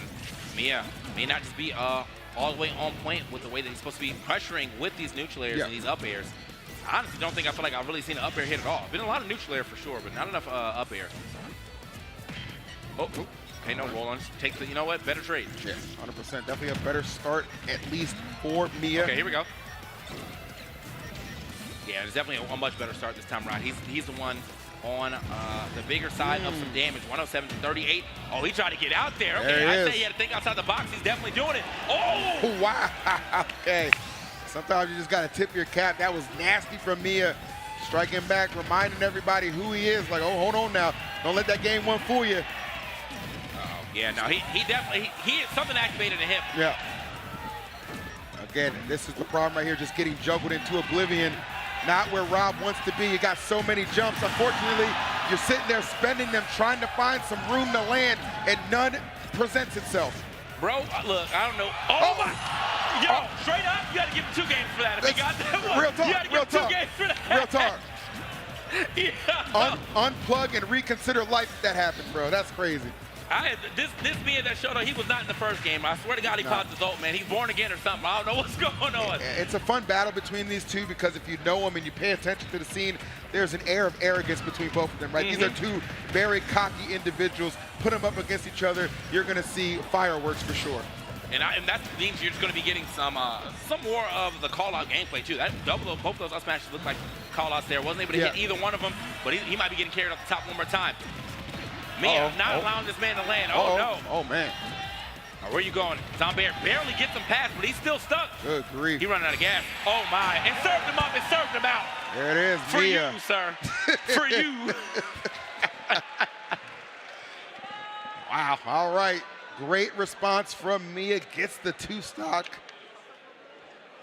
Impactful 2-stock at that. That was very convincing victory. So definitely going to be taking turns just beating the hell out of one another, honestly, from what we're seeing early on. Let's see what this game 3 has in store for us. I need this to keep happening, bro. I need to see every game like go down to like somebody just beating the hell out of the other one, and then maybe a game 5, you know, real slugger, real slobber knocker. That's fair. But, geez, man, it is that what a turnaround. You know, you get a 3-stock, you come back here, you actually get to play the game Game & Watch is known for. You keep my man in the sky. You almost get a crazy clip for a 9. That would have been insane. Good grief. All right, here we go.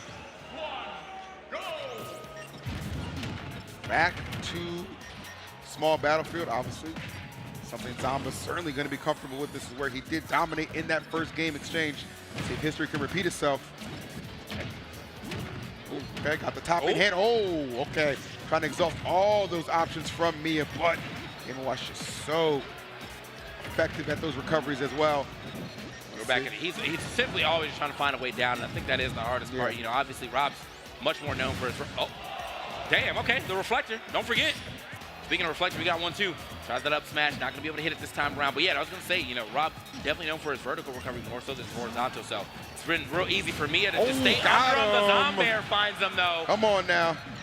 Come on now. We love that. All right, Zamba. Again, found a lot of success here in game number 1. Would love to be able to repeat that. TK trying to keep him trapped right there on the right side. Saw that panic air dodge. Just get up out the way. Served him well. Let's see if we can land right here. Just drops the nair big time. Fair, however, from Mia.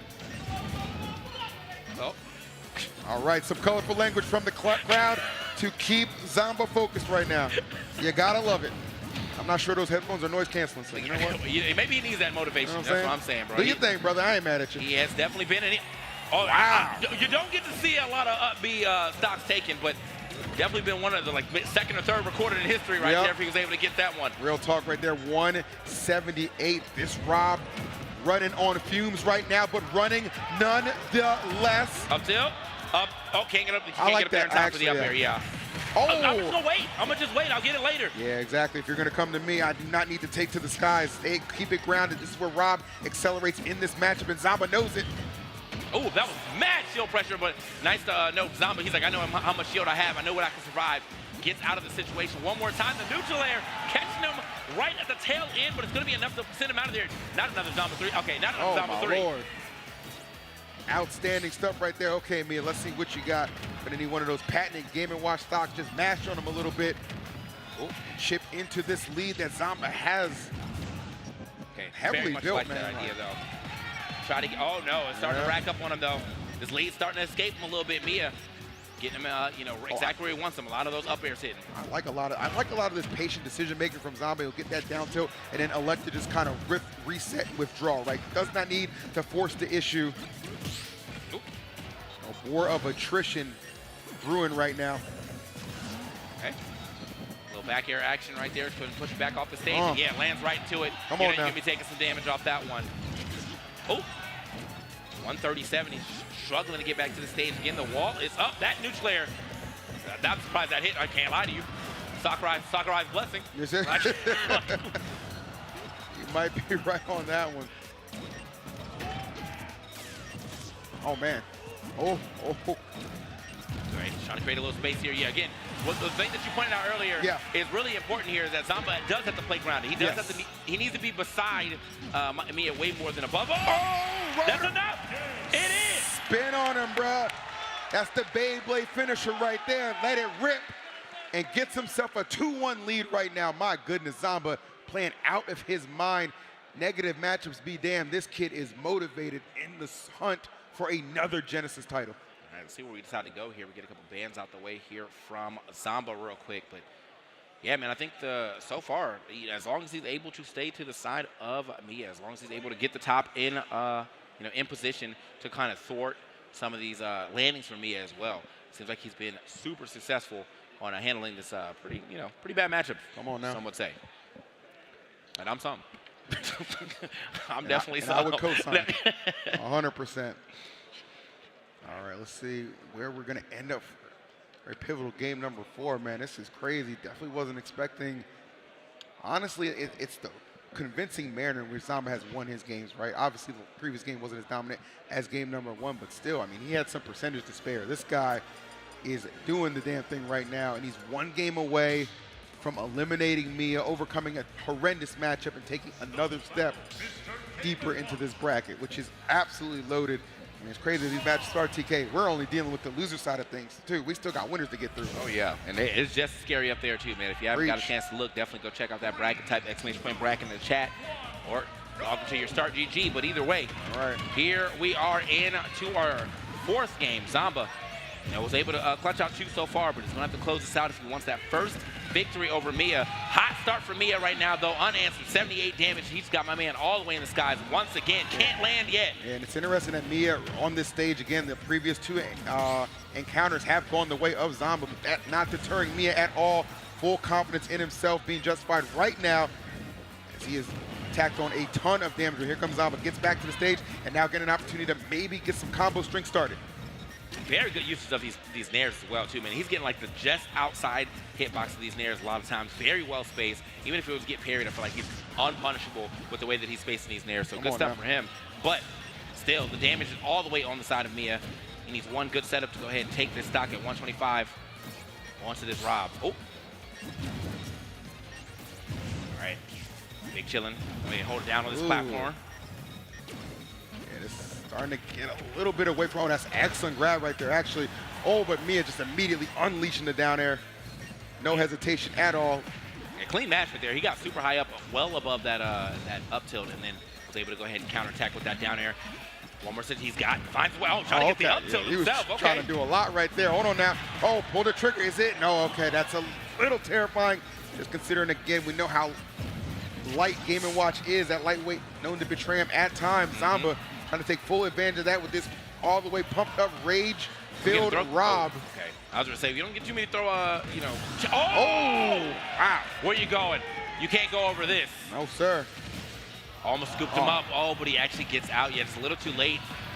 So not getting the right hitbox or that final hitbox that he needed to go ahead and take that stock. Now he's stuck on this edge. This is not the spot you wanted to be. Not at all. Trying to come back and get stock. Oh, wow. Catch the roll. I'm out. Sometimes mashing is the answer. Nice tech. Nicely done, the down air. Gonna keep Zamba very much so alive. Let's see though, how are we gonna break up this percent deficit? Looking for the answers right now, but Mia beautifully played right now, utilizing every tool in Game & Watch's kit to keep the advantage on Zamba and try and force this Game 5. He definitely has to use like every move right now. Seriously, bro. Russell, I could do it all. Renaissance man was starting to use I see that octopus come out. I'm gonna have some questions, man. That's a spinal smash popping up, but hold on now. Might not even need it right now. TK 147 on Zamba, looking for a path to land. Gonna find it there. It's a little bit fortunate. Oh, okay. Go forward air action. He's got to find his way back in here though sooner than later. Now, you know, we've seen some of those crazy setups that that Rob can do with the top in hand and the start of a neutral air, but has not really been able to find that specific neutral air yet. Oh, rolling up behind him. Now I'm getting out though. Got to find his way down. Does it again. The pressure. Oh. Nice parry. Wow, incredible stuff. Honestly. And that, I mean, he really threatened a shield break there too, so he had to go for that parry or roll out or something. But parry seemed to be a little better, getting hit by that first hit of the bomb, then allowing the explosion to rock. Love that, but oh no. Ooh, yeah, don't get taxed, get out of there, yeah. Actually pretty fortunate that's all he took was that one nair. Could have been a lot worse, all things considered. All right, Mia, what do you got? Goes high, nicely done. Kind of baited that out. Knew exactly what Zamba was thinking, and look at that 58% tacked on Mia, looking unstoppable damn near in this fourth match. Uh-oh. And this is kind of what I was talking about, man. We're just going to see the back and forth. It's really showing right now. Mia potentially working on his own two-stock. The dash attack, going to go ahead and thwart that back here. He is still, I think he's running out of gas too, so he's got to figure out a way to hit this ground soon. Yes. Mia, oh my not Lord. allowing Come it at on all. now. Mia, destructive. Oh, finally hits the ground. The down smash though, it's not going to be enough to go ahead and send him out of there. Mia though has done so much work on this last stop. It's the evasiveness from Mia, bro. That has been the huge difference maker between those games 1 and 3 that he lost on Small Battlefield. Not the case for the fourth game, and we are going to a 5th and final game. A lot on the line right now. I'm really wondering if he was trying to land on the stage with that air dodge, but then he just kind of drifted a little too far away, put himself back off stage, so an easy, like an easy dash attack to go ahead and take that fourth game. Where are we going for the 5th slide? We're going back to Small Battlefield. Oh, snap. A little Castlevania music, okay. Man of culture, man of class. I don't want to say anything, but I think they might have accidentally leaked the script. There's a little Zamba Advances flashed on my screen. I'm like, hold on now. let's keep this under wraps now. They're not supposed to know about that. How much y'all pay me to throw this? That's what I need to know. So we'll see. We'll see. We'll see if that holds true as we do head into game number 5. It is time, guys. Who is going to advance in this bracket? If Zamba is eliminated, we are guaranteed a new Genesis champion will be crowned one way or another. Already the start looking a little more in the favor of Zamba just at the very beginning. Okay, rolling out that corner. Yeah, he's trying to get the back established, but Mia really kind of holding forward on him this time around. He knows he just needs that singular hit to go ahead and start damage like this. Oh, big. Okay, answered back. Oh, wow. Okay, nice placement with the gyro and that additional hit. Holding shield, nice roll away in those situations. Great shield grab. Okay, getting out of there. Good mash again from Mia. Double hit of the up B. Got him back in the skies one more time. Okay, all the grab not there. Okay, but just let that up B fling. The trade gonna work out one more time here. This first stock is gonna be so crucial. Yes, man. This could very well decide the set. Let's see who's gonna get there. Slight percentage lead right there from Mia, but Game & Watch, of course, always on that lighter side of things. Can swing towards him. Let's see.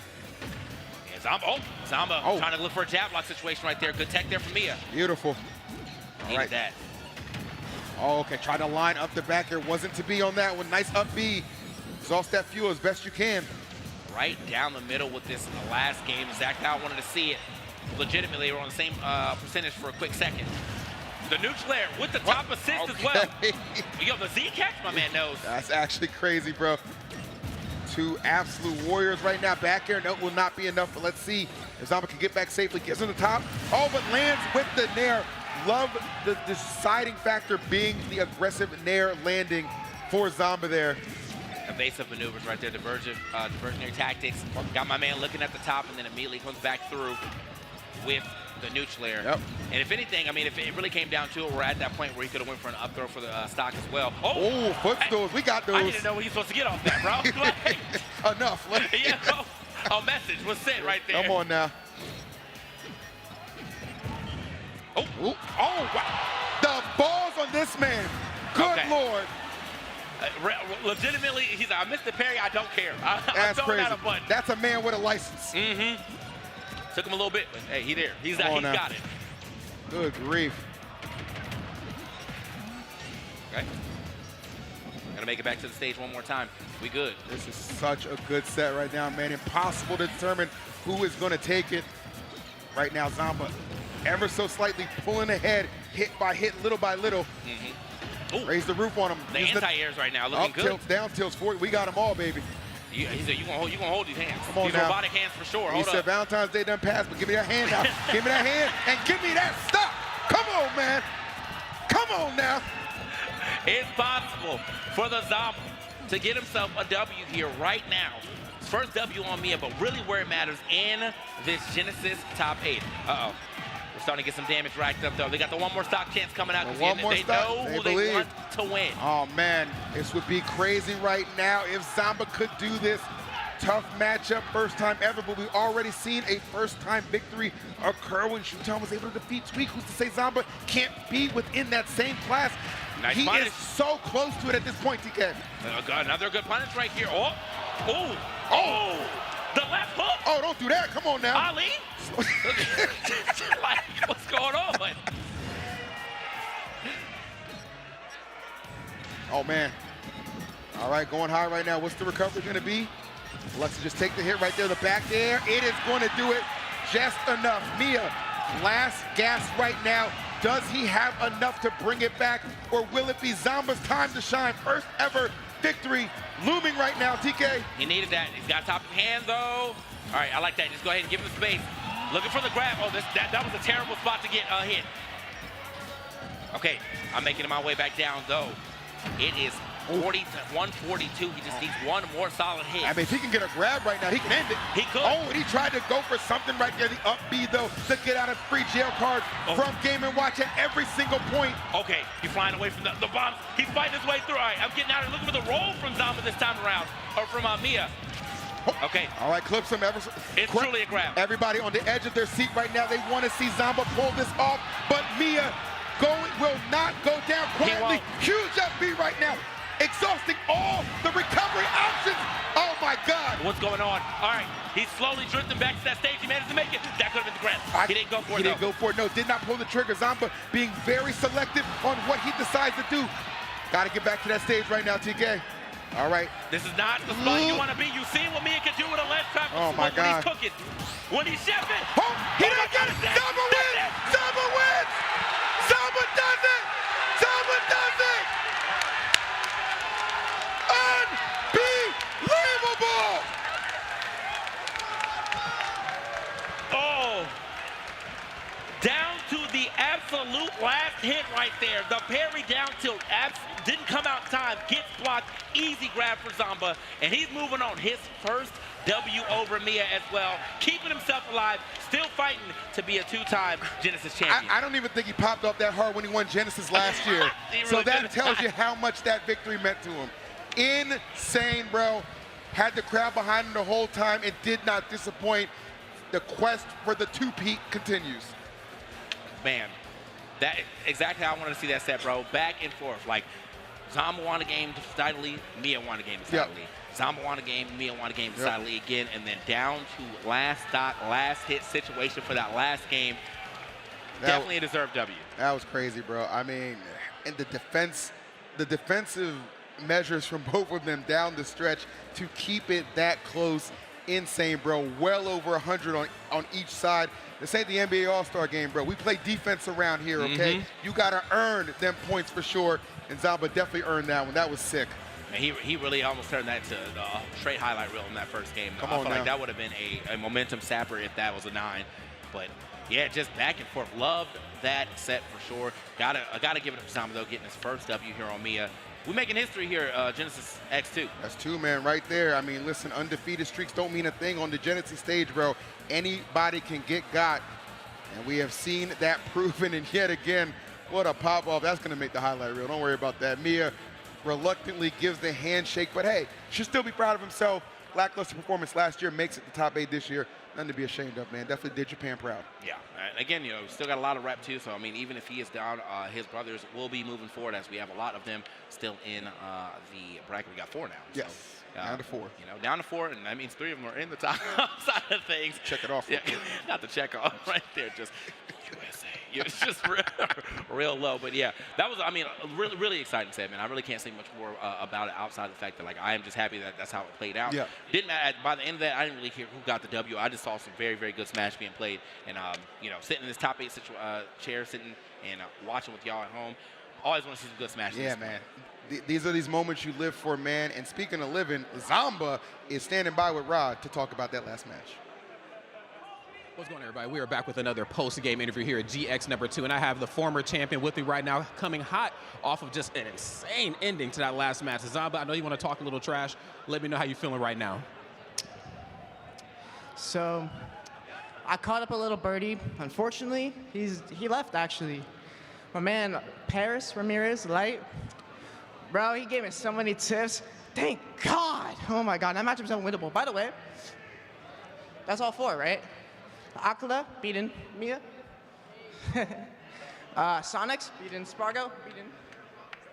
I'm just one of the GOATs. Like, I'm going to be for real. I won last year. This year, there's a reason it's Genesis X2. I don't know. And y'all heard it first, man. He don't even know. TKE, Black Plague, back to you. That guy's a character, man. Excuse the hell out of me. Okay. He's definitely, achieving GOAT status, though. Yes. You got to give it to him. I mean, Yes. he's been able to win a Genesis. Yep. He's now got taken a W over someone who has not been able to beat. That's going to set my Genesis off, right? I know that much. There it my is, top man. 8 at least. It's very interesting. You get in these situations, and big performers, man, they perform on the biggest stages, and that's exactly what Zamba is capable of doing. Big shouts to him, man. I'm sure a lot of people had that maybe pegged as a quick 3-0, just given how, how one-sided the record had been, how bad the matchup is. But no, never count out a Genesis champ. Shouts to Zamba. Look forward to seeing him a little bit later as we redirect our attention to the winner's side of things, because you did mention there are still, of course, 4 Japanese players in this bracket. Well, 2 of them happen to be on the winner's side about to face off right now, that being Hurt and T. T finding himself again in top 8. Last year was on the loser side of things. This time, complete 180 as he finds himself on the winner's side against his Japanese brethren, Hurt. So this should be a really good contest. Excited to see who T's going to operate with, either the Pac-Man or the Kazuya. Yeah, I think of looking at their set history, it's been all Kazuya so far, at least from what I can find. So, he could try, to bring something new to the table by bringing that Pac-Man back out. We always know the Pac-Man go crazy, but you know me, it's man. a fan favorite. I'm a big fan of Kazuya Mishima, bro. So if Mr. I get a Mishima, chance to yes. see some Mishima out there, a couple of electrics being thrown, I'm down. Now, I do think it's a little harder to do that against Hurt. If his grenade setups are always very good. He's always able to cover himself with explosives. So it's really hard for, like, Mia has to find, or not Mia, T has to find the most, like, opportune electric with nothing on the ground, and he has to take that to the absolute bank. Very if true, there's, if there's a grenade out, he has to cut his combo short every time. Well, we shall see how this one unfolds. Very excited to see that, man. Anytime we see T on a stage 2, man, this guy is just a literal vibe, man. Just such a chill individual, likes to have a good time, and just sick nasty at the game as well. Hurt, I mean, I got to give Hurt all the credit in the world. There is a universe where Hurt is starting this top 8 in the loser side of things if Cola is able to secure that victory from yesterday, man. That was a nail-biter, as much of a nail-biter as it gets. Kudos to Hurt, showing off that clutch gene yesterday to get himself to this part.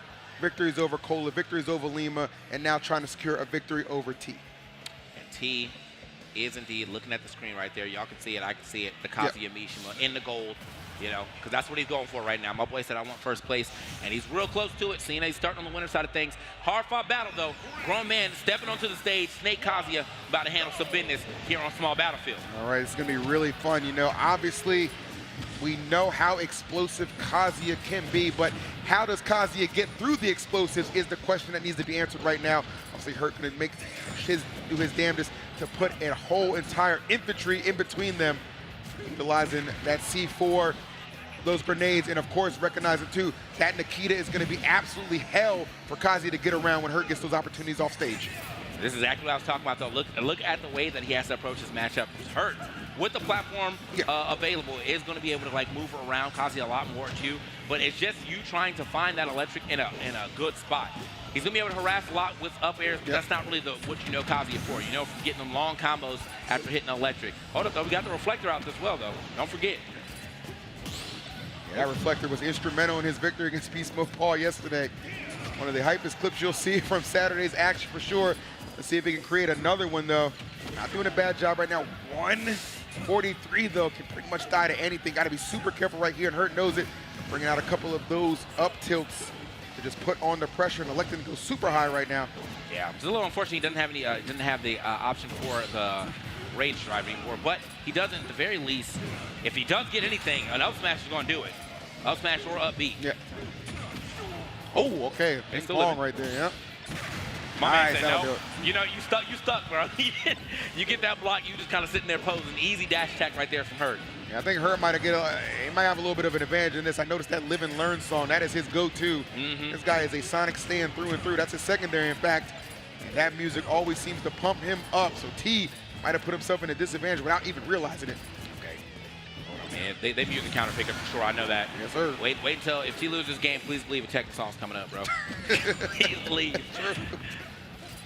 All right, 57%. He is able to at least find himself a stock. It hasn't taken too much, but still has not been able to find that. Oh, this could be big. There's nothing on the ground either.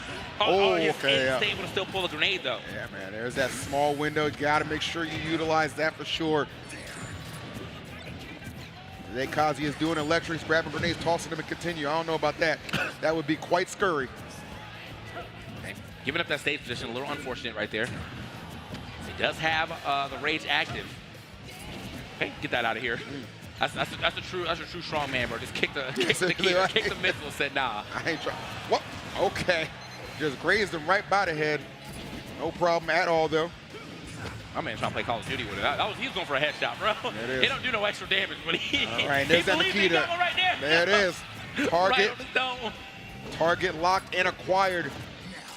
Hurt keeping this lead intact.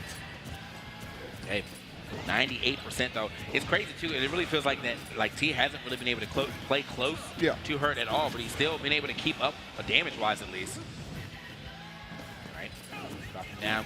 Got to find his way here. Oh wow, okay, just up B right in his face. The roll-in up B. Man. All right. Nice. It's some good exact distance. I'm sure Hurt comfortable operating with right now. Oh wow, but just up with the back air. Very clean delivery on that. Excellent decision making from T, keeping this very, very close. Got to give it up to his laser usage as well too, man. It's kind of a risky move. You know, you start to get scout all the time. He's been able to like get through, put some extra damage here on to Hurt, or at least just some extra pressure. Oh, there's a grenade behind him. Yeah, he's trying to bring that to the platform. I really like that idea. Just didn't line up that forward air well enough. I really like the fact that T has really found a lot of ways through the arsenal of Hurt as well. Not really letting him kind of keep him at a distance, finding those ways to operate and attack. Oh my goodness, that could have been huge. Yeah, he was, okay. Last hit of the flash punch combo. Pushing away out there. Nice call out on the roll. Oh yeah, there's that Nikita. This might be a problem. Could be a nightmare. I like that back air. That was very, very clean. Let's see. Oh, the laser, but it's not gonna matter. The back air gonna get the job done. Great awareness from Hurt. Yeah, clean. I mean, obviously a very good idea there for T to try to create a little space, but Hurt was on top of things, knew that laser was coming, able to get that tech and line up another back air even stronger than the first one. So good. I mean, good games, all things considered. I mean, I do think this matchup does look a little rougher for Kazuya, but from what I'm seeing right now, it seems like T has a pretty good grasp on it. I would agree. Got put in a bad position right at the end, not allowing himself to get back on that stage. Wasn't really able to do any of the real Kazuya magic. Not a lot of electrics hitting, turning into major damage. Yeah. Set history between these two. I think 2-1 in the favor of Hurt. So that one does matter, man. T does know he is capable of getting the job done. Looking to rise to the occasion again. Always performs well at Genesis, being his second in a row top 8. So let's see what game 2 has in store. Oh, what I tell y'all, bro? I know about my music counter picks, bro. Come on, listen. I never doubted it. All right, sticking with the Kazuya. Not surprised as well. I mean, Pac-Man's just going to struggle, even harder, honestly, against Snake. So probably the right decision here for T. Understands, again, if I could just get in and get one of those big conversions, it can make all the difference in the world. If he found himself some opportunities to get in that previous game, but the conversions to 0 to death just weren't quite there. Let's see if this game will be a little different. Once again, this is what he has to deal with, bro. He's going to be trying to, obviously he's going to want that center stage, but T is going to be able to play. Oh, wait. Damn. Oh, mixing up his landing, but it doesn't matter, though. Still getting picked up. Okay, nasty. Oh, he went for it all, yeah. A little hard to do that to Snake, though, because I don't think the neutral does enough damage to knock Snake out of the Cypher, so he has to just double tap him like it's a true combo. I'm out. Okay, nice. Spot dodge in the first hit, but there is 2 parts to that forward tilt. Okay. Yeah, again, same situation. Trying to use this laser, but Hurt doing a really good job of power shielding the laser and then immediately getting a punish off the lag of it. Oh, okay. I actually love how aggressive Hurt is actually being, right? It's like the perfect mix between, well-timed camping and then just throwing out that aggression when it is needed.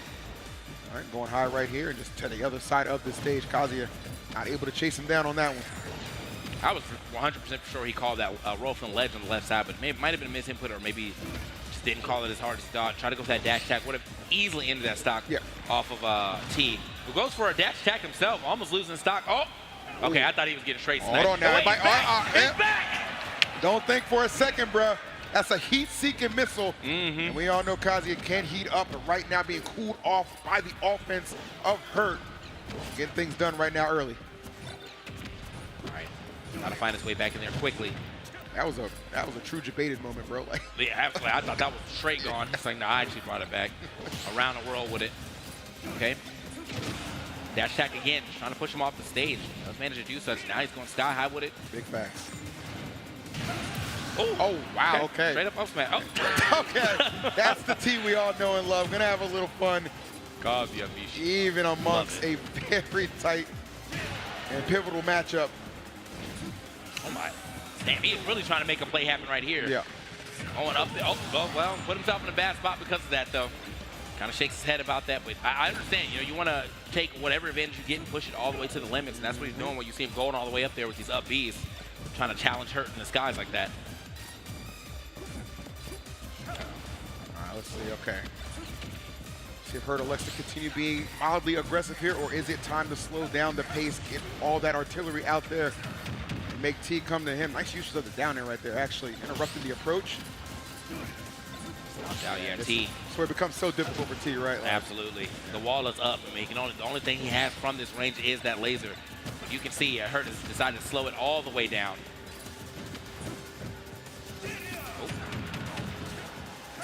All right, can't say I blame him for getting hella aggressive here. Okay, that's huge. Gone. Yep. Yes, huge conversion. 4T down but not out. Let's see if this last stock can find some success. Getting stomped out of the skies right there, T. Right back to the ledge. And yeah, again, like, regardless of what it looks like on the screen right now, one good opportune electric could be what T needs, but just that opportunity has not really shown up too often. Stomped out again. Oh, I thought he Bro, okay. All right. Oh, my God. Bro is and one on you. That's crazy, bro. That's that NBA skills challenge right there. Hold on now. Slow down, Kyrie. I'm moving like the professor for sure, bro. That was crazy. All right, man. He could have. I feel like he could have ended that game like 3 or 4 different times, bro. He just want to let you know how many times you lost the game. Hurt is absolutely ridiculous with it, as smooth as it gets. Crazy thing there too is like game 1 to game 2. Notice how well he implemented the dare right there. That was not nearly as noticeable and present in game number 1, but game number 2 was the MVP go-to move. Hurt always keeping you guessing, man, and that's how you have to be at this level, right? Yeah. Now this is the unfortunate part, not getting that second game where it was kind of something you potentially could have done. He was definitely scrapping right there at the end. And right in the middle, finding electric would have been a godsend for him. We couldn't find it now. you know, if he is able to win a game here, it's going to be all on Hurt's counter picks. And, you know, he's going to be trying to pick the stages that allow him to do this type of gameplay a lot more effectively. Bro is chilling. Yeah, he's in a very favorable position right now. Obviously, winning those first 2 games. Now starting off this game number 3 rather convincingly. Yeah, that's looking like an absolute shutdown right now. And more tours coming out. Okay. Nice. Oh, didn't get the second electric. Yeah. No, we got a little tech glove because that was good. Wow. That second electric, I think he would have just went straight up smash and got the stock right there. So because of missing that, Hurt lives to see another day and then actually ends up getting the stock first. Yeah, we know Hurt's way too good to be letting him have any kind of second chance opportunities. As I say that, random forward smash. Okay, I'm out of there one more time. Nice. Wave, we're trying to get his way back in there. Oh, wow. I can't lie to you, I forgot that was there too. Sometimes I think Hurt likes to play for the clip as well, bro. With this damage too, yeah. Okay, Flash Punch combo gonna do it. With this damage too, I'm pretty sure he was gone. Okay. He finally got some damage here, or got the stock off it. He's really got to figure out a way to get on this platform, force Hurt off of it, and then actually do something after he forces him off that platform. Yeah, Hurt has been just big chilling under and on top of it, making it real hard for T to try to line up an electric. Oh, wow. I for some reason thought that forward air was coming. It's a little too high up though. Definitely looking like it could have been disaster loom and still is, honestly. Oh my Lord, bro, you are just getting absolutely bullied here. If he gets back to the stage, it'll be an absolute miracle and none to be found right now. The dare yet again. Hurt's most impactful option selects. And TK, he is 1 stock away right now from winner's finals. Can't do much with that either. You saw, I like the DIN too. You know, most people are probably gonna try to get off the stage. The DIN with the grenade right above you, you already know. This combo's getting cut short. I'm gonna be safe regardless. It's not too often I feel bad for Kazuya, man, but this is definitely one of those times. Struggling to get anything going consistently against Hurt. Okay. Roll away too. He is struggling. I mean, you can definitely see Tia just like the wheels are turning on how to get back in onto Hurt, but he's working at 110% brain power and it's still looking like a struggle. Yeah, just nothing going right now for T. Looking for these options, man, trying to find anything at all, but Hurt continuing to keep the distance between them.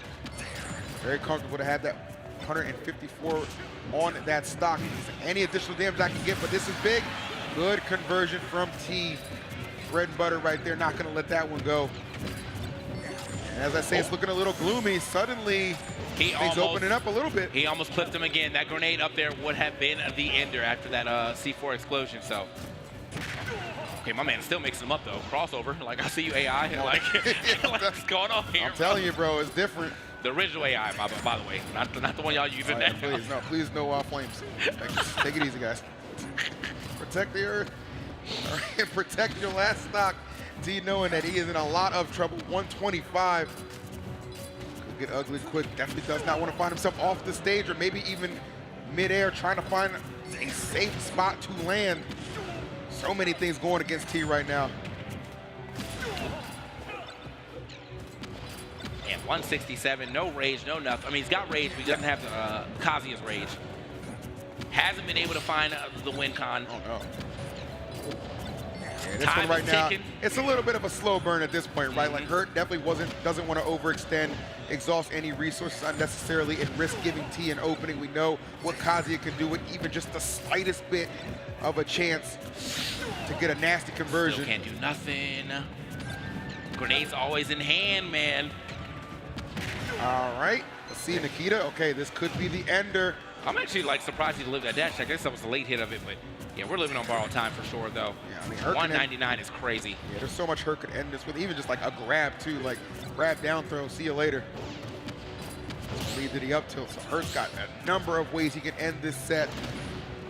Hell, at this pace, it could end up going to a timeout. Who the hell knows? I don't, you know, like, does not want to commit to anything.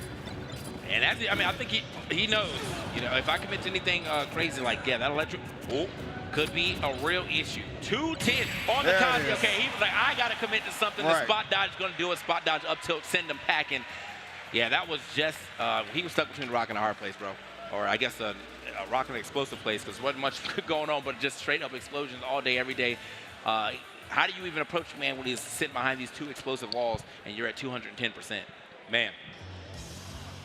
Certainly a tall order for sure. T, though, did an outstanding job, even in a losing effort. Still going to have an opportunity at this bracket as he is sent down to the loser's side. Hurt getting a clean 3-0 in that exchange. Good stuff all the way around, though, man. That is the best Snake, bar none, in the business, and he knows it. And you got to imagine, too, man, Hurt just, since this new season has started, has definitely been playing with a renewed sense, I feel like, of just motivation, noticeably absent from the top 10 of the Lumi ranking. Since then, has won a lot of strong tournaments over there in Japan, comes back to NA and makes a huge statement, not only at Let's Make Big Moves last month, but here at Genesis in this top 8. He's in winners finals, and he's looking damn good.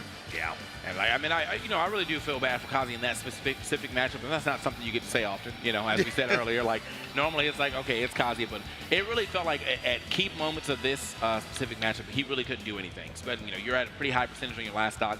You don't want to take any crazy chances because you are just going to get blown up. And yeah, you're going to see that a lot. Right? He took a big chance right at their end trying to get that grab going. He wouldn't even got anything crazy off it. Like, he's just going to get positioning. But Hurt has gotten really good with the way he's landing, too. He's been able to always trick up his landings with his B reverses, with his C4s, all that. Just an unfortunate matchup, man. Just an unfortunate matchup. Sometimes it just be like that, man. But again, a good effort from T. He'll still get another shot later on in losers. But very interested to see who's actually going to be meeting Hurt on the winner side of things, because our other winner semis match, of course, going to be Akola and Lugi. And I think, honestly, for Hurt, you're probably cool with either one of these guys. And he's got definitely those recent wins over Akola, so that's definitely somebody he plays very consistently and very tough right now, too. So Hurt's path potentially to grand finals could be looking pretty darn good. We'll see how it all kind of plays out when it is all said and done. But yeah, man, as bad as that was for Kazuya, man, I really don't know how well the Pac-Man necessarily would have fared as well. So I kind of do understand why he did elect to just stick with that Kazuya. Yeah. Do the best he can right there. So yeah, and I think if he maybe got like double two stocks or something, he would have been like, all right, I guess I'll try it one time for the one time. But yeah, maybe just believe, like, if I get my electrics, if I can catch him slipping at least enough times, I'm gonna make it happen. The games did get better. First one was a 2-stock, next two were 1-stocks, and I wouldn't say they were the best 1-stocks, but definitely was able to get 2 stocks in those next games. And now, as we move forward into the future for our other side of winter semis, it's gonna be Lugi and Akola. But this one, it's gonna feel pretty one-sided. It's really gonna be one of those things where like Lugi has to actually he has to tap all the way in, go absolutely foolish on his options, and really maximize what he can get off a grab if he ever gets a grab. But before we get to that, do want to talk to y'all, or talk to our last winner. Rod, take it away.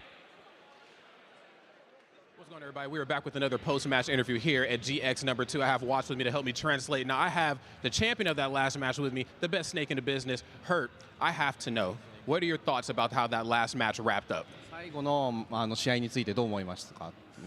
終わり方とかそのまとめ。そうですね。完璧な最後、やっぱりスネークとカズヤってやっぱりちょっとカズヤ側が機動力がないので、あれぐらいパーセント差が離れちゃうと基本的にはこっちがちゃんとすれば負けないっていう風にできるので、ちゃんと自分が今まで練習してきたことをちゃんと出して、ちゃんと勝てたからすごいいいゲームメイクだなと思いました。I think it was like a perfect, really good game plan. Usually that matchup, Kazuya is slower and then Snake. So if we have that much of huge distance of percentage, usually Snake wins. So I do my best and my practice actually worked. So I could do that kind of really good game. So I'm really happy that my practice worked. Practice is key right there. Distance and, of course, a lot of patience is key as well. With that in mind, friends, back to you, TK and EE. All right, there you have. I don't know whose thumb that was. There you have it. Man said he was practicing. I know what he was in the lab doing, bro, hitting that B button. That's what's happening. Practicing, making sure he got the perfect B reverses, and being able to set up these walls perfectly. He's got some very good setups, though. He does. So don't want to be acting like he's just putting grenades out there and with no thought. Like, he's got very good setups. So, but let's see. Akola's got good setups as well. He's going to have to go up against Lugi on that Luigi. It's going to be Steve versus Luigi as the match. Again, if he can get a grab, great. If he can't, it's going to be a rough time for Luigi. Well, when it comes for going for a grab, okay, that is definitely Luigi's specialty, okay? This guy is a grab merchant, and for a good reason. His conversions off a grab are absolutely insane, but it's going to be easily his tallest task right now, having to get through Akola. By no means. Now I'm hearing, I forgot, had sent me something saying that whoever their like resident Steve is over there has got Lugi's number. So yeah, so and remember, this is the best Steve in the yeah. So Crepe Soleil, to my best knowledge, I think is 2-0 or 3-0 against Lugi, right? So obviously that tells you a lot. When you look on the other side for Akola, though, he has never lost to Navy and he's never lost to Rauru, two of the best Luigis on the planet. So that tells me right there this is going to be very skewed in the favor of Akola. However, to Lugi's credit, coming into this top 8, he has only dropped, I believe, 1 game on his path to get here. So perhaps we're going to see a different Lugi. Lord knows it's going to need to be against this absolute demon from Japan known as Akola. Yeah, this is not the way you want to start off, though. I mean, like, he definitely is in a situation where he probably could have threatened to grab earlier than this, but yeah, he might just have to scrap this one out. He is scrapping it out, though. Gets that up air, but ends up fading away instead of fading forward. Oh, yeah, this is going to be the real challenge right here for Luigi, too. Luigi, obviously a big combo character, which means those hits, they do a little bit less damage, so it's going to be a little bit more difficult to consistently knock down those blocks, okay? Something that Akola is going to fully be aware of, as he actually did used to main this character himself, and take full advantage of that, as he's already got a very strong lead here in this opening match. I feel like, didn't he bring this character out at Let's Make Big Moves like last year or something like that? Honestly, he might have. I forget. He was having a real rough time against Onin, I think. Or maybe that was reversed. It was Onin that did it. Never mind. All right. Either way. Yeah, bro. We are having a hard time again finding this damage shot charged up. Maybe expecting a spot dodge there. I like the idea. He needed that little bit of charge to guarantee that stock. Definitely. All right. Oh, looking very good right now. Lugi struggling to find anything. There's a big back there, but not big enough to take the stock just yet. All right, whole lot of swinging right there and a whole lot of whiffing. Cole is so comfortable in this matchup. Again, the experience that he gets, damn near priceless. And what a right punish. now, bro had so much time to be able to get over there and still get that, scoop. And the back air is going to be enough. Okay, we got a stock. All right, there we go. I didn't think he was going to let him have that for free. Come on now. But you got to have like pretty good, like I think, movement speed to push him off that. I don't know if Luigi has that run speed to push him off of the table while he's crafting. So what I do know though, is he can find himself a grab. Unfortunately, not right there though. He's that solid ground. All right, this is very convincing right now for Akola. He is all the way engaged right now for Luigi, just getting tossed around at the moment. What we got here? Nice. It's the movement from Akola too, right? Like very smooth, not so assuming, and not too much you can do about it if you're Luigi. So game number 1, an absolute clinic from Akola. Well, again, letting you know, look, I got 2 of the best Luigis on the planet in my region, okay? I am no stranger to this game. Yeah, I think that was kind of exactly what I expect to see from this match. I mean, it's really up to Luigi to be the wow factor here, you know. Akola's just going to be playing that standard Steve game that you're expecting to do against a very immobile, I guess, not very fast, I won't say immobile character, but very mobile character as far as horizontal. Yeah. You can't really like catch him like that. Like the fact that you don't have good air drift makes it easy for Akola to be able to just set up walls and know what you're trying to do. Like you can't really trick up your approaches well when you're trying to get over blocks and also still pressure Akola. So he knows that. That's why he's playing the way he is, man. It's working out. Yes, it is. That was, again, very convincing victory right there. Let's see if Akola can do it again, or can Luigi find an answer right now. Again, it is a tall order when you haven't had too much success against, your own region, Steve, and then you come here to Genesis. You have to fight the Steve, the best Steve on the planet in Akola. It is a lot to ask for right now, but you know what? A lot is asked of those who seek victories like this. Let's see what we can do. Really smart right there. That's where he can kind of put a lot of pressure on from jump. You know, you got those, Steve has limited access to things right there off of spawn right there. So those dirt blocks, you can get through a little bit quicker. Let's see if he can make it matter. Nice. Oh, okay. All right, conversions. I like it. I like the combo string. All right, he's done all unanswered damage right now. There so we this go. is good. Finally gets hit. Oh, get off me. Got the tornado to go ahead and break through. Oh.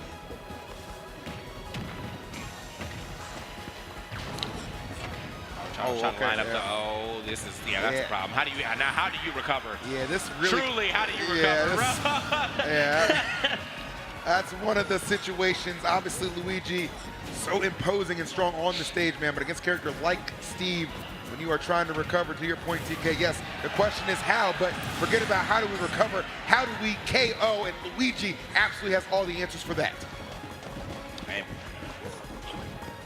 And like, look, it's just a single block, bro. Like, I feel like normally he has to build a little higher up, but you just know, like, Luigi just does not have that movement to really, like, oh, I'm about to, like, schmoove over here and give me something crazy. Like, you know when he's moving forward, like, he has to jump up his block. I have time to get on the defense. And now we got the strong blocks out, too. Right. Okay. Oh, my God. It's just so scary for Luigi. It's just like, okay, like, I gotta pick my moments. Oh, that could have been a grab. I was thinking, yeah. Okay. All right, could have been a grab, but nonetheless getting a lot of damage, and he is challenging these mine carts. Racking up these back airs. Wait a minute. Very fearless. We only have one more option here on the steal. Oh, damn. Okay.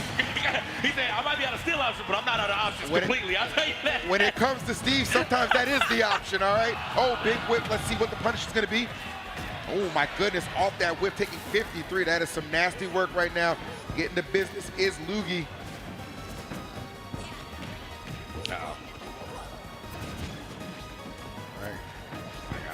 Yeah, Luke, up and over, and now he's starting to look for these grabs. Oh. Okay, I mean, listen, if Misfire was on a timer, I'd like that, but that was. I'm believing, he shook his head. I'm pretty sure that was a little bit of a misinput, but like, if that wasn't Misfire, we thought he was a genius for sure. Oh, Picked okay, up. Cyclone. Not enough. All right, almost getting there, 151 on Akola right now. There's a grab for you, back. All right, off the stage, let's see, what can we do right here? What's the pressure option? Another Cyclone is going to get the stock. Still an opportunity, TK. Can he, plunger on the wall right there. Can he find a singular grab? Even maybe just like an up to, or a down air starter. Like he's been able to also convert off like forward air, neutral air. Lord. Oh, wait. Okay. Push him away from those blocks for a second. Oh, back air. It's diamond too, yeah, but we got those. He's got to make it back. Double grabbing the ledge here, but yeah, now the wall is up. He's got to look how he has to approach. It's just putting that diamond back here over the block like that too. It's scary. It's so much to have to overcome because you have to approach, right? You have to find some way to do some more damage, and right there behind the block, just smart refreshing all of those resources that Steve is afforded now. Oh my God. He's dancing around him now, man. Bro is creating architecture right now. I want to truly building. I do want to say though, as this set does, or this match does linger on, I feel like there could be an opportunity for maybe Luigi to steal something on the conversion. Could be the difference maker. Akola has slowed this down to a snail's pace and just waiting for the umpteenth back air to come out and get the job done. Hey, if it ain't broke, don't fix it. Akola up 2-0. Bro, that was getting a little scary for a second for Akola. Like, I mean, Luigi was closing in on him, but I think honestly he knew that he could just kind of run the game out a little bit, wait until he finds that win condition you have to run into. All those times that he's putting out one block and then just dropping back airs and above it, it's because Luigi legitimately cannot get around that. Like, legitimately cannot get around that without some inherent risk to it all. So, right back to FD one more time. All right. He said, if it ain't broke, don't fix it, but it might have been a little broke. I'm saying, bro, I mean, listen, if this is what you feel is your best option, then I don't blame you. Go for it. Again, though, Akola, just the resume in this matchup, it's really hard to overcome when you're undefeated against two of the best Steves, and they happen to be from your region, too, so no shortage of experience. But Luigi, he knows. We've seen miracles happen, and TK, we could be at the start of another one. He just needs one, bro. He just needs one. That was huge. That's a good start for him right there. You know, put himself in the lead. Unfortunately, though, you are playing against Steve, so even, you know, in most Smash situations, when you are in the lead, you are the one that can kind of play more defensively. Yeah. That just allows Steve to get mad resources. So you still got to kind of, like, go in there and make something happen. But at the very least, you got some, I like it. Work with. Nice. Liking it from Luigi. He's smart, too. He's like, okay, no, I have the lead, but I am not going to play the backfield at all times. Going to continue to bring the fight right to you. Oh, still living. Nice. Barely, though. All right, he's trying to go up above. And I was going to say beyond, or at least over, but damn. Chop, still living. Yep. Luckily getting hit from the other side. Oh, I thought he had the snipe there with that Carboy. You can see Loogie, too. You can see it on his face. So animated in his emotions for the game. You see how much he wants it, how much it means to him. And it can all just start with one huge victory here. Just get yourself a game and see where the momentum can take you. Oh, I thought he was about to send it, bro. I was sure he was about to send that up B right there. Felt but like no. it, yep. Living it, letting him live to see another day. Maybe he wasn't fully confident in it. It's going to send a tornado. It's not going to be enough to go off that top glass zone, but we got some damage. Yeah, Blockman is quite heavy for sure, so not going to get the job done right there. But as we say that, Akola has done a good job bringing this all the way back. That strong lead that Loogie had, though, going to remain intact momentarily from that reverse up smash. Huge play from Loogie. Oh, no. Oh, wow. Oh, rare miss. Yeah, seriously. All Don't right. see that too often. Yeah, normally he's got that down pack or he just runs up and gets an up smash, but trying to get a little creative this time with it. Oh, that was an up air for sure. Oh, good parry. Okay. Oh, gets the grab, too, off of that. Let's see. Going super high. Yeah, that boy said, look, I'll take to the skies before I come down here and fight with you, Demon. Ain't having none of it. Speaking of. All right, he's got to find his way around one more time. Oh, no, that reverse fireball, probably not on purpose. I would like to believe that was not on purpose, so puts himself in a bad spot. Pick right up.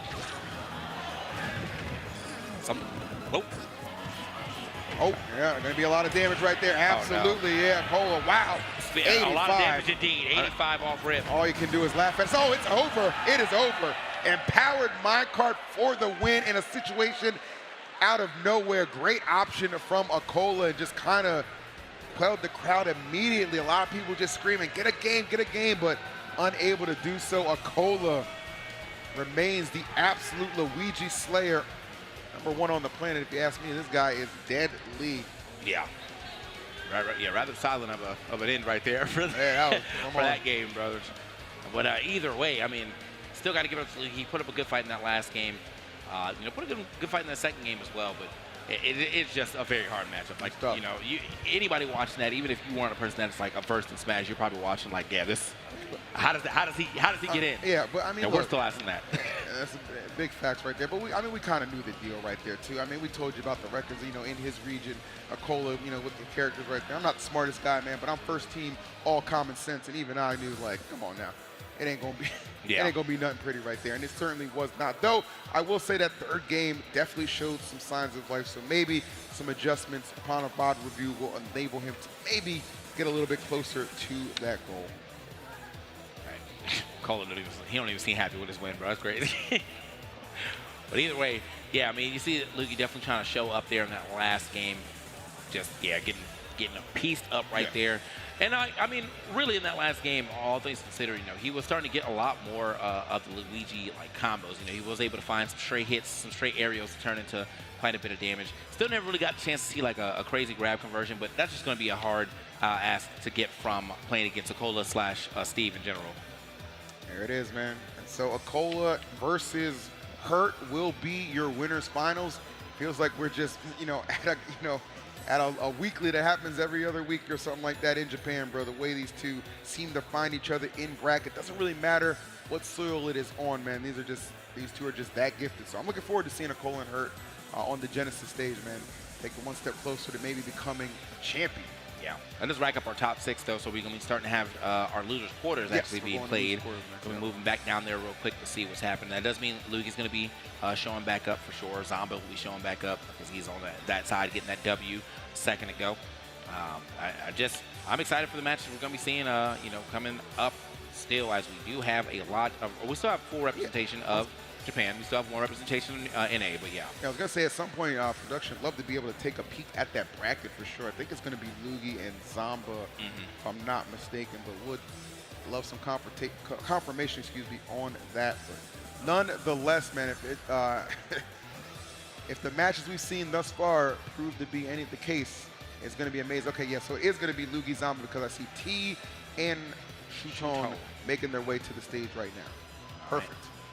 So I wonder if we're going to get that that Olimar out again, or if we're going to see that Pirate Mithra this time around. And on the other side of things, you know, will the T-Pac Man make an appearance, or is he really going to double down on the Kazi again?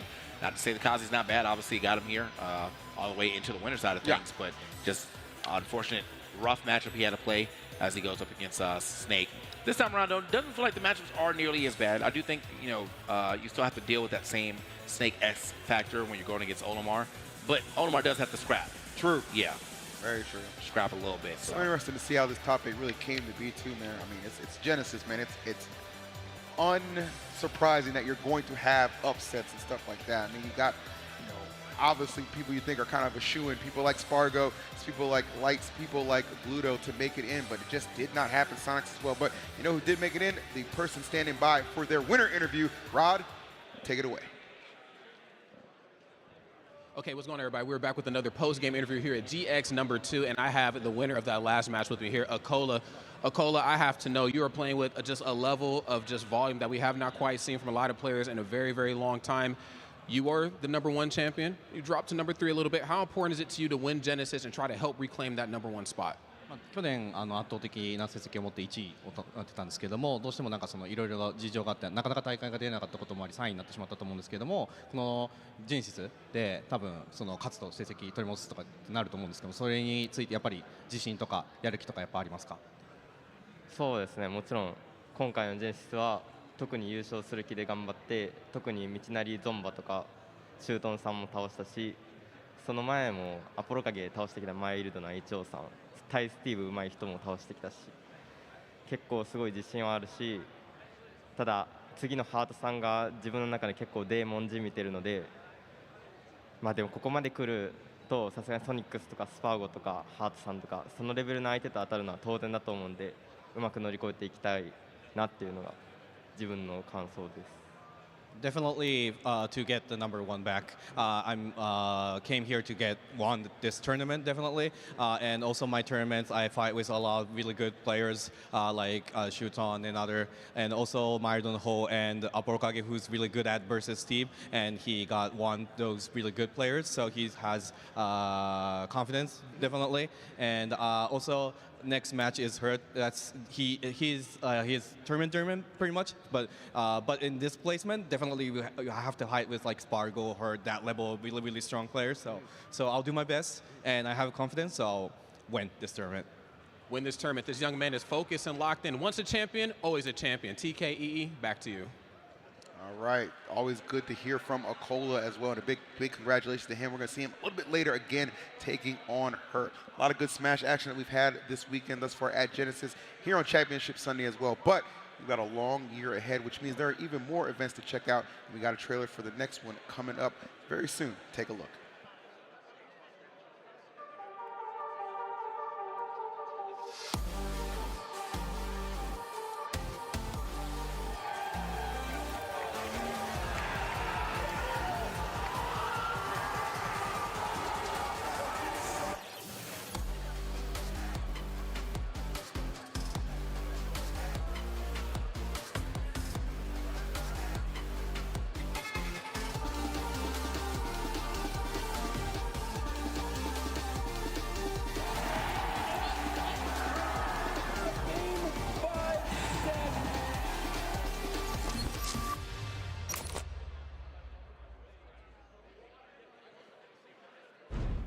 All right, May 22nd through the 25th, save the date in beautiful Atlanta, Georgia. MomoCon is back. A slew of tournaments for you to come through, have fun, and compete in will be available. Hope to see everybody there. But we'll also see you guys after break. We're going to take a minute to collect ourselves, compose ourselves, and let these players get set up for the remainder of this top 8. So we'll see you in just a bit. Check this out.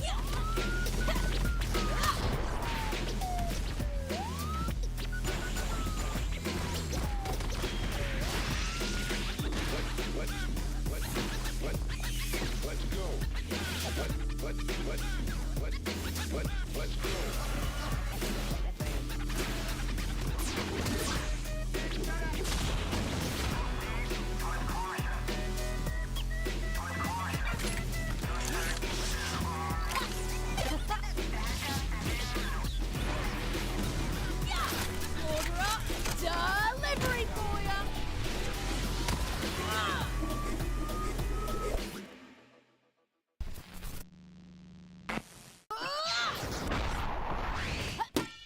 even up this game, but he's so far behind regardless. Yeah. A good forward air. Forward air to push him back off. Yeah, good It catch. worked.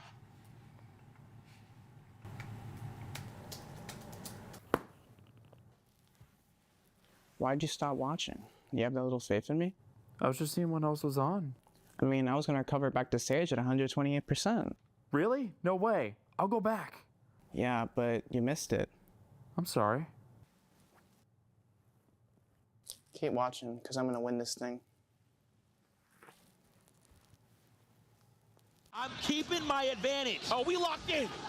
We locked in. That's it. No, wait, that's Phil. He said, get out of here.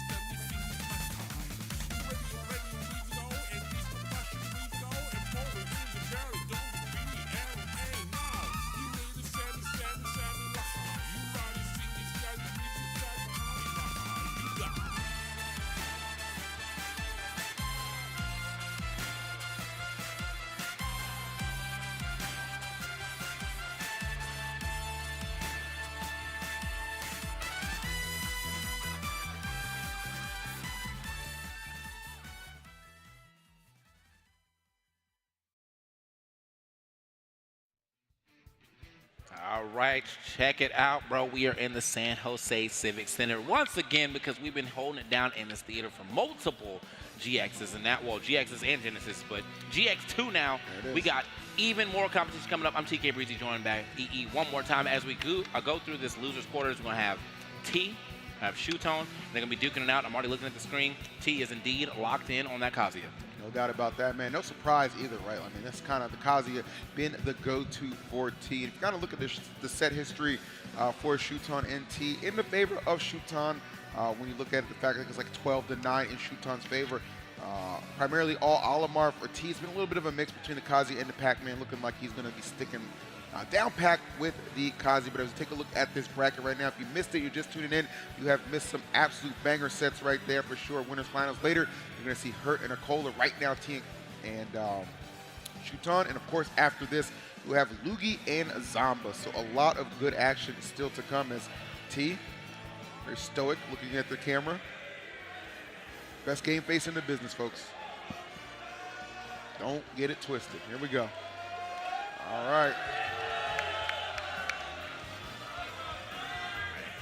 That boy T, that boy shouldn't look at him, bro. I say he got the scowl. The scowl. He said, I'm looking exactly like Kazuya be looking at the camera. All right. Yeah, just waiting for Shootone to gather up and get in there. My man's over here trying to look. He's like, you can go. You can. Right on. Shootone, we can play. You can play. We can play the game. I appreciate the fact that they're waiting for their cue, though. Yeah, you know what yeah. I mean? So many players jump the gun a little bit. These two, very respectful. Gotta admire that for sure. But here we go.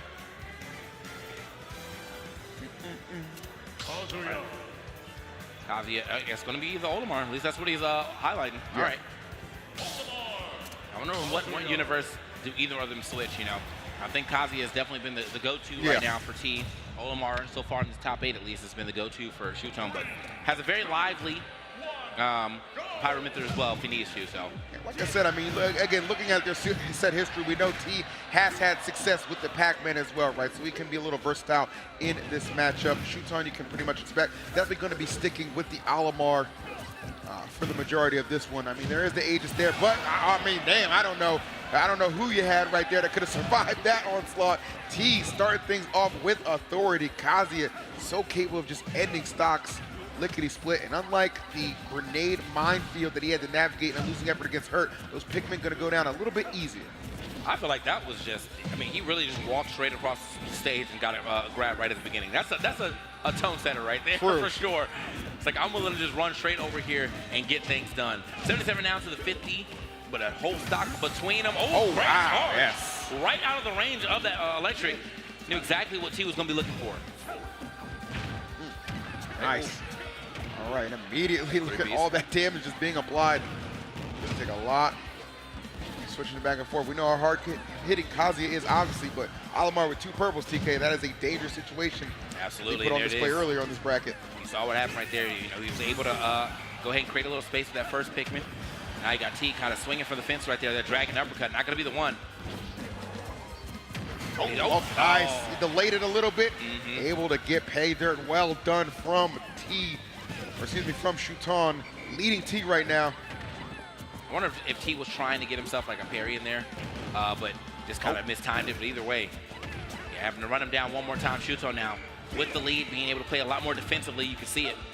Bro, it's big chilling. He said, you have to chase me. Ooh. Nice. All right, accumulating all this damage. This is a big deal right now. T really needs to stop the bleeding. Started this match off so hot, but since then, really not got anything going consistently. But talk about an up B to take care of a stock. Yeah, off the side and into the blast zone, bro. So I was like, I know you're not going to draw. Oh, wait. Bad space to be. Oh, yo, he whistled it. Yeah, okay, bro. I mean, you see some interaction you don't get to see often because we do not have Olimars like that around here. But yeah, whistling through the neutral air and then getting the punish as well. Go ahead and stopping that combo super quick. By any means necessary for sure. I mean, you do not want to get caught in that Kazuya vortex. All right, looking a little ragey right now. Oh my goodness, but the follow through interrupted. Purple Pikmin putting an end to that. Good call out too, man. He Seriously. saw that he like landed, or he was going to immediately try to come up off that platform aggressively. So he's like, okay, you're going to land directly onto this up smash. It looked like T might have tried to land and get a grab instead of like coming off of that platform with a forward air. So yeah, just got scooped up by that up smash and sent out. Good stuff. One more time here to Shuton as he's trying to make his way into this top 4 real quick over T, and this would be pretty great for him, man. You know, T started on the winner side of things, so he's been having a hard time in this top 8 since. Yeah, absolutely, man. I mean, sometimes you just run into some tricky matches, and you know, obviously we know T is capable of beating Shuton. Just record skewed a little bit more so in the favor of Shuton. So we'll see if that holds true here on the biggest stage of them all right now for Smash Genesis, and if we are going to maybe see potentially a character switch coming from T. But as you said earlier, TK seems like the Kazuya is going to continue to be the go-to. Can't blame him for that as we head to game number 2. Yeah, I see no reason for him to swap off of that. I don't really feel like he got walled out the way that he got walled out, in this match prior to this. Yeah, I agree with that. Against Hurt, yeah. But it's just finding the right opportunity, or finding the right opportunities and actually capitalizing on them. The whistle through the neutral air, I'm not sure if that's always guaranteed, but that is definitely an unfortunate part of this matchup if it is. There you go. Oh, nice. Big swings right now. Taking exchange. Okay, gets caught up on that platform.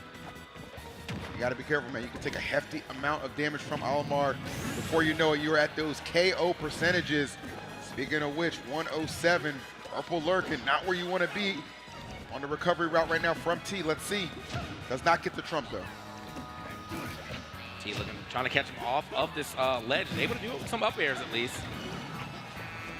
Finally creating a little space here. One purple Pikmin still left. My man trying to mix up his landing, and he did work, do a good job of it. Now there's like a small shield left on T, so he's gonna have to step back.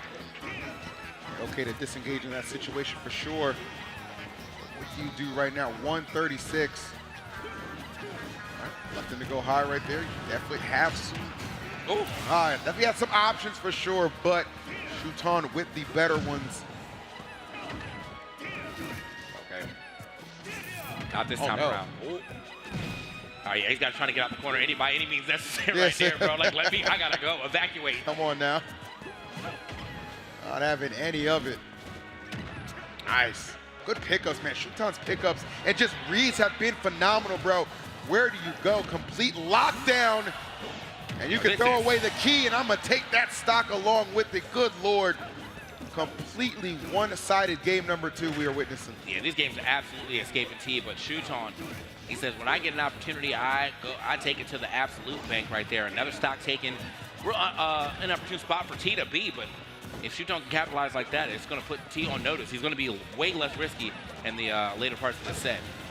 All right. Peak Olimar we are witnessing right now. Oh, wow. Everything gets stuffed out. A 3 stock off the second game is not the way you want to be going into this third one. Not at all, especially bro. with the, up for an AK. Bro, never get to see that option here in this game. That we really do it like that. Okay, big time trade right there. At least it's going to get rid of the stock, but T, so much to do with so little to work with, TK. Not sure if it's even going to be possible, but you never count out Kazuya, certainly never count out T. At the very least, maybe he can actually use some of this rage. I don't think he's been able to use rage at all within any of his games so far in this top 8. Doesn't get another chance to use it right now, and that was his last chance to even use it in this game. 140 now. Okay, some crouch jabs. Wait. Maybe? Oh, he's dropping combos, though. He is, but fortunately, Shuton did not get the follow-up. Oh, okay. He actually could have just died. I think an up smash would have done it, but Shuton taking the easier punish. Okay. All right. All right. Put it back off the stage. Hold on. Got to re-grab the ledge. Oh, he actually doesn't have to re-grab the ledge. That's Olimar. Fly a little further above, but you saw T looking for that re-grab. Hitting that down smash would have been imminent doom for that stock. Is it enough? Not enough. Not quite there. Not having the ideal Pikmin for that situation. Oh, but definitely for that one. That's going to clean it up. The dominance of Shuton continuing. This guy has yet to drop a game on the top 8 stage up until this point between his last set and this one. Looking to deliver another 3-0, one game away from doing just that. I think on the reverse side of things, he has not been able to grab a game here since he started. Oh, dang, that's true. Yeah, and I hate to be the guy to point it out. You don't want to go 0-6 in top 8. I hate to be the guy to point it out, but that's exactly what's happening to him right now. He's got one more chance to solidify himself at least a game here in this top 8, and maybe even a set if he's able to push that momentum forward. So. All right, T looking like he's in deep thought right now on what he wants to do for game number 3. The Kazuya just has not had the answers, but even with that, going to stick it out and hope for game number 3 can maybe turn the tides a little bit and see what we can cook up, taking it to Bastion. Let's go. Potential last stand right now for T unfolding. Okay.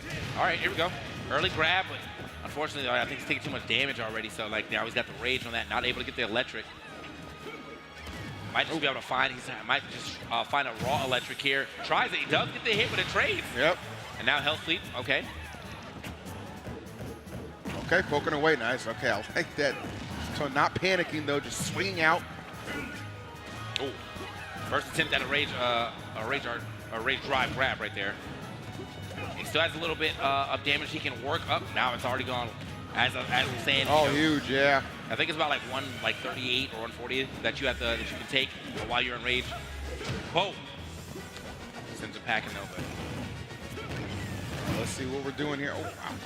Pulling him off the stage a little bit, but smart by Shuton, just electing to go super high right there. Now let's see, this is the time right now. It'd be so imperative for T to put this stock away. Do not allow Shuton to increase this lead. And you know what?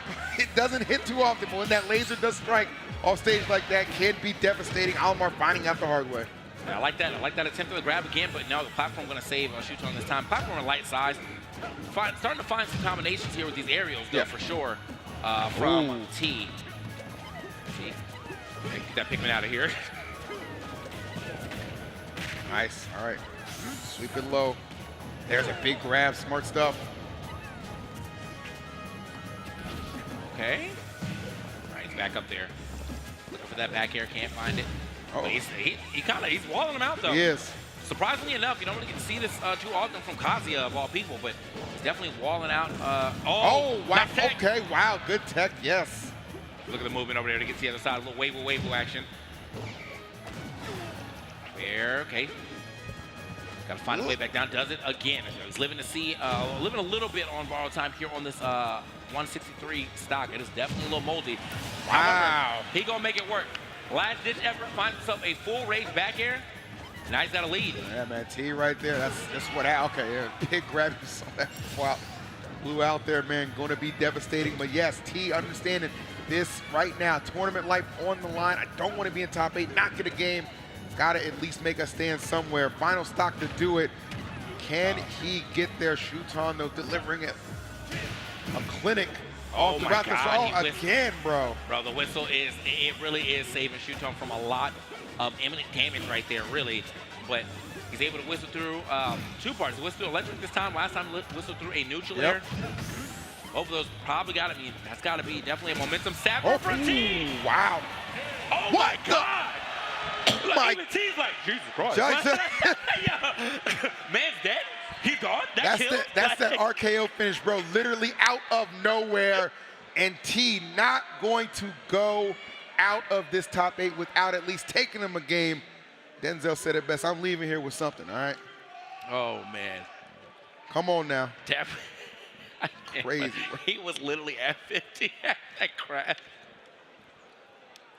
Oh. All right, so T managed to actually use a Kazuya-specific mechanic in this game. Got that rage drive to hit. And, yeah, I mean, I want him the game. Want him the game. So he's not going to go out 0-6 here in this top 8. Yeah. And might even get a chance to go out with a set win if he can keep this momentum going. However, he was on the back foot. So, yeah. I mean, a reverse 3-0 would be an absolute tall order for sure, but not an impossible one for somebody of T's caliber. But of course, on the other side, we know just how gifted Shuton has proven to be, but all those gifts, sometimes even the best can crumble under pressure. Let's see if he's able to close it out. Oh, man. Check the DI on that one, bro. We almost hit the blast on a 60. I mean, it's a strong move, but it ain't that damn strong. It is. All right. 76 now. The damage starting to add up now on to T from Shuton. Still having to deal with these Pikmins. Gets that white one off super quickly. Oof. Nice. Okay, I like the pressure right there. Looks like, yep. So I'm just going to go to the other side, try to find a little refuge. Where's he headed? Little forward smash, fighting my way out the corner. Now T. Stuck here on the side. Does manage to get back to the middle stage, though.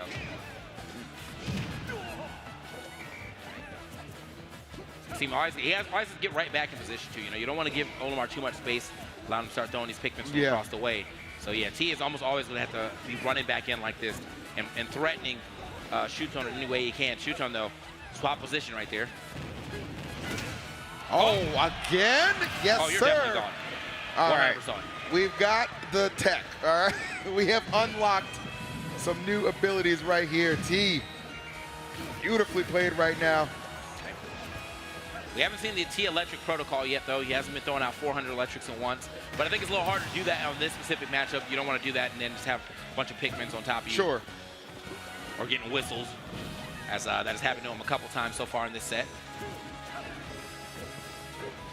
Oh. Nice, all right. Just juking him out a little bit. Not getting the most out of that, though. Definitely wanted some more percentage, but it was not meant to be. Let's see T taking this time, using the platforms to his advantage as well. Oh, I'm out of there. All right, yep. Disengage, man. That shield gets low when Olimar is pressuring you. All right. Again, now he's got up and out, but he's trying to find his way back down to the ground so he can at least start trying to threaten with some of the electrics, some of these ground options from Kazuya. Hasn't been able to do it, though. Shuton really saying the floor is lava with you right now. Won't let my man land. Oh. Won't let him out the corner either. Come on now. Ooh, that's okay, scary work right there. Big time dunk and one stock to go for Shuton. Can T find the response? Kazuya, such a debilitating character.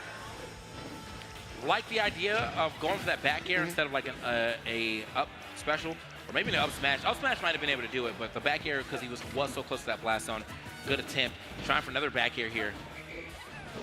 124, if he can find any electric to hit, he can definitely take the stock with the up smash, up B, or back air, depending on what he wants to do. Or just roll, wow. Okay, there we go. Up B, we're gonna do it. We are gonna do it. Could we be on the verge of going game number 5? T, plenty of life left in him. Right. Yo, oh, blast he got a pivot grab, though. I swear to you, he got it. Last second exchanges right there, get a little goofy.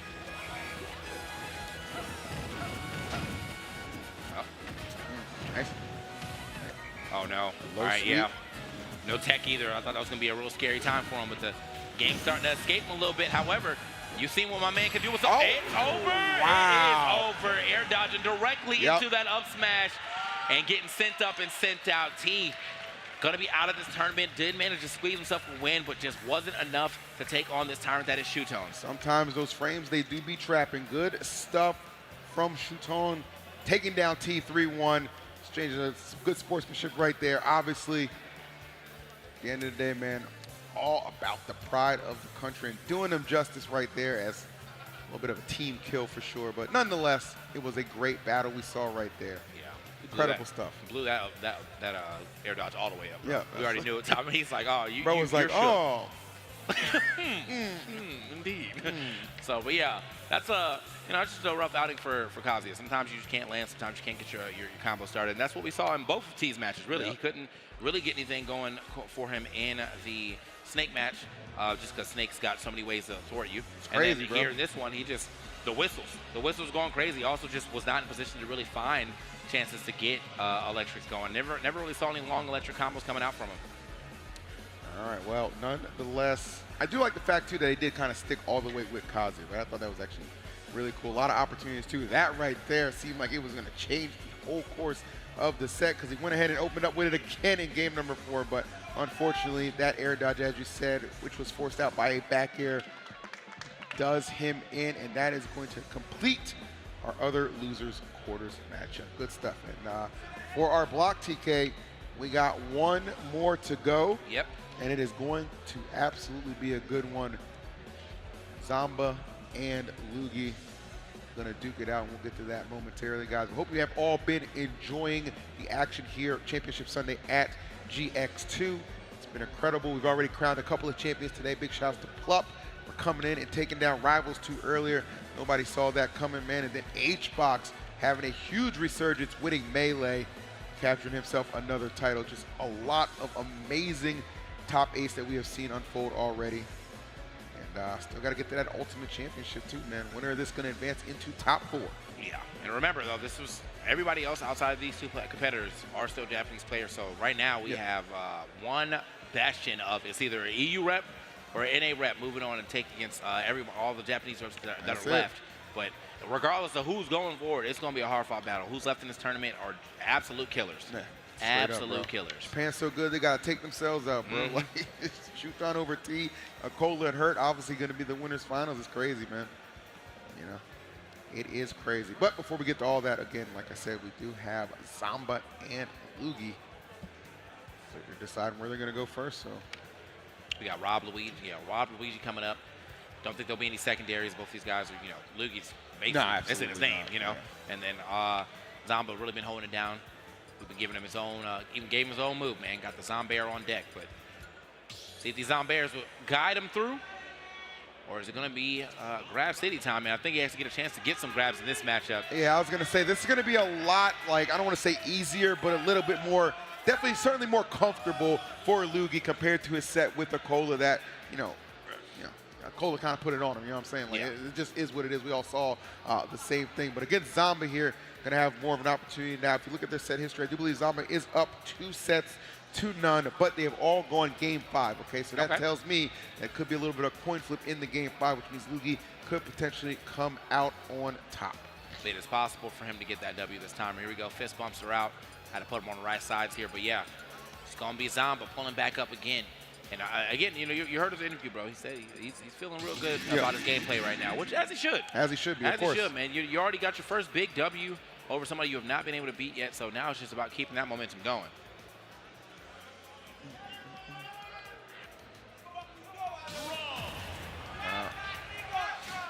All right, here we go. Game number 1, Luigi, Zamba, losers quarters. Let's see who's going to take it. Another big thing, too, that I think is going to help Zamba out a lot here, TK. He has an exceptional Rob in his region by the name of Guy as well. So really no shortage of practice in that matchup. But need a grab. All the practice in the world sometimes cannot prepare you for Luigi shenanigans. And definitely Luigi putting on some in the opening exchange right there. Not even 20 seconds in, dropping stocks. Oh, my goodness, but there goes Luigi's as well. This is about to be an explosive game. I didn't even think about the fact that how does Luigi also recover against a Rob, who's just allowed to be out there. The minute you go into that side B, Rob is just going to be there. Like, I'm waiting until that's over, and then I can either just put a wall up or just hit you back out with another forward air. Maybe even a down air, depending on how you land it. But, yeah, they are scrapping it up. Yeah, this one's going to be crazy for sure, man, already. Honestly, we're not even to a minute into this, by the way, and that tells you everything you need to know about how this set is going to unfold. A reason that both the sets these guys have played prior to this one have gone game number 5.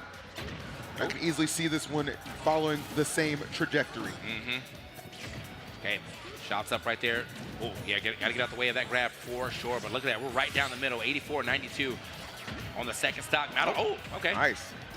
Able to interrupt that. How's he get the mash? Does he get picked up? Good patience here. Waiting for the air dodge. Let's see. Hey, doesn't get the fair. Oh, Luigi hanging low right there, but making it back. And unfortunately, though, only making it back into that back air. Immediately, Zamba able to get that Zombair to really make it happen right there. We got all kinds of nicknames out here, bruh. That boy Zomber. Come on now. All right, trying to land right there on the platform. Okay, gonna use the gyro against him. Nice, all right, finding those opportunities and just avoiding the cyclone. Yes, that's so good. No top in hand here from Zamba, so okay, might manage to get one out, but immediately goes off the stage. Doesn't really seem like he needs it, though. He's been able to just hold it down. He's way out there. This is disaster class. See you later. Does he make it? He does not. Wow. No, he does not. Wow, wow, wow. Zamba, really ugly start to that game, but a beautiful finish as he gets the 2-stock to open it up. That's exactly what I meant, though. Like, look how long Rob is just able to hover down there. Bro, just big chilling. I got boosters for days. I don't even think he used a jump. So That's if it why you came should down buy an to it- electric car, man. I've been trying to tell you now. You don't want to listen to me. It's the hybrid, man. I got the hybrid on. I don't have a hybrid, unfortunately. I'll look into it when I get home. There we I'll go. look into it. There we go.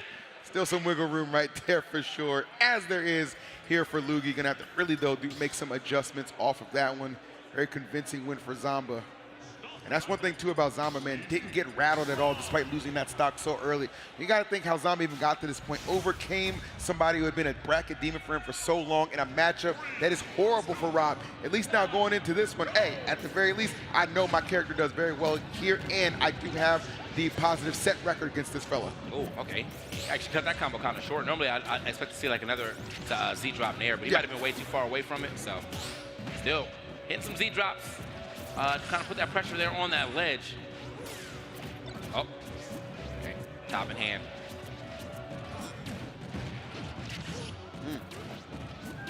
Okay. Bro's big chilling right now. On the other side of the stage.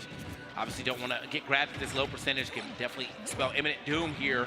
But we may not need the grab. I'm telling you, man. Sometimes he just finds that straight nair or that straight up air, and he's able to convert that into a lot too. I actually like the fact that every match I've seen Lugi play, like he's been a little bit more reserved with like not just going too overly ham with the grabs, man. Yep. Sometimes that can definitely get you punished, especially in last stock scramble situations. So yeah. Oh, and there's a big one right there. No need to be reserved right there when it's just staring you in the face. It's really, I think it's just a level one of it all, though. Everyone knows that Luigi wants to grab those, so they had to start getting creative on how to get to that same combination without the easiness of just the down throw. And, well, it looks like he has definitely been doing a good job of that. We even saw a stock taken off of just hits into the up B in that first game. So he's still working on that right now, but we're right down the middle. Oh. Okay. All right, just waiting out that cyclone too. All right, not able to connect on the gyro, but that nair, how about that? Very much like that use of the cyclone, and knowing that I can just go ahead and leave. Gets tombstone pile driver straight up off the top though. Get him out of here. 160, just under 160. Go ahead and lose that stock, but he's got the damage. This is a clean back here near the edge. Should be able to take it. Definitely. Any of his smashes. Oh, okay, nice. I love the up smash right there with Zamba landing right in his vicinity. Well played, well timed. Zamba here on the side. Oh yeah, good rollout, needed that. But I think that's something that Lugi's gonna have to look into, see how Zamba tries to avoid these grabs and see if he can chase him down real quick. Okay. Back on. Oh, okay, I don't think he was expecting that to clip him. Could have been tremendous right there. Does not result though. Okay. Trying to get him, yeah, just, my man was locked in that ledge for a second. Finally gets back onto the middle of the stage. Oh, big, okay. Little three-piece right there, 78%. What are we doing here? A lot of patience on the side of both these guys, man. So hard. Does not want to make any kind of mistake, especially with that touch of depth that we know Luigi is capable of, and of course the conversions. The best combo characters in the game, but Rob just so well-rounded, and of course off stage can be terrifying. I mean, really good awareness to know you got hit right there. I definitely assumed he probably thought the hitbox was gone, but what a trade right there from Zamba. And now, oh, okay. Thought top was still under him, but no.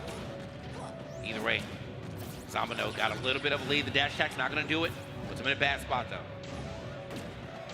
What we thinking right now, Lugi? What we thinking? Trying to get up there and make, back air, that's good thought process right there. Gets the stock.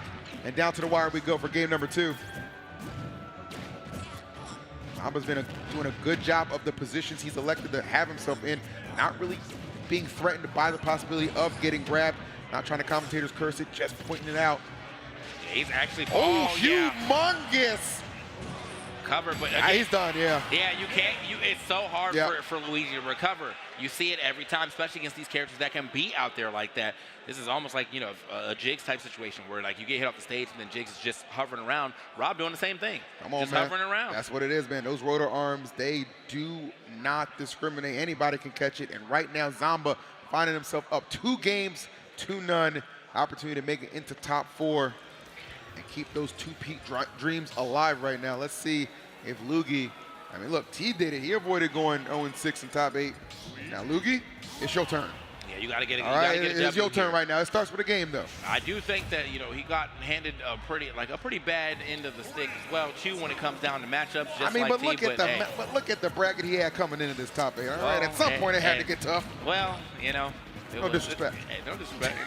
A matchup's a matchup. There it is. And you just happen to get a lot of good ones. There you go. No, I ain't mad at him, bro. I ain't mad. He beat some good ass players along the way for show. And let's see if he can do it yet again. Gonna need to win 3 in a row, complete the reverse 30. Zamba looking so engaged. All right. Speaking of engaged, okay, just the F smash right there. I thought, oh my God. Oh my Lord. I'm sorry, I thought it was just an F smash. No, it was a little more. it was just a stock on that one. Hold on now, Lugi. Finding some combinations, maybe able to chip into this big lead and not let it get too out of hand. That's the one thing you got to do. You got to stay calm and composed. Despite losing that stock so early. Lugi's such an amazing run at this event. Would hate to have it end in a 3-0 fashion. Let's see if he can find a way to bounce back. One of the best Luigis in the business, but Zamba has proven to be one of the best against Luigis as well. And again, man's trying to get back in there any way he can. Oh, that's nice. Good though. No tech. Red that gets the free F smash there at the ledge too. Perfect spot to get it. Oh, okay. Boxing capabilities right there. Oh, don't get down there again. He's got to get out this corner though. You do not want to depend on that side B for recovery. And he Not might at have all. to. Oh no. Ooh, yeah, that might just have to be it. I don't think the. Well, he's losing stock anyway, bro. He's losing stock anyway, All right. Okay, right on, right on. What kind of controller are you playing on, bro? I need to know. Just try to press that eject button. He said, I'm out of here. He's like, I've seen enough. Don't do it to yourself, man. This, Listen, top 8s of Genesis, they do not come by easy, and you didn't get here by accident, bro. You just got to keep fighting, man. Just find that resolve and keep chugging through despite what it's looking like right now. I've seen some stranger things, bro. We gonna need it, bro. We might need to visit the upside down the way this is looking, bro. Yeah. He gonna need a miracle for sure. That final season coming soon, and this final stock coming even sooner. Lord have mercy. Oh, no. It ain't looking good right now. Okay, oh, he's still living. Destruction, and there it is. Zamba with the big-time W. I feel bad for even saying it, bro. Immediately into he's still living the back air to the dome. He's still living for an extra second, Yeah. but still got to give it up to him. He was able to make it up into this top 8. First time for him to get in this top 8, and then on top of that, finishing with a solid 5th place. Yeah. Just some very hard matchups when he got to this top 8. Hey, if I'm Lugi, I got nothing to be ashamed of, bro. I had an absolutely outstanding run both days of the tournament and made it into top 8. Put on a good performance, even though he was unable to close it out against his opponents. Definitely having a memorable time coming through. But that right there, Zamba proving why you can never count out a champion's will to defend his title. And it's not impossible to say, like, yo, the 2P, I mean, it's going to be hellacious to get there, but damn if the dream ain't still alive. Come on now. So, gotta give, again, still got to give my man some props showing up on the grand stage. Yeah.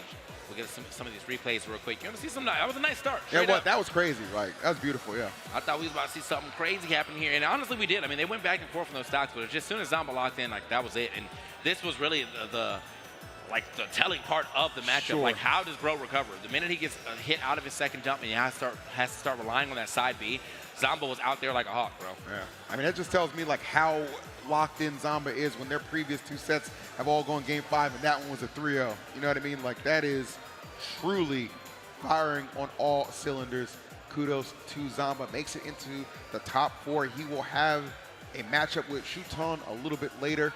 And, of course, our winners finals, Akola and Hurt, which will be fun, man. So a little bit of everything here being shown with these characters, but it is solidly in the favor of Japan. 3 reps in the top 4, only 1 lone U.S. soldier. But at the very least, that lone soldier is last year's champion. Last year's champion. I mean, this is going to be, straight up a great performance for him, regardless if he drops off at 4th. Like, coming out from, like, absolutely nowhere to being the champion GX1, now showing up and getting a high placing in GX2 with, the amount of contestants we had in here and the amount of talent that we had, too. Like, he's really showing up. Zamba's really proven to be one of the GOATs.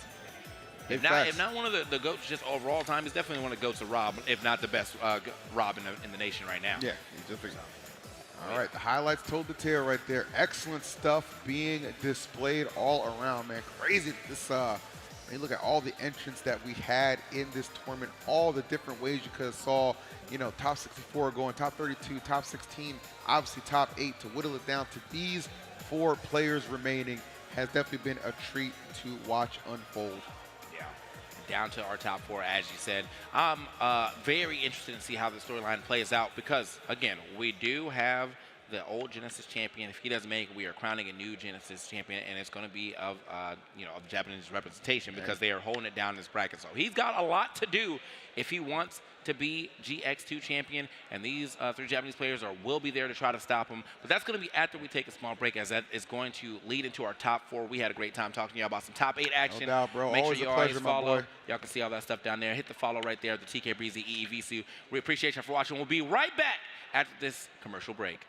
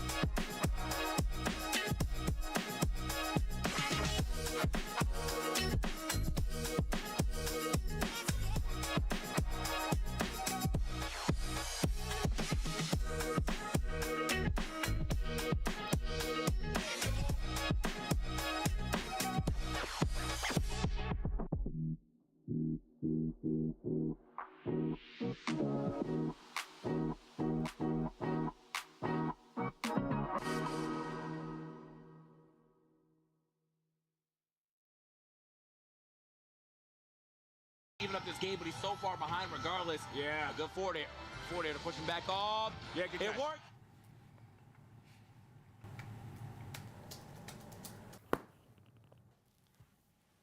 Why'd you stop watching? You have that little faith in me? I was just seeing what else was on. I mean, I was going to recover back to stage at 128%. Really? No way. I'll go back. Yeah, but you missed it. I'm sorry. Keep watching, because I'm going to win this thing. I'm keeping my advantage. Oh, we locked in. We locked in. That's it. No, that's it. He said, get out of here.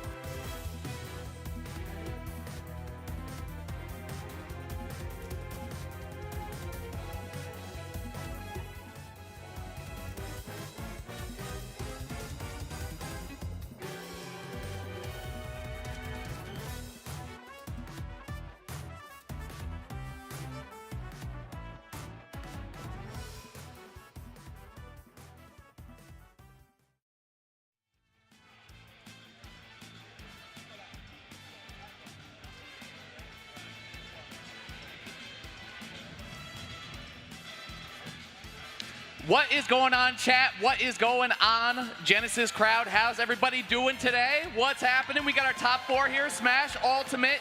I know it's getting later in the day, but we're ready for some great Smash Ultimate action. I'm here joined by my good friend Vicky Kitty. Vicky, how you doing? It's been great here. I've been going to Genesis, a legacy event since Genesis 3. Now we are here. Look how far we've come. We are going to be sitting together on the desk with my good friend Hazmat here, the OG duo, and we're going to be taking you guys through the rest of this top 8. Yeah, and you know, one thing I want to say before we get started, shout out to TK and EE, okay? You know what? The Smash scene wouldn't be the same without them. Shout out to those guys for leading us into a great Genesis top 8 here to the top 4, handing it off. Very excited to follow up from those guys. Smash wouldn't be the same without them. Love those guys. But before we get started here, got a little slide action we got to talk about. Look at the crowd here. Go crazy, crowd. Tell them, crowd. Tell them, chat. All right. So anyway, we got August. Coming up late August here, actually moving the dates a little bit. Collision 2025, one of my favorite events actually that happens every year. Happening in New Jersey, August 22nd through 24th, 2025. In the Meadowlands Expo Center. And you know what, chat? We might have a little bit of a trailer for you, so stay tuned and check that out real quick.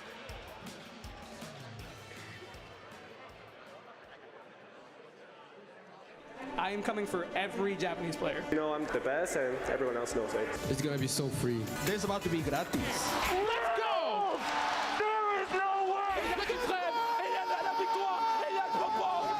Oh, that's it. Like I said, he's playing so well. So I'm very curious on which region is the strongest. 正直日本だと思ってます。Yeah, he thinks the Japan is the best.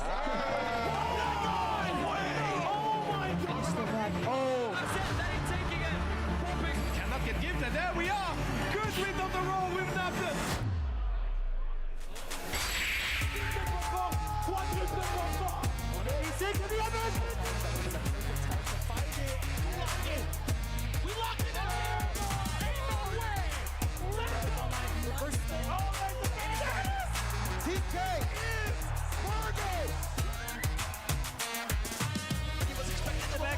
That's it. There it is. And Snow is going to take it. Let's go back. Oh, you are out of there. I almost thought he lived that. There it is. Up the goal. Does it.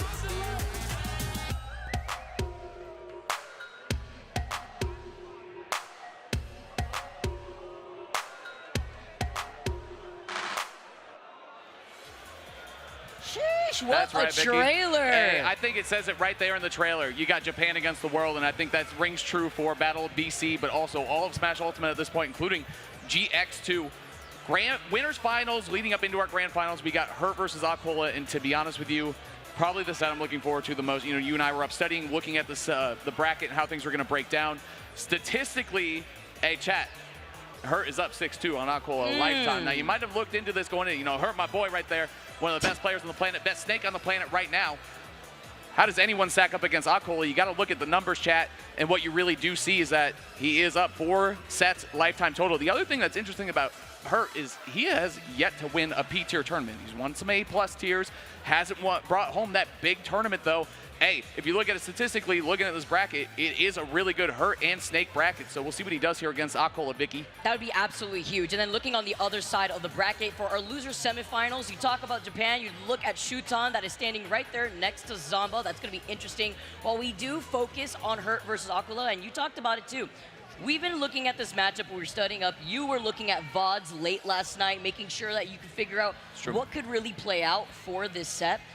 Curious, Hazmat, after all your research here, you know? That's true. You've been waiting for this for your whole life. That's right. There's a lot to look into this matchup, and I mean, typically, you know, you think about Steve's game plan, right? I think when you look at matchups, you have to think about how does one character influence the other? Who is playing more of their game plan? And I have to say, I feel like this one a little bit feels like Snake kind of controls and has his game plan dominant over Steve's, which is incredibly rare to say in the big 2025 in Smash Ultimate. So being able to control the tempo against Steve is super important.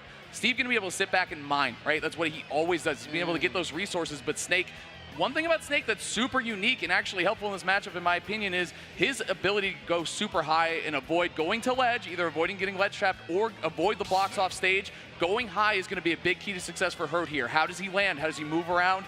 Aquila Steve. Now, how does Aquila trace Snake? How is he going to be able to keep him pinned down and put the hurt on him? Literally. Mind the Unintentionally. pun there, Vicky. Mind the pun. But here we go. Hey, game one starting off. We got GX2 2025. Winners final starting up. It's going to be Aquila against Hurt. Lock in, Vicky. Let's get started here. Genesis X2 for a reason. Already starting off amazingly is Hurt. Look at this, 89% already on the board. Man, already happening. I think you guys are ready for a little bit, maybe of a sleeping kind of set. I'm not talking about the time of day either, but look at that, the damage on the board, 130 and counting. Hurt has not got, no hurt on Hurt yet. All right, relax All now. right. You've done it enough, all right? Hurting my soul. Oh man, with these nades too, is going to be able to completely negate a lot of those weaker blocks too. C4, you got to watch out for it being on top of those platforms. There you go. Up from right underneath. Yeah, it's big in the stage too. So, you know, Steve's like to build that 2-block setup, right? Go underneath the platform of small battlefield, but you can see the C4 is also controlling the stage, super important. Got the C4 down, so if he mine carts towards it, now Snake can trace over the other platform, set up the C4, and now it's a really good tool against minecart in this matchup, Vicky. There it is, and again, we're going to see it come out as we saw. Damn. That's what I'm talking about. Hurt has not got touched yet, by the way, not even by his own grenade. Like, at least a crumb here, but it's not even visible right now. The C4 is also just completely teleported Aquila into the blast zone. You know what I want to say too? Hurt, like a little behind the scenes, like super fun guy, always in a good mood. Yeah. He is so locked in, man. He is Eye of the Tiger, super competitor right here, locked in, trying to take down this Genesis. Like I said, wants to win his first P tier. My boy. I'm Hurt, my boy. He's still not gotten hurt at all. Taking 0 damage. That one was on purpose. This but here is we go. insane. Ridiculous, man. And again, like it's not even just like, oh, Aquila hasn't hit him yet. He's not even the grenades are coming back and betraying him. Not even taking. Oh, no, okay. Well, hold on a second. He has to do it to himself. Hold on one second. All right. He said, I'll do it myself. I got you. They're buddies, right? Hey, I got you. I'll toss you one, man. All right, but now we currently see Aquila has been able to get the diamond at least on board for now, so we're going to start seeing the damage flow, hopefully, here. But it's difficult. Like you mentioned, C4 acts as double-edged sword for yourself when you get to utilize it on the platform. Nice. Cooking the grenades a little bit, too. Look at how he traces minecart. Minecart, another move. We saw it a lot. Again, C4 against minecart. It's going to be very, very good in this matchup. Hey! Okay. C4 is literally a roadrunner right here, just stopping the minecart instead. Oh. Go for the high recovery. All right, air dodging through it. And again, I think one of the main keys to beating out... the C4! So what we're going to see here, Vicky, is so this game one's going to go to her. Okay, real quick, I'm just going to say it. And then we're going to see an FD counter pick, all right? I know you can tell the future. I mean, it's watch almost like it's written on the script. You can watch a VOD, you can figure anything out, Vicky. But here we go. Gold tools are ready to go. That's the other thing too, is like it's really tough not only to close the gap here, but now Aquila like down 2 stocks, you got to make a move, going low. Oh, and that angle is so interesting too, because like I'm gonna go to the block, I could potentially tack and then air dodge in. Like you have so many outs right there, and I think Hurt, like something he's really leveled up in his game recently is recovering not just with C4 but with grenades too.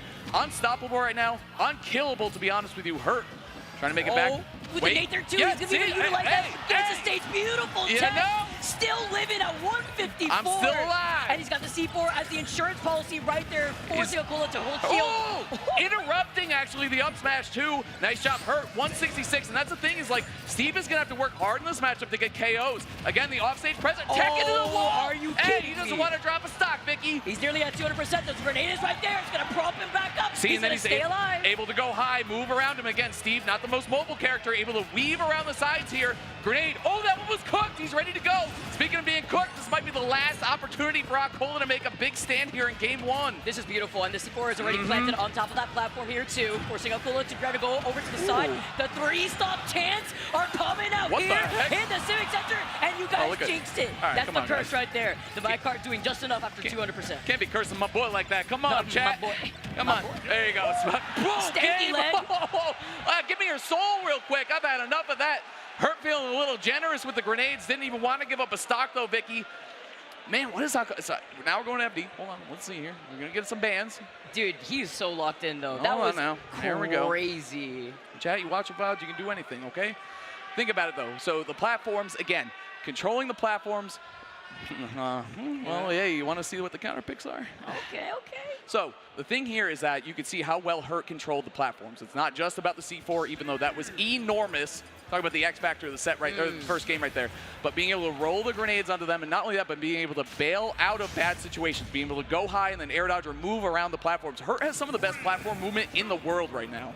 Take those away from him, man. It's super important. And we also see how he's been able to utilize these blocks against Aquila too, when he has a nade ready to go, so that way he can prop himself back up, actually help his way in mixing up where he's going to recover when he's forced to go high up or have to play right below the ledge. But on FD, you don't really have that platform opportunity, right? Okay. Actually, did you see that super mash out? And again, look at the C4. Even though there's no platforms to use, cook the grenades a little bit, then you can lob them and go right at the walls. Especially the lower level materials, you can just blow them up. Call him the Demolition Man. He's ready to blow right through the door. Mm-hmm. Demolition Man, maybe the Kool-Aid Man. Okay. Oh, yeah. Okay, Vicky. All right, real quick. Yeah. Got the timer real quick here, too. Again, and I think something that's super important, Hurt is playing to never get hit. Like, that is his game plan pretty clearly, right? Yes. Since the first stock of the first game and now coming around to stock 2. Oh, look at that. Roll, instant F-tilt, get out of my face. Oh, that's my a big thing, too. goodness, yes. Back air consistently goes through Anvil. It's an X-Factor thing, again, that Snake has in this matchup. Now he's got to recover. Good job. Air dodging right away is nice. Go right to the ledge. You'll take this damage because you can live. Hold on. Grenade. Cook on the way back. What's Aquila got, though, is so far way better than game 1, Vicky. Good adjustment on FD. Avoiding the Anvil once again. Gets the grab. Sending him up, trying to cut him off with the minecart. You see him lining up the back air again, too. Again, goes around Anvil, goes around, does well against minecart, too. Super active, big hitbox. Insane what back air could do in this matchup, actually, too. Ooh. Oh, wait, the grenade. Right? Oh, the grenade popped. Okay, he's good to go. Yeah, he's good. The grenade exploding too early to bail him out of that bad situation. Aquila striking first. Cute. Going to first stock in this matchup is enormous, Vicky. Also, something else to see is the way that grenades interact with the minecart before it fully comes out there, too. Trying to stop the momentum a little bit. We see how much more effective, too, minecart can be on a flat stage like FD, right? Don't have to send it. He can go to the top platforms. He can set up the C4 to intercept the minecart. All that good stuff. FD is the right counter pick, you know, based on what Hurt is banning. Just juggling, literally, sending back the nades in his direction, seeing what he could do back. Ooh, but in his step back. lovely legs. Gonna be able to claim him before he gets the next diamond ready to board. Stomping on him right there. Down air. One of Hurt's go-to tools, man. I mean, 25, raw out of shield. Very good defensive option. Just like that, you put 45 on the board. Okay. Sending nades all the way back. All the way back. Ooh. Oh, close for the high recovery. That was really good. I like that too. Aquila cutting his combos a little short. He's going for these 1-2 pieces. Will not want to approach in a bad spot for the grenades to hit him, right? You want to take what you can get against Snake. That applies to everyone in the game, including Steve. Oh. Oh, there it is again. Back air through the Anvil. Matchup knowledge like what? Crazy. But now we see Steve actually. The bigger materials are coming through, the stronger ones. It's going to take more of an effort from Hurt to break it down, especially because there are no platforms to move around. Again, back air is going to be one of the keys to success here. That's why he's trying to force him to play at his own pace, though, right here, too. You can see the way that Hurt has tried to slow things down, trying to find an opportunity, but not trying to force it. Oh, the respect here, just waiting out, holding shield. Aquila's playing everything. He pressed everything with the punish. Call that BIA, man. Boots and ass right there. Straight up. Take the KO. It's over. That was tracing. I think that's so important. Avoid the KO options from Steve. He's going to be minecarting. He's going to be anviling. You've got to avoid them and punish them when you can. Hurt is playing locked and loaded. I mean, that was such an easy punish here, too. If you see the high recovery, you're going to be able to chase him down and get that up tilt here. Hey, we've seen it many times, Vicky. This is the year of the Snake. Still living to see those rogue minecarts so strong against 99% of the cast, but against someone as heavy as Snake, that regular dude weight, right, coming through. I see you, Az. All right. Hey. It'll be Hurt's year, though, especially for Genesis. We have not seen a Japanese winner just yet here with an ultimate. That would be absolutely insane here with the way that Hurt is playing at the moment. Yeah, I think it's important to point out. I mean, we got Japan and New York left in this bracket. Yeah. That's it. Tri-state, man. That guy never left. Through now, Hurt taking his time, setting down the C4. Right underneath the blocks of the 2, just in case you wanted to use the minecart to reposition. It's almost like, you know how it's like, I will minecart because it's strong. I will grenade because it's strong. You know what I'm saying? Like, how do you like it, Steve? Right back. Boom. Grenades coming through. The double grenade on the shield, too. The timing impeccable. Look at that. Cooking them a little bit, backing up. Dribble it right in. And again, it's not just about throwing the grenades at the wall and having them explode. It's about the timing of them. When are they going to dribble over the top? Oh, my God! He'll kick his way in. He'll kick his way in. But that's what I'm saying. Like, you set up all these grenades. I'm pulling grenades. I'm pulling grenade 8, 5, 9, 10. Pulling all of them. You don't even know how many it is. Boom, walk up tilt. It's just over. Hurt with the quickness right there. And talk about the quickness. Hey, 2-0. Very swiftly, Vicky. Very swiftly. Dude, he is ready to go. One more game. Yep. And this is really starting to become quite a bracket demon for Akola. Not that Akola very clutch, very good at adapting, but it's been the last 3 sets have gone Hurt's way, including here actually in NorCal at the Genesis pre-local. So it was only a 2-0, but like I still think that means a lot, especially because it was their latest encounter. Really good for Hurt, especially because it was 2-0. That means he won on FD too. Something to keep in mind here, just being able to have that number, man, and this is the big stage, this is where it counts. And he's going to do the same type of game plan that you were mentioning already before here on FD. Patient play, and find the opportunity without trying to force his way in. The up tilt was what was able to be the nail in the coffin for a lot of those stocks. And again, I like how Hurt takes his time, even against a character like Steve, able to turn around, recognize he can get a down tilt, and does it. Like, he's just picking the right options at the right time, Vicky. It sounds as simple as that, but it's so difficult to do against someone as deadly as Akola. And Steve too, right? Because then you have to take advantage of the back air going through the anvil. You have the C4 set up to try to force Akola to try to jump around. It's a double-edged sword. He's going to be able to get enough space so that way he can get the crafting materials that he needs to sell the diamond that he was able to obtain. Yeah, actually setting up, you know, you see here, for Steve, typically it's a 3-block setup, right? That's usually good enough for most characters, but he's going to have to go with 4 here to move around the grenades. You don't want him dribbling them over the top again, as we saw there in Game 2. Akola doing a great job adjusting the game plan here. Going to the sky, so, and fast falling actually, moving around. A little platform action. Okay, Hurt. The blocks there too, but sometimes it'd be your own. He knew, he calculated, Yeah. he knew. Yeah, sure. He wanted to get out of the corner, Vicky, that was wise. Good choice by Hurt. Like, he can't do anything wrong, Vicky. Oh, you're right. I mean, if there was no damage on him, he'll do it to himself. Definitely can.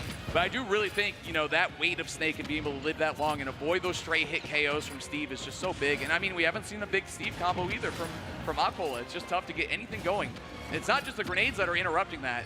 In neutral they are, but it's so difficult to get in on Hurt. He's, again, probably one of the best in the world at this matchup, it looks like at this point. Well, that's fine here, though, in terms of Akola. He's going to be able to try to get what he needs. He's going to try to force Hurt to try to push in that case. Nade's coming in, but with the minecart, he's able to slide in with the up air. Okay, Akola.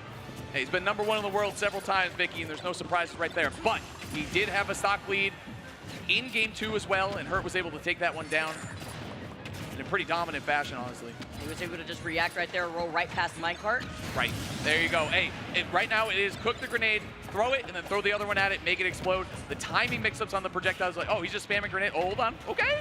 There's some good Steve combos. 43 though, like still, again, against Snake, first off his weight, not that big of a deal. Second off, against other characters, he just gets a KO there, right? You think basically at that point too, I mean, we're already 4 minutes down in the clock and only 1 stock apiece has been taken here.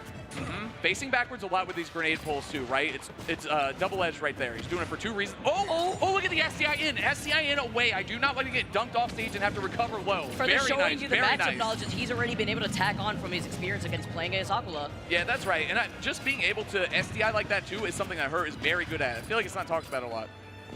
See the jab combos, you know, the old walk the dog from Steve that just knocks out a bunch of other opponents, but Hurt able to get out of it. So here we go, forward smash. Again, not enough to KO. Oh, it was a punish though when he was trying to go for a high recovery, trying to get back to center stage. True, which is a good adjustment, right, by Akola. C4 right underneath him, just trying to help him out.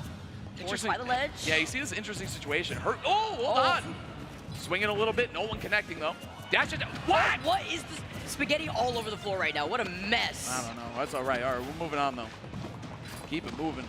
And I feel like though, Vicky, those are critical moments in sets, right? That can really determine who moves on to grand side. Absolutely. Yeah, literally. Some shield pressure though from the nades. Comes the Lobbing him minecart. in. Yep. He is getting caught on the ground against minecart a lot, which is interesting. You know, typically he goes for, I think it's the grounded minecarts or the lower minecarts he's not getting caught out of the air with, which is really nice. I think that also says to me that Hurt isn't setting up C4 quite as much as he was earlier. So, okay, hold on the block. He wants on the ground. He's blowing it up. Okay. Akola just went on the complete opposite side though. Wants no business with that. He's on the side, Sly Stallone, man. Demolition Man, like I said. Trying to force his way in. Now he's going to be able to reset too once he's going to be able to set down the C4 double parry. Around here, usually he's so good at converting off. Hurt's so good at converting off the explosions. I'm surprised we didn't see an up air there. I think he's on the hunt for one. There you go, back air, cross up, move around the TNT. Good use of Akola, swinging through. I like how he recovered high himself, and now he's approaching it the Snake. You know, Akola's done a great job making some adjustments here. He's slowed it down. He's taking the second stock here first as well. Nice stuff by Akola there. Gonna sneak in to get that stock here too, and is unable to get the reset here. The patient's just trying to see if he can catch his landing instead, with the anvil again acts as that double-edged sword. Dash attacking through. See what we get here. With the minecart, gonna be able to negate it. Fox here, the Wait. hitbox from the Nikita. Back airing actually, getting caught by the Anvil. Down air, okay, catching him, and that is gonna KO actually off the side. Hurt one stock away, Vicky, from winner side grand finals of Genesis. For moving on. Yeah, and I was gonna say too, we have yet to have any continent but NA win a Genesis. So this is an enormous moment in history right here, potentially. Iconic for Japan to come out full force right here at Genesis. And times do be a changing, man, and Japan has just been so dominant, as we see here. Two of the best players in the world. Look at the step back game. Ooh. Jab, connecting, nice job. The respect, though, from both of these players. Dash attack. Oh, Yeah, he I'm gets telling caught you, by the minecart. these grounded minecarts are really working for Makola. So see how Hurt kind of mixes it up at the end. You don't want to make one mistake against Hurt here, though, because his offense is crazy. But Akola one good hit away from winning his first game in the set. And he's got the diamond here ready to go, too. Yeah, that's one thing, is Steve will almost always have those good materials ready to go, especially the diamond dash attack, though. Hurt opportunity here, showing back air all day. What's he gonna go for? Good grenade, good air dodge there, actually. Akola closing the gap, and I want to point it out, Vicky, we got a minute left on the clock, just under a minute, actually, 50 seconds. Two players separated by less than 20%. Hurt takes the lead right here. Huge opportunity for the Snake. Oh, the grenade! Anvil through the Great grenade! trade! Yeah, and I like that. Akola bailing out, not going for Anvil or minecart. Oh, look for the dash grab, can't find it. Akola swinging himself. Again, down tilt is going to be the option. He wants it so bad right now. Hurt. Trying to close this one out. Akola just trying to stay alive, trying to catch up the Snake, because now there's 30% between the two players. But look at the fact he was lacking mats. He realized it in that moment, now trying to find the time to be able to utilize that while you see the high recovery. Drops on the C4 on top of the block. He's slippery right now, just trying to avoid anything Akola can throw at him. He's just got to avoid him for 15 more seconds. Vicky, dash attack, great option. Oh, he goes for the Nikita. Look at the clock. Look at the clock. Hey, you got a minecart because it's strong here. 8 seconds left. Is he going to find a B reverse grenade? Oh, yeah! He's going to not do it! Hurt up by 5%, 5%. He has to go high. He's going to make it. Hurt by 4%. Are you kidding me? By 4% and a 3-0 victory. That's my guy Hurt right there. Amazing. Incredibly well played. Hey, I gotta say that was a steep betrayal because he bounced off the Snake, bounced off the blocks and barely lived. And again, Snake's weight in that matchup, it just feels so perfect. Wow. You can't script it better than that, Vicky. You really can't. Hurt beating Akola 3-0 and moving on to grand finals. Winner side. Man. I actually cannot. The way that played out at the very end was so peak. Hey, I think, I don't think you see Akola emote too much, but you certainly did at the end of that match. You talked about wanting it so bad. Akola was right there, too. I think he made some phenomenal adjustments in Game 3 as well. The lower minecarts were really good. The pace of the game felt like it was really on the side of Akola most of there. But the clutch factor really went over to Hurt, too. Incredible, incredible. And again, I think Small Battlefield is just so good for Snake in this matchup. Yeah, like that's why we went back to FD here, back to back, right? There's the boots, go where the sun don't shine. There we go. Hurt, dude, he is just so good at that matchup, man. It's so good. And look at that. Hey, I think this might be the genesis of popping off before you actually win, because that'd be happening a couple times across Melee and Ultimate. That was honestly peak. That was so entertaining. That was actually insane here. Woo. Hurt putting another one on the board for Enter Force 36.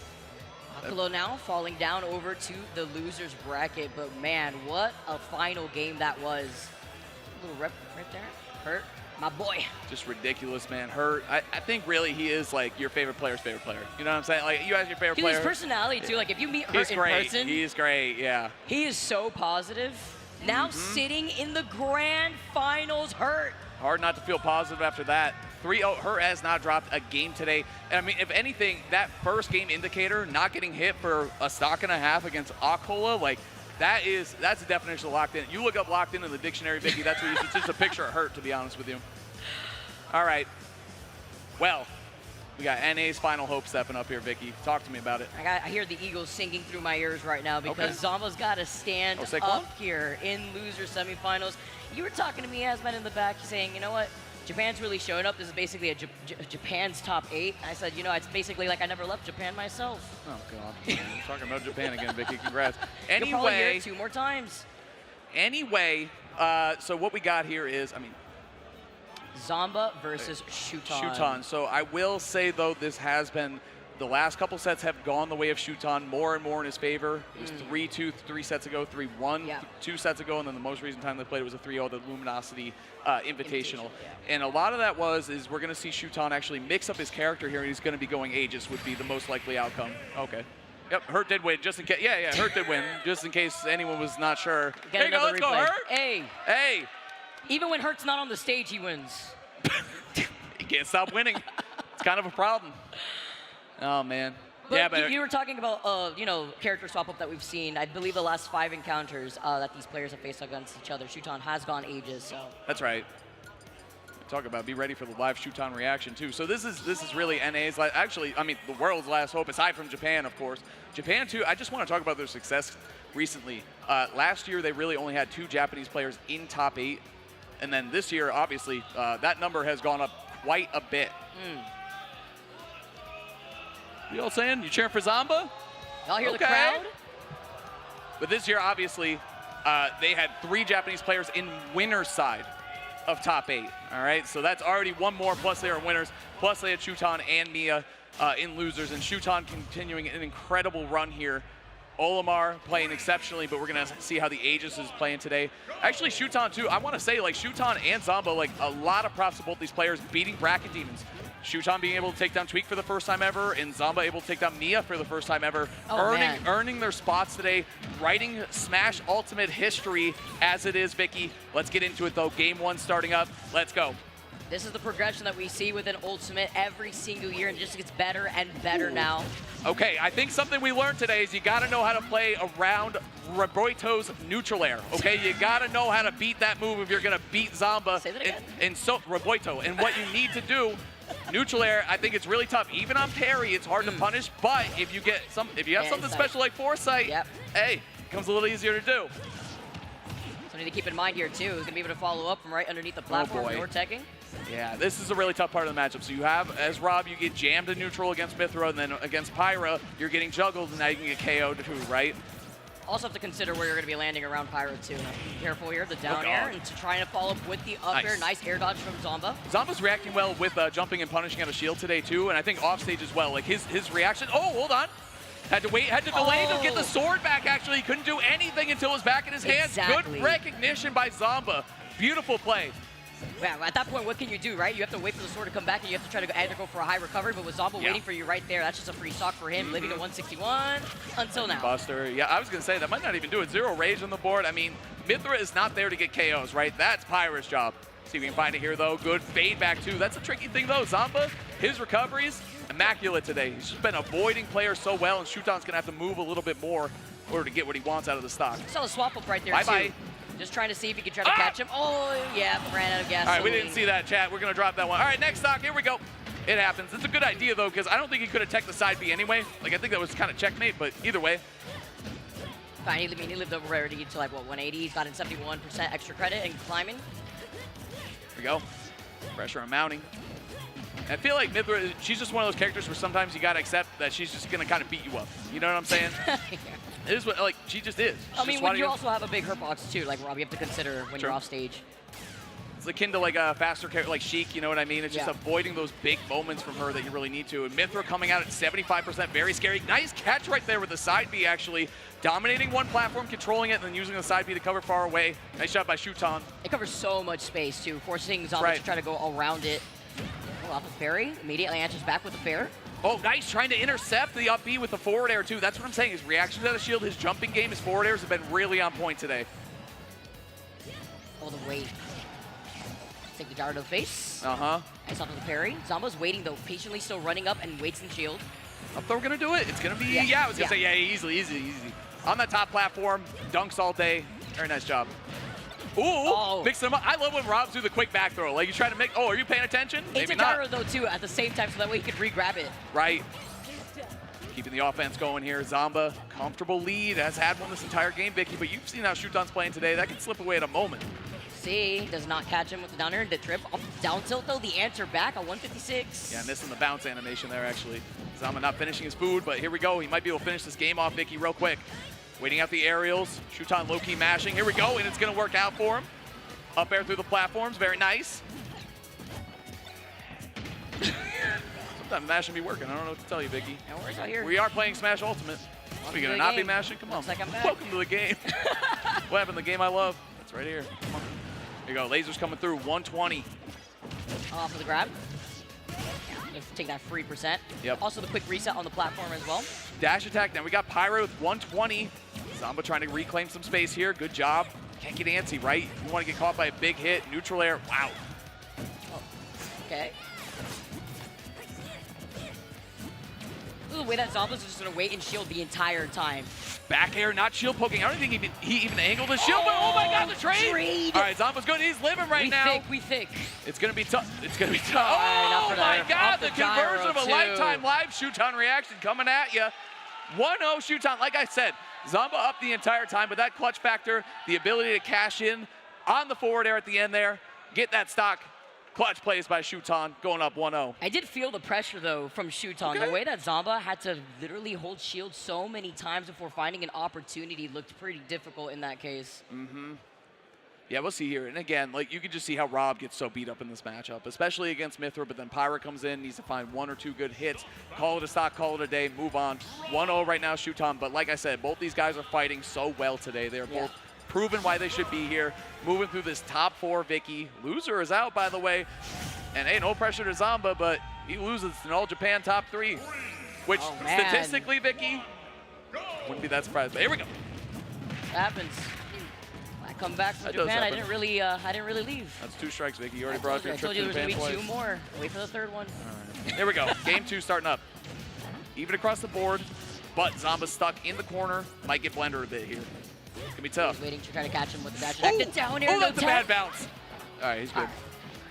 It gets scary though. I mean, we saw Zamba throw away that other stock game 1. I mean, when you're shaking your head like that too at the end of that first game, you know, you gotta stay locked in. Okay, but Zamba's always shaking his head, That's even true, when that's he's true, doing that's well. true. Like he'll win a game, he'll like JV4, someone be like, nah, all right. I'm not locked in enough. Yeah, he was like, I would have JV5'd actually if we had 4 stocks, all right?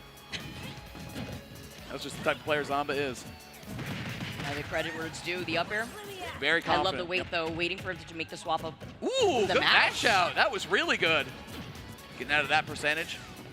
Able to bail out, potentially put in a really bad position. Fading away with the aerials, run up forward smash. Again, his reactions, really good. That really helps him in his punishes on the side of Zamba. Up tilt, waiting it out. Oh, tried to carry him to the top with the up air, but just barely missing it. One thing that's really not talked about enough with Aegis is their hurt boxes are just ridiculous. Like, they can just slide through things. Hard to catch them. You really need to be on point with how and where you hit them. Interesting here when she's just getting many of the gyro on the ledge, the down tilt to regrab as well, managing to go for the high recovery. I like that. Is Shuton very quick to act and get out of that bad situation. Oh wait, he was expecting him Try to to jump catch off a of the jump, ledge. try to catch a ledge jump, yep. Waiting Grab. it out though. Shuton, he knew he wasn't in any trouble in that position, right? There's no reason to do something hasty and trying to rush in the action, especially because he was Pyra, right? He's not gonna do anything fast. Exactly. Here we go, win neutral here with Mythra. The plan is simple. Ooh, gets another grab. Ooh. I love these grabs that we've been seeing. Got the down tilt. He keeps predicting him jumping from ledge. There you go. Hey, it's a good option, okay? Left button, it works. Hasn't him the last 3 times. There you go. Falling up air, cross up, but Zamba playing very patiently in shield. He knows when it's his turn to talk. Trying to charge it. Looked like a down smash right there and actually going right to the corner and getting a KO. Shuton right back on the board, Vicky. Ooh. Slide up tilt, down tilt. All right. Nice answer back with the fair. The down tilt to see if he's actually going to trip and maybe try to tech roll in, preemptively setting himself up. Nice. Good little conversion right there. The thing I love about those Mythra conversions, they push you off stage. Oh, he charges the up smash! Give me your soul! Give me that stock. We're going up here. Big lead right now for Zamba. Let's see what he can do with it, Vicky. From a mile away, though. That was nice. That was nice. That was All nice. Right. Nice. Oh my god, is that back it? here? That's just it. Oh Yeah, okay. my. Like I said, give me your soul. I'll take it once. I'll take it twice. We're moving on to game 3. 6 on the board, 1-1. Nice awareness from Zamba at the very end right there, seeing he did not have a jump too. That's right. Tell him, chat. Zamba getting his bands in order here. Shuton thinking about it. It's going to be Aegis the whole way through, though, Vicky. I'm going to tell you that right now. Oh, of course, yeah. I mean, reason. again, that's No what we've been seeing thus far, right? When it comes to these two facing off against each other. Not expecting anything different here. Mm-hmm.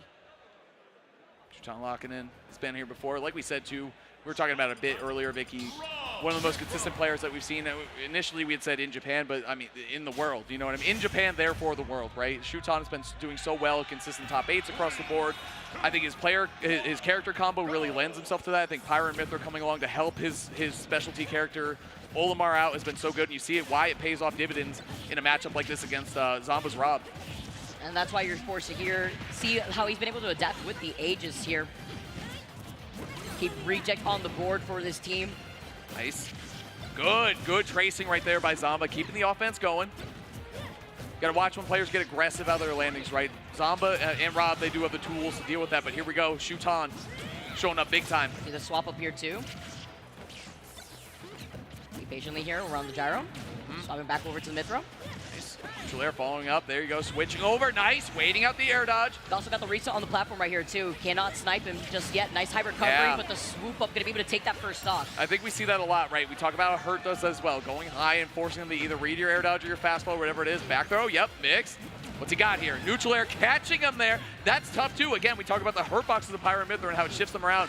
The hitbox of neutral air from Rob is just so ridiculous it kind of doesn't matter. It's a good option. Yeah, it is. It's a good option. Nice little punish right there. The double gyro throw. Be able to get safely back into the ledge. Okay, trying to catch him spot dodging or something, trying to get a grab. Zamba looking pretty comfortable here in the second stock, but here comes Shuton. I love that follow-up, getting the up B, resetting the ledge, and grabbing the gyro. Tough situation here for Zamba. Oh! Dude, what if he side B? That would have been, okay, honestly. I mean, it would have been worth. I saw the vision. I don't know if it would have KO'd. That's how pathetic those hits are, but here we go. Still would have looked nice here, just making the swap up. I think that's such an important thing too. I mean, Shuton has had great item control, not just like item control, but gyro control. Like it's a specific move set or skill set that you have. Up throw, not enough. Zamba on the hunt still for this first stock. Shuton playing exceptionally well, locking it down. Oh, the double swap up? Is that recovery going to be able to get back to the ledge safe? Double swap up. Sister coming out. Here we go. You see me? No, you don't. Yeah, infinite air dodges, by the way. Pretty nice. There you go. Again, another really good option against someone like, we talk about Rob and how important parrying is. Talk about being able to have foresight too. It just really helps out, especially against something like neutral air and the aerials. Baiting back with the big laser, not able to connect though. Could have been a stock. Oh! Good fade away by Shuton. That was amazing. DIing away in that case to avoid the side be absolutely huge. Allowing him to survive. He would have died. We talk a lot about disadvantage of what makes it for a character, and it's not just, air dodges, double jumps, whatever you got right there, but your hurt box size and your drift is so important, and Mythra just has that in spades. So good. Forward throw coming through. Zamba at 170. Critical moment in the set right now, Vicky. Yep, as you can see, our players ecstatic. Yeah, there you go. Up there, coming out. Shuton going up. Another big stock here, Vicky. I don't miss that one. Gets the grab here. He's by the ledge. Ooh! Oh, the last hit! Very end. Like that. It did not give Zamba the outcome he was looking for. Neutral air, sending him up, be connected. Again, long distance for Shuton. Lovely option coverage too. From the rising nair into the up B here option. Let's see. Tries to catch him with a dash attack. Rolling in, crossing Zamba up a little bit. Oh, nice. Good job switching right there. Mixing up again. The tempo and the recovery, super important. He has not been jumping out of those two, even when he's holding shield here in this case. Okay, trying to catch him rolling away, doing some defensive option. Unable to find him though. Oh, jumps right into that back air. The swap up to avoid the beam going all the way down below. What? Shuton! Enormous brain play off stage. Hey, you want to commit? You want to try to pick me up off stage? I got an option for you. Nice job by Shuton. He's been saving that one, Vicky. He had that one in the old back pocket. It was a little idea when we saw it off to the side blast. What could have been, right? What could have been, but then when he needs it the most. Well, and think about it. He switched to get to it, too. You know what I'm saying? You know what I'm saying? To avoid the beam, put himself in such a good position. Well, now we're seeing Zamba potentially down to his last game here in Genesis, the reigning champ. Last player not from Japan in the bracket. Always got to highlight that. Crazy. Well, it's just nuts. I mean, last year, it's crazy what a difference a year can make. You know what I'm saying? It's true. We always know.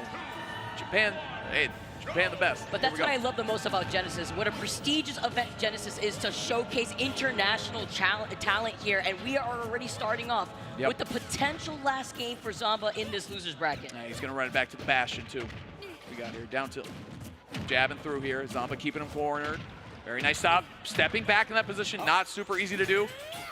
Nice side B, just take the layup, man. Rinse and repeat. You got him right here. Finish off your food. There you go. Okay, first stock going to Zamba, and a big one, too. He needed a shift in momentum right there, Vicky, and he got it. He found it. He found it. Great positioning, too, from Zamba in that case, so that way he could catch him. Double up tilt, though. Shuton wants to desperately enter right back. Yep. Welcome to the Mythra Blender. Again, shoot. Oh, the side B. Hold on, that's really bad. And carried him so close to the bottom. Yeah, that's it right there. Zamba working on 3 stock now, Vicky. That's what we want to see from him. Former champ man for a reason. He said, last one for who? For who? True. Trying to make the reverse. We get the cheers coming in from the crowd, trying to give Zamba their energy. Yep. Keep it up, though. Shuton not one to just give up, right? See something magical happen here in this game 4 for him, but it's looking like we're going game 5. It just, you know. All right, off the footstool, all right, but he's still going to be able to make it back. Ooh. Neutral air. Zamba has great preemptive DI on that neutral air, too. It can really cross you up. Living at 131, though, off the side. Oh, he's going to return the favor. Oh, you want to go on stage against me? Zamba now with the enormous brain play. Reversal off stage. Story of the last 2 games. Beautiful stuff from Zamba, returning the favor to Shuton and forcing a game 5. You think you got the freshness, but I'll give it right back to you. He put him in the blender, ma. Hooked him right up. Hey, both these guys locked and loaded, too, I got to say. That's how you make Straight a statement. face, yeah. That's how you make a statement. Former Genesis 10 winner showing up right now. Free agent Zamba taking us to a game number 5. Let's go. Let's see what we got here. Both these players, again, last game for one of them, that's for sure, Vicky. Which one's going to go out at 4th place and which one's going to get to fight Akola in the next round? Rising off the stage, and again, this is where Zamba really made his money in the last game. He was able to force Shuton off stage and capitalize. Shuton did so well in the first 4 games avoiding that, but what's going to happen in the 5th one? Or the first 3 games, I should say. The 4th one did not go so well. Not bad. Better here for Zamba, the way though he's going to try to play around this, gets a down tilt, gets a Oh, grab. nice. The quick laser, snipe, too. and all the damage he's been able to put on so easily, too. Okay, I like that. Shuton waiting out the spot dodge, actually. Shuton's turn to talk in the corner. Nice. Again, his gyro play, phenomenal. Zamba going to have to give it up. He either had to fade back and try to get the gyro, but he's going to go for a back air, of course. His signature move, right into a laser, bro. All the way to the blast zone he goes. That's right. Got some extra damage here. Double rapid jab. They hit with the gyro. Forcing his way right back to the stage.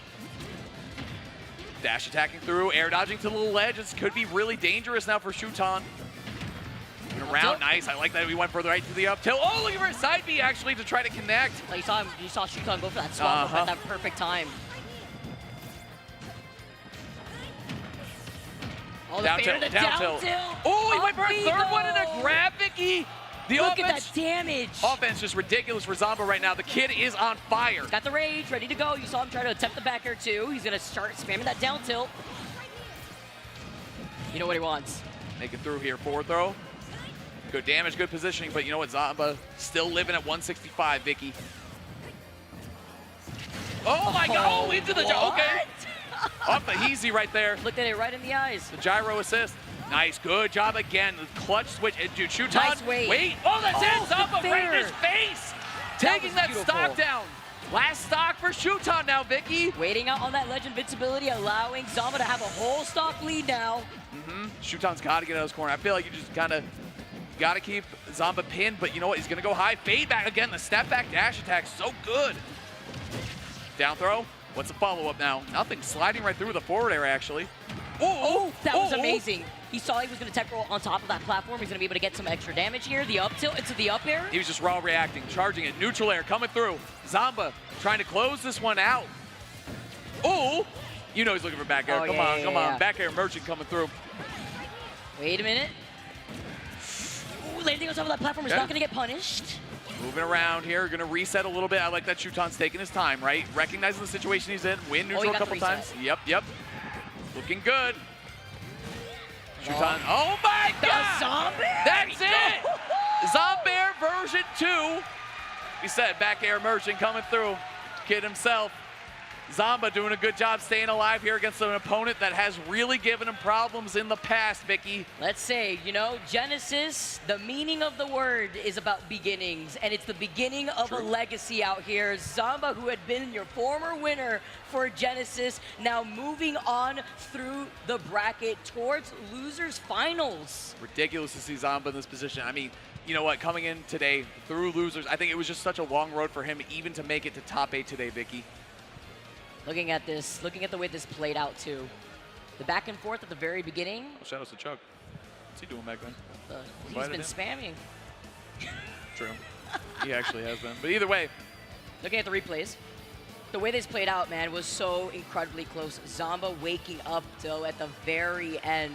Fate is calling his name. You saw the head, you know, he was not feeling it. He was shaking his head a little bit there, too. I think at this point, Vicky, it's very safe to say there's something special about Zamba playing at Genesis. You know what I mean? I Not don't just know what last the year, power but this up year is. too. Where's the script? Do you have the script? It really is. I don't, but you know what we do have is a run back from yesterday as well. GX2, before top 8 even started, Zamba and Akola played. It was actually 3-1 in the favor of Akola, Yeah. so we'll see how that plays out. But enjoy some of these highlights. Zamba versus Shuton. Hey, you know what? We got to give Shuton a lot of credit, too. Like, what a run he went on. 3-0. yeah. My man, Big G, never seen that before. Just crazy. Shuton able to take that set down. Then able to beat T as well. And now making it all the way to Zamba, getting a really, really well-earned 4th place at such a stacked and difficult bracket. What else do we have to say here, Vicky? Well, now we have to see how he's going to be able to do and fare against Akola. This is not going to be easy This is a here. test. And, this is a test. I don't believe they've been able to play too much against each other, but looking at their set history, shout out to Smashers App, has been able to absolutely be OG with the way that it's helped me prepare for a lot of these events. The last time they played, it was Akola who had taken it over Zamba 3-1. That was yesterday, too. Yeah. And the only time Zamba did beat Akola was in a best-of-3 against his Aegis, And it was like a whole, like, what, 2 years ago? Almost a year and a minute half ago. before that? Something I will say about Zamba is shout out to his region, shout out to him grinding so much because he has been playing against a player you might have heard of named Syrup, who is a fantastic, potentially the best Steve in the United States right now. The last couple sets have gone really back and forth. They have played over 70 times, over 80 times actually. And Zamba, the last 5 times they played, has won 3 out of the 5 times that they played. So it's worth noting that, you know, Syrup, a fantastic Steve player, getting that top level practice and being able to know what to look for in a matchup. As we saw with Hurt, hey, that's how you have to beat Steve. You have to play a super specific matchup. You have to play the matchup in a super specific way. So very excited to see, you know, what Zamba had. What has he learned since yesterday? Has he been VOD reviewing? I'm sure he has. I mean, I know he wants to win this Genesis very badly, Vicky. So with that, how y'all feeling, chat? How y'all feeling here live at Genesis GX2? How's everyone doing? Let them know. Let them know. How y'all doing, chat? I miss you guys. I miss you guys. It's been so long, man. And I'm so glad to be able to look at the action that's been playing out on this stage here in the Civic Center. So much to look forward to see what legacies can be made. Fate is calling here. I mean, you talk about, again, the legacy of Smash Ultimate 2. You talk about, like, Japan's rise, and, like, they are just the #1 region in the world right now. The results here show it as well. But, again, it's only been won by players from NA. And Leo won it, like, 14 times for Ultimate. Mars won it that one time, and Zamba won it that one time. So the list is very short. Again, you want to talk about history, you want to talk about legacy, you talk about Genesis. That's how it works. I love how you bring up Mr. Genesis himself, but yeah, it's very true to see, you know, which of these different players may come up to the throne, or will Zamba hold it down?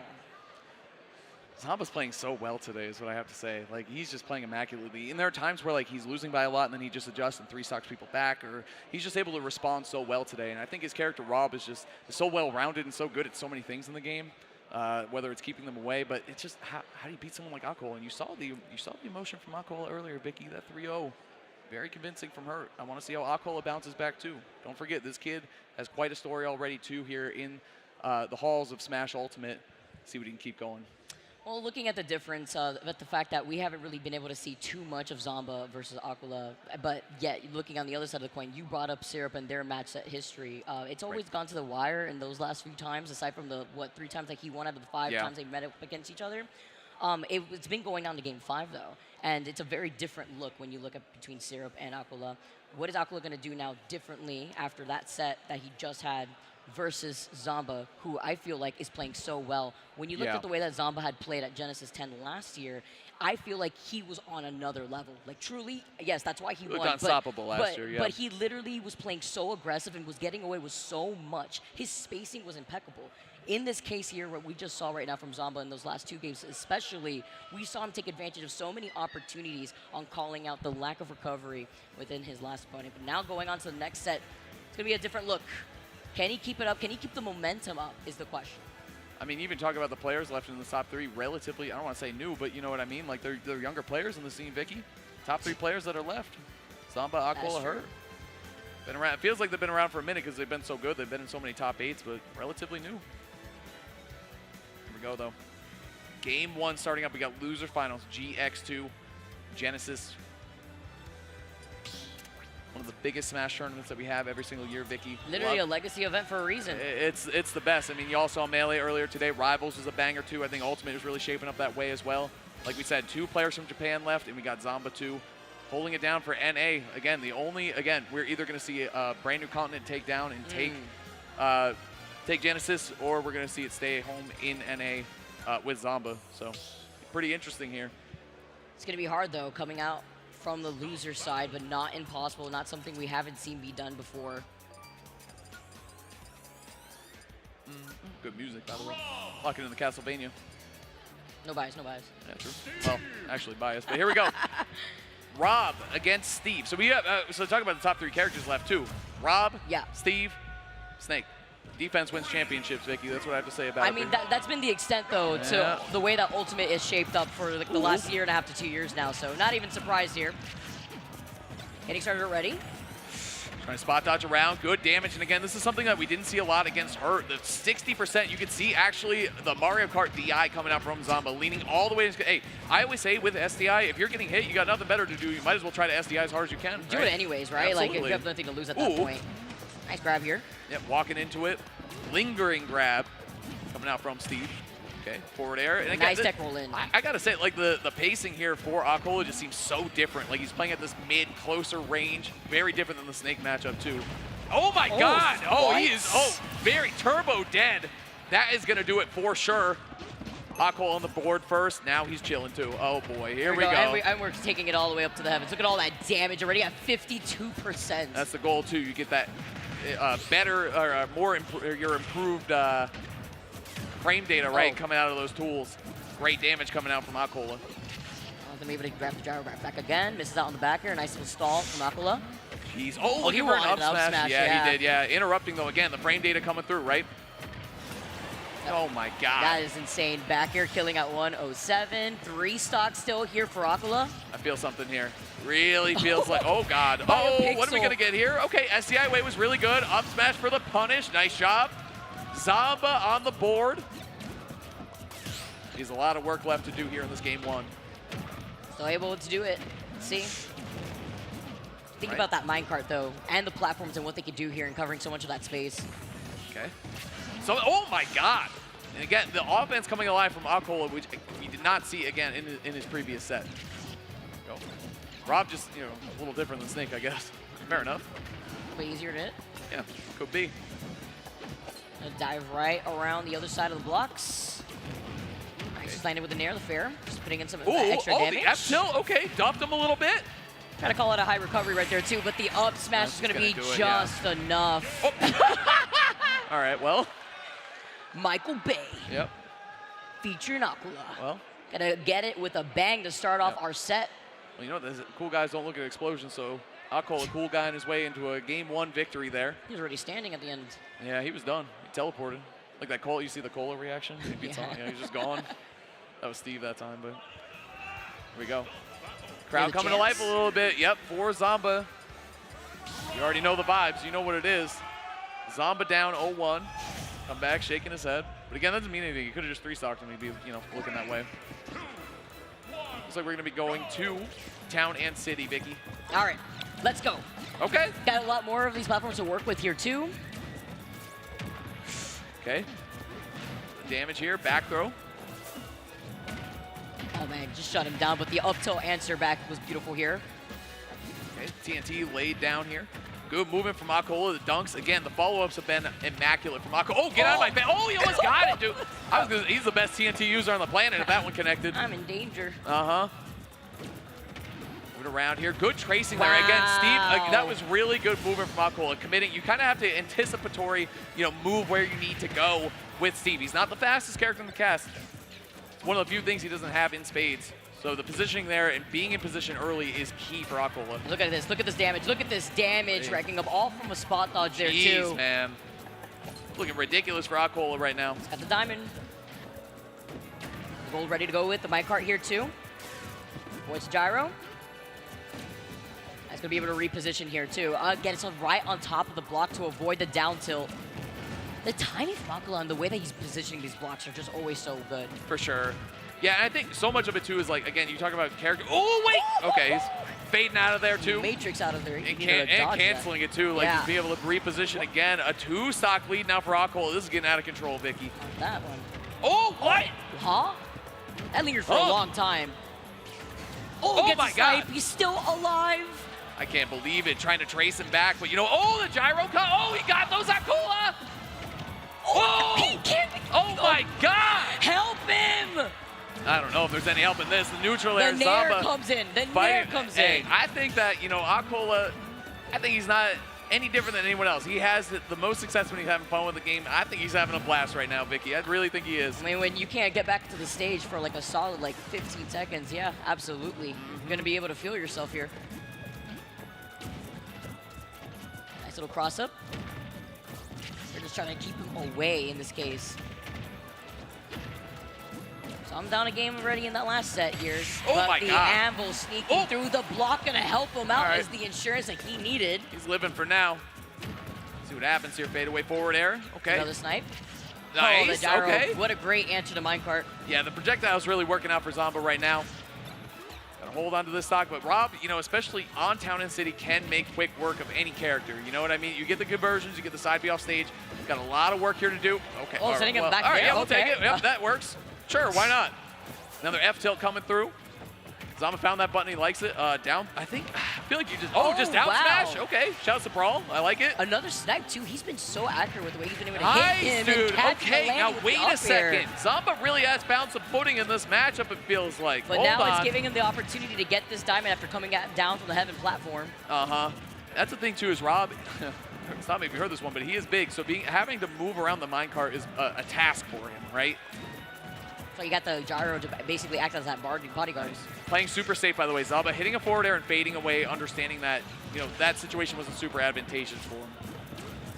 Just playing it very safe, very carefully, trying to run underneath the stage. Oh! He wound up the forward Hold smash. up, hold up! Hold up right now! There's no way. There's no way, Oh, Vicky. he's at 153. There's no way, I Vicky. can't believe this! Oh! The micro propping him up! Down, he charged a down smash in that situation. It didn't even get a KO.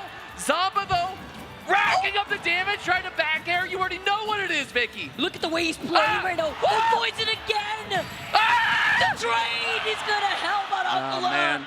As Zamba was like That's above like what, 160 or so plus? That's an Anthony Davis forward air for a Luka back air right there. That is not a good trade for Zamba, I must say. Oh man, but he was holding it down for that. He was at what, like 140 for like a solid 2 minutes or so. He played so well, and again, it's that shades of hurt in this matchup too, right? Where you just play never to get hit, and that sounds so simple, right? Like I'll just never get hit. And as we're seeing against someone like Aquila, that is not an easy task. Yeah, like, that's easier said than done in that case. Easy to and then do. when you're Rob with such a big hurt box. Pressure right there again, and I like this again too. Like Zamba pressing the brakes just a little bit. You complimented his aggressive gameplay. Yeah. He has that for sure, but you got to be able to slow down a little bit, especially against someone like Aquila who hits that hard. Well, we did see him get that download though. See how that's gonna play out going into this third game. Down tilt gonna be able to get that grab. Look at already the damage has been tacked on. The double up tilt, but the platforms actually helping out Aquila in that case. Thing about good ideas, Vicky, if they don't hit, Steve's gonna hit you right back. Up tilt, looking for down smash. He loves down smash. I don't know what's up with that, but working out for him. Oh wow. Back air again. Back air. Oh, good interruption right there. Again, you see how important the frame data is on the side of Steve in this matchup. Like, just being able to interrupt Rob in the air like that worked out so. Oh, trick shot. Did you see that? He's doing it constantly. All right, though. come on. He's actually crazy. Let's give him a stock for that. That was cool. All right. Oh my God. Moving around, again, dealing with Rob in his frame data, but the down tilt is really fast for him, and then just being able to interrupt it is just crazy. Aquila playing exceptionally well. Surprised he didn't get hit by that. Catches the landing with the up smash. That's absolutely going to do it. 150 though. We already know what it is. Bill Nye. Oh, looking for the he was getting ready well, for it. Do you die for landing that? Do you just, yep, okay, Aquila tried to do it. Oh man. Steve Mishima. Neutral air, not even popping him off the top quite yet. I love the crowd. Kratz loving that one. Okay, Oh, forward nice. air. Man, he's just living too. He's 204. There are no materials right there. I don't know if Zamba knew that was just getting aggressive because he can, but it worked out for him. 60%, not too bad quite yet, but honestly, I mean, a good up tilt, yeah, especially with Diamond, could do it. Oh, nice, great grab. You know, you mash out the up tilt several times, you're gonna be hugging shield, I know that. Give me that grab. Oh, platform's moving away. Gonna be able to make it right back. He's not gonna hit him. Yep, you already know what it is. He double jumps in the air, you know what he's thinking about sending. Neutral air, good fade away, and again, Zomba taking his time, trying to work something in the air, off the block, it's gonna save him, but for how long? Oh, can't jump right into the loving arms of the Diamond though, back air. Oh man. Oh no, this could be it, Biggie. Oh, Couple up tilts. wait, oh, the wait. turn, oh my God, the cross up, 80%, give me all that. Wait, this is really smart. Look at the way he's putting out these placements on these blocks here too. Ah! He's controlling so much space. What? He didn't get the punish off the platform. All right, well, we'll take that, I guess. The anvil's, all right, blew himself up again. All right, this kid's having fun, like I said. Akola, just like the rest of us, one of the best players in the world, period. But when he's having fun, he's having a blast. Shout out to Akola, literally. Shout out to Akola. 3-0 against Zomba, advancing to that grand finals, and now has a really tough opponent ahead of him. Yep. MB, my boy, Hurt. But we have to give him congratulations to Zomba with his performance. Hey, yeah, let's give it up for Zomba real quick. Everybody in the crowd. Best placing NA player. Former winner of Genesis 10, falling down. Still on the podium, though. Hey, you know what? Top 3, man. Bronze still shines, baby, okay? See how that works. Now, Akola playing white hot against Zomba. Clearly went back there, rethought a lot of things, and is ready for this grand finals match. Hurt is marching out now, though. It's going to be a very different opponent, though. Again, Steve Funland does not apply quite as much against Snake as it does Rob, right? Two different characters. What do you got? Well, I was going to ask you, what do you think that does here in terms of mindset when you have to force your pacing to match that in a different matchup and then immediately back-to-back with little to no break, having to now readjust that into a matchup that you just lost 3-0? He can take his time right here, and I think he is. Akola standing up now. I mean, him and her have played several times before. What do we got? Okay, we'll keep going.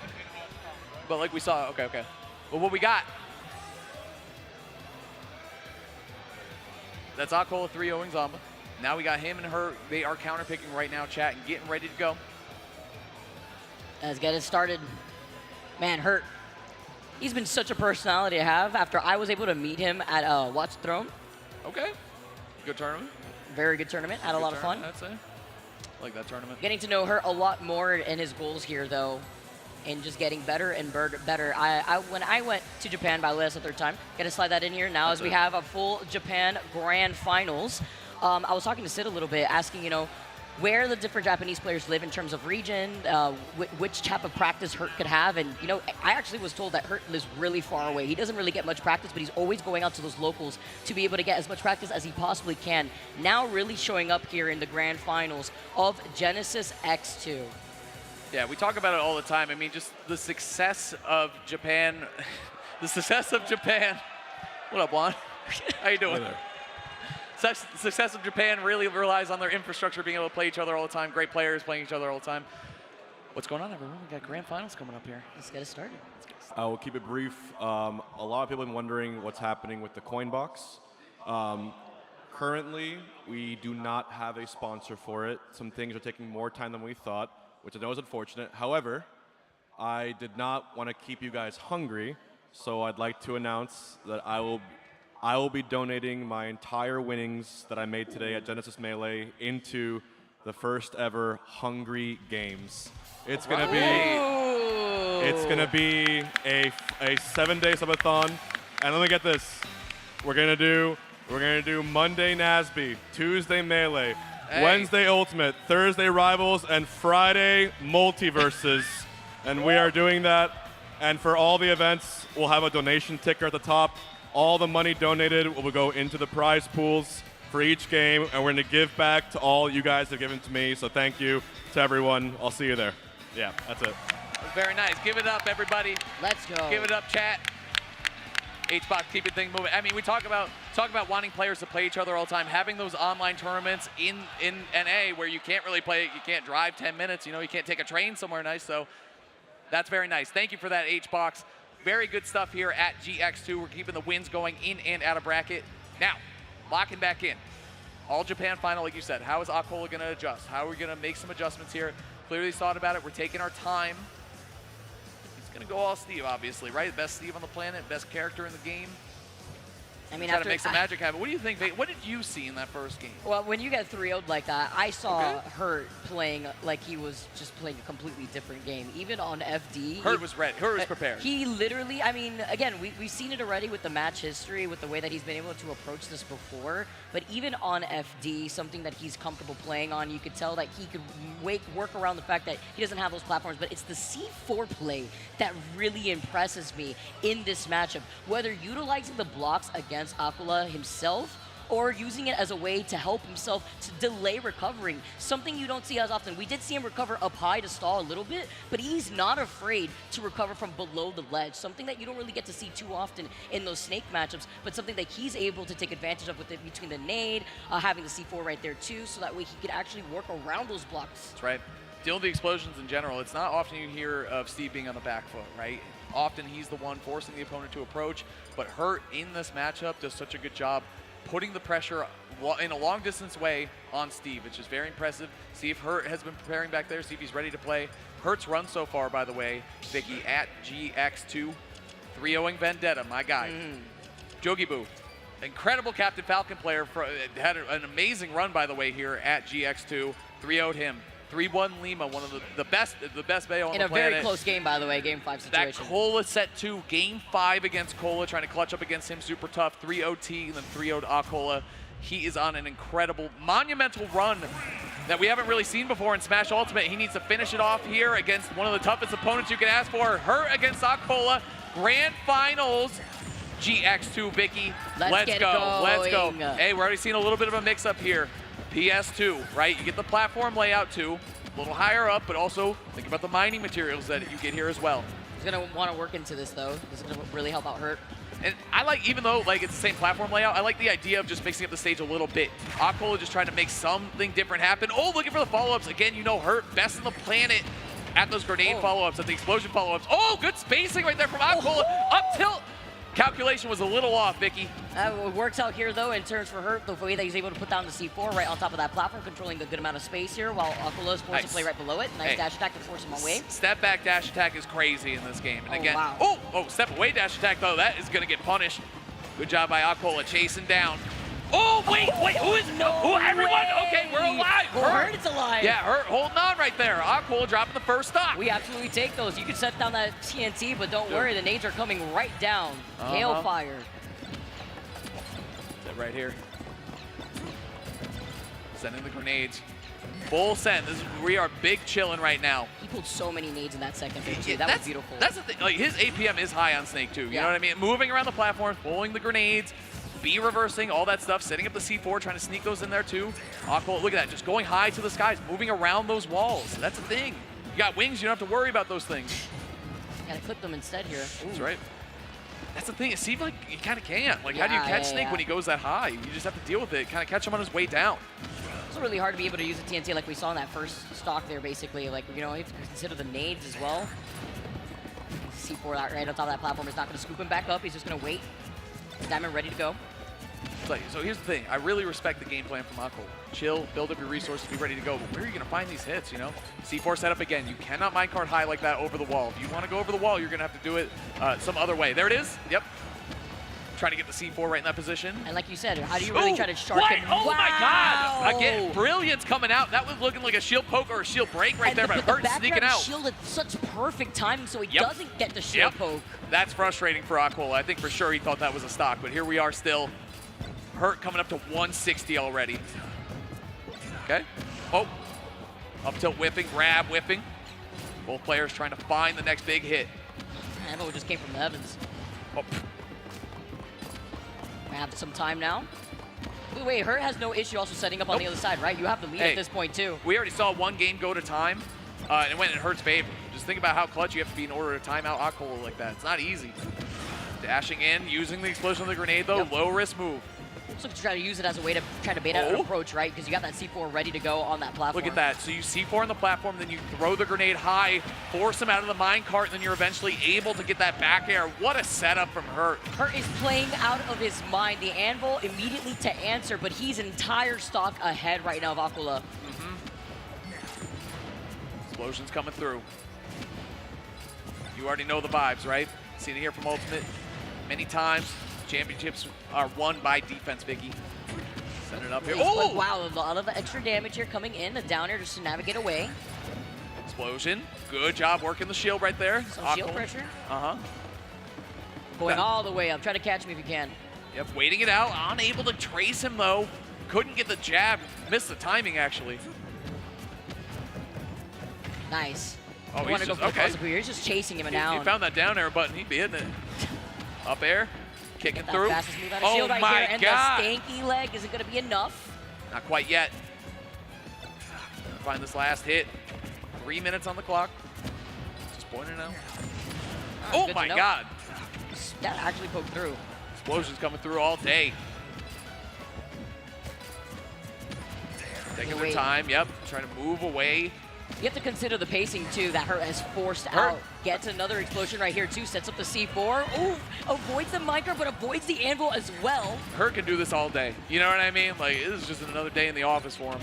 Oh, my God. The double explosion is going to do it. The 1-2 combo. Crowd popping off a little bit. It's so entertaining watching Hurt. Hurt 2 games away from winning Genesis. Can you believe it, Vicky? The first time in this grand final, it would be the first time we have a Japanese player winning Genesis. This is history. This is big time history. This is actually a historical grand finals that we have right now on our hands. And Hurt has already taken 1 game. It's so much, too. And I feel like, Aquila is sending the Steve game 1. I think we're just going to see it the whole way through. But we know he's a talented player that can play. He has a good Aegis. He has a couple of options here. But I think Steve on your counterpick stage is the right play here. Hurt not dropping a game yet today, I believe, Vicky. Long road to go here for both players to close this one out. We were expecting him going back to FD here, too. A lot of shield pressure coming in with those down airs. You said he likes that, buddy. Try doing it again right there. Hey, Aquila is doing a great job shutting down back air, which is such a problem for him in set 1. I got to give him props for that. Shutting down the air-to-air very well. The dogfight's going his way. Again, meeting him in the air and doing a good job against him. And down air out of shield. Fastest option here for Snake. He's going to do it again. Back air. Slide. The sleeping bag. Has the grenade, though. He should be all right. Oh, okay. Funky bounce right there. Aquila not able to capitalize like he normally could. Okay. Wow. Again, a quick turnaround right there, Vicky. Really beautiful spacing on that back air here, too. Just send out these nades. Going to be able to reset the C4, too. Okay. Double grenade coming through, cooking 1. Oh, it's good. Through the uprights. Oh, nice. He's going to be able to roll back, reset immediately. Amount of pressure here, too. Another C4, but Aquila was not close enough to feel the pressure. Okay, up tilt is going to do it right there. Nice job by Hurt. Intercepting Aquila in the air. And again, that's not like really an angle you see Aquila approach at ever. This is such a unique and different matchup. And again, the way Hurt is playing it is picture perfect, Vicky. Oh. He wants to win a Genesis. Who doesn't? But there you go, Aquila fighting right back. Try to hoist that trophy above his head here. He's going to be able to do the down air, try to linger back before going in for a high recovery. Set up the explosions here. Oh, wait. Aquila knowing that. Trying to see if he can approach instead. 22% though, slowing down for both of these players. The way he's building up right now. How many blocks can you use? I mean, this bro cooking right now. Can't get through the house. Nope. Oh my God, this is actually really working. And I like the lobs from Hurt too. You know what I mean? Using all the different throw animations, not just picking it up and throwing it as fast as you can. Kind of trickling them over the wall is so important too. Look at that clanking as well. And that's the thing too, is like trading is really good for Snake in this matchup. Oh. Knowing maybe he wanted to hold shield there. I like the aggressive option from Aquila to come in with the minecart and then the grab. I can't believe that connected actually. Might have been because he was crouching. I don't know. We'll have to look at that one again. But here we go. With that on the grab, he's going to get hit with another minecart. But one thing that he could do is try to chase him down with the minecart to try to find his landing. Dropping the grenade and rolling through, actually colliding the minecart into it. Looking for a dash attack, actually. A lot of pressure right now from Hurt. Look at the weight. Oh! Gets the grab. Oh! Oh, the Nikita! It gave him a haircut. Yeah, he threaded the needle right there. Beautiful stuff from Akola, holding onto the second stock. F-tilt, shield confirmed. Oh my God. Hey, that was super close from Akola. Going on up. Nikita trying to just force him out of that minecart. Oh my God. The block can't save him there. Off the backboard right there. Nice job. Hurt banking it in, looking for a forward air too. Is Hurt about to go up 2-0, Vicky? There's no way, right? Let's do it. Oh, nice. All Good right. spacing and good timing too. I think Hurt tried to parry that one. He hesitated though. A lot closer of a game now this time around Yeah. as well. It's been close this entire time, though. Yeah, absolutely. FD has definitely been the most competitive stage Right. for Akola. He's got to take this one though, Vicky. Okay, grenade coming through. Wow. Good. Again, the explosion conversion's just ridiculous. Already at 54% here, too, off of that. Cook that grenade. Oh, the double parry. Okay, Akola, signs of life. I love to see it. I mean, to be careful, though. It's a perfect opportunity to shield poke. Grenades coming through. Drop them down. This time, keep your eye on the C4, though. Don't lose it. Oh, my God. Up tilt. Not quite enough yet. Oh, my God. Nice. Good pickup there from Akola. Damage is racking. Oh, this is really bad. This is exactly where you don't want to be a snake. Not the spike hitbox, though. Hurt. Good avoidance right there. Watch that C4. He's playing right underneath the block, and you prop him up so close on that shield. That was a good gamble by Akola. Shield poke, shield break, something like that. Good idea. C4 coming through. Oh, the fact that his shield was so small there, too. Gonna be able to Oh, he prop tried him to back. build a block, but he was too far out. Did you see that? Yeah, he was able to go right around here, too. The Nikita now coming out. He sends up the grenade. The avoidance from Akola. Akola, move it. Oh, it's in the shoes. Cooking the grenades back over the walls. 2 minutes left on the clock. Oh, the nade actually right there. You saw him try to place that backer just to try to catch him on his default. Dash attack. Oh, the block is gone. Or no, he went to the side of it. Yeah, he went on the other side. Drops down the C4. Rolling through here. Nice, he angled the shield upwards too, so that way it didn't shield poke. Yeah, he's really good against Anvil, which you just have to be. Akola, he loves that move. He's very good with it. Dash attack through again, low risk because the grenades were down. Oh, all right, see you later, Akola. Or see you later, Hurt. Here come the explosions. Yep, just gonna be sitting here mining. Let Snake take care of his business in the skies. Oh man, the minecart. That he managed barely to whiffed. escape. Oh my God! Oh my the God! red splash there too. Hurt! The clutchest forward air that we've ever seen from a Snake player. Off the block. The clutchest we've seen, Vicky. These backboards are crazy. They're looking like his blocks. And that's, again, you talk No about way. niche matchups throughout Smash history. Rob and Diddy Kong, like being able to play with their items, be able to do all that stuff. Hurt is showing the ability, the way to push a matchup against the best Steve in the world, using those blocks against him when you can. Phenomenal counterplay. That 2-0 might have just sealed Genesis, to be honest with you. But let's play the rest of this out, Vicky. Exactly. Let's go. You still got one more game to go to crown your winners, potentially. Or will we have our reset?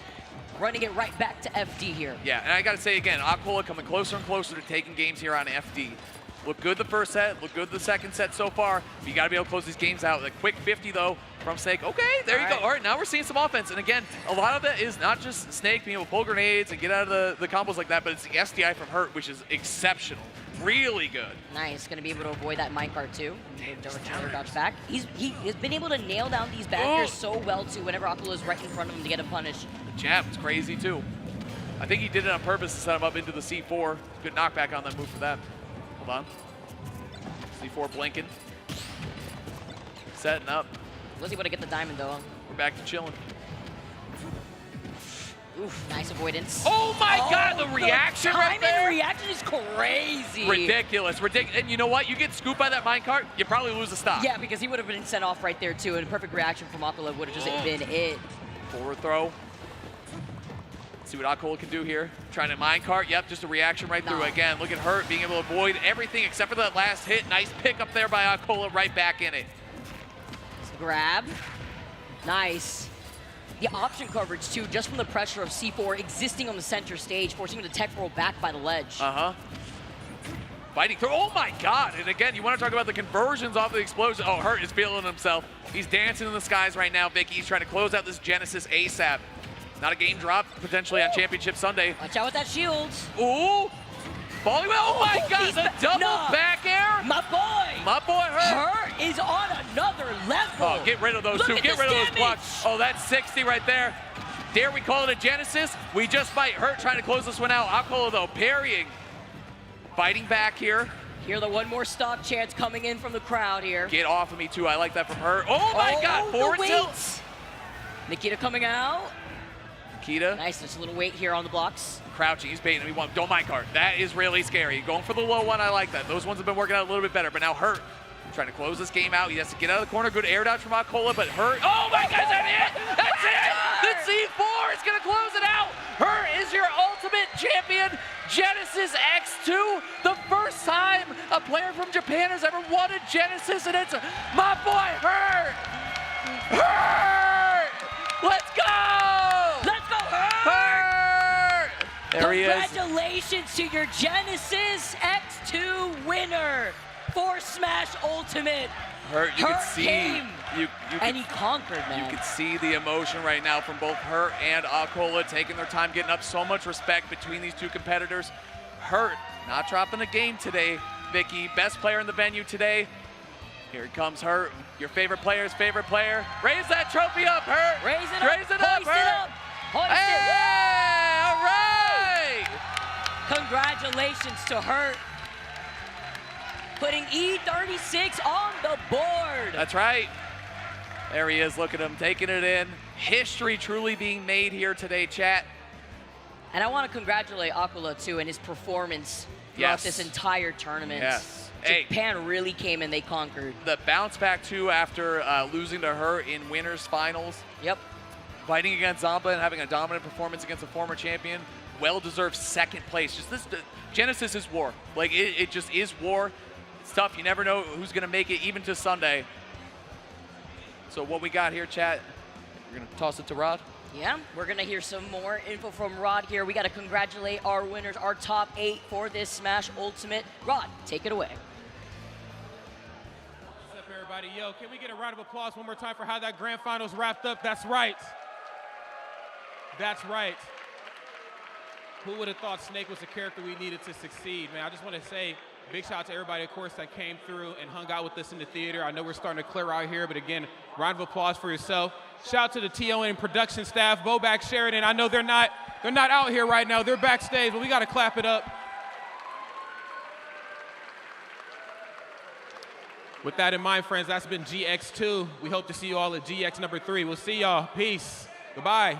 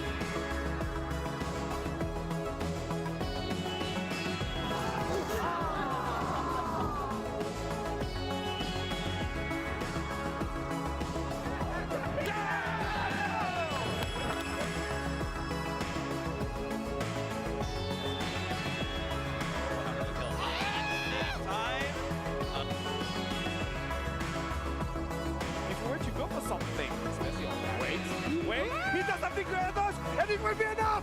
It will be enough for Temporary Plan!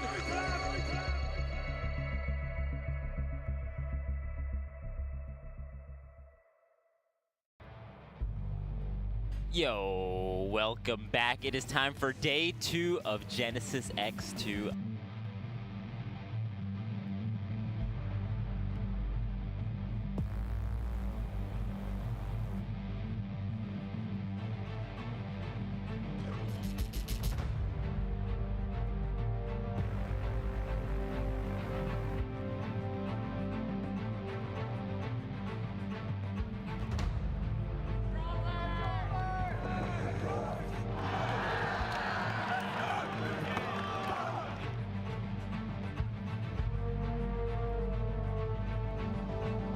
本当になんか浮かされてドンドンドンみたいな状況が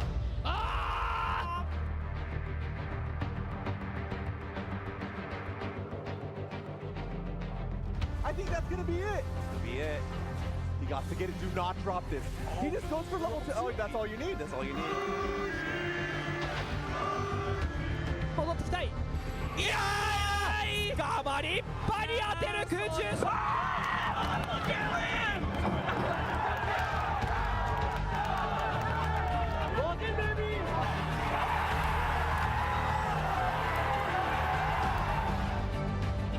Committed to it. Oh, you could have grabbed. Oh, you did. You got it. Hardly Rocks just closes it out. 3-1. Yeah, we